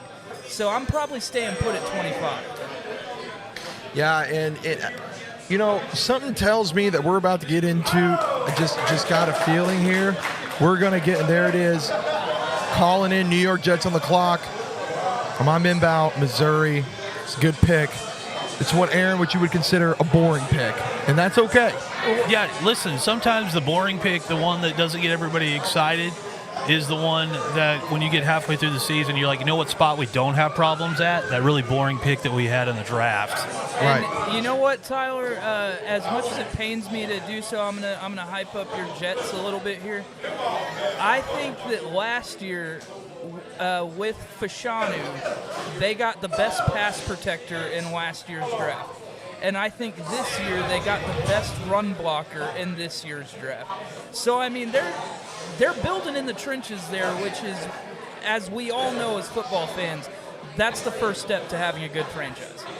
Yeah, absolutely. And again, it's funny because Aaron Glenn being a guy that, comes from Dan Campbell, that is something that we saw Detroit do for Jared Goff. They spent 2 first-round picks. A lot of boring picks. But that's okay. I mean, they got 2 guys that, one of them Pro Bowler, the other one, I believe, is on the verge of becoming one in itself. And with Justin Fields, I think, the key thing is if you look at the Jets' offensive line of what they've built up here, again, I love Joe Douglas. I've got my own feelings of that situation, but one thing he did well is he committed to the plan, and that was building that offensive line. And all of those guys have speed. We gotta hit the button. You gonna talk to me? Let me talk to you. Heartbreak homies. The Carolina Panthers are taking Tet McMillan. Yeah, we were on. We were on when he said it. Sorry, Spencer. But yes, the Carolina Panthers, Tet McMillan. That is interesting. I don't get it. I don't get it. Okay, let me go over here. Give me Mr. Fantasy. Give me Mr. Fantasy. I'm so lost. Okay, Spence, what in God's name are they thinking? So here's what I've got to imagine is going on with the Carolina Panthers. Last year, they spent the 32nd overall pick on Xavier Legette. He had a very disappointing rookie season. I have to imagine with how Bryce Young resurged as a quarterback in the second half of the season last year, they are wanting to build around him and make his situation as good as possible. So Tet McMillan makes some sense here if you are a Tet McMillan fan, which I know Jet is not. But see, Aaron, this is the thing I don't understand. Xavier Legette, whether or not that he did not fulfill expectations, this was a guy you got out of South Carolina you knew was going to be a project, number one. Second off, this is a 6'3", 227 guy. You're getting 2 more inches on a dude, and in my opinion, you're getting a lot of a one-dimensional guy that is only going to serve the purpose of, okay, so you got 2 towers going on the X and the Y? Yeah, this is going to be really interesting because I know what Chicago's got at wide receiver. I know we don't necessarily need the help there. And then I'm looking at the Cowboys at 12. The Cowboys may look up here in just a second, and the top 3 wide receivers in the draft might still be on the board. Yeah.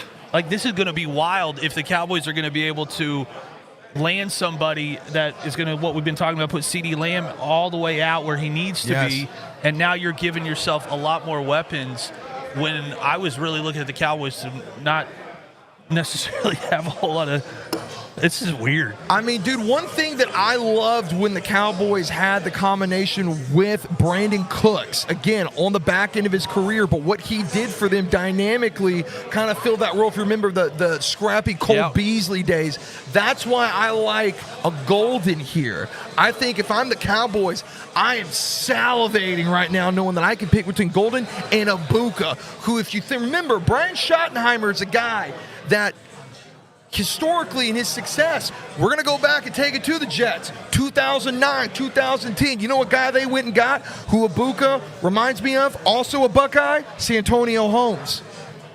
Yeah, this is very, very interesting. I mean, I didn't know really what was going to happen between 11 and like 16, and I still now have less of a clue. I mean, you got to think right now. I mean, you don't even take the. I mean, McMillan. I'm just telling you guys right now, like I'm giving it to you straight. Ted McMillan is not Drake London. He is not Mike Evans. This is such a pro. You know who I would take before I take Ted McMillan? I would take Christian Watson whenever Green Bay picked him.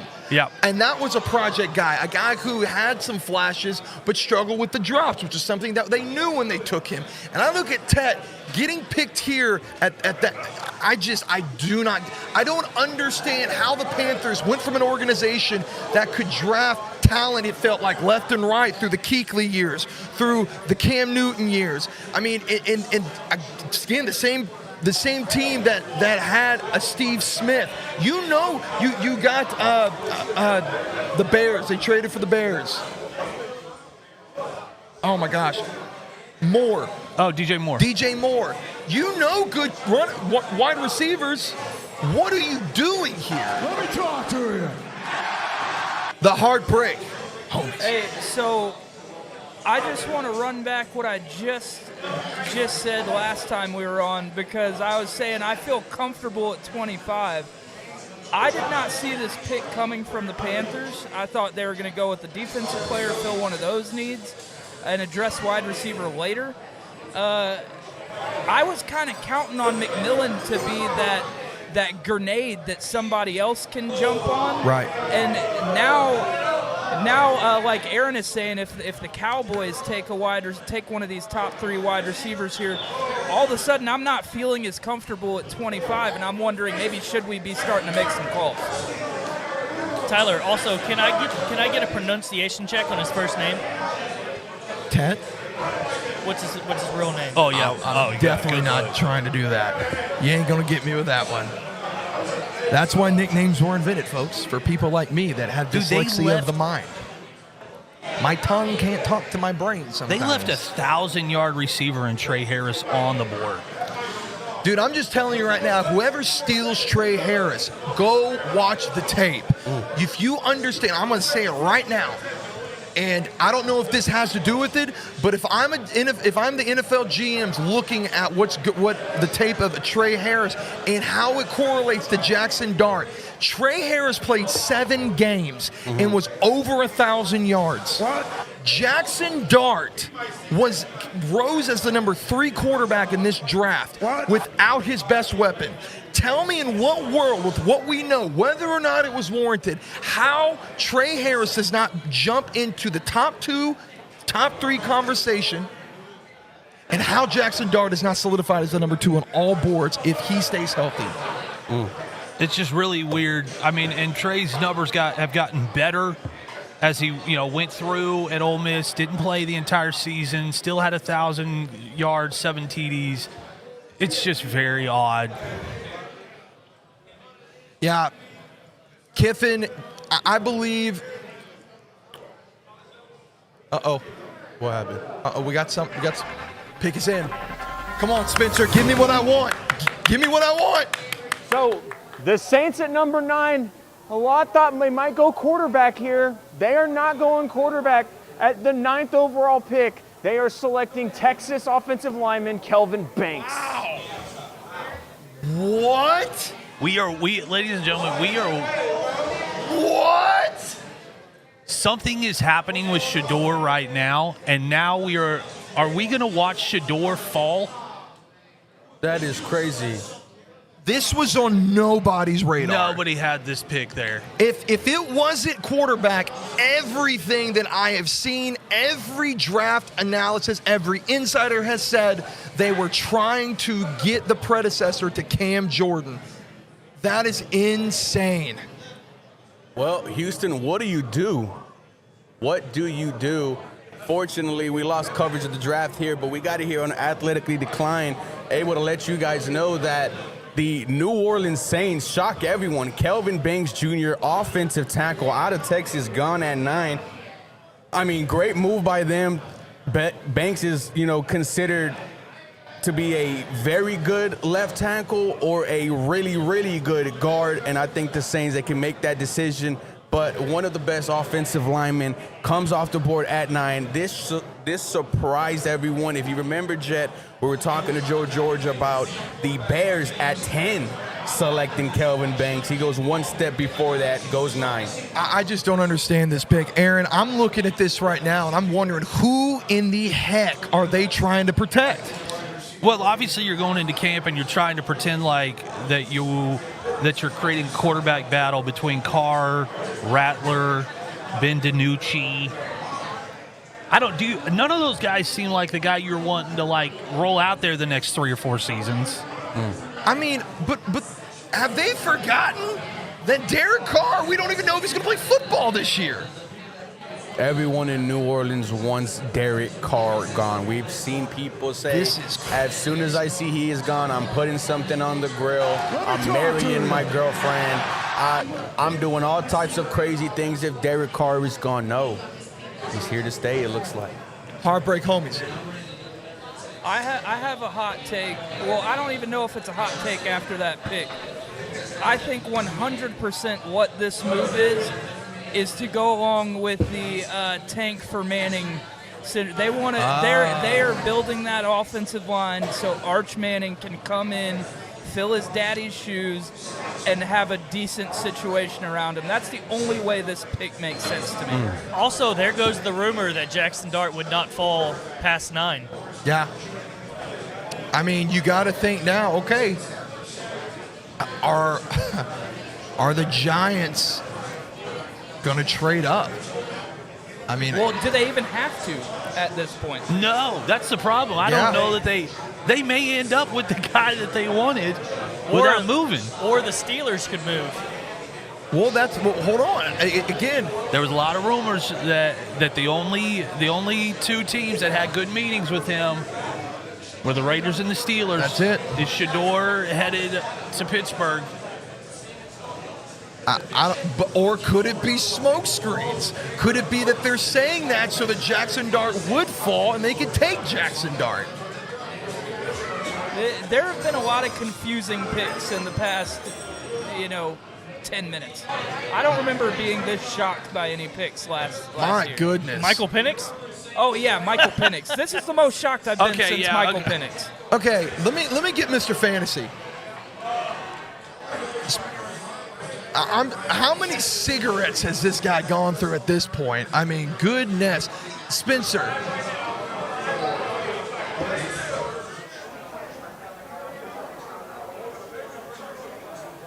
You're overreacting to this right now, boys.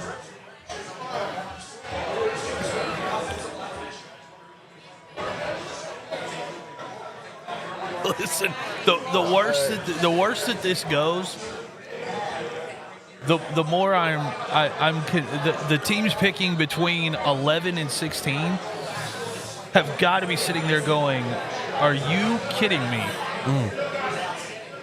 This is what we get to pick from this?"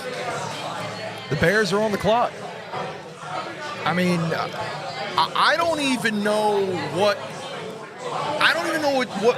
the Bears are going to do now. Tyler Warren.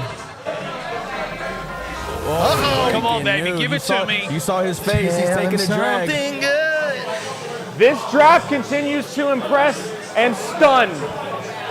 With the 10th pick, the Chicago Bears are selecting tight end Colston Loveland from the University of Michigan. Okay, hold on. Go to John. John had this from the very beginning. We argued extensively, and he has been the only person I have heard say, you watch, he's going before Tyler. What did I say on three-man rush? There was this. Spencer, James watching this at home, and Tyler on the panel. What did I say? Colston Loveland is going to go before Tyler Warren. His player comparison is Travis Kelce. He's the better overall player. I'm just happy I was right. I think that's garbage take. All right. I think It's Tyler garbage Warren take. is It just Tyler Warren happened. is the superior tight end. It just happened. And he will show it. The GM conversation disagrees surrounding with- Tyler Warren was that he was in any other draft, Yeah, he he's would never be the been number that one tight end if it wasn't for the draft with Brock Bowers. Very shocked by this, but Ben Johnson must find something he loves in Colston Loveland.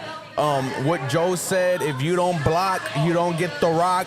Colston Loveland is a tight end who can catch the ball, who can block the ball. Wow, crazy. Well, I think Ben is saying one thing. If you're a Bears fan and you're watching, or you're a Bears fan and you're wondering, this means that we're going to get an offense that moves the ball. An offense that gets out and lets Caleb be Caleb. How would y'all react, boys, if at pick 12, the Dallas Cowboys select Shadur Sanders? This is wild. Hey. The picks are rolling in now.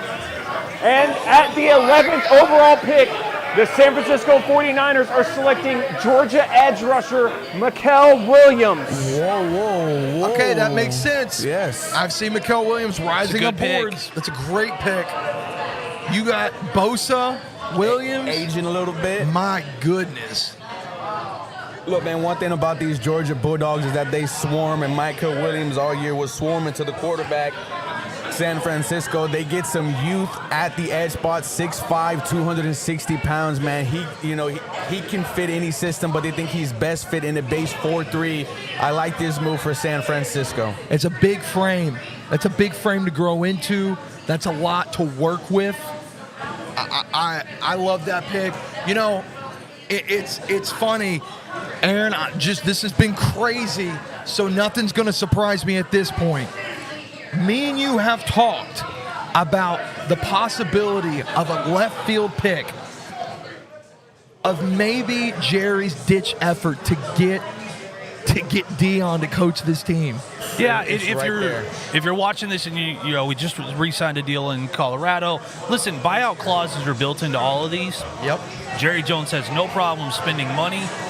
If you came to Dion and said, listen, I'm taking him here, I just need to have a conversation about what it would take. And he did. By the way, just for those if you think that there's no chance Dion does that, or that would interest the Cowboys, if there was no chance, Jerry would not have made the phone call and they would not have talked if there was no chance. So who knows? Maybe there's this thing where it comes out that he says that if you take my son, maybe I'll think about it. This would be a very Cowboys move to take a shot where, if you remember, years ago, it took everything within that organization to keep Jerry from taking Johnny Manziel. Yeah. And maybe this time he says, you're not holding me back. I want Dion's boy. Shout out Steve McMichael as the resident Bears fan over here at Mongo, 1985 Bears team. Also did some stuff in WWF back in the day. But yeah. Man, this is... So let's just go over who we've got on the board. Ruby, I know you got it pulled up here. Available, you have Shadur, you have Will Johnson, Tyler Warren, Jalen Walker, who some thought would not make it outside of the 10. Colts fans are screaming right now. They might have Tyler Warren fall to them at 14. That would be crazy. At 13, what does Miami do?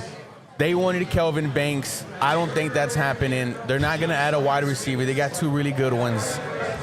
I think that this is between Josh Simmons and Zabel. I'll be honest with you. I think that this is Josh Simmons all day long. If we're going offensive tackle, this feels like Simmons. Now, as we get on, you're starting to see the stress weigh on the face. I know we're talking about all 32 teams, but I only care about one, not the 31 other, and that is Houston. And I'm looking at my offensive tackles dwindling, ladies and gentlemen. Dwindling.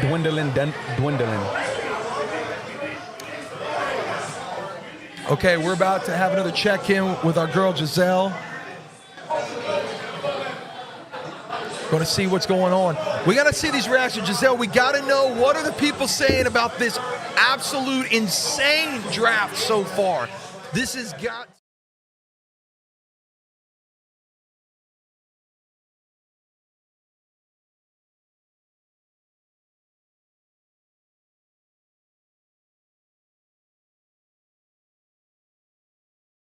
A lot of surprises already, for sure.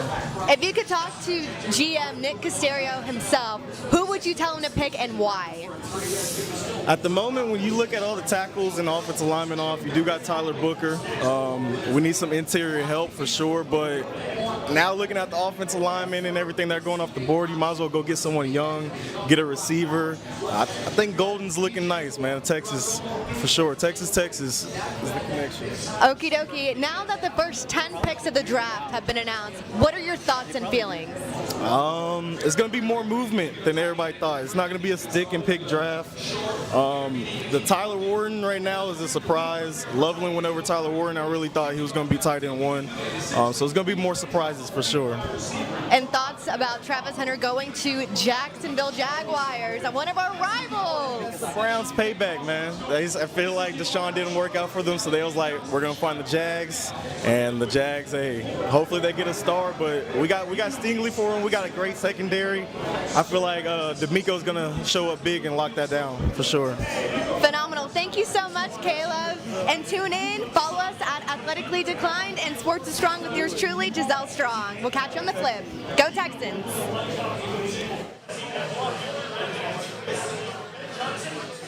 And we're back. Thank you, Giselle, as always. Shout out to C-Dub. Hey, man, I love those H-Town jerseys. I'm not a Houston Okay. fan, but I love those H-Town. Take me to Spence. I got to ask this. Me and Spence have had buddies and balls. We've had the conversation. You know my feeling and my theory about tight ends. You've got two guys that are 6'6", 250. One more of a high point. How do you feel about a comparison of Loveland to a Jimmy Graham? I think it's a great comparison because Colston Loveland was the type of receiver / tight end at Michigan where he was more like a slot receiver. He didn't get on the line and put his hand in the dirt too much.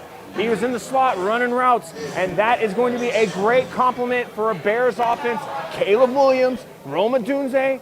Now you fit someone in that slot. He's going to complement Cole Kmet.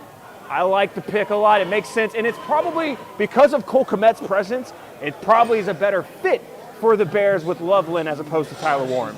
I would have to agree with that. Would you think, Aaron, that bringing in, we just talked about, Tyler Warren looking as, let's say, a Shockey, more of a Swiss Army guy. I think that's a guy that's going to be asked to do a lot of things. And with Cole Kmet there, he's a veteran. We've seen that there's production that can be done there. You don't need a lot of things. You need one thing real well. Yeah, you need him to be the option, the check down option that can go out and get open. And be within eyesight of Caleb Williams when everything is moving. And look at this. I see a lot of this year where Caleb Williams may have games where he's a little shocked he has time. Yeah, I mean, I think that's a very fair point. I think to your point, Ruby, something that you had said is they went and made signings. They got guys. They upgraded that O-line. That made this what I would consider more of a luxury pick. Exactly. You get to take one of those. These are the things where we have seen, and again, I'm by no means saying that these guys are the Kansas City Chiefs, but you've seen more of that kind of like taking when you've already got your main wide receivers and tight ends, you can take an extra shot on a wide receiver that's more of a shot in the dark, boom bust guy. And then in these situations where you don't need to take an offensive lineman and you can go take the tight end that you feel has the most upside from a pass catcher point. I like the pick. I don't like Loveland more than I do Tyler Warren, but I do like the spot that he is taking and where he's going. And this is where you give credit to the Chicago Bears front office in the offseason, fixing what they need to fix. We talked about the trade with Kansas City, the free agent signing with the Atlanta Falcons center. They built their offensive line. They had the luxury of selecting either between Tyler Warren and Colston Loveland, and they ended up going with Colston Loveland. It's not like my organization where we're going to have to be forced to do something at 25. Now, all our options, everyone who we wanted is gone. Chicago, good job fixing your O-line in the offseason. Yeah, I'm just. You look happy. I'm extremely happy, and I'm excited to see there's a culture change happening inside the building. You saw it from the first time that Johnson walked in the building, that very first press conference. You had players showing up to the press conference without being asked. I mean, those are type of things that when an organization is changing culture, you see those type of things. And now you're going to bring in Colston Loveland, and it's going to be interesting. Shadur looks awfully calm for a guy that we all thought was potentially gone by now. 13, to the Dallas Cowboys. What's going on, Dallas? Man. Would this shock the world right here? Listen, the fact the Cowboys have the options they have at this pick, the fact that, Arizona is now looking at what they have with Kyler Murray. Could they bring somebody else in? It's very interesting now. Teams that probably thought they were going to have to stick with the quarterback they've got, now looking at, can we bring a guy in and let him sit a year? Yeah, I would not. It's definitely going to be for the Cowboys one of those picks where we see probably take the entire 10 minutes. I think there's a lot to weigh in. If I'm the Cowboys, I don't think you could have asked for a better situation to be in, and I don't think you thought you would be in this situation. No. If you want to replace a Tyron Smith or a Zach Martin, you have the opportunity with taking a shot with a Joshua Simmons or a Zabel who's still there. If you want to go after a weapon, you've got Abuka, Matthew Golden there, and if you want to go on the defensive side, you have your pick of the cornerbacks. You have your pick basically of all of the linebackers, the edge guys. I mean, there's a lot on the board right now, and I mean, Amari Hampton, if you want your running back, is sitting right there. Or if you want a Travion Henderson, he's sitting right there.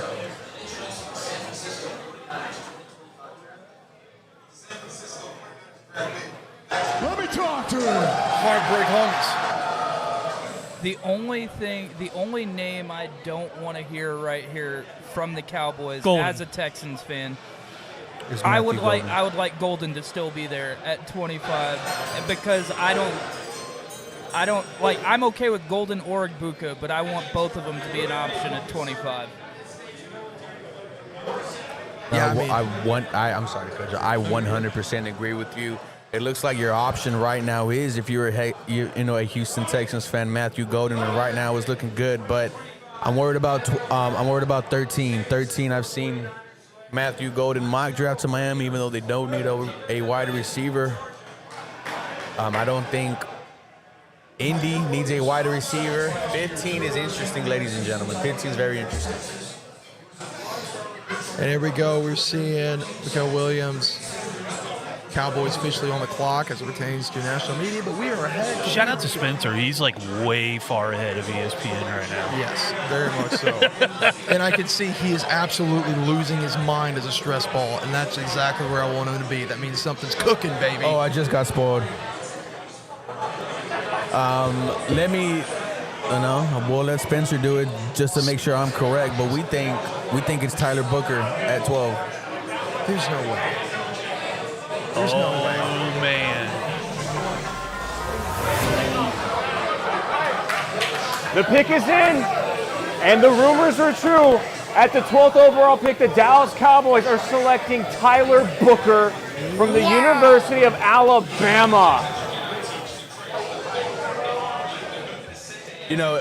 Good move by the Dallas Cowboys. I'm looking at Good job, Cowboys. I am shocked that Jerry Jones did not let the allure of Shadur Sanders sway him from making the smart pick.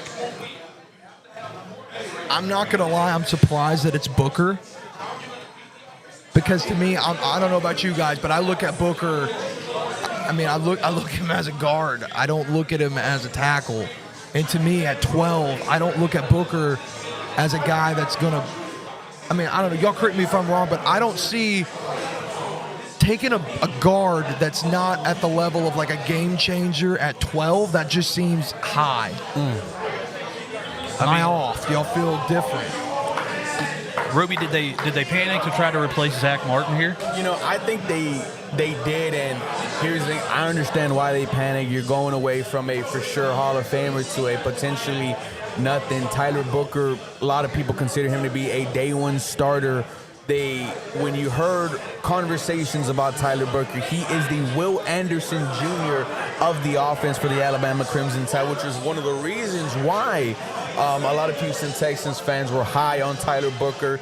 You heard Will Anderson Jr. speak highly of Tyler Booker, as well as other Texan players. The Dallas Cowboys, they build the trenches. They get Booker. Dak Prescott, I know he was sweating a bit with Shadur Sanders being on the board. Well, now in Tyler Booker. You see the reaction from the crowd. 13. Do we go defensive tackle? I can see Josh Simmons come off the board at 13. Yeah. And you know what? If you're the Cowboys in round 2 now, you're going to have skill position players in round 2 that you probably didn't think you'd have. Okay, what about this? You know, one of the things that has been a disaster for the Dolphins that we have seen is, and you know, I think Alex has talked about it, Nick Fangio coming to the Eagles. That defense has been horrendous. Oh, so bad. And we know they want to try and get rid of Ramsey. Do we see them go defense? You got Will Johnson sitting here. To me, I think the number one corner in this draft is Hairston out of KU. Excuse me, Kentucky. KU, wrong KU. I think that's your number one corner. You could take him, or if you want to go a Shamar Stewart or a Jalen Walker, they're both there for you. No, this one I would have to agree with you and go with Will Johnson, cornerback out of Michigan. I believe it was 2 seasons with him without allowing a single touchdown. 6'1", 194 pounds. When you look at the division that they are in, the Patriots, the Jets, the other teams, a corner comes at a high market when you have some quarterbacks, pretty good wide receivers out there. There we go. Let me talk to you. Yeah. Heartbreak homies. With the pick by the Dallas Cowboys, they now have 3 Tylers on their offensive line. They have Tyler Guyton, Tyler Smith, and now Tyler Booker. Hey. So that offensive line room is just a bunch of Tylers. The tease. I gotta say, I think this. I was high on Tyler Booker for the Texans at 25. I was pretty high on Booker. I think this was a reach at 12. I agree with you, Tyler. I'm glad that it went to the Cowboys, a team that I don't like, but they could have done so much more with this pick with all the options they had. That's not even if you went BPA. And even if you went BPA in that position, I'm still like Greg Zabel sitting there. You've got Joshua Simmons sitting there. I mean, I think that, to me, Zabel's a guy that I would rather take a risk on and move him to guard if you were going to do that. So let me ask Ruby, is Zabel an option now for you think he makes it to 25? Is that somebody 25 you like? is an option out of Greg Zabel, but that would break the Power 5 record that the Houston Texans only draft players from the Power 5. So Greg Zabel will stray away from that. Donovan Jackson out of the Ohio State, I think, is in play. We heard John Hickman bring up Josh Connolly Jr., tackle out of Oregon. It's another one, yeah. But the wide receivers, we're talking about Matthew Golden. We forgot about Emeka Egbuka. Oh, I never forgot about Egbuka. That's my number one. I would actually prefer Egbuka to Golden. Let me ask something. Does this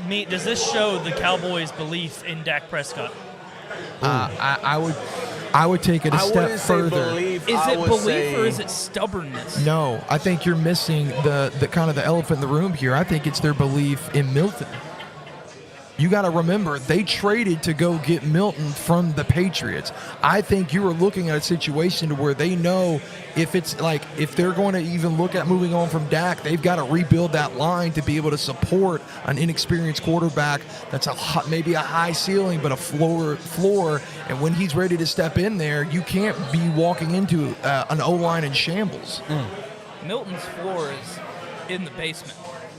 Hey, it may be, but it was enough for them to make a move for a guy like that had a lot of trade value, and they brought him in. I hate to say it, but I really like Milton, and I'm sad that he went to the Cowboys because if Dak goes down, then I think he can carry that team.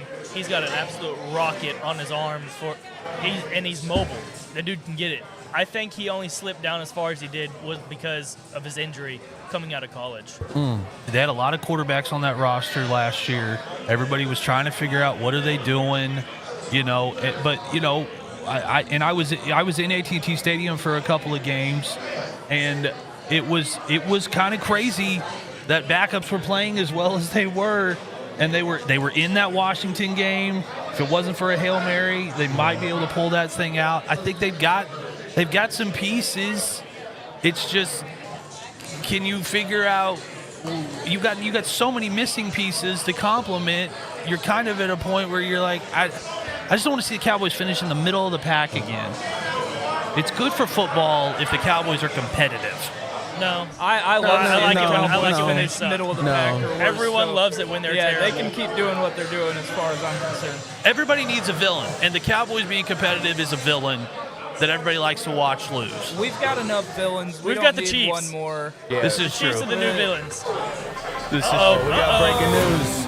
Breaking news. What do you got for us, Spence? The board is flying right now, and this might be what some would call another reach because at the 13th pick, the Miami Dolphins are selecting Tyler Grant, defensive tackle from the University of Michigan. This is very, very, very surprising when you give me 1 second. Kenneth Grant, correct? Spencer. Kenneth Who? Grant.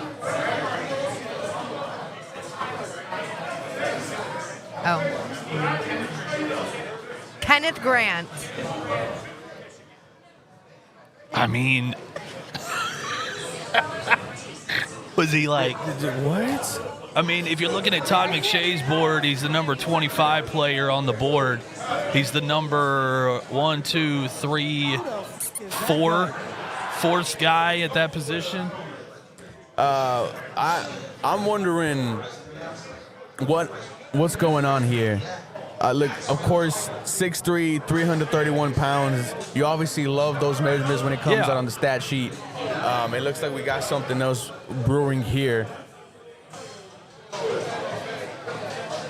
Other than that, Kenneth Grant, defensive tackle. I mean, we're talking about someone that was...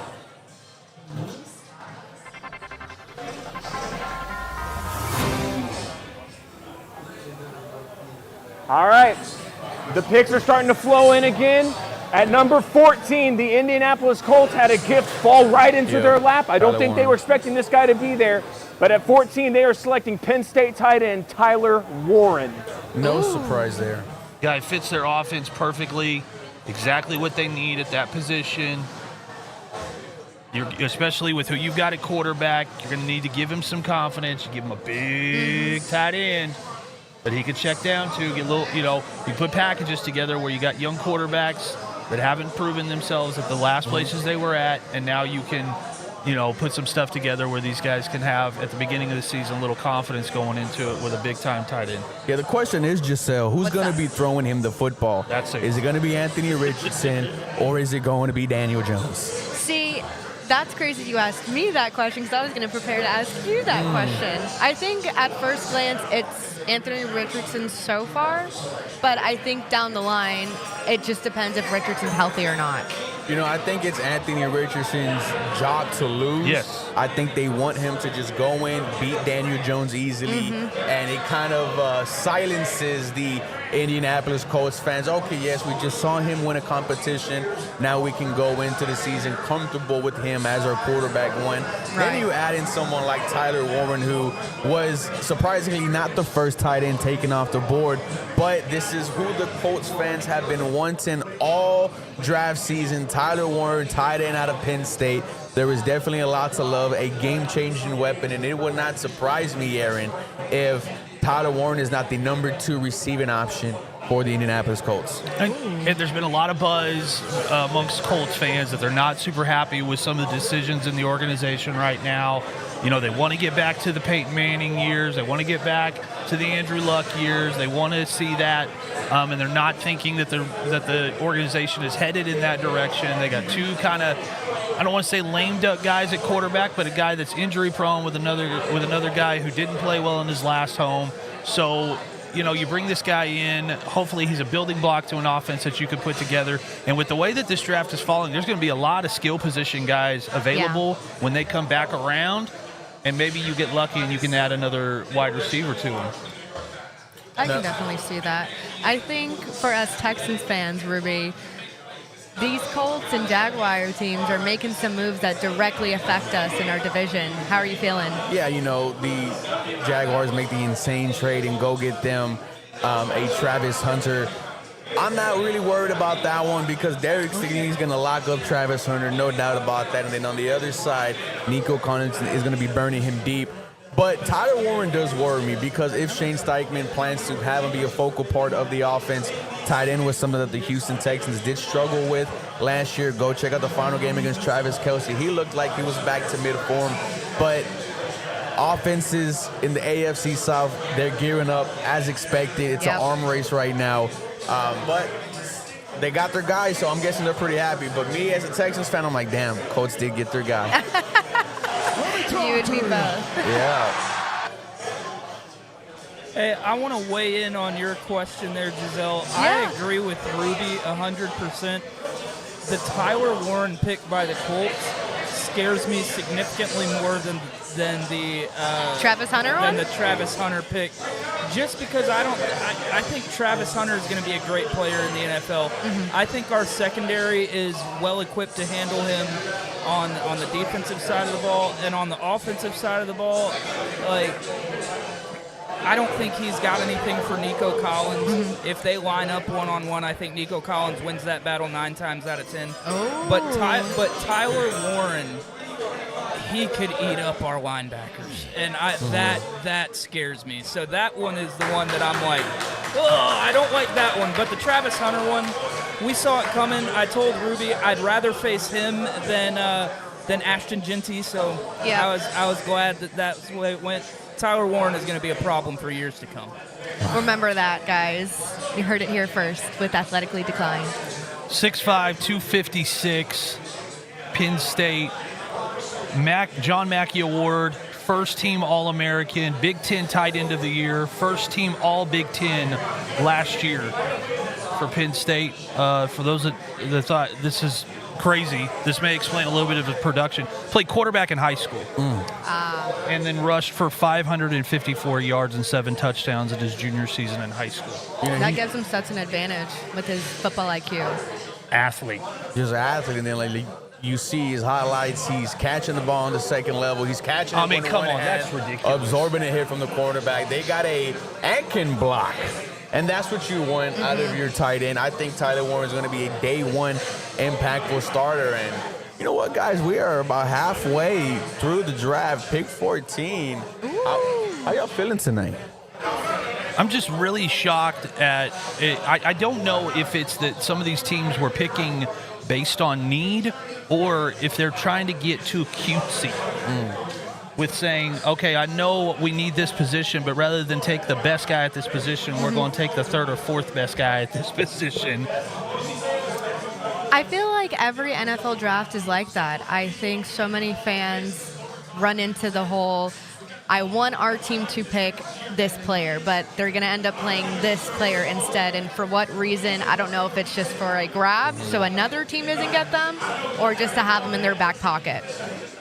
You know, it could be a little bit of both because, of course, you would want to upgrade at your, at your position. But if you can steal a great talent away from someone else, right? We saw the same situation when the Dallas Cowboys jumped the Philadelphia Eagles and took CeeDee Lamb, and Philadelphia ended up not looking pretty big in that moment. But overall, now me as a Texans fan, I'm looking at the board and I'm seeing Josh Simmons, I'm seeing Gray Zabel.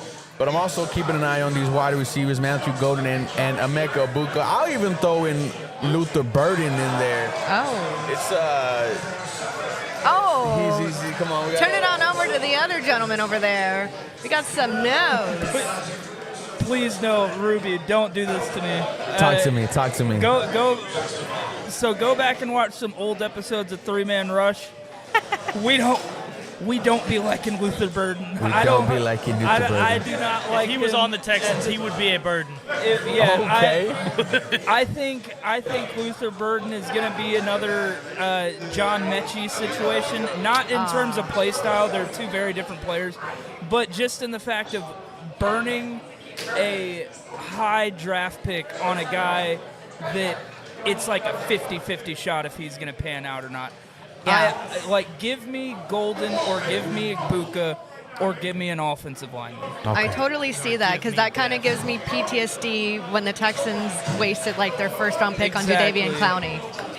Whoa, I wouldn't say they wasted Jadeveon Clowney out here catching strays. Man, really, what did he do for the Texans, really? Couple of what was so memorable that he did for the Texans? He was productive. Just because his sacks weren't showing up doesn't mean that he wasn't doing work out there. I didn't say he wasn't doing work. Yeah, but you made it sound like he was a bum. He was not a bum, but he wasn't elite enough to make him more of a star player. My saying was I don't think we should have wasted a high pick on him, looking back at it. Well, I think everyone, looking at it now, it's easy to say you that. would have gone Khalil Mack. No. Looking back on it now, yes, obviously you would go with somebody like Khalil Mack, but everyone had him as the number one player that year. Can't argue that. That was no, fact yes, of the matter. It didn't necessarily pan out to probably number one overall pick production, but he was a solid player for the Texans. Wait, I agree with you though, Giselle. If Burden is somehow there at round 2, heck yeah, grab him in round 2. Why not? But I agree. I don't want to spend a first-round pick on the guy. No. Fair. I'm like, ooh, gets me nervous. I'm really hoping Spencer's about to tell me that we're going to see another Sanders in Atlanta. No, he's shaking his head no. Never mind. Oh, no. The suspense with Spencer. It has slowed down significantly on the Twitter sphere. We are caught up to the live. I don't know what the Atlanta Falcons are planning on doing unless something comes through right now, but we are dead on the Twitter sphere. Is something big cooking right now because it's too quiet? It's one of those Western films. It's quiet. Too quiet. We'll keep you locked in. You got to imagine that a lot of these teams that are picking in the next 5 picks, they're draft boards. They just walked up to him right now and erased everything and said, okay, now what are we doing? Because we did not plan on having Jackson Dart.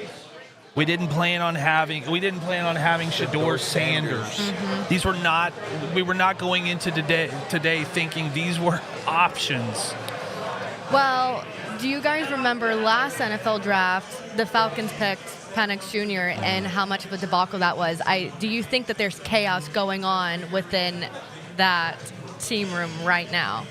Listen, I love Atlanta Falcons fans. I love what Atlanta as a city, the way that they support their teams. ATU. I like Atlanta. They deserve something, and you owe it to them after what you did last year. Let me talk to you. So Dove Kleiman has tweeted and said that George Pickens has unfollowed the Steelers on all social media. George Pickens! Could he be on the move? Come on, Houston. Ooh, that's juicy. He's been a part of trade rumors over the last couple of days, but he is no longer following the Steelers on Instagram. just draft night, baby. That's Where's he going? 46 seconds left with Atlanta. What is going on? They're lost. Yeah, chaos. Chaos is literally breaking out about this decision. Just take Will Johnson, the best cornerback on the board. Look, no one's even on a phone call. Nobody. Wow. Uh-oh. Come on, Spencer. Oh, we're going to find out what Roger Goodell. Alrighty, Tyler's coming back. Thank you.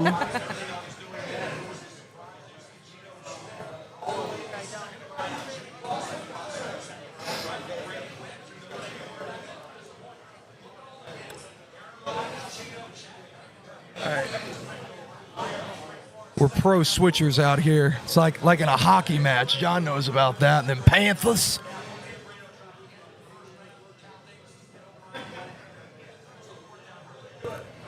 Florida Panthers got another win tonight. We're 2-0 in the series, but we're talking about football tonight.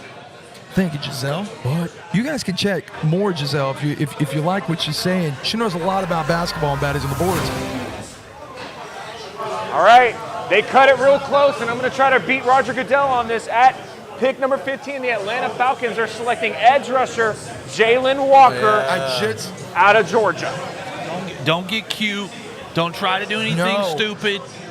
Don't try to, all of a sudden the analytics guys want to start piping in on it. The best player available is Jalen Walker.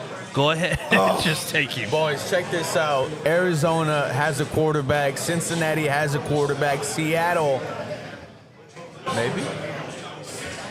Dude, I'm just mesmerized by the Jalen Walker tape.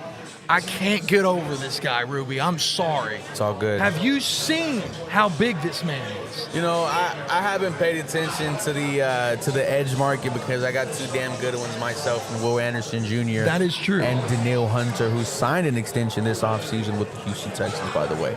Hey, but one thing that is for certain, Aaron, that we have seen on multiple boards, we continue to call out from the past couple of weeks, is that Jalen Walker was not going to be put in a linebacker role like we saw more of his usage at Georgia. This is a guy 6'2", 245. He plays way bigger, way faster than what you may see on a stat line. That dude has a knack at getting at a quarterback, and he is a hard-nosed bully-style pass rusher.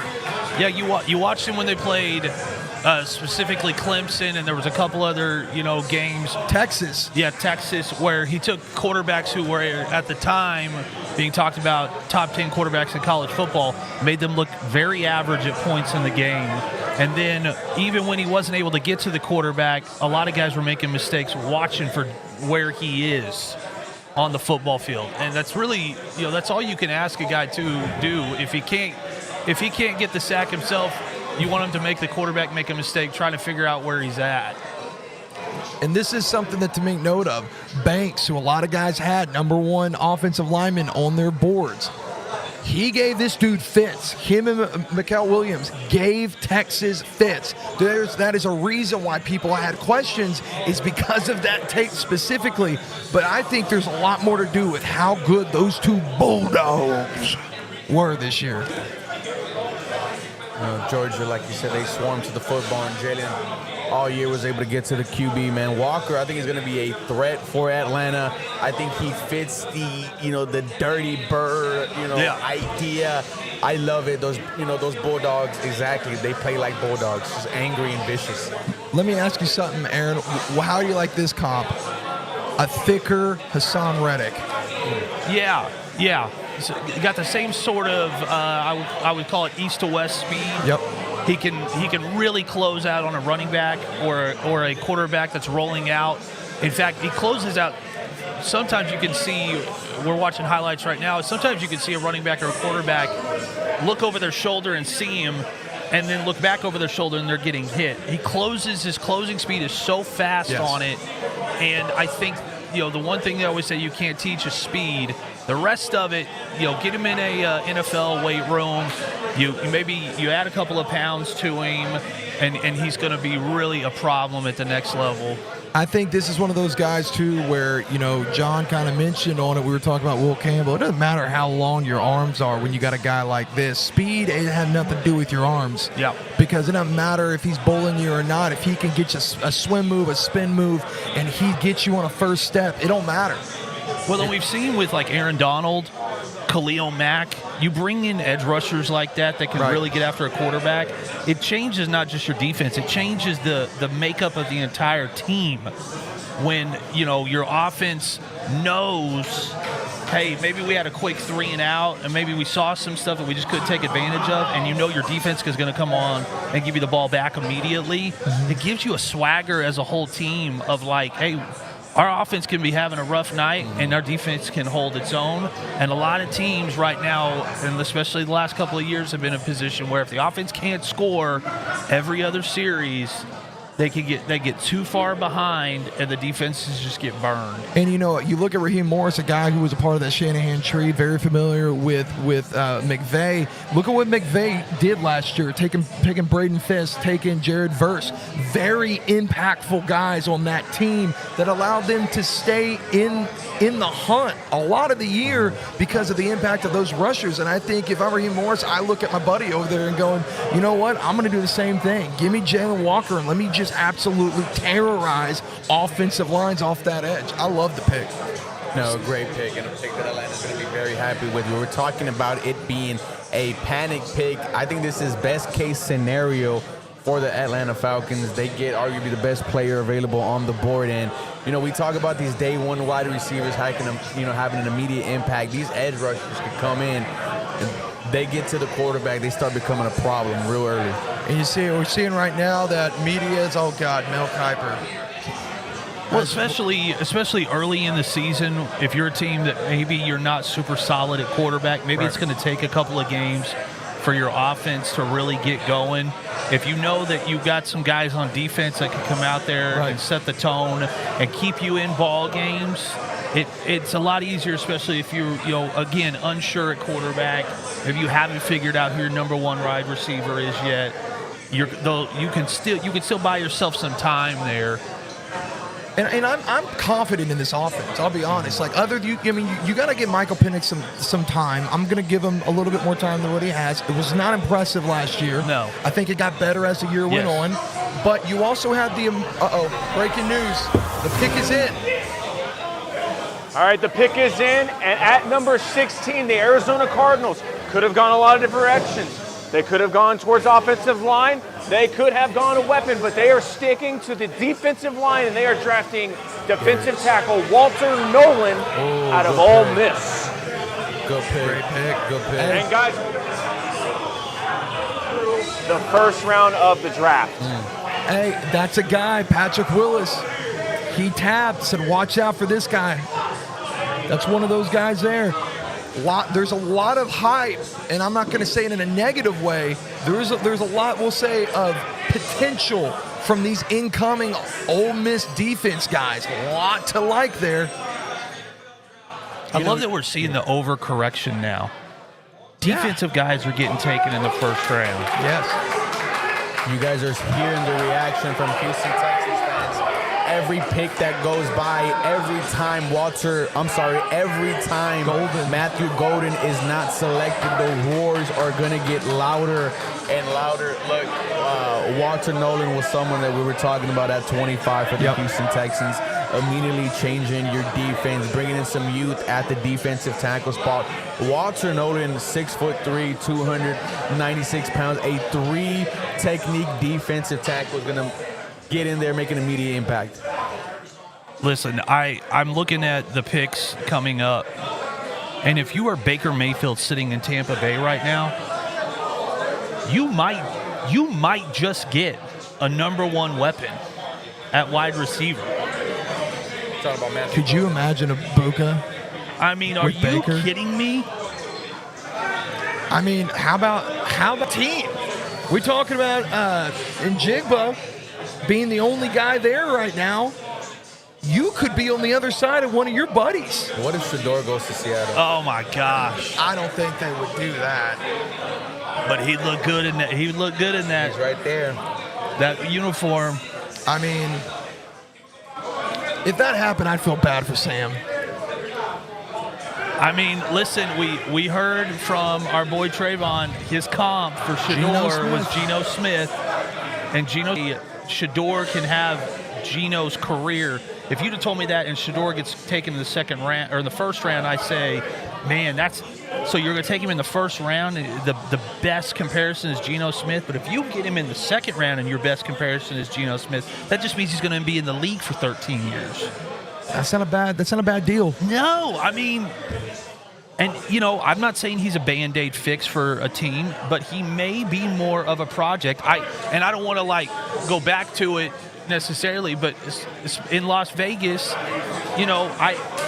I'm not saying that I don't like Ashton Genty. I do think Ashton Genty is a talent, but if you're a Raiders fan, I think you need to be a little patient, because if you look at the schedule that Boise State had, it's not crazy. He's putting up a lot of yards against okay talent, and then they got blown out in their bowl game. I mean, you're not wrong. So it may take a little bit, Raiders. I think you got your guy, and I think he's the guy. But don't start looking at it and he's Barry Sanders. You see, I don't really like, we say it because that's just been the narrative of Genty to a. I don't like him to a Marshawn. He don't play like Marshawn to me. No, he doesn't.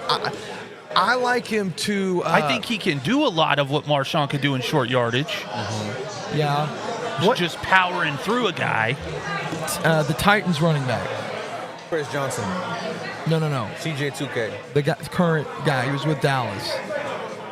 Why can't I think of Tony Pollard. Tony Pollard. That's not a bad comp. I really like him to a Tony Pollard guy. I think he's going to be better than Tony Pollard. But I that's kind of what I feel like. Tony's kind of like, he's not a bad receiving back, but he also is kind of got that a little of an old school, like a poor man's Mixon style one cut to him. Like, he's not going to blaze you with speed.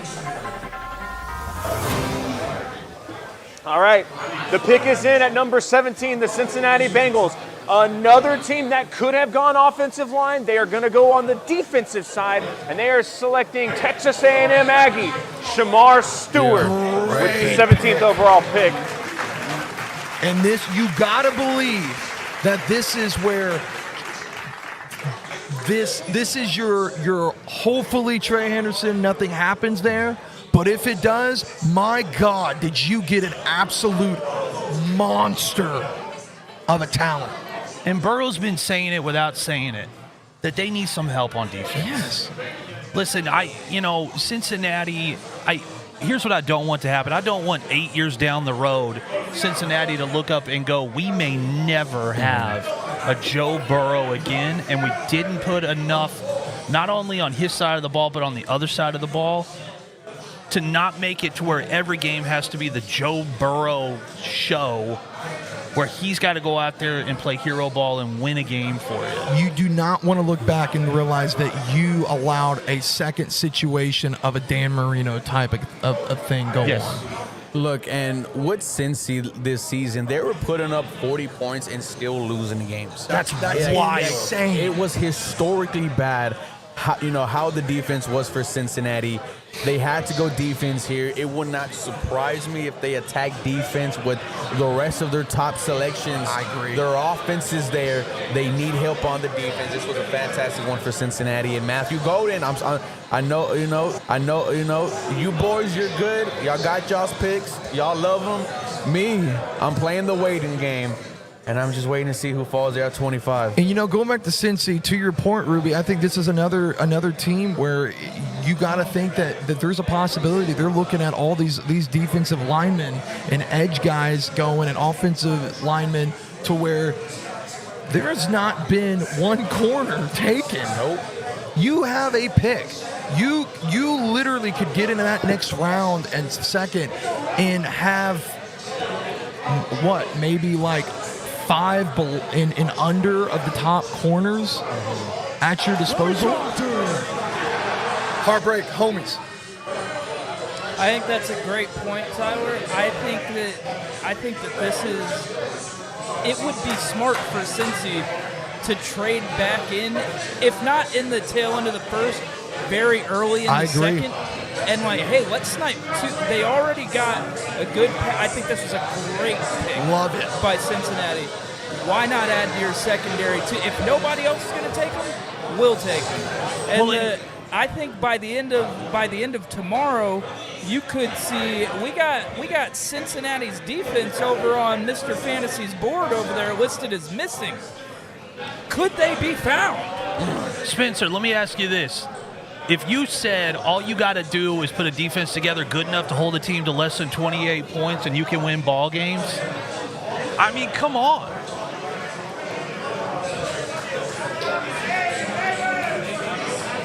They have to do what Joe Burrow wants them to do. That's why they paid all that money to T. Higgins and Jamar Chase and to Mike Gesicki. He now is telling them, do something about this defense. So they are listening to him in Cincinnati.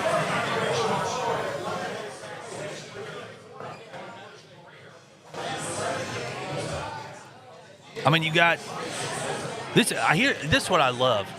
You got Chicago doing what their quarterback has asked them to do. You got Cincinnati doing what their quarterback has asked them to do. This is the part of the player empowerment that I do like. Okay. When you let your star player come into a building and say, I can do these things well if you will get me that. And then he shows you that he can and you get the Jamar Chase, you get the DJ Moores, you go out and get a tight end, and now he's saying, listen, I'll take care of this side of the ball. What I need is where when we get into a situation where we're playing a divisional rival or we're playing a top 5 team, and I'm not going to be able to score 40. I'm going to be. We're going to have to grind it out. It's going to be a lot of running.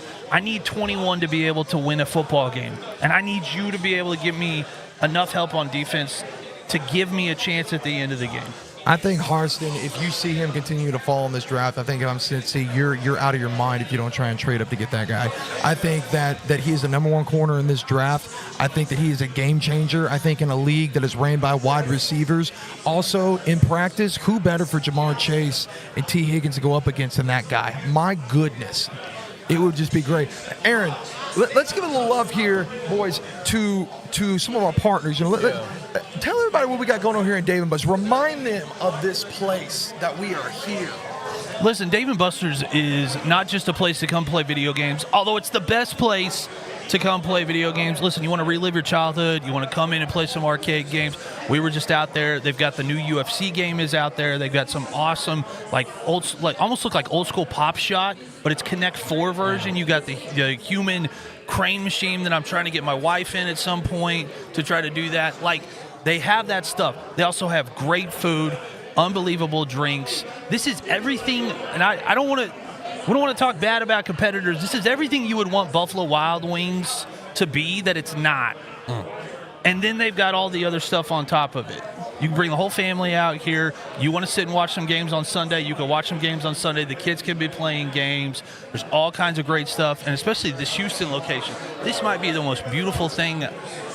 As a guy that's been 20 years in retail, this might be one of the most beautiful build-outs I've ever seen, and it feels like that there's people everywhere ready to help you. There's people working all over the place, staff. And they've been unbelievably friendly. There's no reason, if you're looking to do something with the kids, especially this is Houston, I love y'all, but I feel like I was swimming in humidity when we drove in yesterday. It's going to get hot during the summer. You can bring the whole family in here. The buddies, you can all show up, get some drinks, drink some brews, watch some football, and it's going to be fun. And there's a lot of listen, Houston Astros, a good baseball team. Come in here, watch Astros games. It's going to be fun. Watch NBA playoffs in here. It's great stuff. And I'll tell you one thing, we do not get dehydrated here in Houston. To your point, you get thirsty, you just breathe. It's that humid, my friend. The pick is in. So the Seattle Seahawks, they were talking about potentially trading down. There was some team that was calling. They ended up staying where they're at 18. The Seattle Seahawks are selecting Gray Zabel from North Dakota State. Great pick. Good pick. Oh, I love Gray Zabel. Love Gray Zabel. Ruby, if I'm a Texans fan, I'm starting to feel a little better because I want Josh Simmons. With the guys that are available, if it's between Josh Simmons, however, the golden boy is still there. Don't get me too hyped. Don't make me get the goosebumps on the forearm. But we are being patient. Patience is a virtue, ladies and gentlemen. It's one of the 7 fruits of the Bible. Look, I am excited to see where this plays out.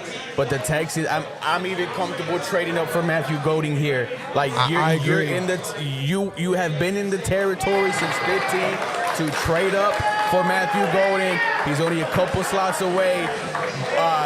Tampa Bay, they got Mike Evans, they got Chris Godwin. Denver, they have a wide receiving core. Steelers have a wide receiving core. Chargers, I could see them selecting a Golden, but they need offensive line help. Does Green Bay break their curse, get a wide receiver in the first round? I don't know. It's also not Minnesota. Listen, if you're casual and you're saying North Dakota State, you took a what do they call a Division I AA school or whatever. North Dakota State is a powerhouse program. I mean, this is a guy that has won national championships at his school. This guy's played a lot of football. It's a good pick, and I think you might be shocked at how long this guy can play for. And if you're Baker Mayfield, listen, you just got help. You've got help now. That was a offense that threw a lot of balls down the field. They required a lot of things from their offensive line to get out and move, to buy a lot of time. They had a really, really, really good run game. Everything that Tampa Bay does, he was doing at the college level. The offense is very similar, and now he's going to go play. I'm an OU guy, not a Baker guy necessarily. But you could say one thing. Anybody that's played with him loves playing with him. Yeah, I think Zabel's a guy for Darnold. He gets his left tackle that's going to protect his blind side there.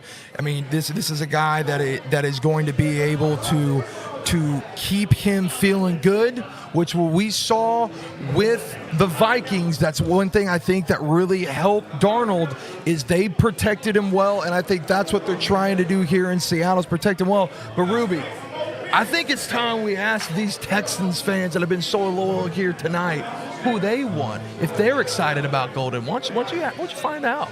I would love to. Hey, who do y'all want? Who do y'all want at 25? We get excited about Golden? Golden! Hey, let me get some noise, bro. Let's go. Yeah, it is electric here in Houston, baby. Let's go, Houston!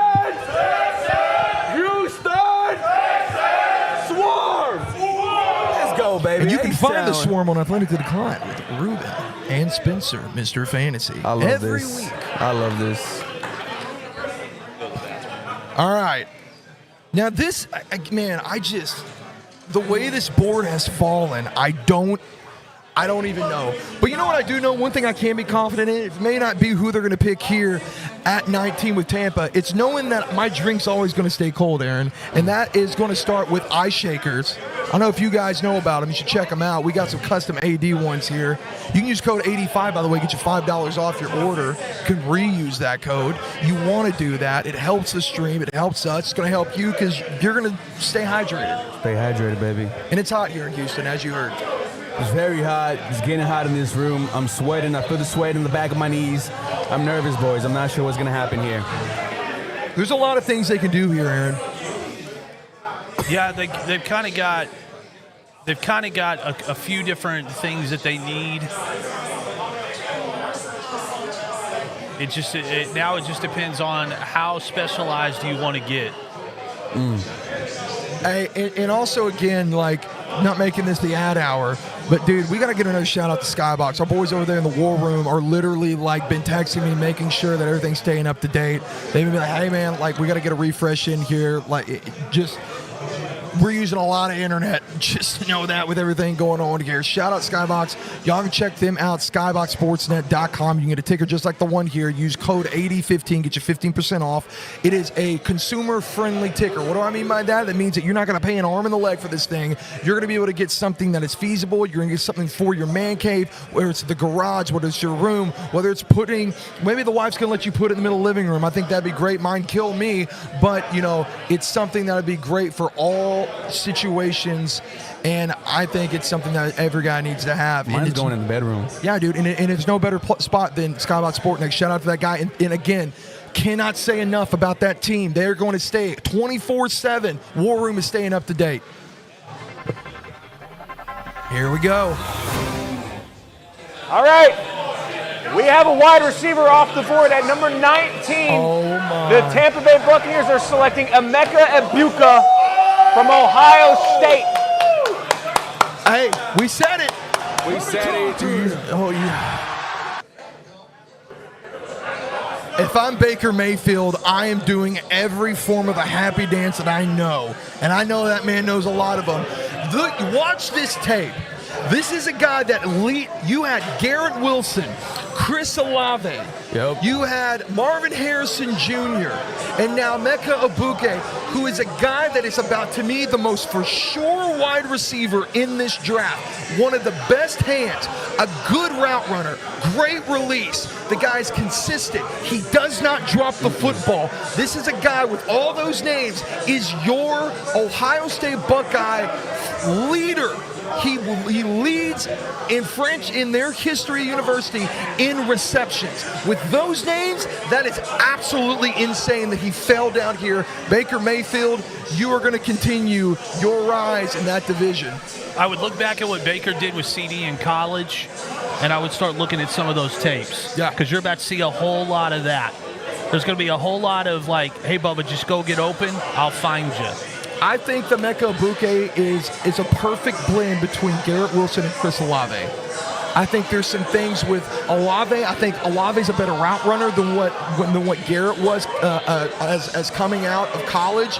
I think that he has good release. I think Garrett has great release. Garrett's a little bit faster. I don't think that Egbuka's as fast, but I do think the route tree that Egbuka has in his bag is something that you're not, and you're about to see why. This is going to be an incredible addition. This is probably one of my favorite picks of this draft so far. And that's why we want to hear Houston. Oh, go ahead. I'm sorry, boys. There's heartbreak over here in the Heartbreak homies. Y'all know that I love Matthew Golden, but Egbuka was my guy, and this just really hurt my feelings.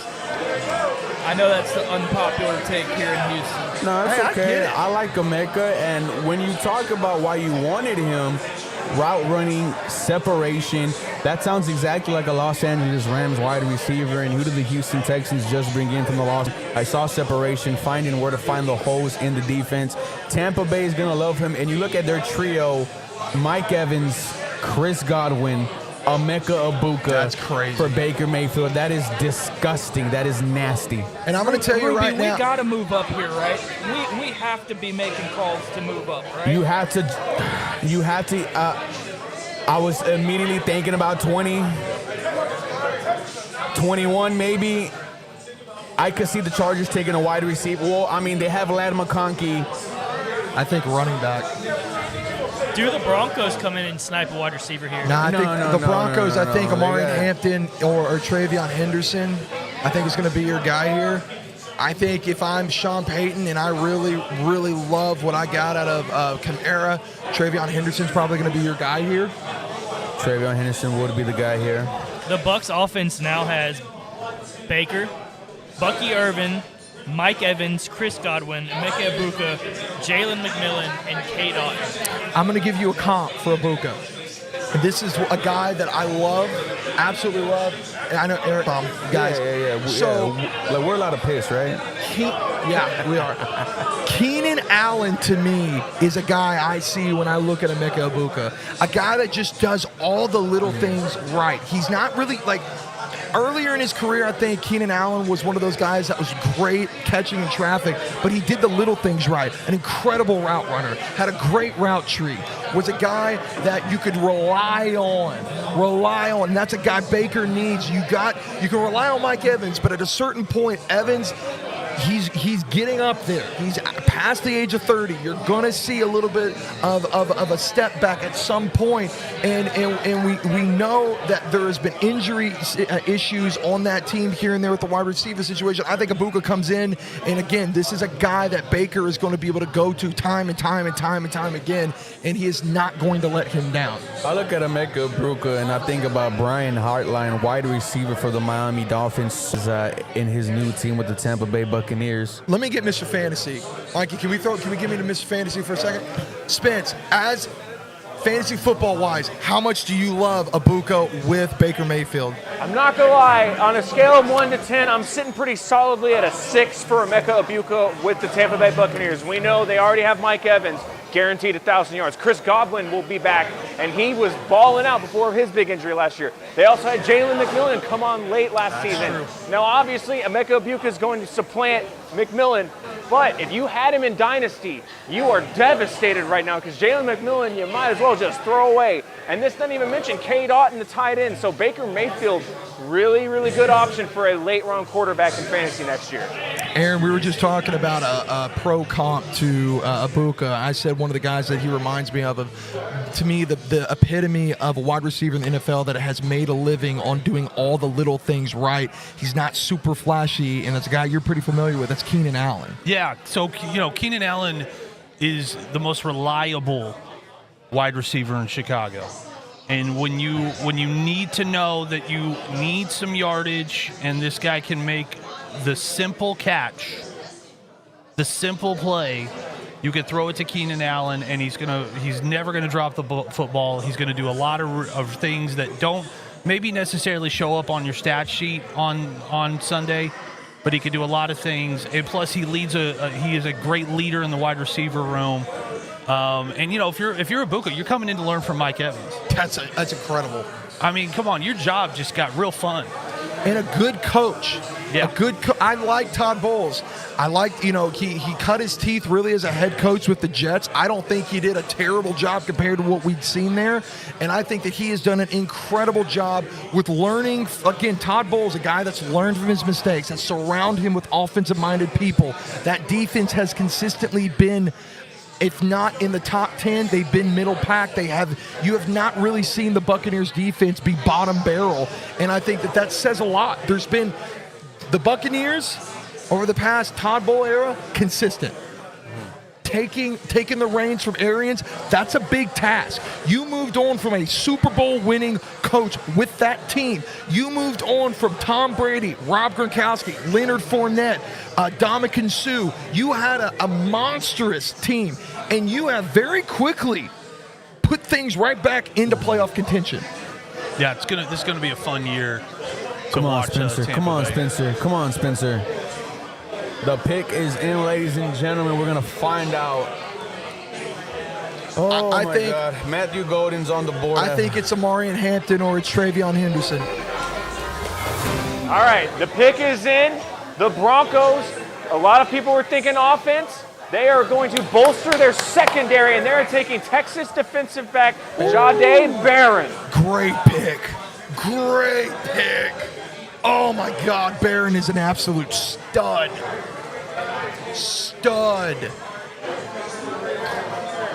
This is a guy that was your anchor on the defense for Texas. An absolute ball hawk. Yeah, Texas, last year, a lot of yards, a lot of flashy stuff on offense. That's kind of what, makes you look at it and you're like, oh, offensive team. You go look at what Texas's defense was able to do to a lot of teams in the SEC. There's a reason that they were in the college football playoff.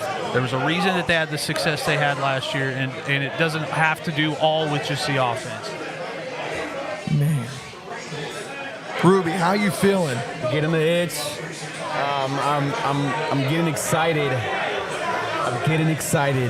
The Houston Texans, they can smell, they can feel their future wide receiver 2/1 in Matthew Golden? Are they going to have the cojones enough to trade up for him, or are they going to just remain calm, remain at 25, and let him fall? Josh Simmons is still on the board. It looks like he might be there at 25 for the Houston Texans. We're still talking about, okay. I am so excited. We're gonna go cut to Giselle. We're gonna get the feeling, Texans fans.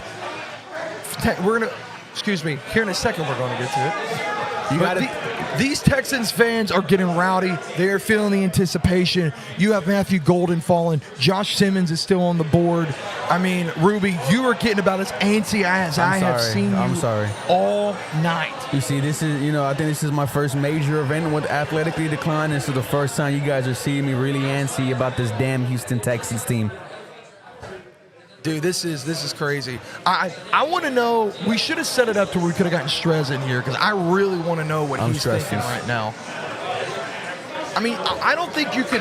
Yes, you wanted a running back, but the running backs have all fallen, so you could get one in the second round. Again, it's a deep running back class. I think getting Barron right here. I mean, wait, we got Spencer. Hold on. All right. So the pick is in at number 21. The Pittsburgh Steelers are going to bolster their defensive line, and they are taking Derek Harmon from the University of Oregon at 21 overall. Shadur is falling.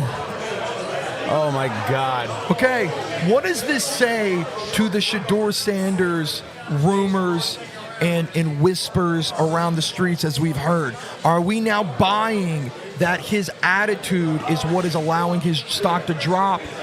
Or is this, rightfully said, Aaron, you've been on record talking about how you remove Sanders and you put Smith. We're not even having this discussion of a first-round quarterback. Yeah, this is one of two things. Either the rumors are true that there was some issues in the team meetings and that there were some teams that may have been a little antsy about it, or there's one team that started all those rumors and they wanted to see if they could get him to fall, and he is. Man. It makes you wonder as Shadur continues to fall, could we see the Browns make a jump and maybe be like, you know what, the Steelers didn't take him, we're going to go get him and we're going to put him with Travis Hunter.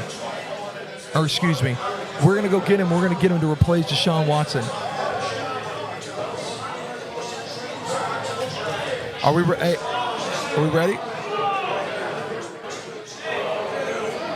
We are on standby. On standby. I just keep on. All right, here we go. We're talk. Say hello and state your name. How you doing? My name is Patton from Texas Zone 3. And this is Killer Cal, Texas Zone 3. Alrighty, gentlemen, how excited are we for tonight's NFL draft? The Texans have pick number 25. Who do you think we're going to end up taking home? Matthew Golden. That's the Golden boy. We need him. I think Matthew Golden would be a very good pick. Losing Dale and Diggs last year, we have to get CJ some weapons. So I think that would be not only a safe pick, but a good pick that you can come in and just plug right in. And I think from day one, he'll be, he'll contribute right away. Alrighty, Texans, bring home our golden boy. Now, gentlemen, who is someone you do not want to see the Texans pick? So I'm a Michigan guy at heart, go blue. So I don't want to see us go with Josh Simmons. That knee injury really bothered me as a left tackle coming into the league right now with a bad knee. Not good. So that's the guy I do not want us to draft at all. I don't have anybody in particular, but I do not want them to select an offensive lineman because I just feel like the fan base, because our offensive line was so bad last year, we're so hell-bent on getting anybody. So offensive offensive lineman will make anybody happy, but don't reach for that pick. So I'm happy with more weapons for CJ, but I am not happy with offensive lineman. I know that's right. Alrighty, fellas, who do you think Shadur Sanders is going to be going tonight? What team? Well, right here, Pittsburgh would be the perfect spot for him. It's going to be Pittsburgh Steelers. Steeler gang. Oh, it is not. Shadur is still on the market. He did not go to the Pittsburgh Steelers. Wow, defensive lineman. Okay. Good pick, but they don't have a quarterback. No, I mean, you got Russell Wilson. I mean, Russ is in New York. That was like the ideal pick for them. So now somebody's going to trade back up and get him. But he has to go the first round, but he has to. He's a great talent. Alrighty, you heard it here, folks. Remember, follow us at Athletically Declined and enjoy our NFL Live Draft Party here at Dave & Buster's Houston. But he's a guard. I can at least give it. You're getting live interaction of us here on the panel, just absolutely mind-blowing in this draft. You know, so my wife's a diehard Dallas Cowboys fan. Shout out, Brittany. You know, we're talking about, you know, there's some teams that are looking a little like maybe they went into it. Maybe some of these they really went into this and they had their guy, but it feels like it's some of these. If you needed that guy at that position, it feels like you took the second or third option. Yes. It feels like you're taking guys that you could have gotten in the second round. Yeah. And now you're seeing what I would look at as the actual BPA, not looking at like necessarily a need, but like how do you pass this guy landing here?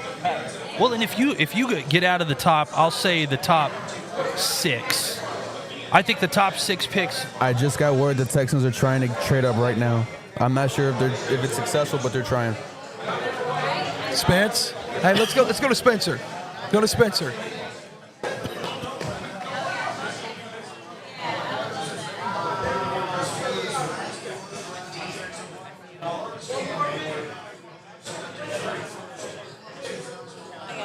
I don't know, boys. The Texans are trying to go get their guy. We're hearing the streets are talking. The streets are talking. There's a big buzz behind this. The longer this goes, the more the Dallas Cowboys pick starts to look better and better. Because at least you could say, Zach Martin retired, we need a guard. We went out and got a guard. But you know, the more I'm thinking about it, it's like you're you know, to Brittany's point, you know, one of what she was saying was they're going and getting their need. And that may be true. And if the need and the biggest need, as it is that guard, and they feel like that is the best guard available, and they didn't like the other tackles as much compared to what the guard, you know what I'm saying? Like, yeah, it's a pick your flavor at that point. Then, I mean, yeah. I mean, I think the Creed Humphrey pick, too, for Baltimore, right? Or was it Saints? I think. Oh, yeah. I know. Yeah. I believe it was the Saints. No one really, they were kind of like, why did he go there? I think this is a similar thing. That was the need. Let me talk to him. Yeah. Hey, so Alex just asked me, he said, Johnny, you look nervous. Are you getting scared? Ruby, if we make it past the Chargers, we got to be safe, right? Knock on wood. No, I would say yes. Okay. I do agree with that. If we make it past, because Chargers last season, Ladd McConkey. The year before that, Quinshon Johnson out of TCU. Right. So they've invested a first rounder, and I believe McConkey was. I think yes, he was bottom first round. He was correct. He was late first round. So we're talking about going 3 straight years back to back wide receiver. I don't think that happens. I mean, let me push back a little bit. Quinton Johnson was a bust. That was not the guy they wanted. And I'm just putting out here, dark horse. Could this be Trey Harris coming off the board? Because that would be a guy that could do a lot of the things you wanted. That's great. Let him take Trey Harris, please. Yeah, let him take Trey Harris. Are y'all you would think they go Will Johnson, cornerback out of Michigan. Like they are looking for their number 1 cornerback. Will Johnson here, I think that would be perfect. Out of Notre Dame, we were talking about him the other day. Oh. I think it would be a bit of a reach, but like I don't know. I like him here too. Just anybody but Golden, I'm cool with. Anybody but Golden. Are you worried about Benjamin Green Bay Morrison? possibly taking? Benjamin Morrison, John.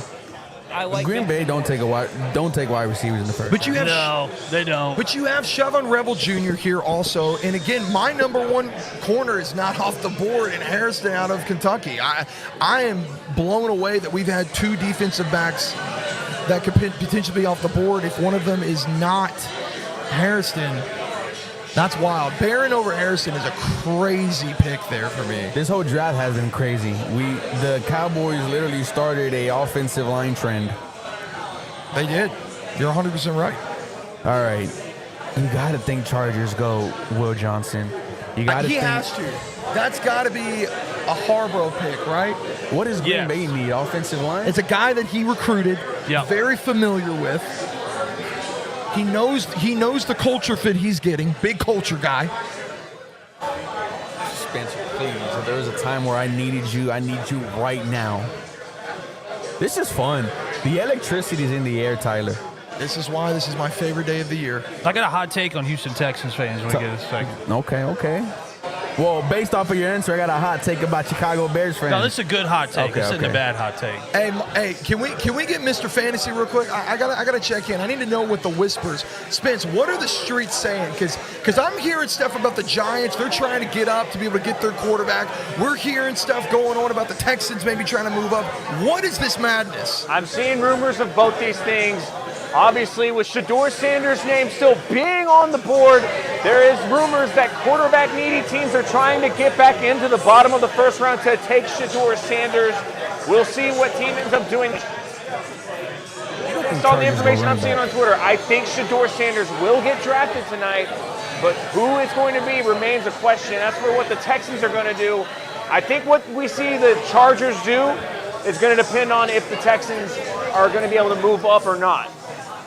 Go running back, LA. Do you feel like, Spence, that we could see Golden just because of maybe if Harborough has fallen in love with him, be the pick here still on the board? Well, as someone who's been a big defender of Justin Herbert, I have always said that is a quarterback that needs a speedy threat on his teams. And he has not ever had that in his career. Matthew Golden would fit like a glove for Justin Herbert and the Chargers. Dude, 56 seconds left. There's something happening. Josh Simmons still on the board, Ruby. I don't care about Josh Simmons right now. Let me care about Josh Simmons.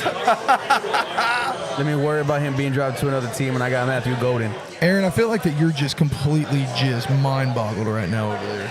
Yeah, I mean, I'm looking at the quarterback list, and there are going to be guys that are probably going to have to fight to get a job in the NFL just based on how many of these guys are falling at quarterback. Because now if you were a team that was thinking, hey, we need quarterback, but they're not going to be around when we're picking. Well, now guess what? Those guys are going to be around.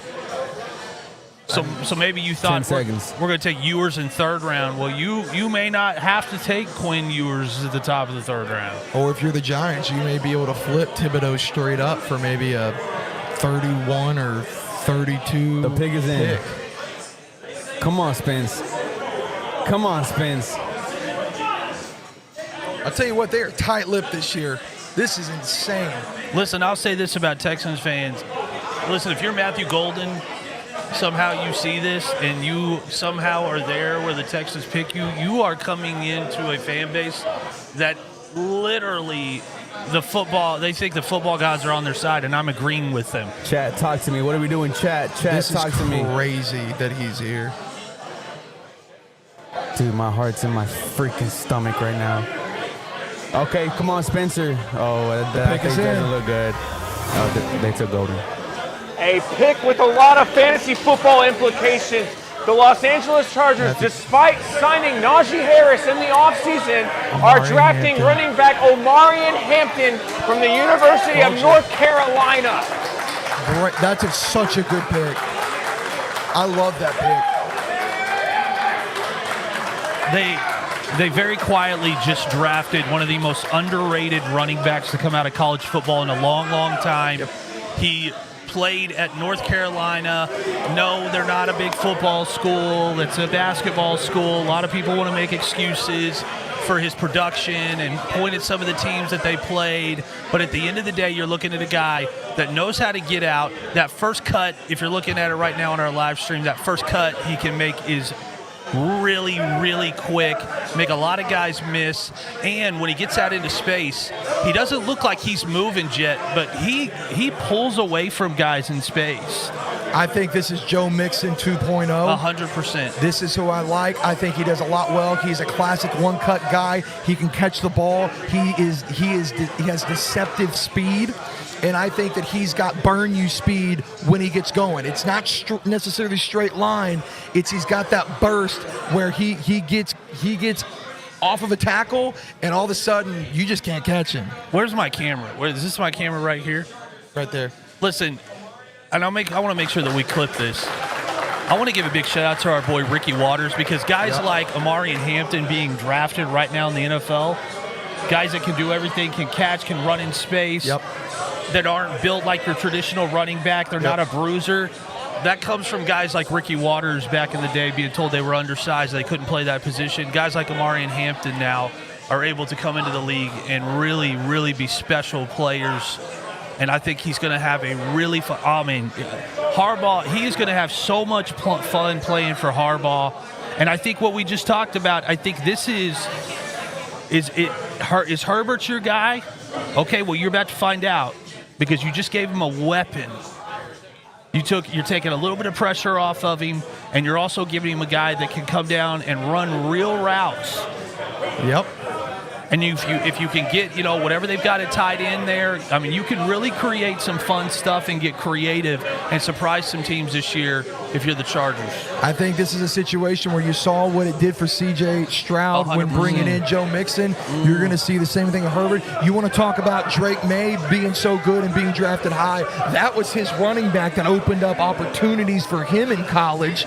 And, I think that with Amari and Hampton, you're getting a guy that is going to be similar, again, in ways that you're used to if you're Harbaugh and you're Chargers fans. You saw with J.K. Dobbins, a little bit bigger, but again, a guy that does some similar things, again, just a little bit mass-wise, but closer to a Joe Mixon. I love this. I think he's going to fit in on exactly what they want to do. They want to throw the ball out in bubble screens. They want to push that guy in on a third down. He's an every down back, and this is going to be a dream situation if you are Herbert and you want to run some more play action stuff. Oh my God! The Chargers ran the ball really well last year. Yeah. Now they upgraded with Amari and Hampton, and it would not surprise me if Hampton is an early favorite for the offensive rookie of the year. He's going to get that respect, and once he gets going, the play action game gets going, and it might be pretty scary up ahead in LA in a couple of seasons.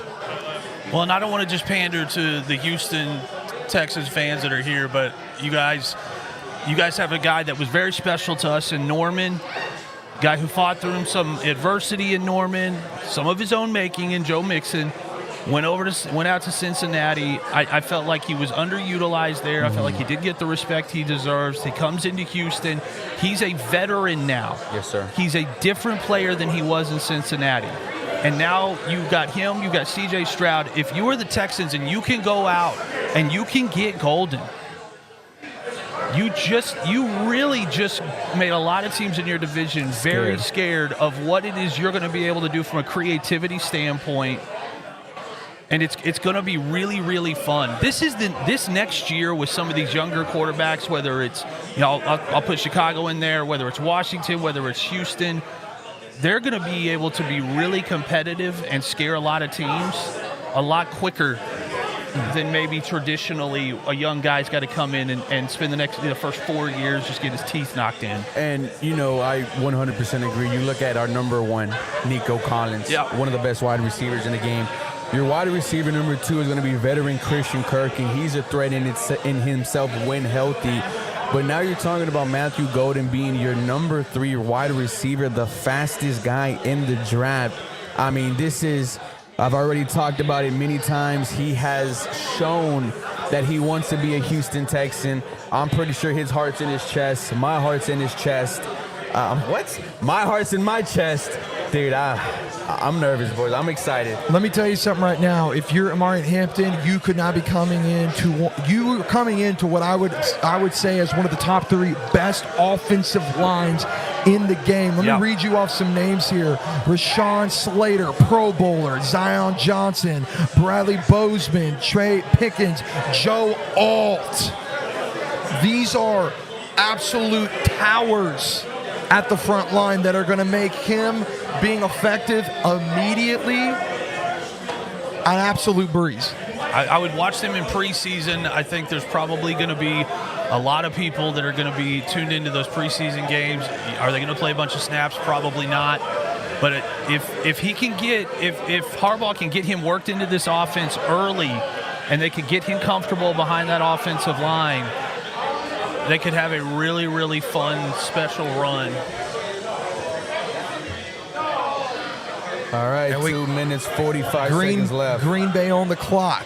This is going to be a spot where look for defensive back to come off the board. Heartbreak, homies. So this is not breaking news because nothing has been confirmed, but I'm sitting next to an Eagles fan, and there's talks Eagles may be trading up with the Packers at this pick. So just keep your eye out. Nothing's been confirmed yet, but like, what's the criteria? So to your point, John, that's something that we have seen. Howie, as you can see over on the board, there's a crown on that man's head for a reason, because if you're making a deal with Howie Roseman, you are probably getting fleeced in some way, whether you see it tonight or the next day or a year from now. At some point, you are going to realize that. And if he gets up here and he can take another guy, I don't know, Alex, how you would feel about this, but we have seen a lot of talk about maybe A.J. Brown getting put in a trade package. I don't think that it's needed necessarily in this situation, but how would you feel if there is something done there where it's maybe A.J. Brown, a player, and a pick? Is that something you think we could see here?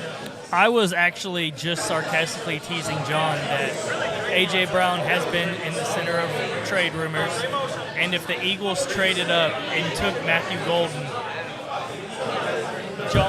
John said he would hate them more than he already does. If that happens, you will see me strangle Alex live on camera. That would be such a Howie move, though. I mean...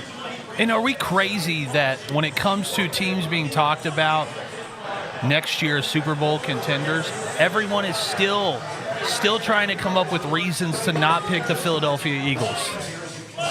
I mean, you're not wrong.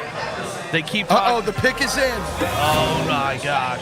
Oh. There's about to be mayhem in this building because at pick number 23, the Green Bay Packers are selecting Texas wide receiver Matthew Golden. What happened? Golden just got pulled to who? No, This is a very uncharacteristic Green Bay pick. They don't take wide receivers. Never. Oh my God. Never. Oh my God. If you're Aaron Rodgers right now, you're breaking things. Oh my God. You have what I think is one of the most crowded and question-marked wide receiving rooms with Wicks, with Dobbs. You've got, oh my goodness. You've got Watson. You've got Reed. There's get your guy, man. Go get your guy. He's one pick ahead of you. Go get him. Go get him. There is a lot of emotions here from Texans fan. Well, and if you're a Texas fan, I understand you're frustrated because all Green Bay did last year was try to figure out who their number one wide receiver is. They spent all of last year trying to figure out who's going to be the guy, and you still you still are now going to have to try to figure out who's going to be the guy. Well, I think it's because Reed was inconsistent. You saw him a lot more, and I think Spencer will be able to confirm this as Mr. Fantasy. You saw a lot of touchdowns out of Reed, and it was either if there was no touchdowns, you weren't getting a lot. You saw a lot of your short yardage get between Dobbs and Wicks, and nobody really knew who you were going to get, and just another guy would get thrown in there at certain times. I don't really know. I mean, This pick doesn't make sense for Green Bay. I don't think so. I mean, yeah, heartbreak. We are now officially the Heartbreak Boys because I am absolutely heartbroken by this pick. And I agree with Ruby. Why did we not move up and get him? Like, I don't get it. He was right there, and we just let Green Bay snipe him from us. You're about to hear this room get really upset, and they should be. Very rarely do you have a guy who has said, I played at Texas, I want to play in Houston, and you don't go up there and get him. Can I remind you of the last time that happened? 2005. Yeah. Vince Young. I mean, that is the last time that happened. Yes. And this is a Vince Young level botch to me. It is.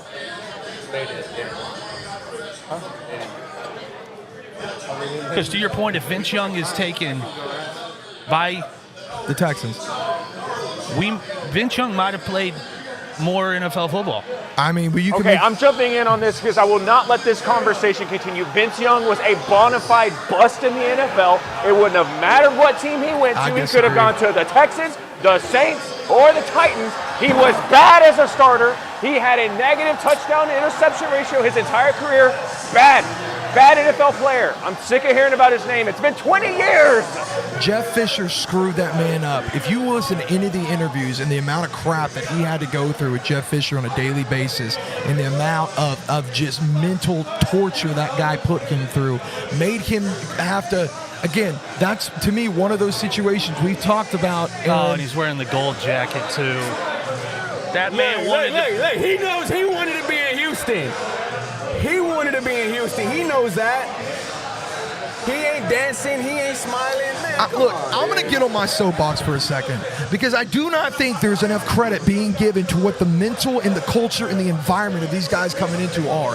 Whether or not we know hindsight's 2020 on Vince Young, whether hindsight would be 2020 on Matthew Golden, if a player comes out, has their heart set on a place, and they want to be there, that mental drive to be able to make it work, make it happen, to be developed, to succeed, to be in that building extra hours, to be out on that field with the quarterback extra hours, it is different. You will not be able to convince me otherwise. Yes, maybe it goes out the same, but at least you could go back and look and go, you can't say that guy didn't give everything. You can go and look at Vince Young and say there was a lot of other issues, but there's also a very fair case. You can say that those issues came from the mental toll that entire situation took on him. And hopefully that's not what happens to Matthew Golden, because I think Golden is a great prospect. I think he could be something very special. And not only is Houston missing out on bringing in a guy that wanted to come there, but you're missing out on bringing on a guy that wanted to be a part of the community in Houston. Teammates with Tank Dell. Like every single thing the Texans did, a happy birthday post, a contract restructure. Matthew Golden was liking the tweet. Look, I wish him the very best in Green Bay. I'll see you in 4 years when you sign with the Houston Texans in free agency, Matthew Golden. Dude, all right, now, Nick, you got to cook. Pick us in, Vikings. Don't say Josh Simmons. This is going to be pretty bad for Texans fans, man. Josh Simmons. Because at 24 overall, the Vikings are selecting Donovan Jackson from Ohio State guard.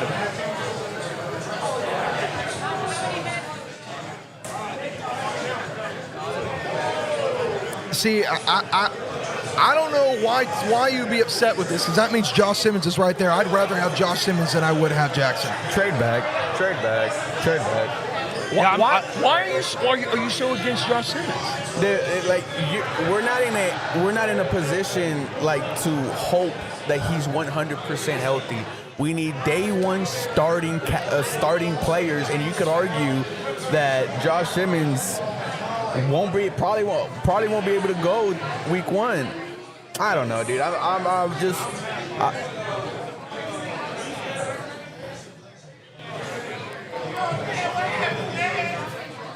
I think Josh Simmons has one of the highest ceilings in this class. Personally, I think from an athletic standpoint, this is the most athletic offensive lineman in this draft. Yes, are you taking a risk? But Ruby, let's be honest. Every one of these linemen are what you would consider a tier 3 and 4 lineman. There is no one. There is not even a Joe Alt. There is not a Fashanu. There is not a Sayer.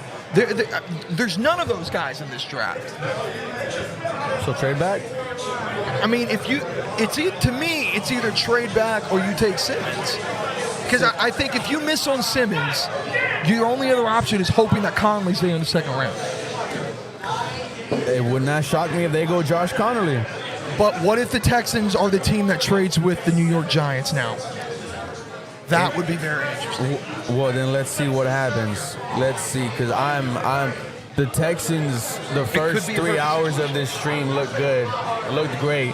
The last 5 minutes, it feels like the ceiling has crashed down. So do you feel like Casario's let you down here? You've waited.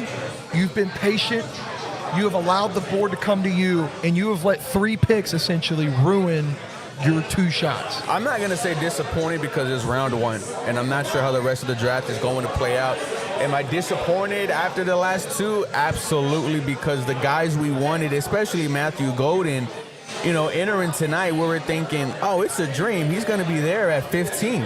No, just 2 selections ahead of you. Gone to the Green Bay Packers. And then your safe pick, Donovan Jackson out of the Ohio State, who played both guard and tackle for them, gone to the Minnesota Vikings, who needed offensive line help. And you know what, man? The Minnesota Vikings came back to bite me in the ass because I jumped them in the bleacher. Oh, we got breaking news. Breaking news. Tell me. The Giants have traded up to pick number 25. Let's go! Where one can assume it's going to be Shadur Sanders. I will confirm that pick. But the Giants have traded up to pick 25 with the Houston Texans. Hey, let's go. I got my crystal ball out. There you go. Best case scenario. Brian Dable is not trading back in here to let Jackson Dart fall out of this round. This will be the most shocking thing to happen if Shadur Sanders is this pick and it's not Jackson Dart. What's the trade?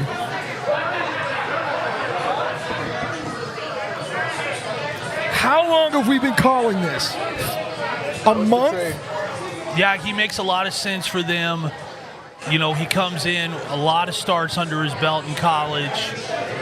He's played with a lot of big-time wide receivers. He's got a coach that really took him under his wing and developed him. And he's going to come into an organization that could really use a little bit of hope. I just want to point this out. I know we're going to talk about this from the Giants angle with Shadur Sanders, but just for the Texans' sake, this is extremely emblematic of a GM that just got sniped once or twice ahead of him. At the last minute, he trades out. Still waiting to hear the compensation, but he trades out because his guy isn't there. Nick Caserio, I hate to say it, it seems like you fumbled the bag in the first round this year.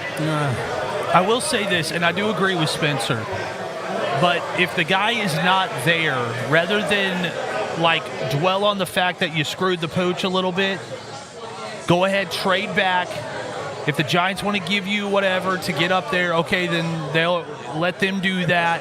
You're not going to take Shadur. You're not going to take Jackson. No. The value to me here is unreal. This is a... Tell me something good, Spencer. Well, you got the compensation. I just want to update everyone.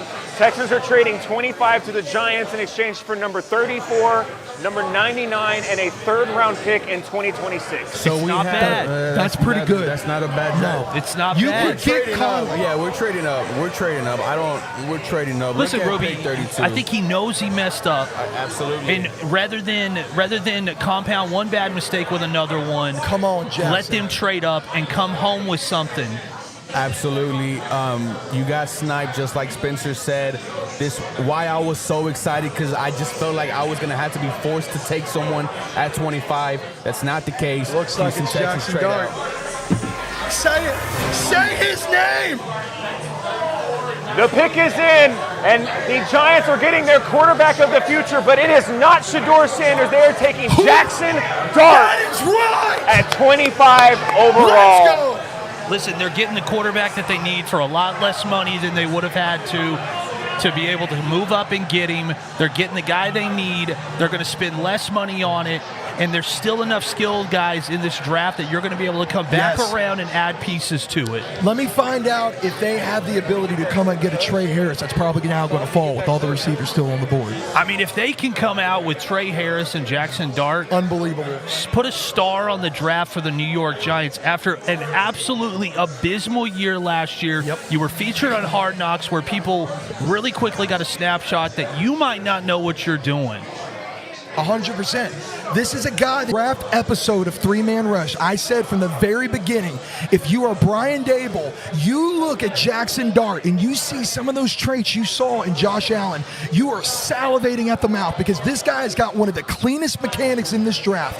This guy dealt with his wide receiver one being out most of the year. He played 6 games, played part of the 7th game, and still he had over 1,000 yards receiving. This is a guy played SEC talent. He's got that it factor. You can look at McShay, look at all of these other guys in the GMs in the league. They said at the combine, this is a kid that came out there and has that winning mentality. It's not this overconfidence, I need to be given everything that Shadur has been notably said. This is a guy that's got swag. This is a guy walking into New York that is built for New York. You're getting another generation of Ole Miss quarterback, and it worked out pretty dang well for them last time they went down this pipeline. Now, talking about the Texans, you have a lot of different options here. And,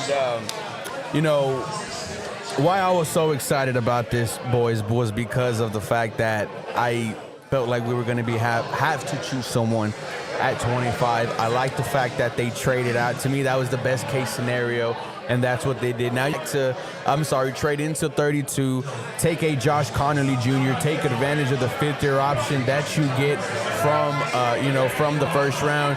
You have 3 first-round picks this season, in the next couple of days, John.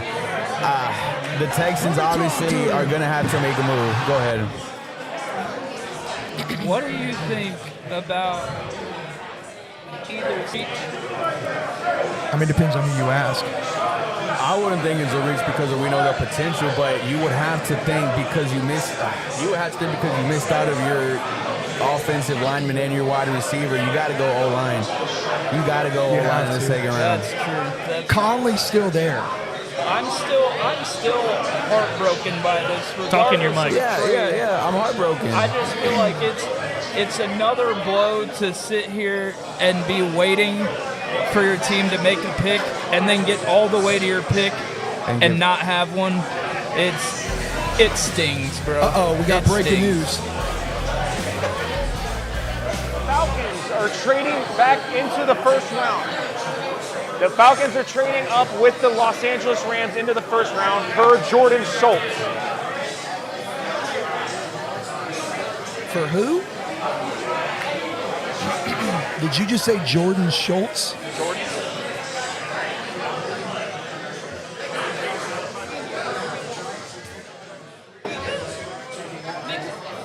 So Atlanta's already got Jalen Walker.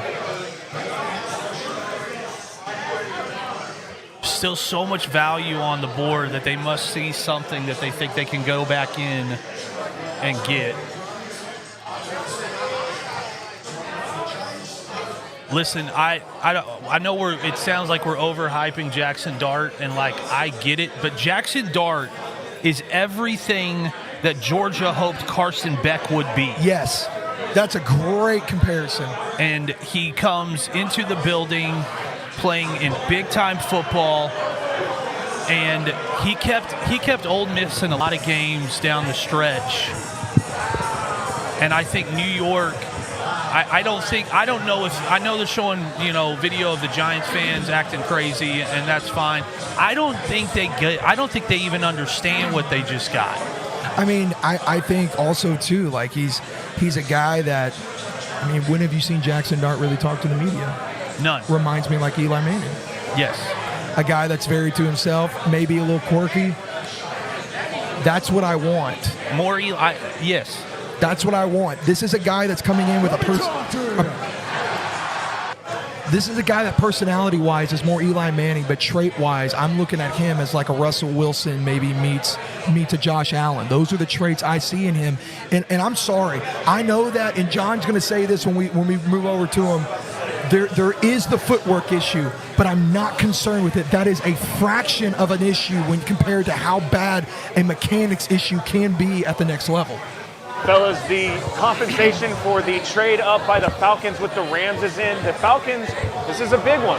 The Falcons are trading pick 46, 242, and a first-round pick in 2026, and they are getting the 26th and the 101st overall pick. Wow. So sorry. I have not the biggest ears. Takes me a while to get this in. My ears are big enough for the three of us. So we got Strong Sports in her in the building, ladies and gentlemen, once again. Sports with Strong. Sports with Strong. She's strong on sports. Johnny the Dad. Okay, so we're talking about Jackson Dart, and you hit the nail right on the head. Oh, hang on. Suspense. Hang on. The pick is in. Atlanta is making a move back up with the Los Angeles Rams, as we know, and they are doing it to draft Tennessee edge rusher James Pierce. Wow. Oh, my God, what a great pick. What do you think? Brother, you got Jalen Walker and you got Pierce. Brandon Morris, brother, you are... I mean, you literally just changed your defense. 2 picks. With 2 picks. Wow. Heartbreak. That's how you do it. Okay, there's 2 things I want to talk about. One, we were talking about Jackson Dart. You're right. I was going to bring up his footwork, but another thing with how he deals with the media, and he might be a little to himself, might be a little quirky. Reminds me of a Justin Herbert, maybe? Yeah, sure. Which, not a bad thing at all. I think the Giants got a good value there. Here's another thing I want to talk about, and as the only Texans fan on the main panel, Giselle, this is being mainly directed at you. Right where you're sitting not 5 minutes ago, Ruben was talking about how he's okay with trading back, and, at least we got some value. We weren't forced to take somebody. Now, after seeing that the Falcons were willing to trade a first-round pick next year, are you other people were offering something better and we took not quite as good of an offer? Right. Honestly, we can't cry over spilled milk. I love that question. I think that's phenomenal. At the end, I would have chosen to have another first-round pick next year and have 100%. two first-round picks. 100%. Which apparently the Falcons were offering, and we weren't answering the phone or something. No! I don't know. Giselle, this is one of those situations I look at, we went through a situation like I'm going to kind of compare it to baseball with the Houston Astros, where with Tucker, that was the big thing. Is like you can't just let this guy walk. You got to trade him. You got to get value. Yes. And I do like at least here, like Caserio at least looked at it and said, I can't get the guy I want. Right. The gap between those guys in the second round are not enough for me to stay here. Yeah. And he got value.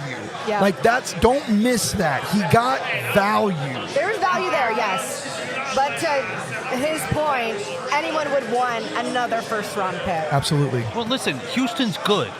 This is part. Listen, Houston's good. This is part. Listen, as a fan of a franchise that as a fan of a franchise that has been abysmally bad for a long time.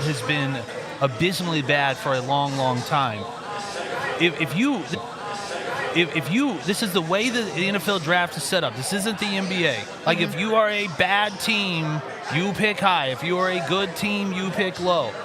So this is just what happens if you're a good. And I think when you have as many pieces as Houston has, and you have your quarterback, and you have a lot of other things, taking a step back and evaluating and going, okay, what's the best we can do in the position that we're in Yeah, we didn't get the guy we want. Okay, rather than sit around and lick our wounds, let's make the best of a bad situation. And he made a smart play. And let's be honest, guys. You got a new offensive coordinator. Yes. It's a new offense. You're down Tank Dell. Yep. Okay? You're gonna Diggs is gone. You're going to have to pay some guys. Okay? CJ's got to learn a new playbook. Yep. You don't have the offensive line to be able to really sit here and say the Texans are, I'm going to say it, are going to be a Super Bowl winning team right now, as it stands. That does not mean you can't be competitive, and that does not mean that a step back isn't a bad thing. It's not. You go into next year, let's just say hypothetically, Texans go in, they get a wild card spot, they do a competitive game, and let's just say it's the offensive line. Okay, you now have a higher pick, you have another pick, and you can now go into that next draft, who, John, you said it yourself, you think the next year's offensive line guys are going to be a lot better than they were this year. Yeah, I agree with what you're saying. The problem with what you're saying is we still only have one first-round pick next year. We picked up an additional pick for pick number 26 that they weren't offering a first-round pick for pick number 25, which means, I would 100% agree with what you're saying. If next year we were going in with 2 first-round picks, I'd be like, you know what? Screw this year. I'm ready for the following year. But I don't feel that now. But from experience, let me tell you something. I think Nick Caserio is a good GM. I think that he is. I've been the biggest let Nick cook guy. Well, let me finish. Is. I also, regardless of him being there, saw it with the year that they got Sauce Gardner, Garrett Wilson, JJ, Breece Hall. If you remember, they packaged 2 second-rounders to get back into the first round. So I would not get too worried about not having a first-round pick there. You could package 2 seconds to get a first. But that's all, we could have had it already. You got to get away from it. I get that. All off season, I believe in Nick Caserio as a GM. He's given me no reason not to trust him. Today is what the hell are you thinking, Nick? What's the deal? I don't see the vision. I don't see the vision in this. I think guys kept falling, and he just thought it's just going to keep happening. But that's what the Patriot way is. Let's remember where he comes from. That Belichick way is you let the board come to you. And that has been to their benefit. Now, first year, C.J. Stroud, Will Anderson Jr., you needed it's different. That's not going to happen every year. And I think that there is some misconception. Like the same thing with Jets fans. They think every year that the Jets were going to go in there and going to take 5 picks. That is outrageous, okay? It doesn't happen. But you know what you did get when he did do that? You got a stud Pro Bowl guy that's going to be there forever, edge guy that you can hang your hat on. You got your franchise quarterback. That's way more than half this league can say. 100%. You were getting a little spoiled, guys. You're getting a little spoiled. I know. I don't disagree with anything that y'all are saying. But they were going to give us a first rounder. Pick is in. All right. We had a little bit of a wait in between these picks because everyone is still freaking out about the James Pierce trade and how much the Falcons just gave up to the Rams in order to get him. But at the 27th overall pick, the Baltimore Ravens are selecting Georgia safety Malachi Starks. Great pick. Wow. Great pick. Me and James both agree that's the best safety in this draft. Anyone from Georgia is solid. And you know what's interesting, too, here is just a little while ago, you took Hamilton, who a lot of people said was a generational safety. It's kind of interesting. I wonder if now you get in a situation where we've talked about this before, the quarterback, you got 4 years to be able to win with a rookie quarterback. Are we starting to see situations now where this is going to start applying to other key positions on these teams? Yes, 100%, Tyler. We're in that era for that to just happen. And I don't like it. Y'all know how I feel about it's a microwave generation. I don't like it's a race. It's like the moment these GMs and head coaches come in, they hit this timer and they're sitting there and the owners are like, okay, you got 4 years. Let's see. I hate that. I think that there's no room for it leaves room for guys to, number one, I think, be creative. And if they're going to be creative, they're taking bold moves that could literally boom or bust. And you don't always want to do that. Not everyone is Howie Roseman. I'm going to continue to go back there because he is the best. But I think that we've got to get to a spot like Jackson Dart's not going to be asked to play week 1. And I love that. You're learning from Russell Wilson. You're learning from Jameis Winston. Again, whether or not you think those guys are good quarterbacks, I don't care, Aaron. They've got Brian Daboll. Daboll has his clay. And you've got two guys that have been in the league a long, long time. They've both played in several different organizations for several different head coaches. They can help you navigate the craziness that is going to be the New York media and the New York Giants fan base. And you can kind of just still be a little weird recluse if you want to. Because Jameis will talk to the media for you. You don't have to. And you've also got two guys, Giselle, that historically have dealt with controversy throughout their career. Russell Wilson with the infamous audible at the line in the Super Bowl. Jameis Winston, obviously, first-round quarterback. You got a national championship, a lot of expectations, and come in, and you're the only guy to throw 30 touchdowns and 30 interceptions. But you're still here. I'm going to pivot off really quickly. Who do we think is going to pick up Jalen Milroe? I have to put him on the map because we are both Tompkins alumni here at Katy, Texas. Oh, let's go. And it's Falcon Pride every second, every day, FP 1440. Yep. I'm cheering for you, Jalen. I think this is Cleveland Browns. I think the Cleveland Browns from the beginning, they knew that they I don't think that they necessarily needed to get a Jackson Dart. I think if it fell, bottom line. I talked about this on Three-Man Rush. Me and Spence and James agreed that when you start getting into the Bills, the Eagles, the Kansas City Chiefs, those are prime spots where it's not going to cost you a ton to get back in there. And you could see a situation just like we've seen, like, not saying he's Lamar Jackson by any means, but Lamar Jackson, very similar situation. The Ravens saw that and said, we want that fifth-year option. We're going to go get him. And I think there is a reason. Again, we talked about it in the very beginning. It does not happen when they send out those invitations to the draft for first round, and they send another one. And they did that to Milroe. And I think that there has to be some fire to that smoke, regardless of how this board falls. If you're the Browns, you got to be looking at it and going, we need a guy like that. I know all the things.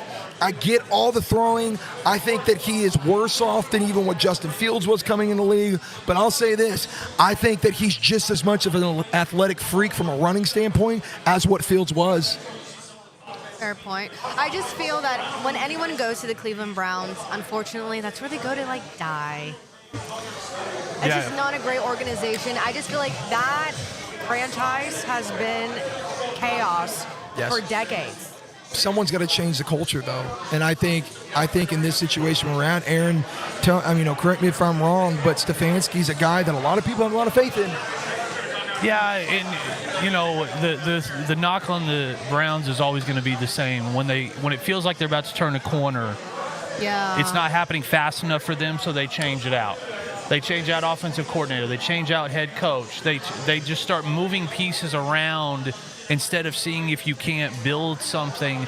I thought teams like Cleveland, when they saw what Detroit was doing and said, hey, let's let it take a little bit longer. Let's build it the right way. Let's try to make the adjustments we need to as a organization. I'm just always shocked that Cleveland, I always feel like they're just 2 years away from letting it work. Yeah. And then instead they want to throw it all out and start over. I don't know. I mean, listen, at the time I thought when Baker got drafted there, I was not happy about it. And then to watch them switch out offensive coordinators and head coach over and over and over, I thought if you can't build culture around this guy, your franchise just may not be able to build it. Yeah. I got a question for you guys. How do we feel about coming up? The Lions pick is in. We got the Washington Commanders coming up with the 29th pick. To me, looking at that team, they made acquisitions that me and Spence on the ESPN radio show Athletically Declined, we made the prediction when we were talking about needs when they got knocked out of the playoffs. It's that they needed another weapon. They needed to give Scary Terry another guy that could be on the other side of the ball with him. Jaden needed more weapons, and they got Deebo Samuel. Love that pick. Now I think this is the point to where you have got to address that running back position. And if it's not there, you got to go cornerback. I think with the Washington Commanders, you have Travion Henderson sitting there. Yeah. I think if you look at what Cliff Kingsbury likes to do, he's a very forward-thinking, progressive offensive coordinator. The things he did with Jaden Daniels, again, can't say enough good things about that and that personnel. I think you had a guy like that's your Gibbs. That's a guy that can be a game changer in the pass game. You can do a lot of really creative stuff there. He can go out and he can be a slot guy. I would love that, but again, you still have the number one corner on my board with Harrison from Kentucky, and God knows Washington could use that guy. All right. The Lions have made their selection at number 28 overall. They are taking Tyleik Williams from Ohio State. Ooh, Buckeyes. Not a sexy pick. Not a sexy pick? But you don't need a whole lot of pieces in Detroit right now. Yeah. You don't. Continuing to surprise me. Man, what's it like to be in that position? As a Bears fan, this is the first year we've not had to go out and draft some game-changing talent. If you're Detroit, you look at the board and go, you know, maybe we should add some depth. Yeah. We don't have That's to what go they out. have to do. Yeah, we don't have to go out and change the world here. Can we bring Spencer in real quick? I got to get some answers here. Spence, I got to ask you, the way these boards have been falling. You got Mike Green out of Marshall. That's James West's favorite guy, still sitting there, and you take the Ohio State kid. You can go over to the edge position. You still got guys on this board like Josiah Stewart. I mean, you've got linebacker. You still the number one linebacker on the board. Which again, I know the Lions don't necessarily need him. You've got a lot of guys here, and even the corners. I mean, you would think that Detroit could use another corner, right? Well, we see this all the time. Every single year in the draft, there's a team that does something that these are scratching our heads, wondering why Tyleik Williams? What is it that they see with him? Well, we know national championship winning defensive lineman. He seems like a type of guy that Dan Campbell can really get his hands on, mold him to fit into a defensive line that has a ton of guys on it, led by Aiden Hutchinson. So we say it all the time. If it's your guy, go get your guy, and it appears that the Lions, they got their guy. You got to wonder, is there an appetite for kneecaps for this kid? One would wonder. Was that a deciding factor? Love it.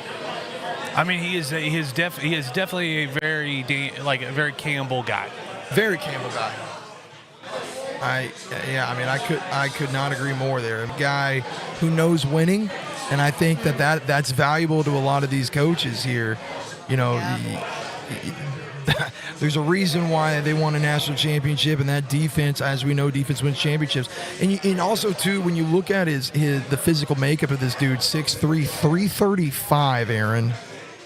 4'6'8". Holy Lord. That is a fast, big guy. I would not want to be Caleb Williams. Facing him. No. No, Minnesota, Chicago. They just looked at a defense in Detroit that already had a lot of swagger. Phenomenal. That's great for Detroit. That the Lions have a lot to be division's excited about. And you're shoring up a position too where you saw Aiden Hutchinson go down and what that did to their defense in the playoffs. Yeah. So again, like we had mentioned earlier, that's something that we see pick, but Will McDonald is an absolute freak of nature, and we saw that come into play when JJ went down, and that definitely helped. There's going to be a learning curve when you have to force those guys in like that, but I just don't think that Williams is going to be forced to do that, and you've got some of the best there. Dan Campbell has shown that, if anything, he has provided a culture for winning and for some of the grittiest defensive and offensive players in the NFL. I just want to pivot really quickly. NFL statistics stated that Shadur Sanders had a 3% chance of being left once the 28th pick came around. It's the 29th pick, and he's still available. And see, I never bought any of that. I've been saying from the very beginning, Aaron continue to go back to this. That's one of the best ways to put it. If you remove Sanders from his back and put Smith, we are not having the same conversation. Like, I would have taken, may this be crazy, I would have taken Michael Penix over taking Shadur Sanders, because I look at what are the big games he played in, Giselle. He did. You're right. You're talking about a kid that had his number retired for what? Again, respectfully. Like, I don't understand, like, what the only reason we're talking about Shadur Sanders is because he was a halfway productive guy that was throwing to the Heisman Trophy winning wide receiver defensive back. If Hunter is not on that team, even though Deion's there, I don't know if we're still talking about him the same way. I don't know if they're going to be on as many highlights. When you see Travis Hunter, you're seeing Shadur because the ball's coming from him. They had really good chemistry. Very My good. biggest thing, and I've heard this argument all night about Colorado retiring both Shadur and Travis Hunter's jerseys. It's like, what did they do? What did they accomplish? They didn't win anything, and I totally understand that. My biggest understanding of it all is they helped put Colorado on the map.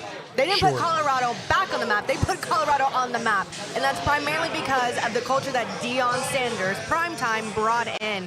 I think Travis Hunter, of course, deserves to have his jersey retired. I think the Shadur Sanders is a little bit of a toss-up, but I understand it. I respect it. I don't think that's a normal thing by any means, but it's happened. Yeah, and to me, it's just the wrong Sanders. It needs to be Deion if we're going to retire any Sanders, 100%. personally. Well, and we're... All right, the pick's in. Pick is in. The Washington Commanders are bolstering their offensive line to protect Jaden Daniels, and they are taking Josh Connerly from Oregon. Pick. What a pick. Wow. Man, I'm going to be honest. I'm going to be honest here. Let's go. I can see defeat. There is heartbreak on the Heartbreak homies' faces over there. John, I know you are going through it. And I have to say it. It's not rubbing it in. But as somebody on the outside looking in, Texans fans, this could not be going worse for you in Nick Caserio standing his ground and getting value. But in this draft, you are losing guys left and right. I think we've already lost the draft, personally. Like, this was the last guy that I was like, I don't know, dude. I don't know. I think we've already lost. Maybe we sneak out of here with the Trey Harris or somebody that'll be serviceable, but we've already lost. If it makes you feel, I'm waving the white flag. If it makes you feel any better, the Eagles have also lost because won the Super Bowl. Everyone, but what do you mean? But everyone in their division has gotten significantly better today. 100%. I mean, wow. Washington was already hot. Play the world's tiniest violin for the guy that has 2 Super Bowls and 3 Super Bowl appearances in the last decade. You're right. I don't it's real care. rough. And we're going through our own struggles. All right, I'll just wipe my face with all our championship gear that I have. I'm gonna go off camera so I can strangle Alex. Mikey, can you take me to Spence for a second? Spence, I got to ask you a question here. The Washington Commanders continue to do the thing that I have talked about and you have talked about time and time again. We have been on record talking about how Dan Quinn has not only learned from his mistakes, he has put guys around him. He has made every right move. The new regime and ownership and management for the Commanders has absolutely taken this team to being in the top 5 in the NFL. I'm going to say top 5. As not only a team, as competitors, as a roster, they are doing the right things. You went and got Laramie Tunsil and then come out of this first round and stand your ground and take one of the last remaining offensive tackles. I mean... Well, we know the famous statistic in the NFC East. There has never been a repeat winner in that division since 2004. Could we see the Commanders challenge the Eagles in the division this year? Everyone's already favored the Eagles as the Super Bowl champions. They should be the favorites. Yeah.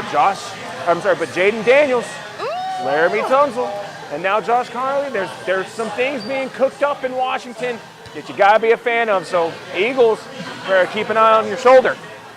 Got us perspective. And this is a team 4 years ago that was kind of like a punchline. This was a Sam Howell team. Yeah, this was a Sam Howell team that had a bunch of guys where we were talking about, and me and John had talked about this. I'm a big Samuels guy. I like Curtis Samuels. We were talking. Oh yeah, poor man's Debo.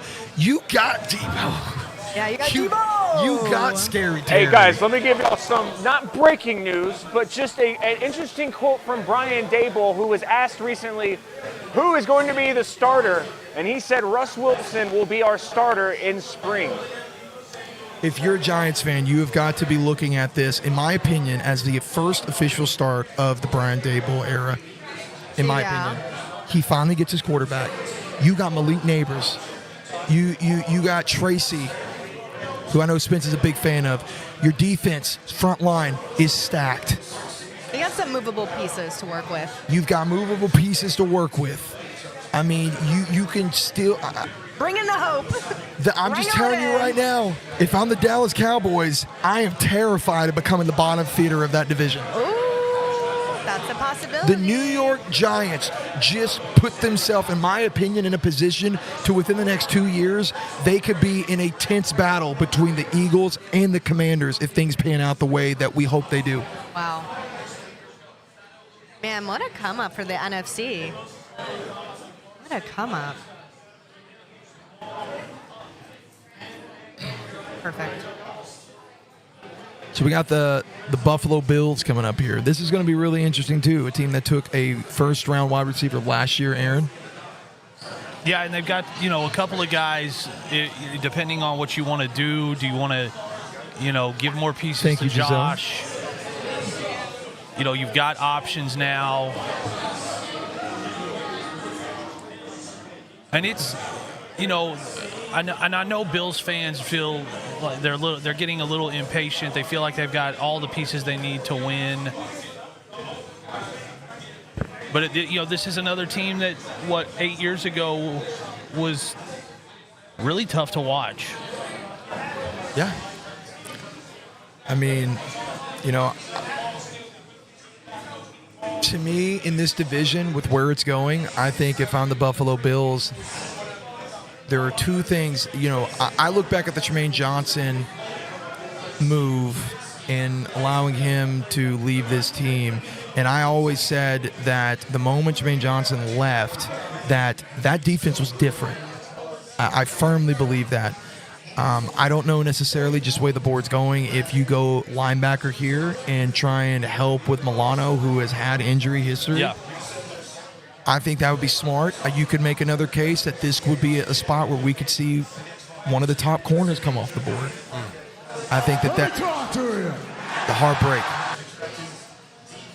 I'm just anxiously awaiting the Bills' announcement that they're going to take Trey Harris, just because that's the last player that I want in this draft is going to come off the board.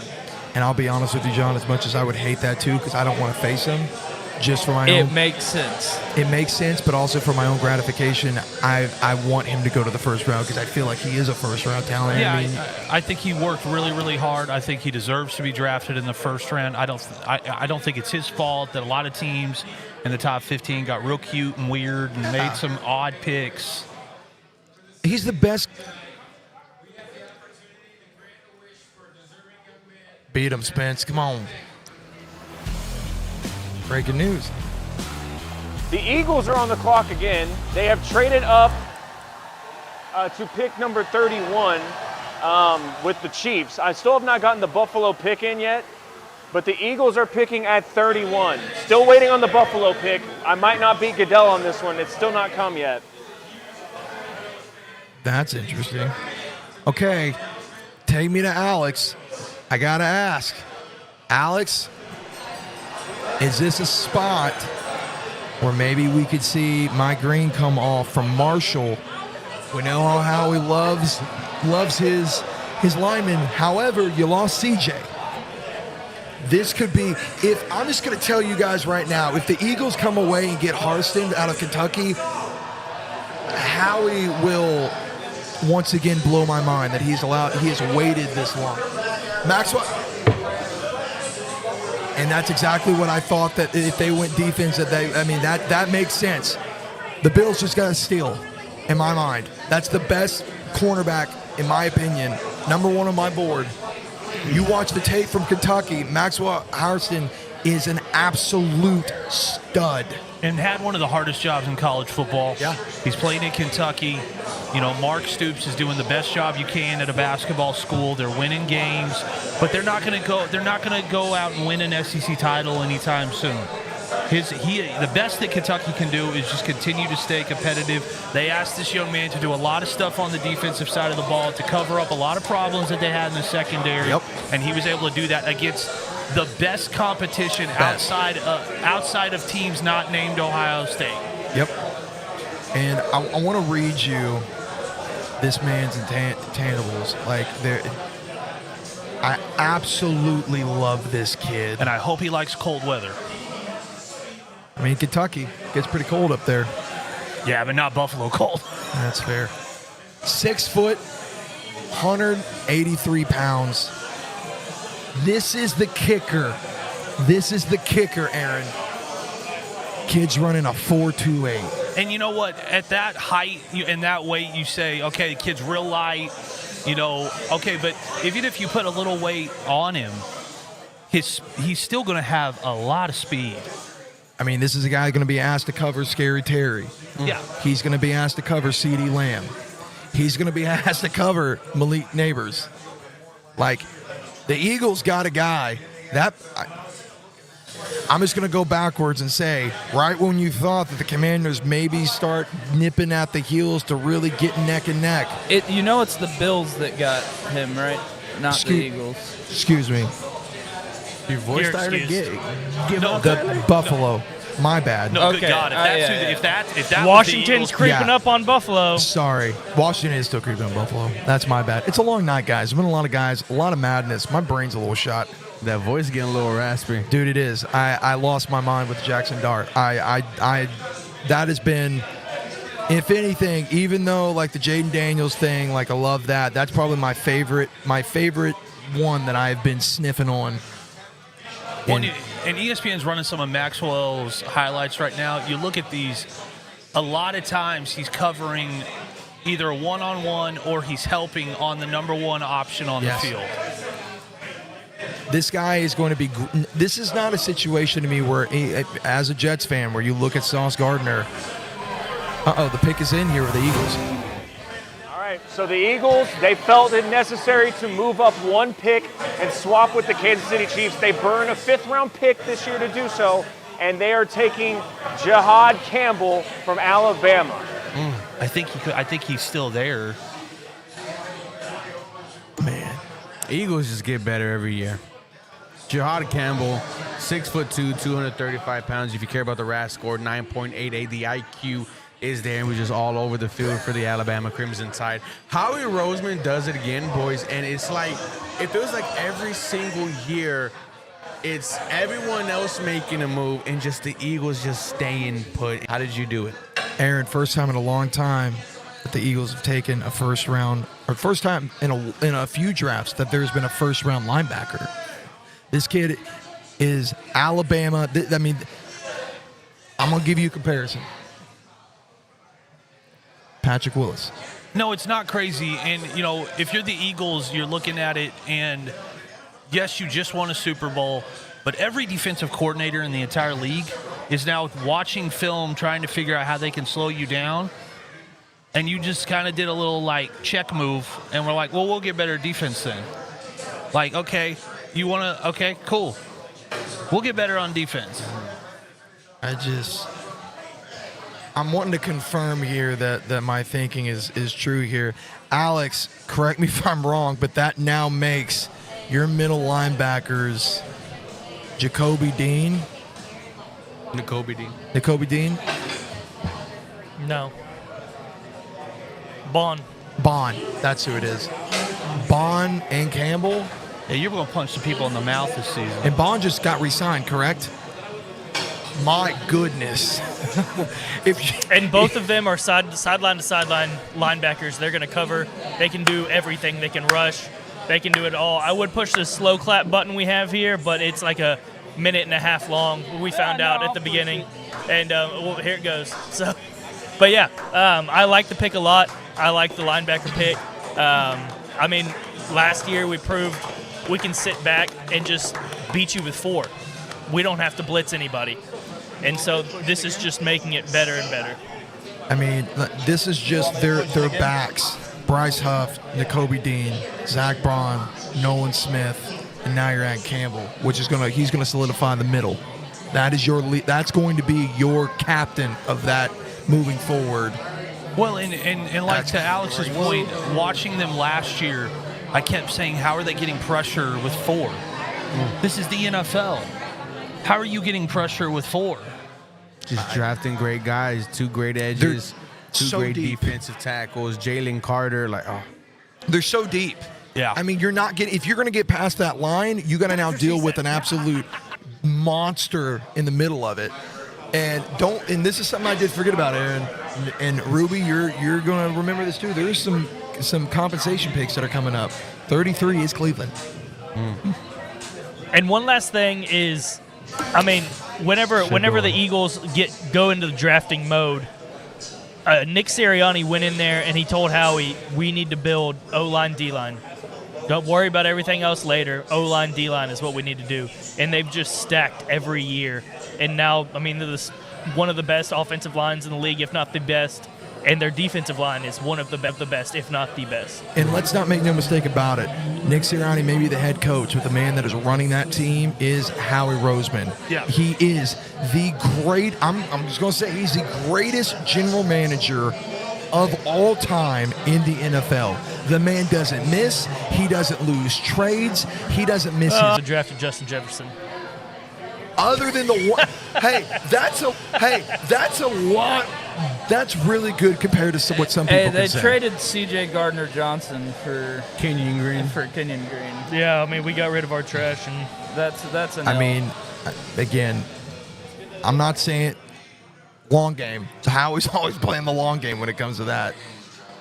But just look ahead, guys. 33, Cleveland's there. Shadur Sanders. Just look ahead, guys. 33, Cleveland's there. Shadur Sanders, college quarterback than what Shadur ever was. However, I do think when you're looking and comparing a guy like that to Shadur, there have been far worse quarterbacks being drafted in the first round than Shadur, even as much as I don't think that he's a first-round quarterback. I think if you're the Cleveland Browns and you've got what I would consider with your quarterback situation, it's kind of a gift. Because if you take Milroe, that is more of a project, I think, than you looking at Shadur Sanders. Kansas City quick picks up. You got to think this is O-line, right? Man, if they could take Josh Simmons, I'm going to be sick. Let me talk to you. Yeah. Heartbreak. I just want to say I am proud of ESPN for not just absolutely burying people tonight. Every year in the draft, they have this person had a drug addict family member. This person had sent some risky texts. I have not seen anything negative about anybody. I mean, we haven't been dialed in on the broadcast super hard, but I haven't seen anything that's trying to ruin somebody's life, which they usually do. I miss that personally. I like it when they try and ruin people's lives. Yeah, Well, I mean, and I think that's something that's missing from this year's where draft are the coverage. salty girlfriends or family members looking for money? I'm salty. Like trying to just mess up someone's life. I mean, well, Travis Hunter's got himself one that, Pick better us get in her for to the sign a Chiefs. prenup. Can you bring me Mikey over to Spence? I got to ask a question here. Spence, we're looking at 33-34. Correct me if I'm wrong, those are compensation picks, correct? No. Those are the first picks of the second round. Okay. This is not the end. Hey, there's we've seen that before. Compensatory. Round 3. Okay.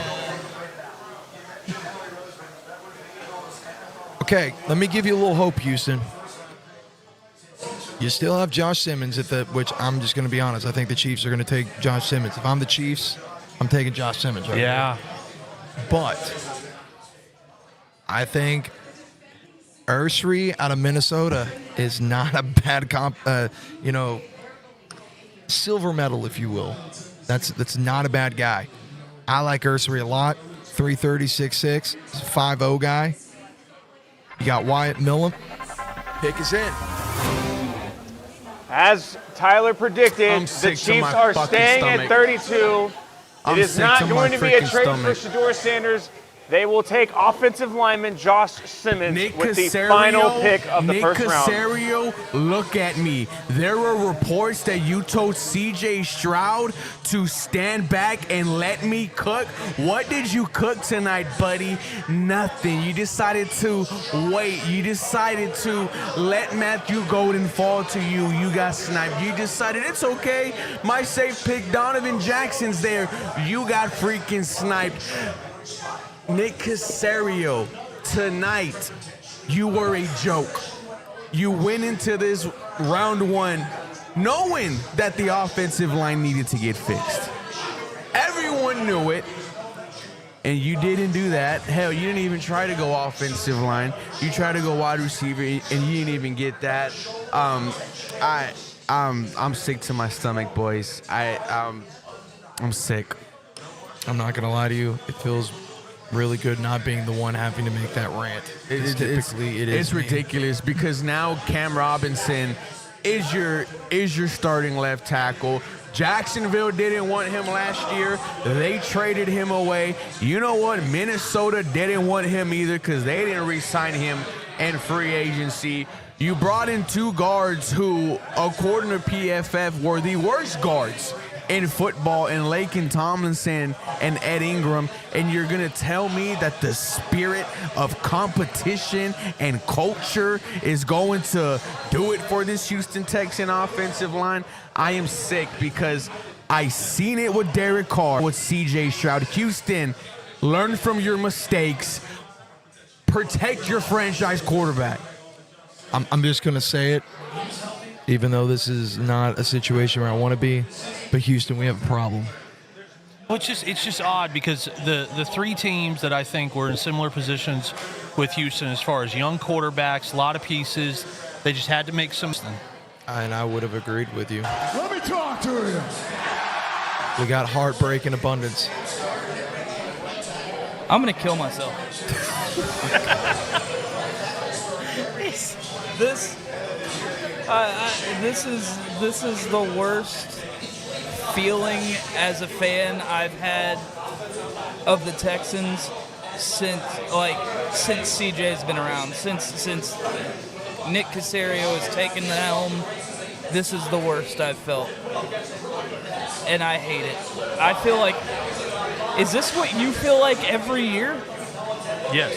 Like, I didn't think I would feel like a Jets fan today, but actually, you should feel great. You got an offensive tackle. We got nothing. Anyways, see you guys later. Not only do you get nothing, but what pisses me off is when D'Amico Ryans on Monday says, we're not just going to pass up on a player because of an area of need. And just, you did nothing. This is year 3. We don't have time to play. We don't have time to wait. We are trying to get to places where we've never gone before. And here you are, guys. Here you are. Guys, I'm hearing a lot of negativity. I haven't chimed in on this yet. So let me be the one to be optimistic for once. The Texans will enter day 2 of the draft tomorrow with 5 picks. 2 in the second round, 3 in the third round. If you don't think Nick Caserio is going to find some gems, let me just remind you of some of the guys he has found in these day 2 picks in the past. He has found Blake Fisher. He has found Kamari Lassiter. He has found Kalen Bullock. Just because the flashy names in the first round are gone does not mean that Nick doesn't still have a plan. In fact, me and Ruben did several mock drafts where we didn't go offensive line in the first round at all because we knew Jonas Savaiinaea would be there in the second round on day 2. And I would be a very big fan of this draft if you start off with Jonas Savaiinaea, you put him in the interior of the O-line. At 34? And sure, why not? I think you got Ursary. Sure. Ursary and Minnesota, I think would be personally. I would. Jonas Avenea, Luther Burden still on the board. If you want a playmaker at wide receiver, that makes some sense too. There's still some potential there. This is not doom and gloom, guys. I need y'all to cool it. Let Nick get through the weekend. And here's the deal. Even if we go through the draft and we haven't addressed offensive line yet, don't forget, you can still make trades all the way to August, guys. And it's not Bill O'Brien, that's the GM. He's not going to give up 3 first-round picks for a Laramie Tunzel. I trust Nick Consiglio. Let's just let him see this plan all the way to the finish line, and then we'll pass judgment. But let's calm down, fellas. Ruby, can I fill this for you? Go in, because I don't want to even deal with that. Go light up another cigarette, Spencer. I think the problem here, and Aaron, we've talked about this a bit. This is unfortunately a first round that's filled with a lot of tier 3s. Yeah. A lot of tier 4s.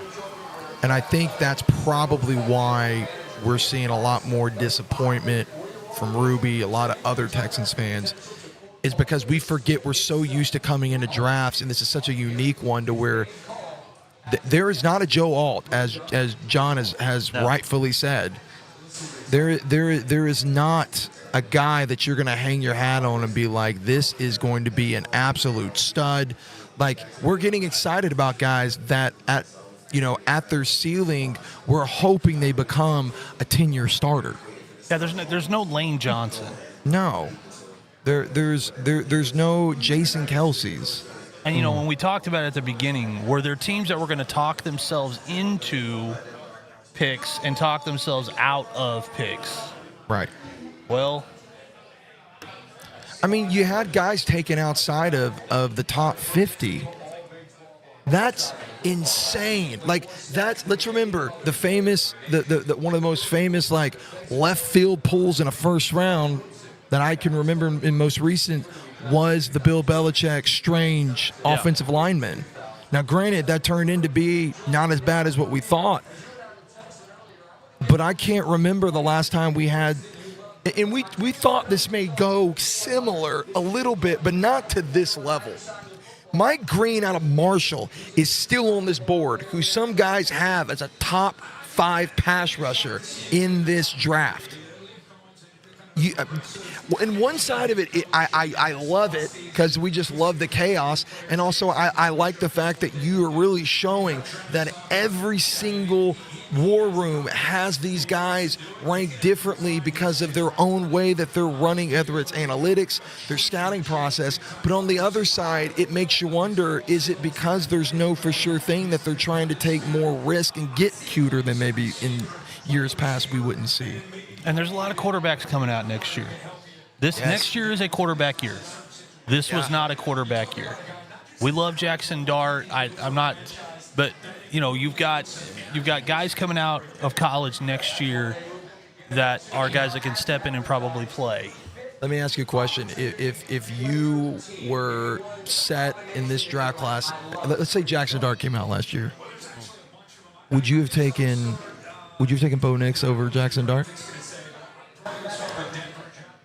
I mean, hindsight ends up being 20/20, but I think Bo Nix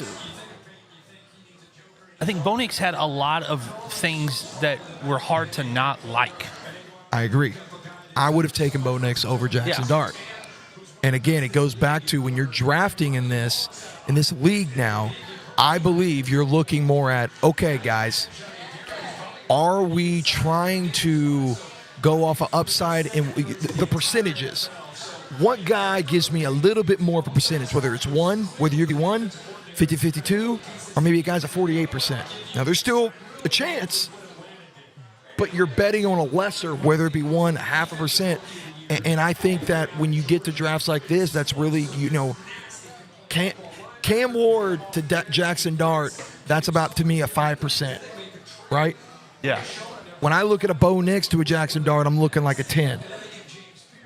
Yeah, and next year, there's a couple of quarterbacks next year that have got some question marks. You got Dylan Raiola at Nebraska. Yep. John Mateer down at Oklahoma on his second school. What is Nico going to do at UCLA? I happen to think nothing. Allard out of Penn State. Yeah, you got Arch is going to get a full season at Texas. So if you were a team that was coming into the draft and you had a need at quarterback, I don't know that you looked at this and said, outside of the two guys that are already off the board, there's a whole lot there I like. And you got to be feeling too for Milroe, because you got that last minute invite, and out of respect, I think that's great they did it. But there was never a shot in my mind. Don't even give me the invite.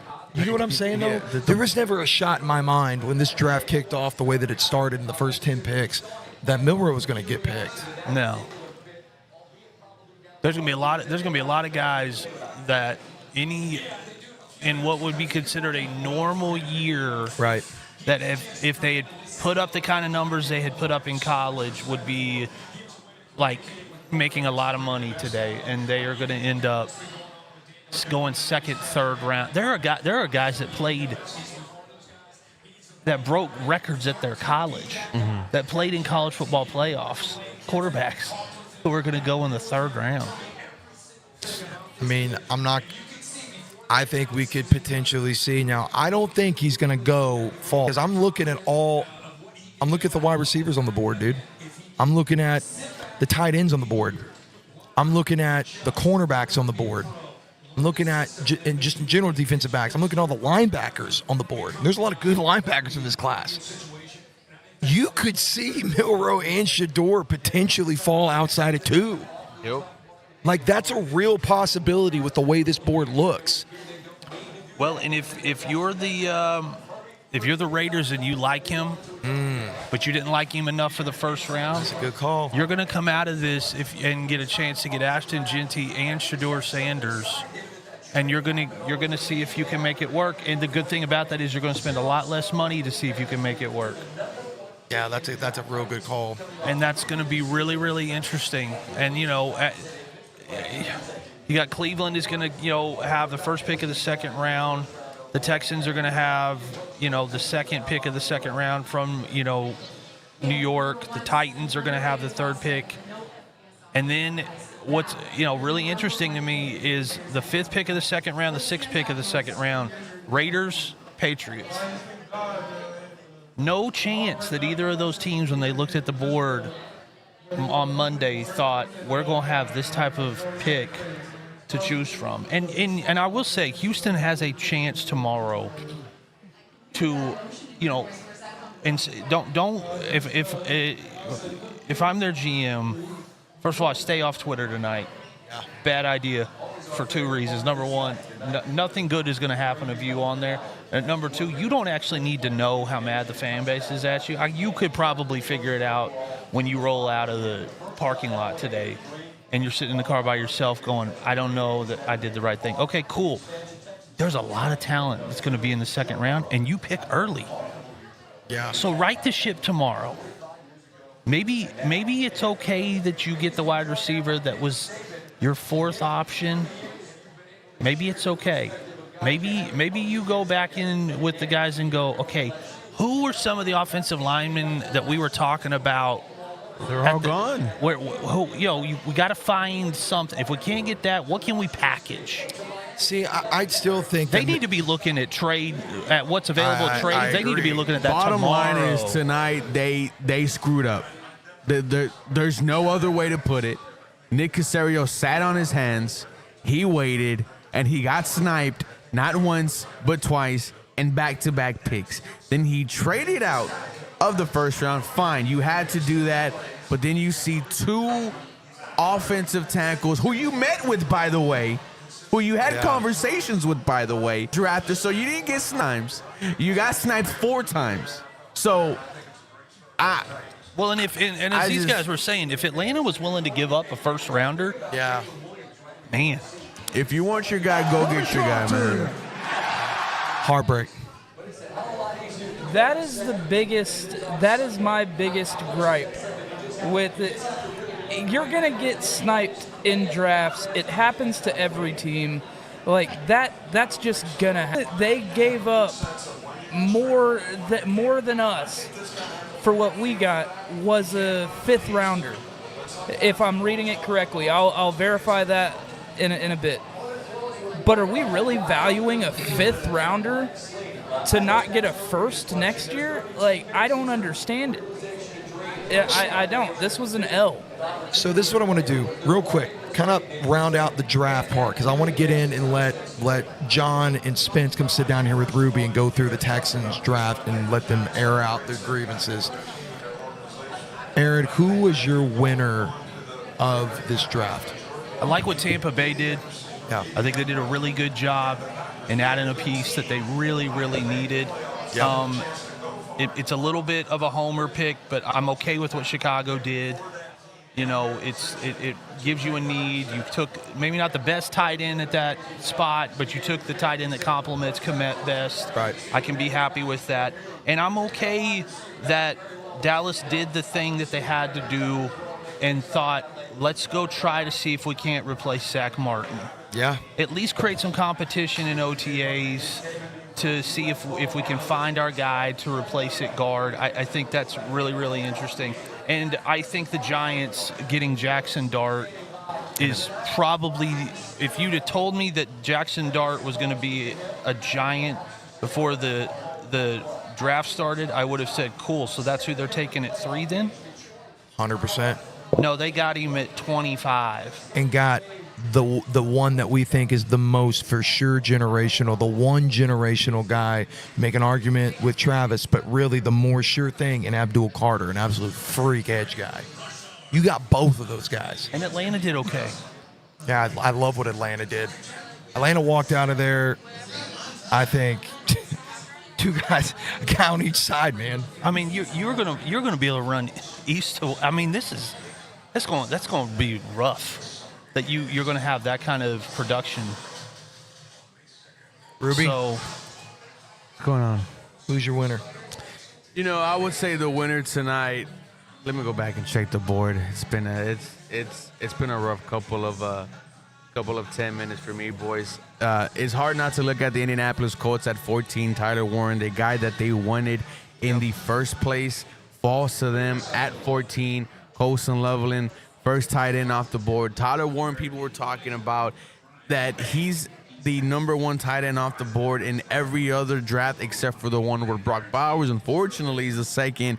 Would not surprise me whatsoever if Tyler Warren is the number 2 option for the Indianapolis Colts. Number 19, Emeka Egbuka as your wide receiver 3 to Tampa Bay. That's just absolutely filthy.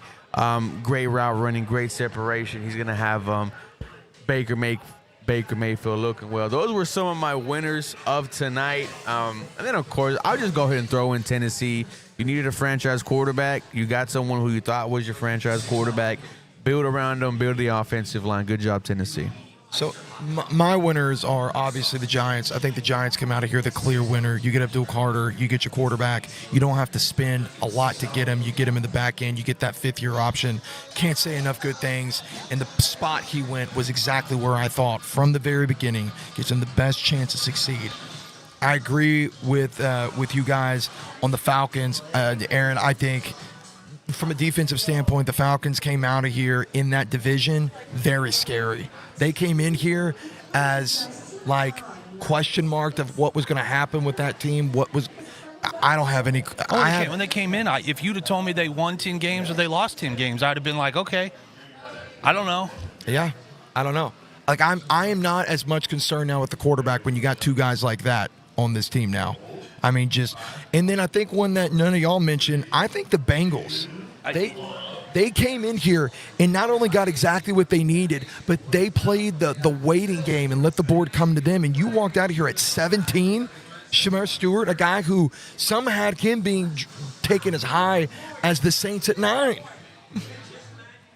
Just great. Just absolute. Could not have been a better pick there for them. The only thing that I think they could have done is walked away with Abdul Carter.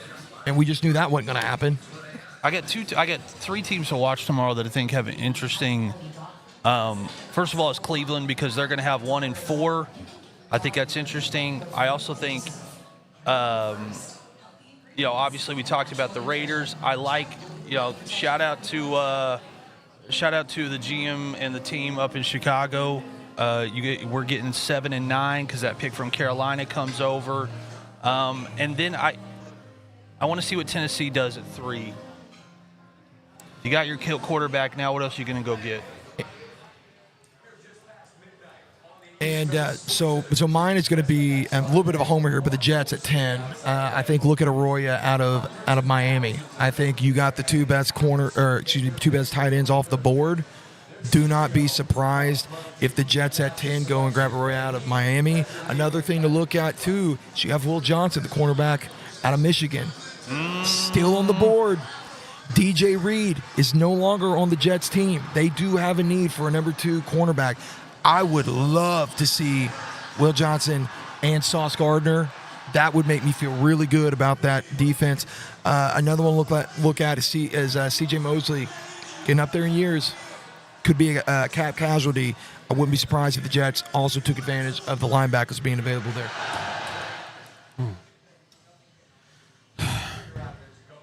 Tyler. My heart's a little broken for Golden. I know, Yeah, just watching him up there, man. Wearing that gold, having the having the green reflect off it. Can't believe he's a Green Bay Packer. But I will say this: it showed a lot of character. That ESPN running a video package of him, hyping up the crowd. It's Green Bay, doing videos and stuff. I know when we saw him walk through, you could tell he did. This is not where he wanted to go, and to be able to look and go, okay, this is where I'm going to be. I need to let these fans know that I'm excited to be in the NFL and playing in Green Bay, even if it wasn't my first choice. Right. Yeah. It's never fun seeing the defeat there. If I remember correctly, we had talked a little bit with Patrick Willis about he's a diehard Cowboys fan and going to the 49ers. It was like one of those things for him, but when you get there, you get involved in the culture. When the team wants you. Don't mean to say that as a cut, but you got the guy. So, hey, what we're going to do here, we're going to go over to Giselle. Giselle is going to be, again, in with the fans here. We got some stuff going on, and then right following that, we are going to have, just for you, Houston, straight Texans talk. We're going to have Ruby on here with Johnny the Dad and Spencer, Mr. Fantasy, finally getting to sit down for one of the first times tonight. And it has been a pleasure to be with you. We appreciate everyone on the stream. If I don't get to talk to you guys again when we sign off, love all you guys. Thanks for being here and being a part of the 3rd consecutive Athletically 2025 draft stream. Wow. Next year, as always, bigger and better. So wait and see. Absolutely.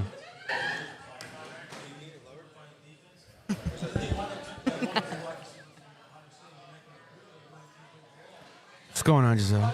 Hey, Ruben, how are you? How we feeling? I'm very heartbroken on what happened in the last couple of picks. Houston Texans just caught sitting on their hands, man. Matthew Golden goes to Green Bay. So, and then you see Josh Connolly Jr. Get drafted. Then you see Josh Simmons get drafted, and it's like, all right, what are we doing? Exactly. What are we doing now for Houston? But what about you? How was your draft day? Honestly, it's a bummer. I think we were all expecting to see at least the Texans pick one player. We're like, hopefully someone good, obviously. Potentially Golden. There was a lot of buzz about that. We're like, come on, H-Town, take in your Golden boy. Every pick that went by and it wasn't Matthew Golden, the cheers got a little bit louder. We were so close. So close. But now here we are about to discuss everything that went down. What was your favorite moment of the night? What was your favorite pick? Oh, my God. Are you kidding me? Travis Hunter. Definitely. Travis Hunter going number 2. I'm happy he's not going to die over at Cleveland, but it's bittersweet that he's over there in Jacksonville because that is one of our biggest rivals. They're a part of the AFC South Division, so I don't know how that's going to unfold, but it's going to be exciting to watch him play nonetheless. Yeah, no, he looked good in that pink suit. He looked good fuchsia. Dancing around fuchsia. I'm sorry. Everything Jacksonville wanted to see out of Travis Hunter tonight, they got all of that, man. They should be, they should definitely feel excited. But what are your thoughts on Shadur Sanders falling out of the first round? And this has to be one of the worst nights for Shadur. You got to think, growing up as a Sanders, he's had everything given to him. He's probably never had to ask twice. And unfortunately, I don't know about that. he got to hear 32 teams not call his name. I'm not surprised. Honestly, I had a feeling he was going to go in the second round. I would have actually been surprised if he went in the first. I didn't really see a fit for him first round with the lineup of the teams picking. But at the end of the day, he's coming off of such a high. He got the ability to be coached by his dad, help put Colorado on the map. He got his jersey retired. That's just not a normal thing. That doesn't happen very often. So it's okay that he didn't go in the first round. You beggars can't be choosers, and if he would have went in the first round, I don't think that would have helped him with his ego. I don't think that would have really helped him with his growth and development with whatever team would have picked him. I think the only team that I saw fit in the first round to potentially pick up Shadur was the Pittsburgh Steelers. So for the Steelers to not pick him up, I wonder if something behind the scenes had to go around with that.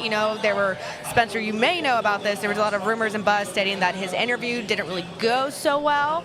I don't know if that had a huge impact on him being a first-round pick or not, but I would assume yes. I think with Shadur, it's a combination of a couple of things. It's the fact that, one, him as a prospect, not bad, but he's someone that I always kind of looked at him. He's like a Walmart brand of C.J. Stroud. Okay. A lot of the things that C.J. Stroud did really well, Shadur did that in college, but on a much smaller scale and not nearly as prolific, right? Right. So I think because that's why, what bowls did he play in? What conferences did he win? correct. And this is all for a guy that has the ego, that has the aura, and He's a he has Nepo all this. baby. He's a Nepo baby. Yeah, he's got a lot of baggage, and whenever you have baggage, teams can overlook that stuff if you are truly a prolific type of prospect. I just think NFL teams made a statement tonight with they don't think that Shadur Sanders is as good as his ego says he is. Right. I back that. From DJ Bieniemy, a rare moment with Texas general manager Nick Caserio.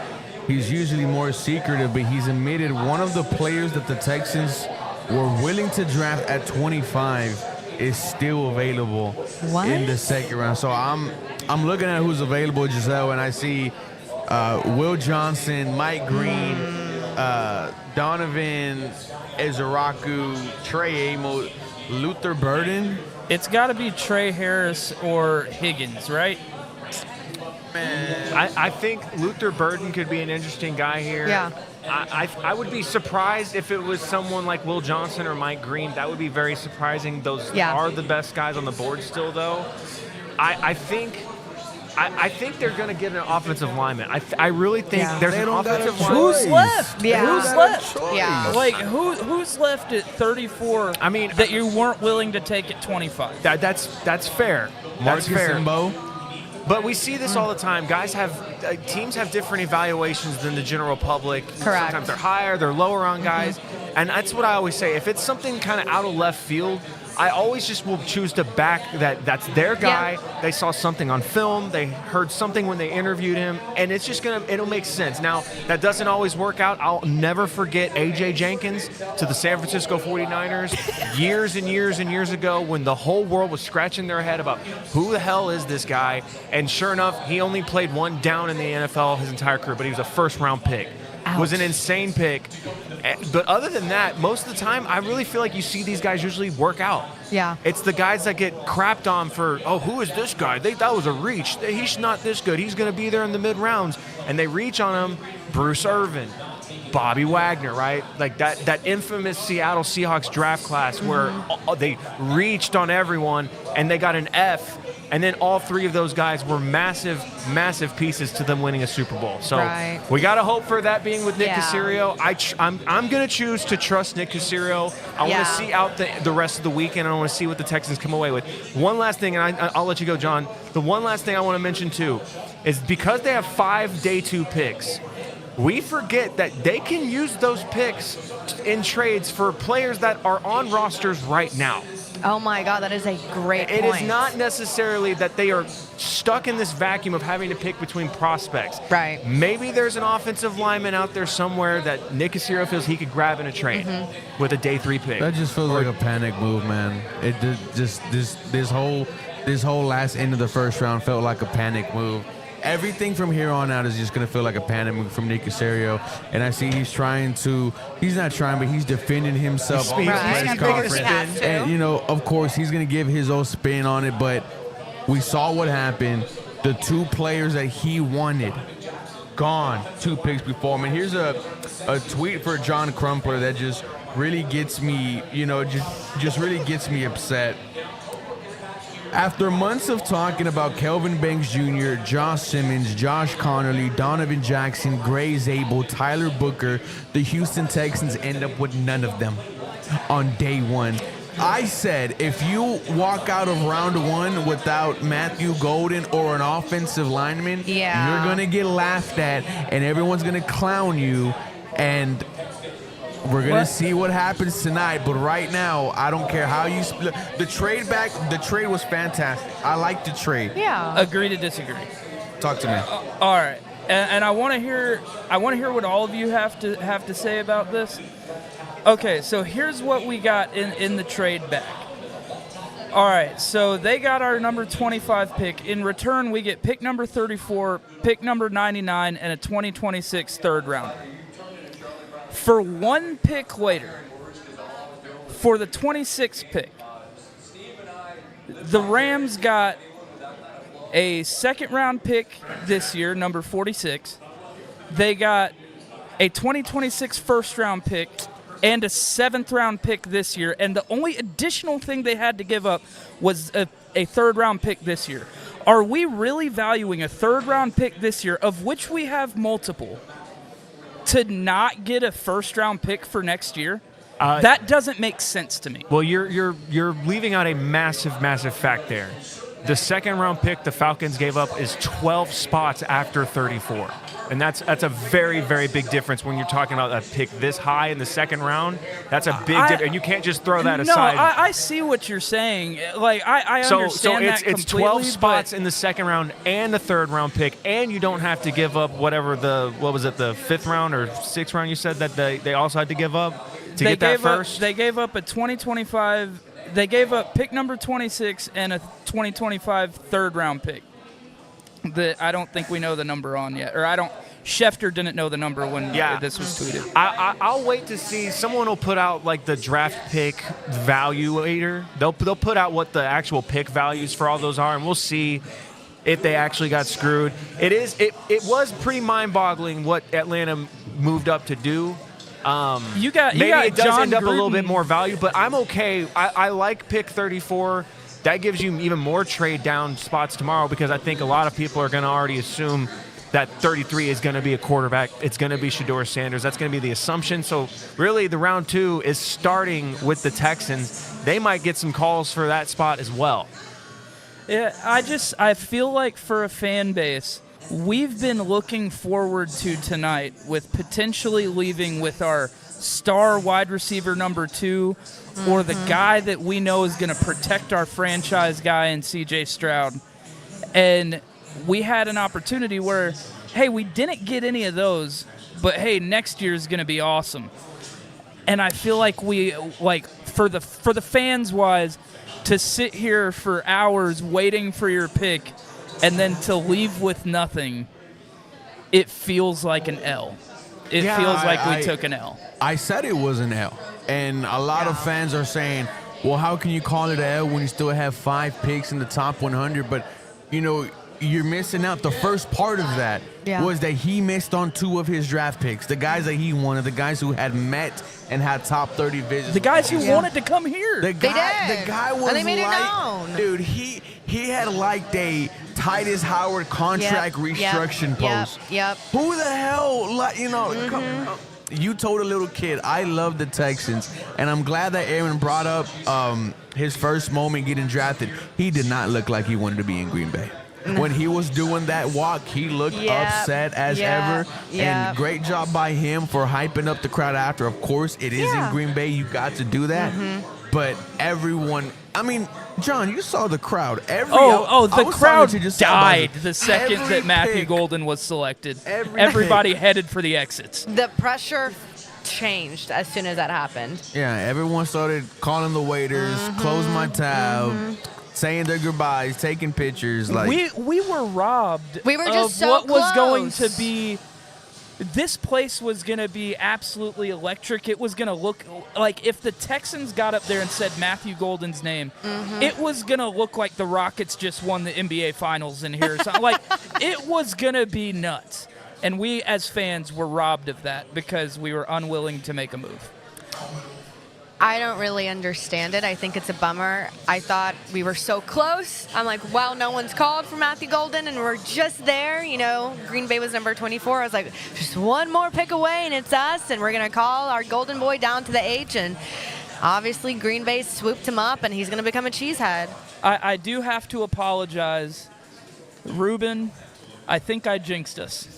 I think I jinxed us. I tried to knock on wood right when I said it, but I said, Ruben, correct me if I'm wrong. If we get past the Chargers, we got our boy, right?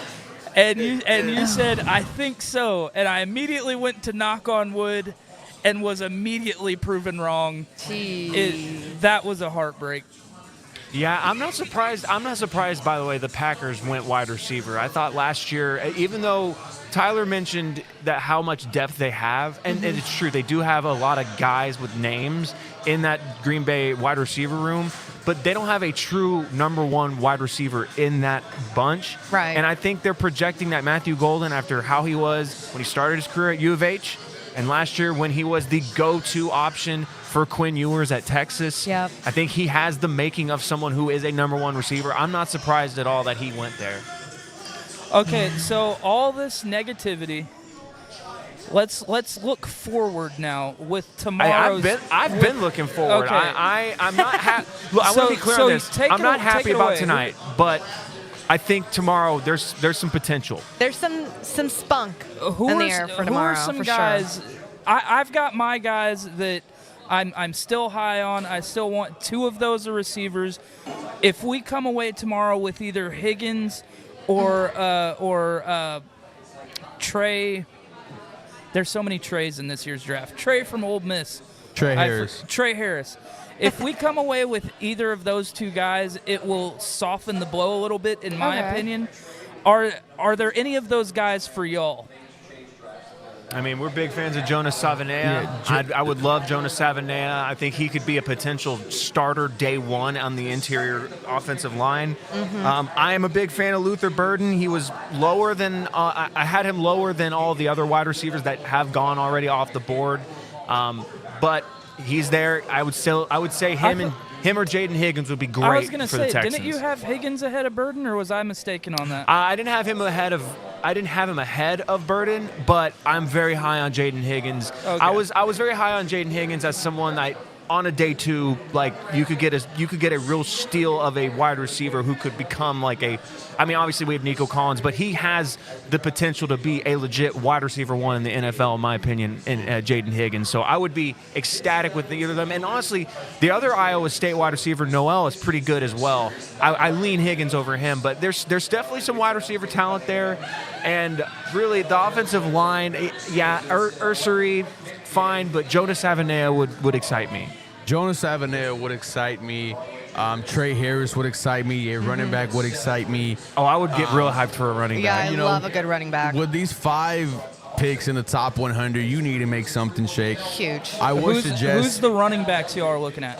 Travion Henderson excites me out of Ohio State. Either of the Ohio State guys, I'd be hyped Any with. Buckeye. Y'all guys said that Amari and Hampton was a Joe Mixon like a comparison. Yeah. I think Caleb Johnson is a Joe Mixon comparison. I like Caleb Johnson. 6'1", 230 pounds. Actually has met with the Houston Texans. Okay.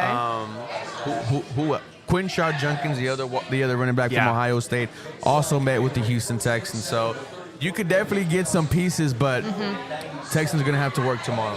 For sure. Let me throw a name out there. I know it won't be second round. I know it probably won't be third round. But let me throw a name out there. We're talking about running backs. What would we think about a Cam Scatterbo? I know Spencer's already shaking his head. He knew I was going to say. I hate Cam Scatterbo. I do not see him succeeding in the NFL. I'm sorry. He's Peyton Hill. That is the worst Madden cover of all time. It should have been Michael Vick. Shout out to Madden 12. Shout out to Matt. I'll never forget watching that episode of Sports Nation where they revealed that cover, and it was Peyton Hillis. I was like, they robbed prime Eagles Michael Vick of a Madden cover. He should have been. Michael Vick was never going to get that cover. He was literally in the finals with Peyton Hillis in the fan voting. He was too controversial at that time. He was too controversial at that Yet he time. made it to the finals of that fan vote, and a bunch of trolls put Peyton Hillis on the damn cover, and then he was out of the league in 2 years. But he did it for the white man, so I guess that's okay. Shout out to A Peyton what? Hillis. He's a what? Shout out to A Peyton what? Hillis. He's a what? But there's one thing that is giving me hope. We got to keep the faith, man. We got to keep the faith. There's one thing that's given me hope. Spencer is the only one that will remember from last year. I was heartbroken when the Texans didn't move up and get Cooper DeJean last year. I was saying it the entire draft. That's my guy. Move up back into the first round and get Cooper DeJean. We had Amari Lassiter, and he had an amazing rookie campaign. So hopefully we can keep that same energy tomorrow where, hey, we didn't get our guy in the first round, but the guy that we get in the second is going to pan out. Like that's what I'm drawing my hope from. Now I still would love to have Cooper DeJean on this team. I still would love to have Matthew Golden on this team. Hey, man, I'm happy he won a chip with the Eagles because the Eagles needed to win a Super Bowl with Saquon and Jalen Hurts. That's all I'm going to say about that. I hate my money. I hate the Eagles with the fire of 1,000 suns, and I wish nothing good for them as a franchise. Fire of 1,000 suns. 1,000 suns is crazy. Metaphor. Love it. Man, what a night, guys.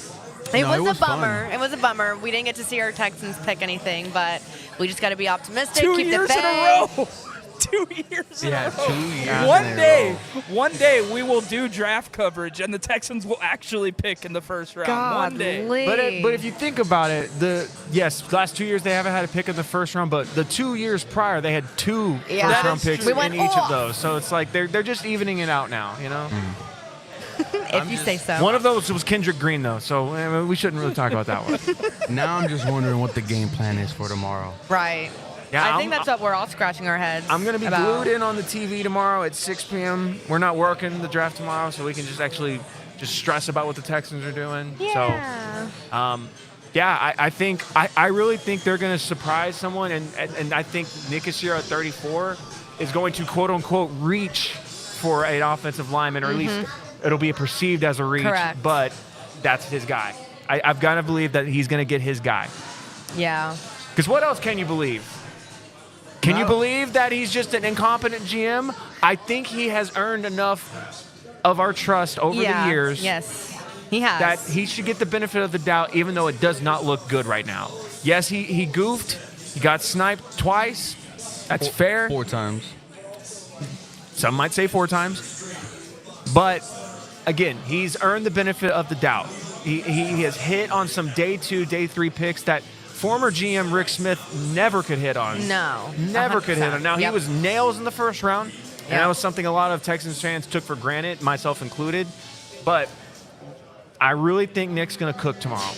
I've got to believe it. He don't got a choice. Like it's do or die, baby. It's do or die. This is year 3 of CJ Stroud.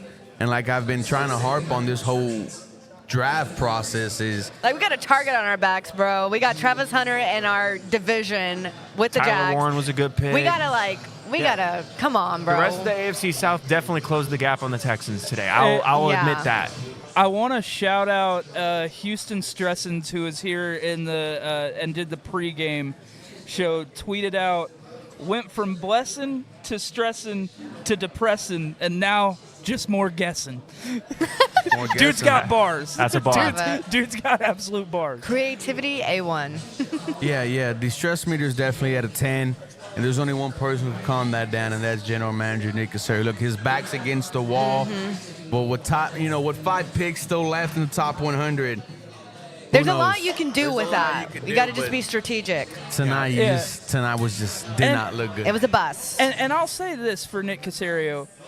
No one, I've been a big Nick Caserio believer. I will continue to be that. I have said time and time again, until Nick Caserio gives me a reason not to trust him, I will continue to trust him. I will say that with a caveat, nobody is above reproach and criticism. I think as fans, we are justified in criticizing the organization's decisions. I am not trusting him yet. This is just the first thing that's got me thinking.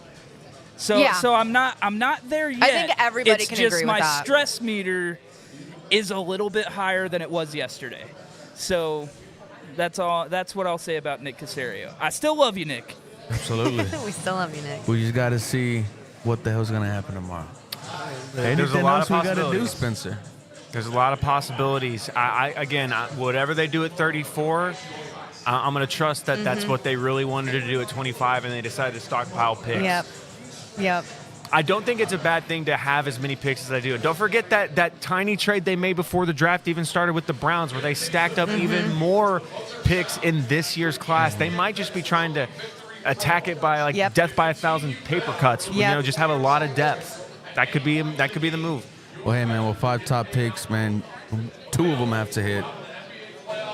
Man, at least 3. Yeah. I would love 3. You need 3. I need 3 to hit. I need, in order for me to consider this a success, in these 5 picks in the top 100, I need 2 day 1 starters and 1 good depth piece. That's going to be my metric for for how they did.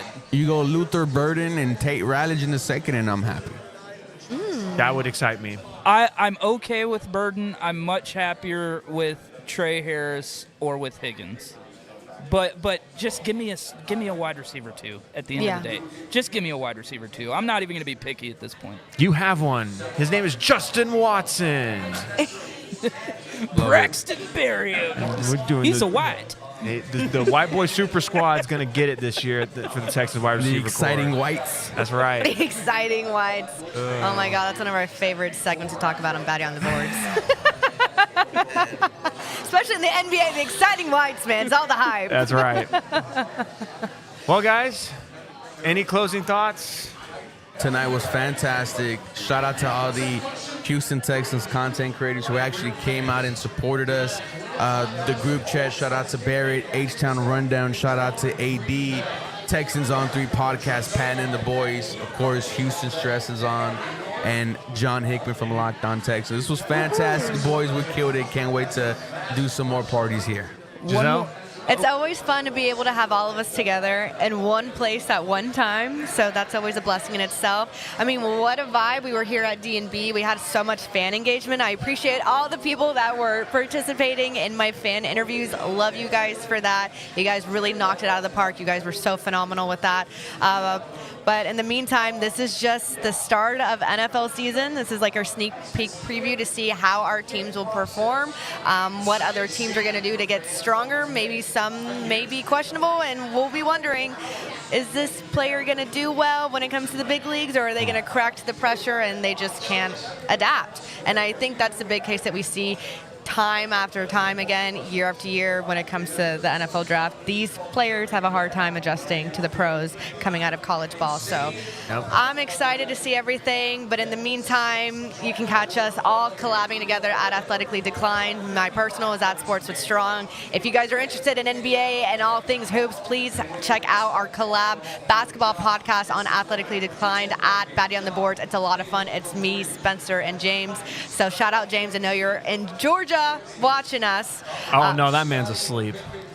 He's been asleep for that hours. Man's absolutely asleep. But yeah, definitely. Check out Batty on the Boards. We're gonna have a playoff show next week. We'll be back on regular scheduled time, and we've got a lot of playoff basketball to break down, and we'll have some updates on some injuries. Yep. It's gonna be a fun time. John? So I want to shout out everybody. We had a great turnout tonight. It was a lot of fun. It was really cool seeing a lot of Houston Texans creators that I just watch as a fan.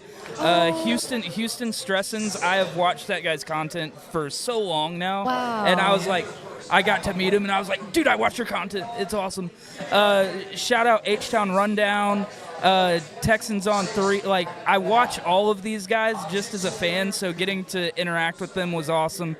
And also, of course, 713 Sports. But, you know, me and Rubes go way back. So, I mean, I've been knowing him. Hey. But But catch me and Ruben doing some wrestling coverage here in the next couple weeks. Oh, WrestleMania? Yeah, WrestleMania just happened. It was about like this draft, pretty disappointing. But the day after was really awesome. So maybe that'll be like this draft. So we're going to be doing some wrestling coverage over on the Talking Turnbuckle side with our boy Angel, with Cap, the whole crew. And one shout out, not football related, but shout out to the Florida Panthers, the one group of my fandom that did not disappoint me tonight. They went up 2-0, so that's cool. Well, right on, guys. Well, tonight was awesome. Great stream. Shout out to everyone that made it happen. Mikey, Pink, the whole gang running stuff behind the scenes. The entire panel was awesome. I finally calmed down. I'm not so stressed out anymore. We made it. And this year I didn't get any picks wrong. There was only one pick I didn't beat Goodell on, but that was because the Bills were really weird with their pick. Yeah. But we were all confused on that. We nailed all the picks this year, and we had them before ESPN, and we will do the same thing again in 2026. So for everybody here at AD, this has been the 2025 NFL Draft Show. We will see you next year, and until then, y'all take it easy.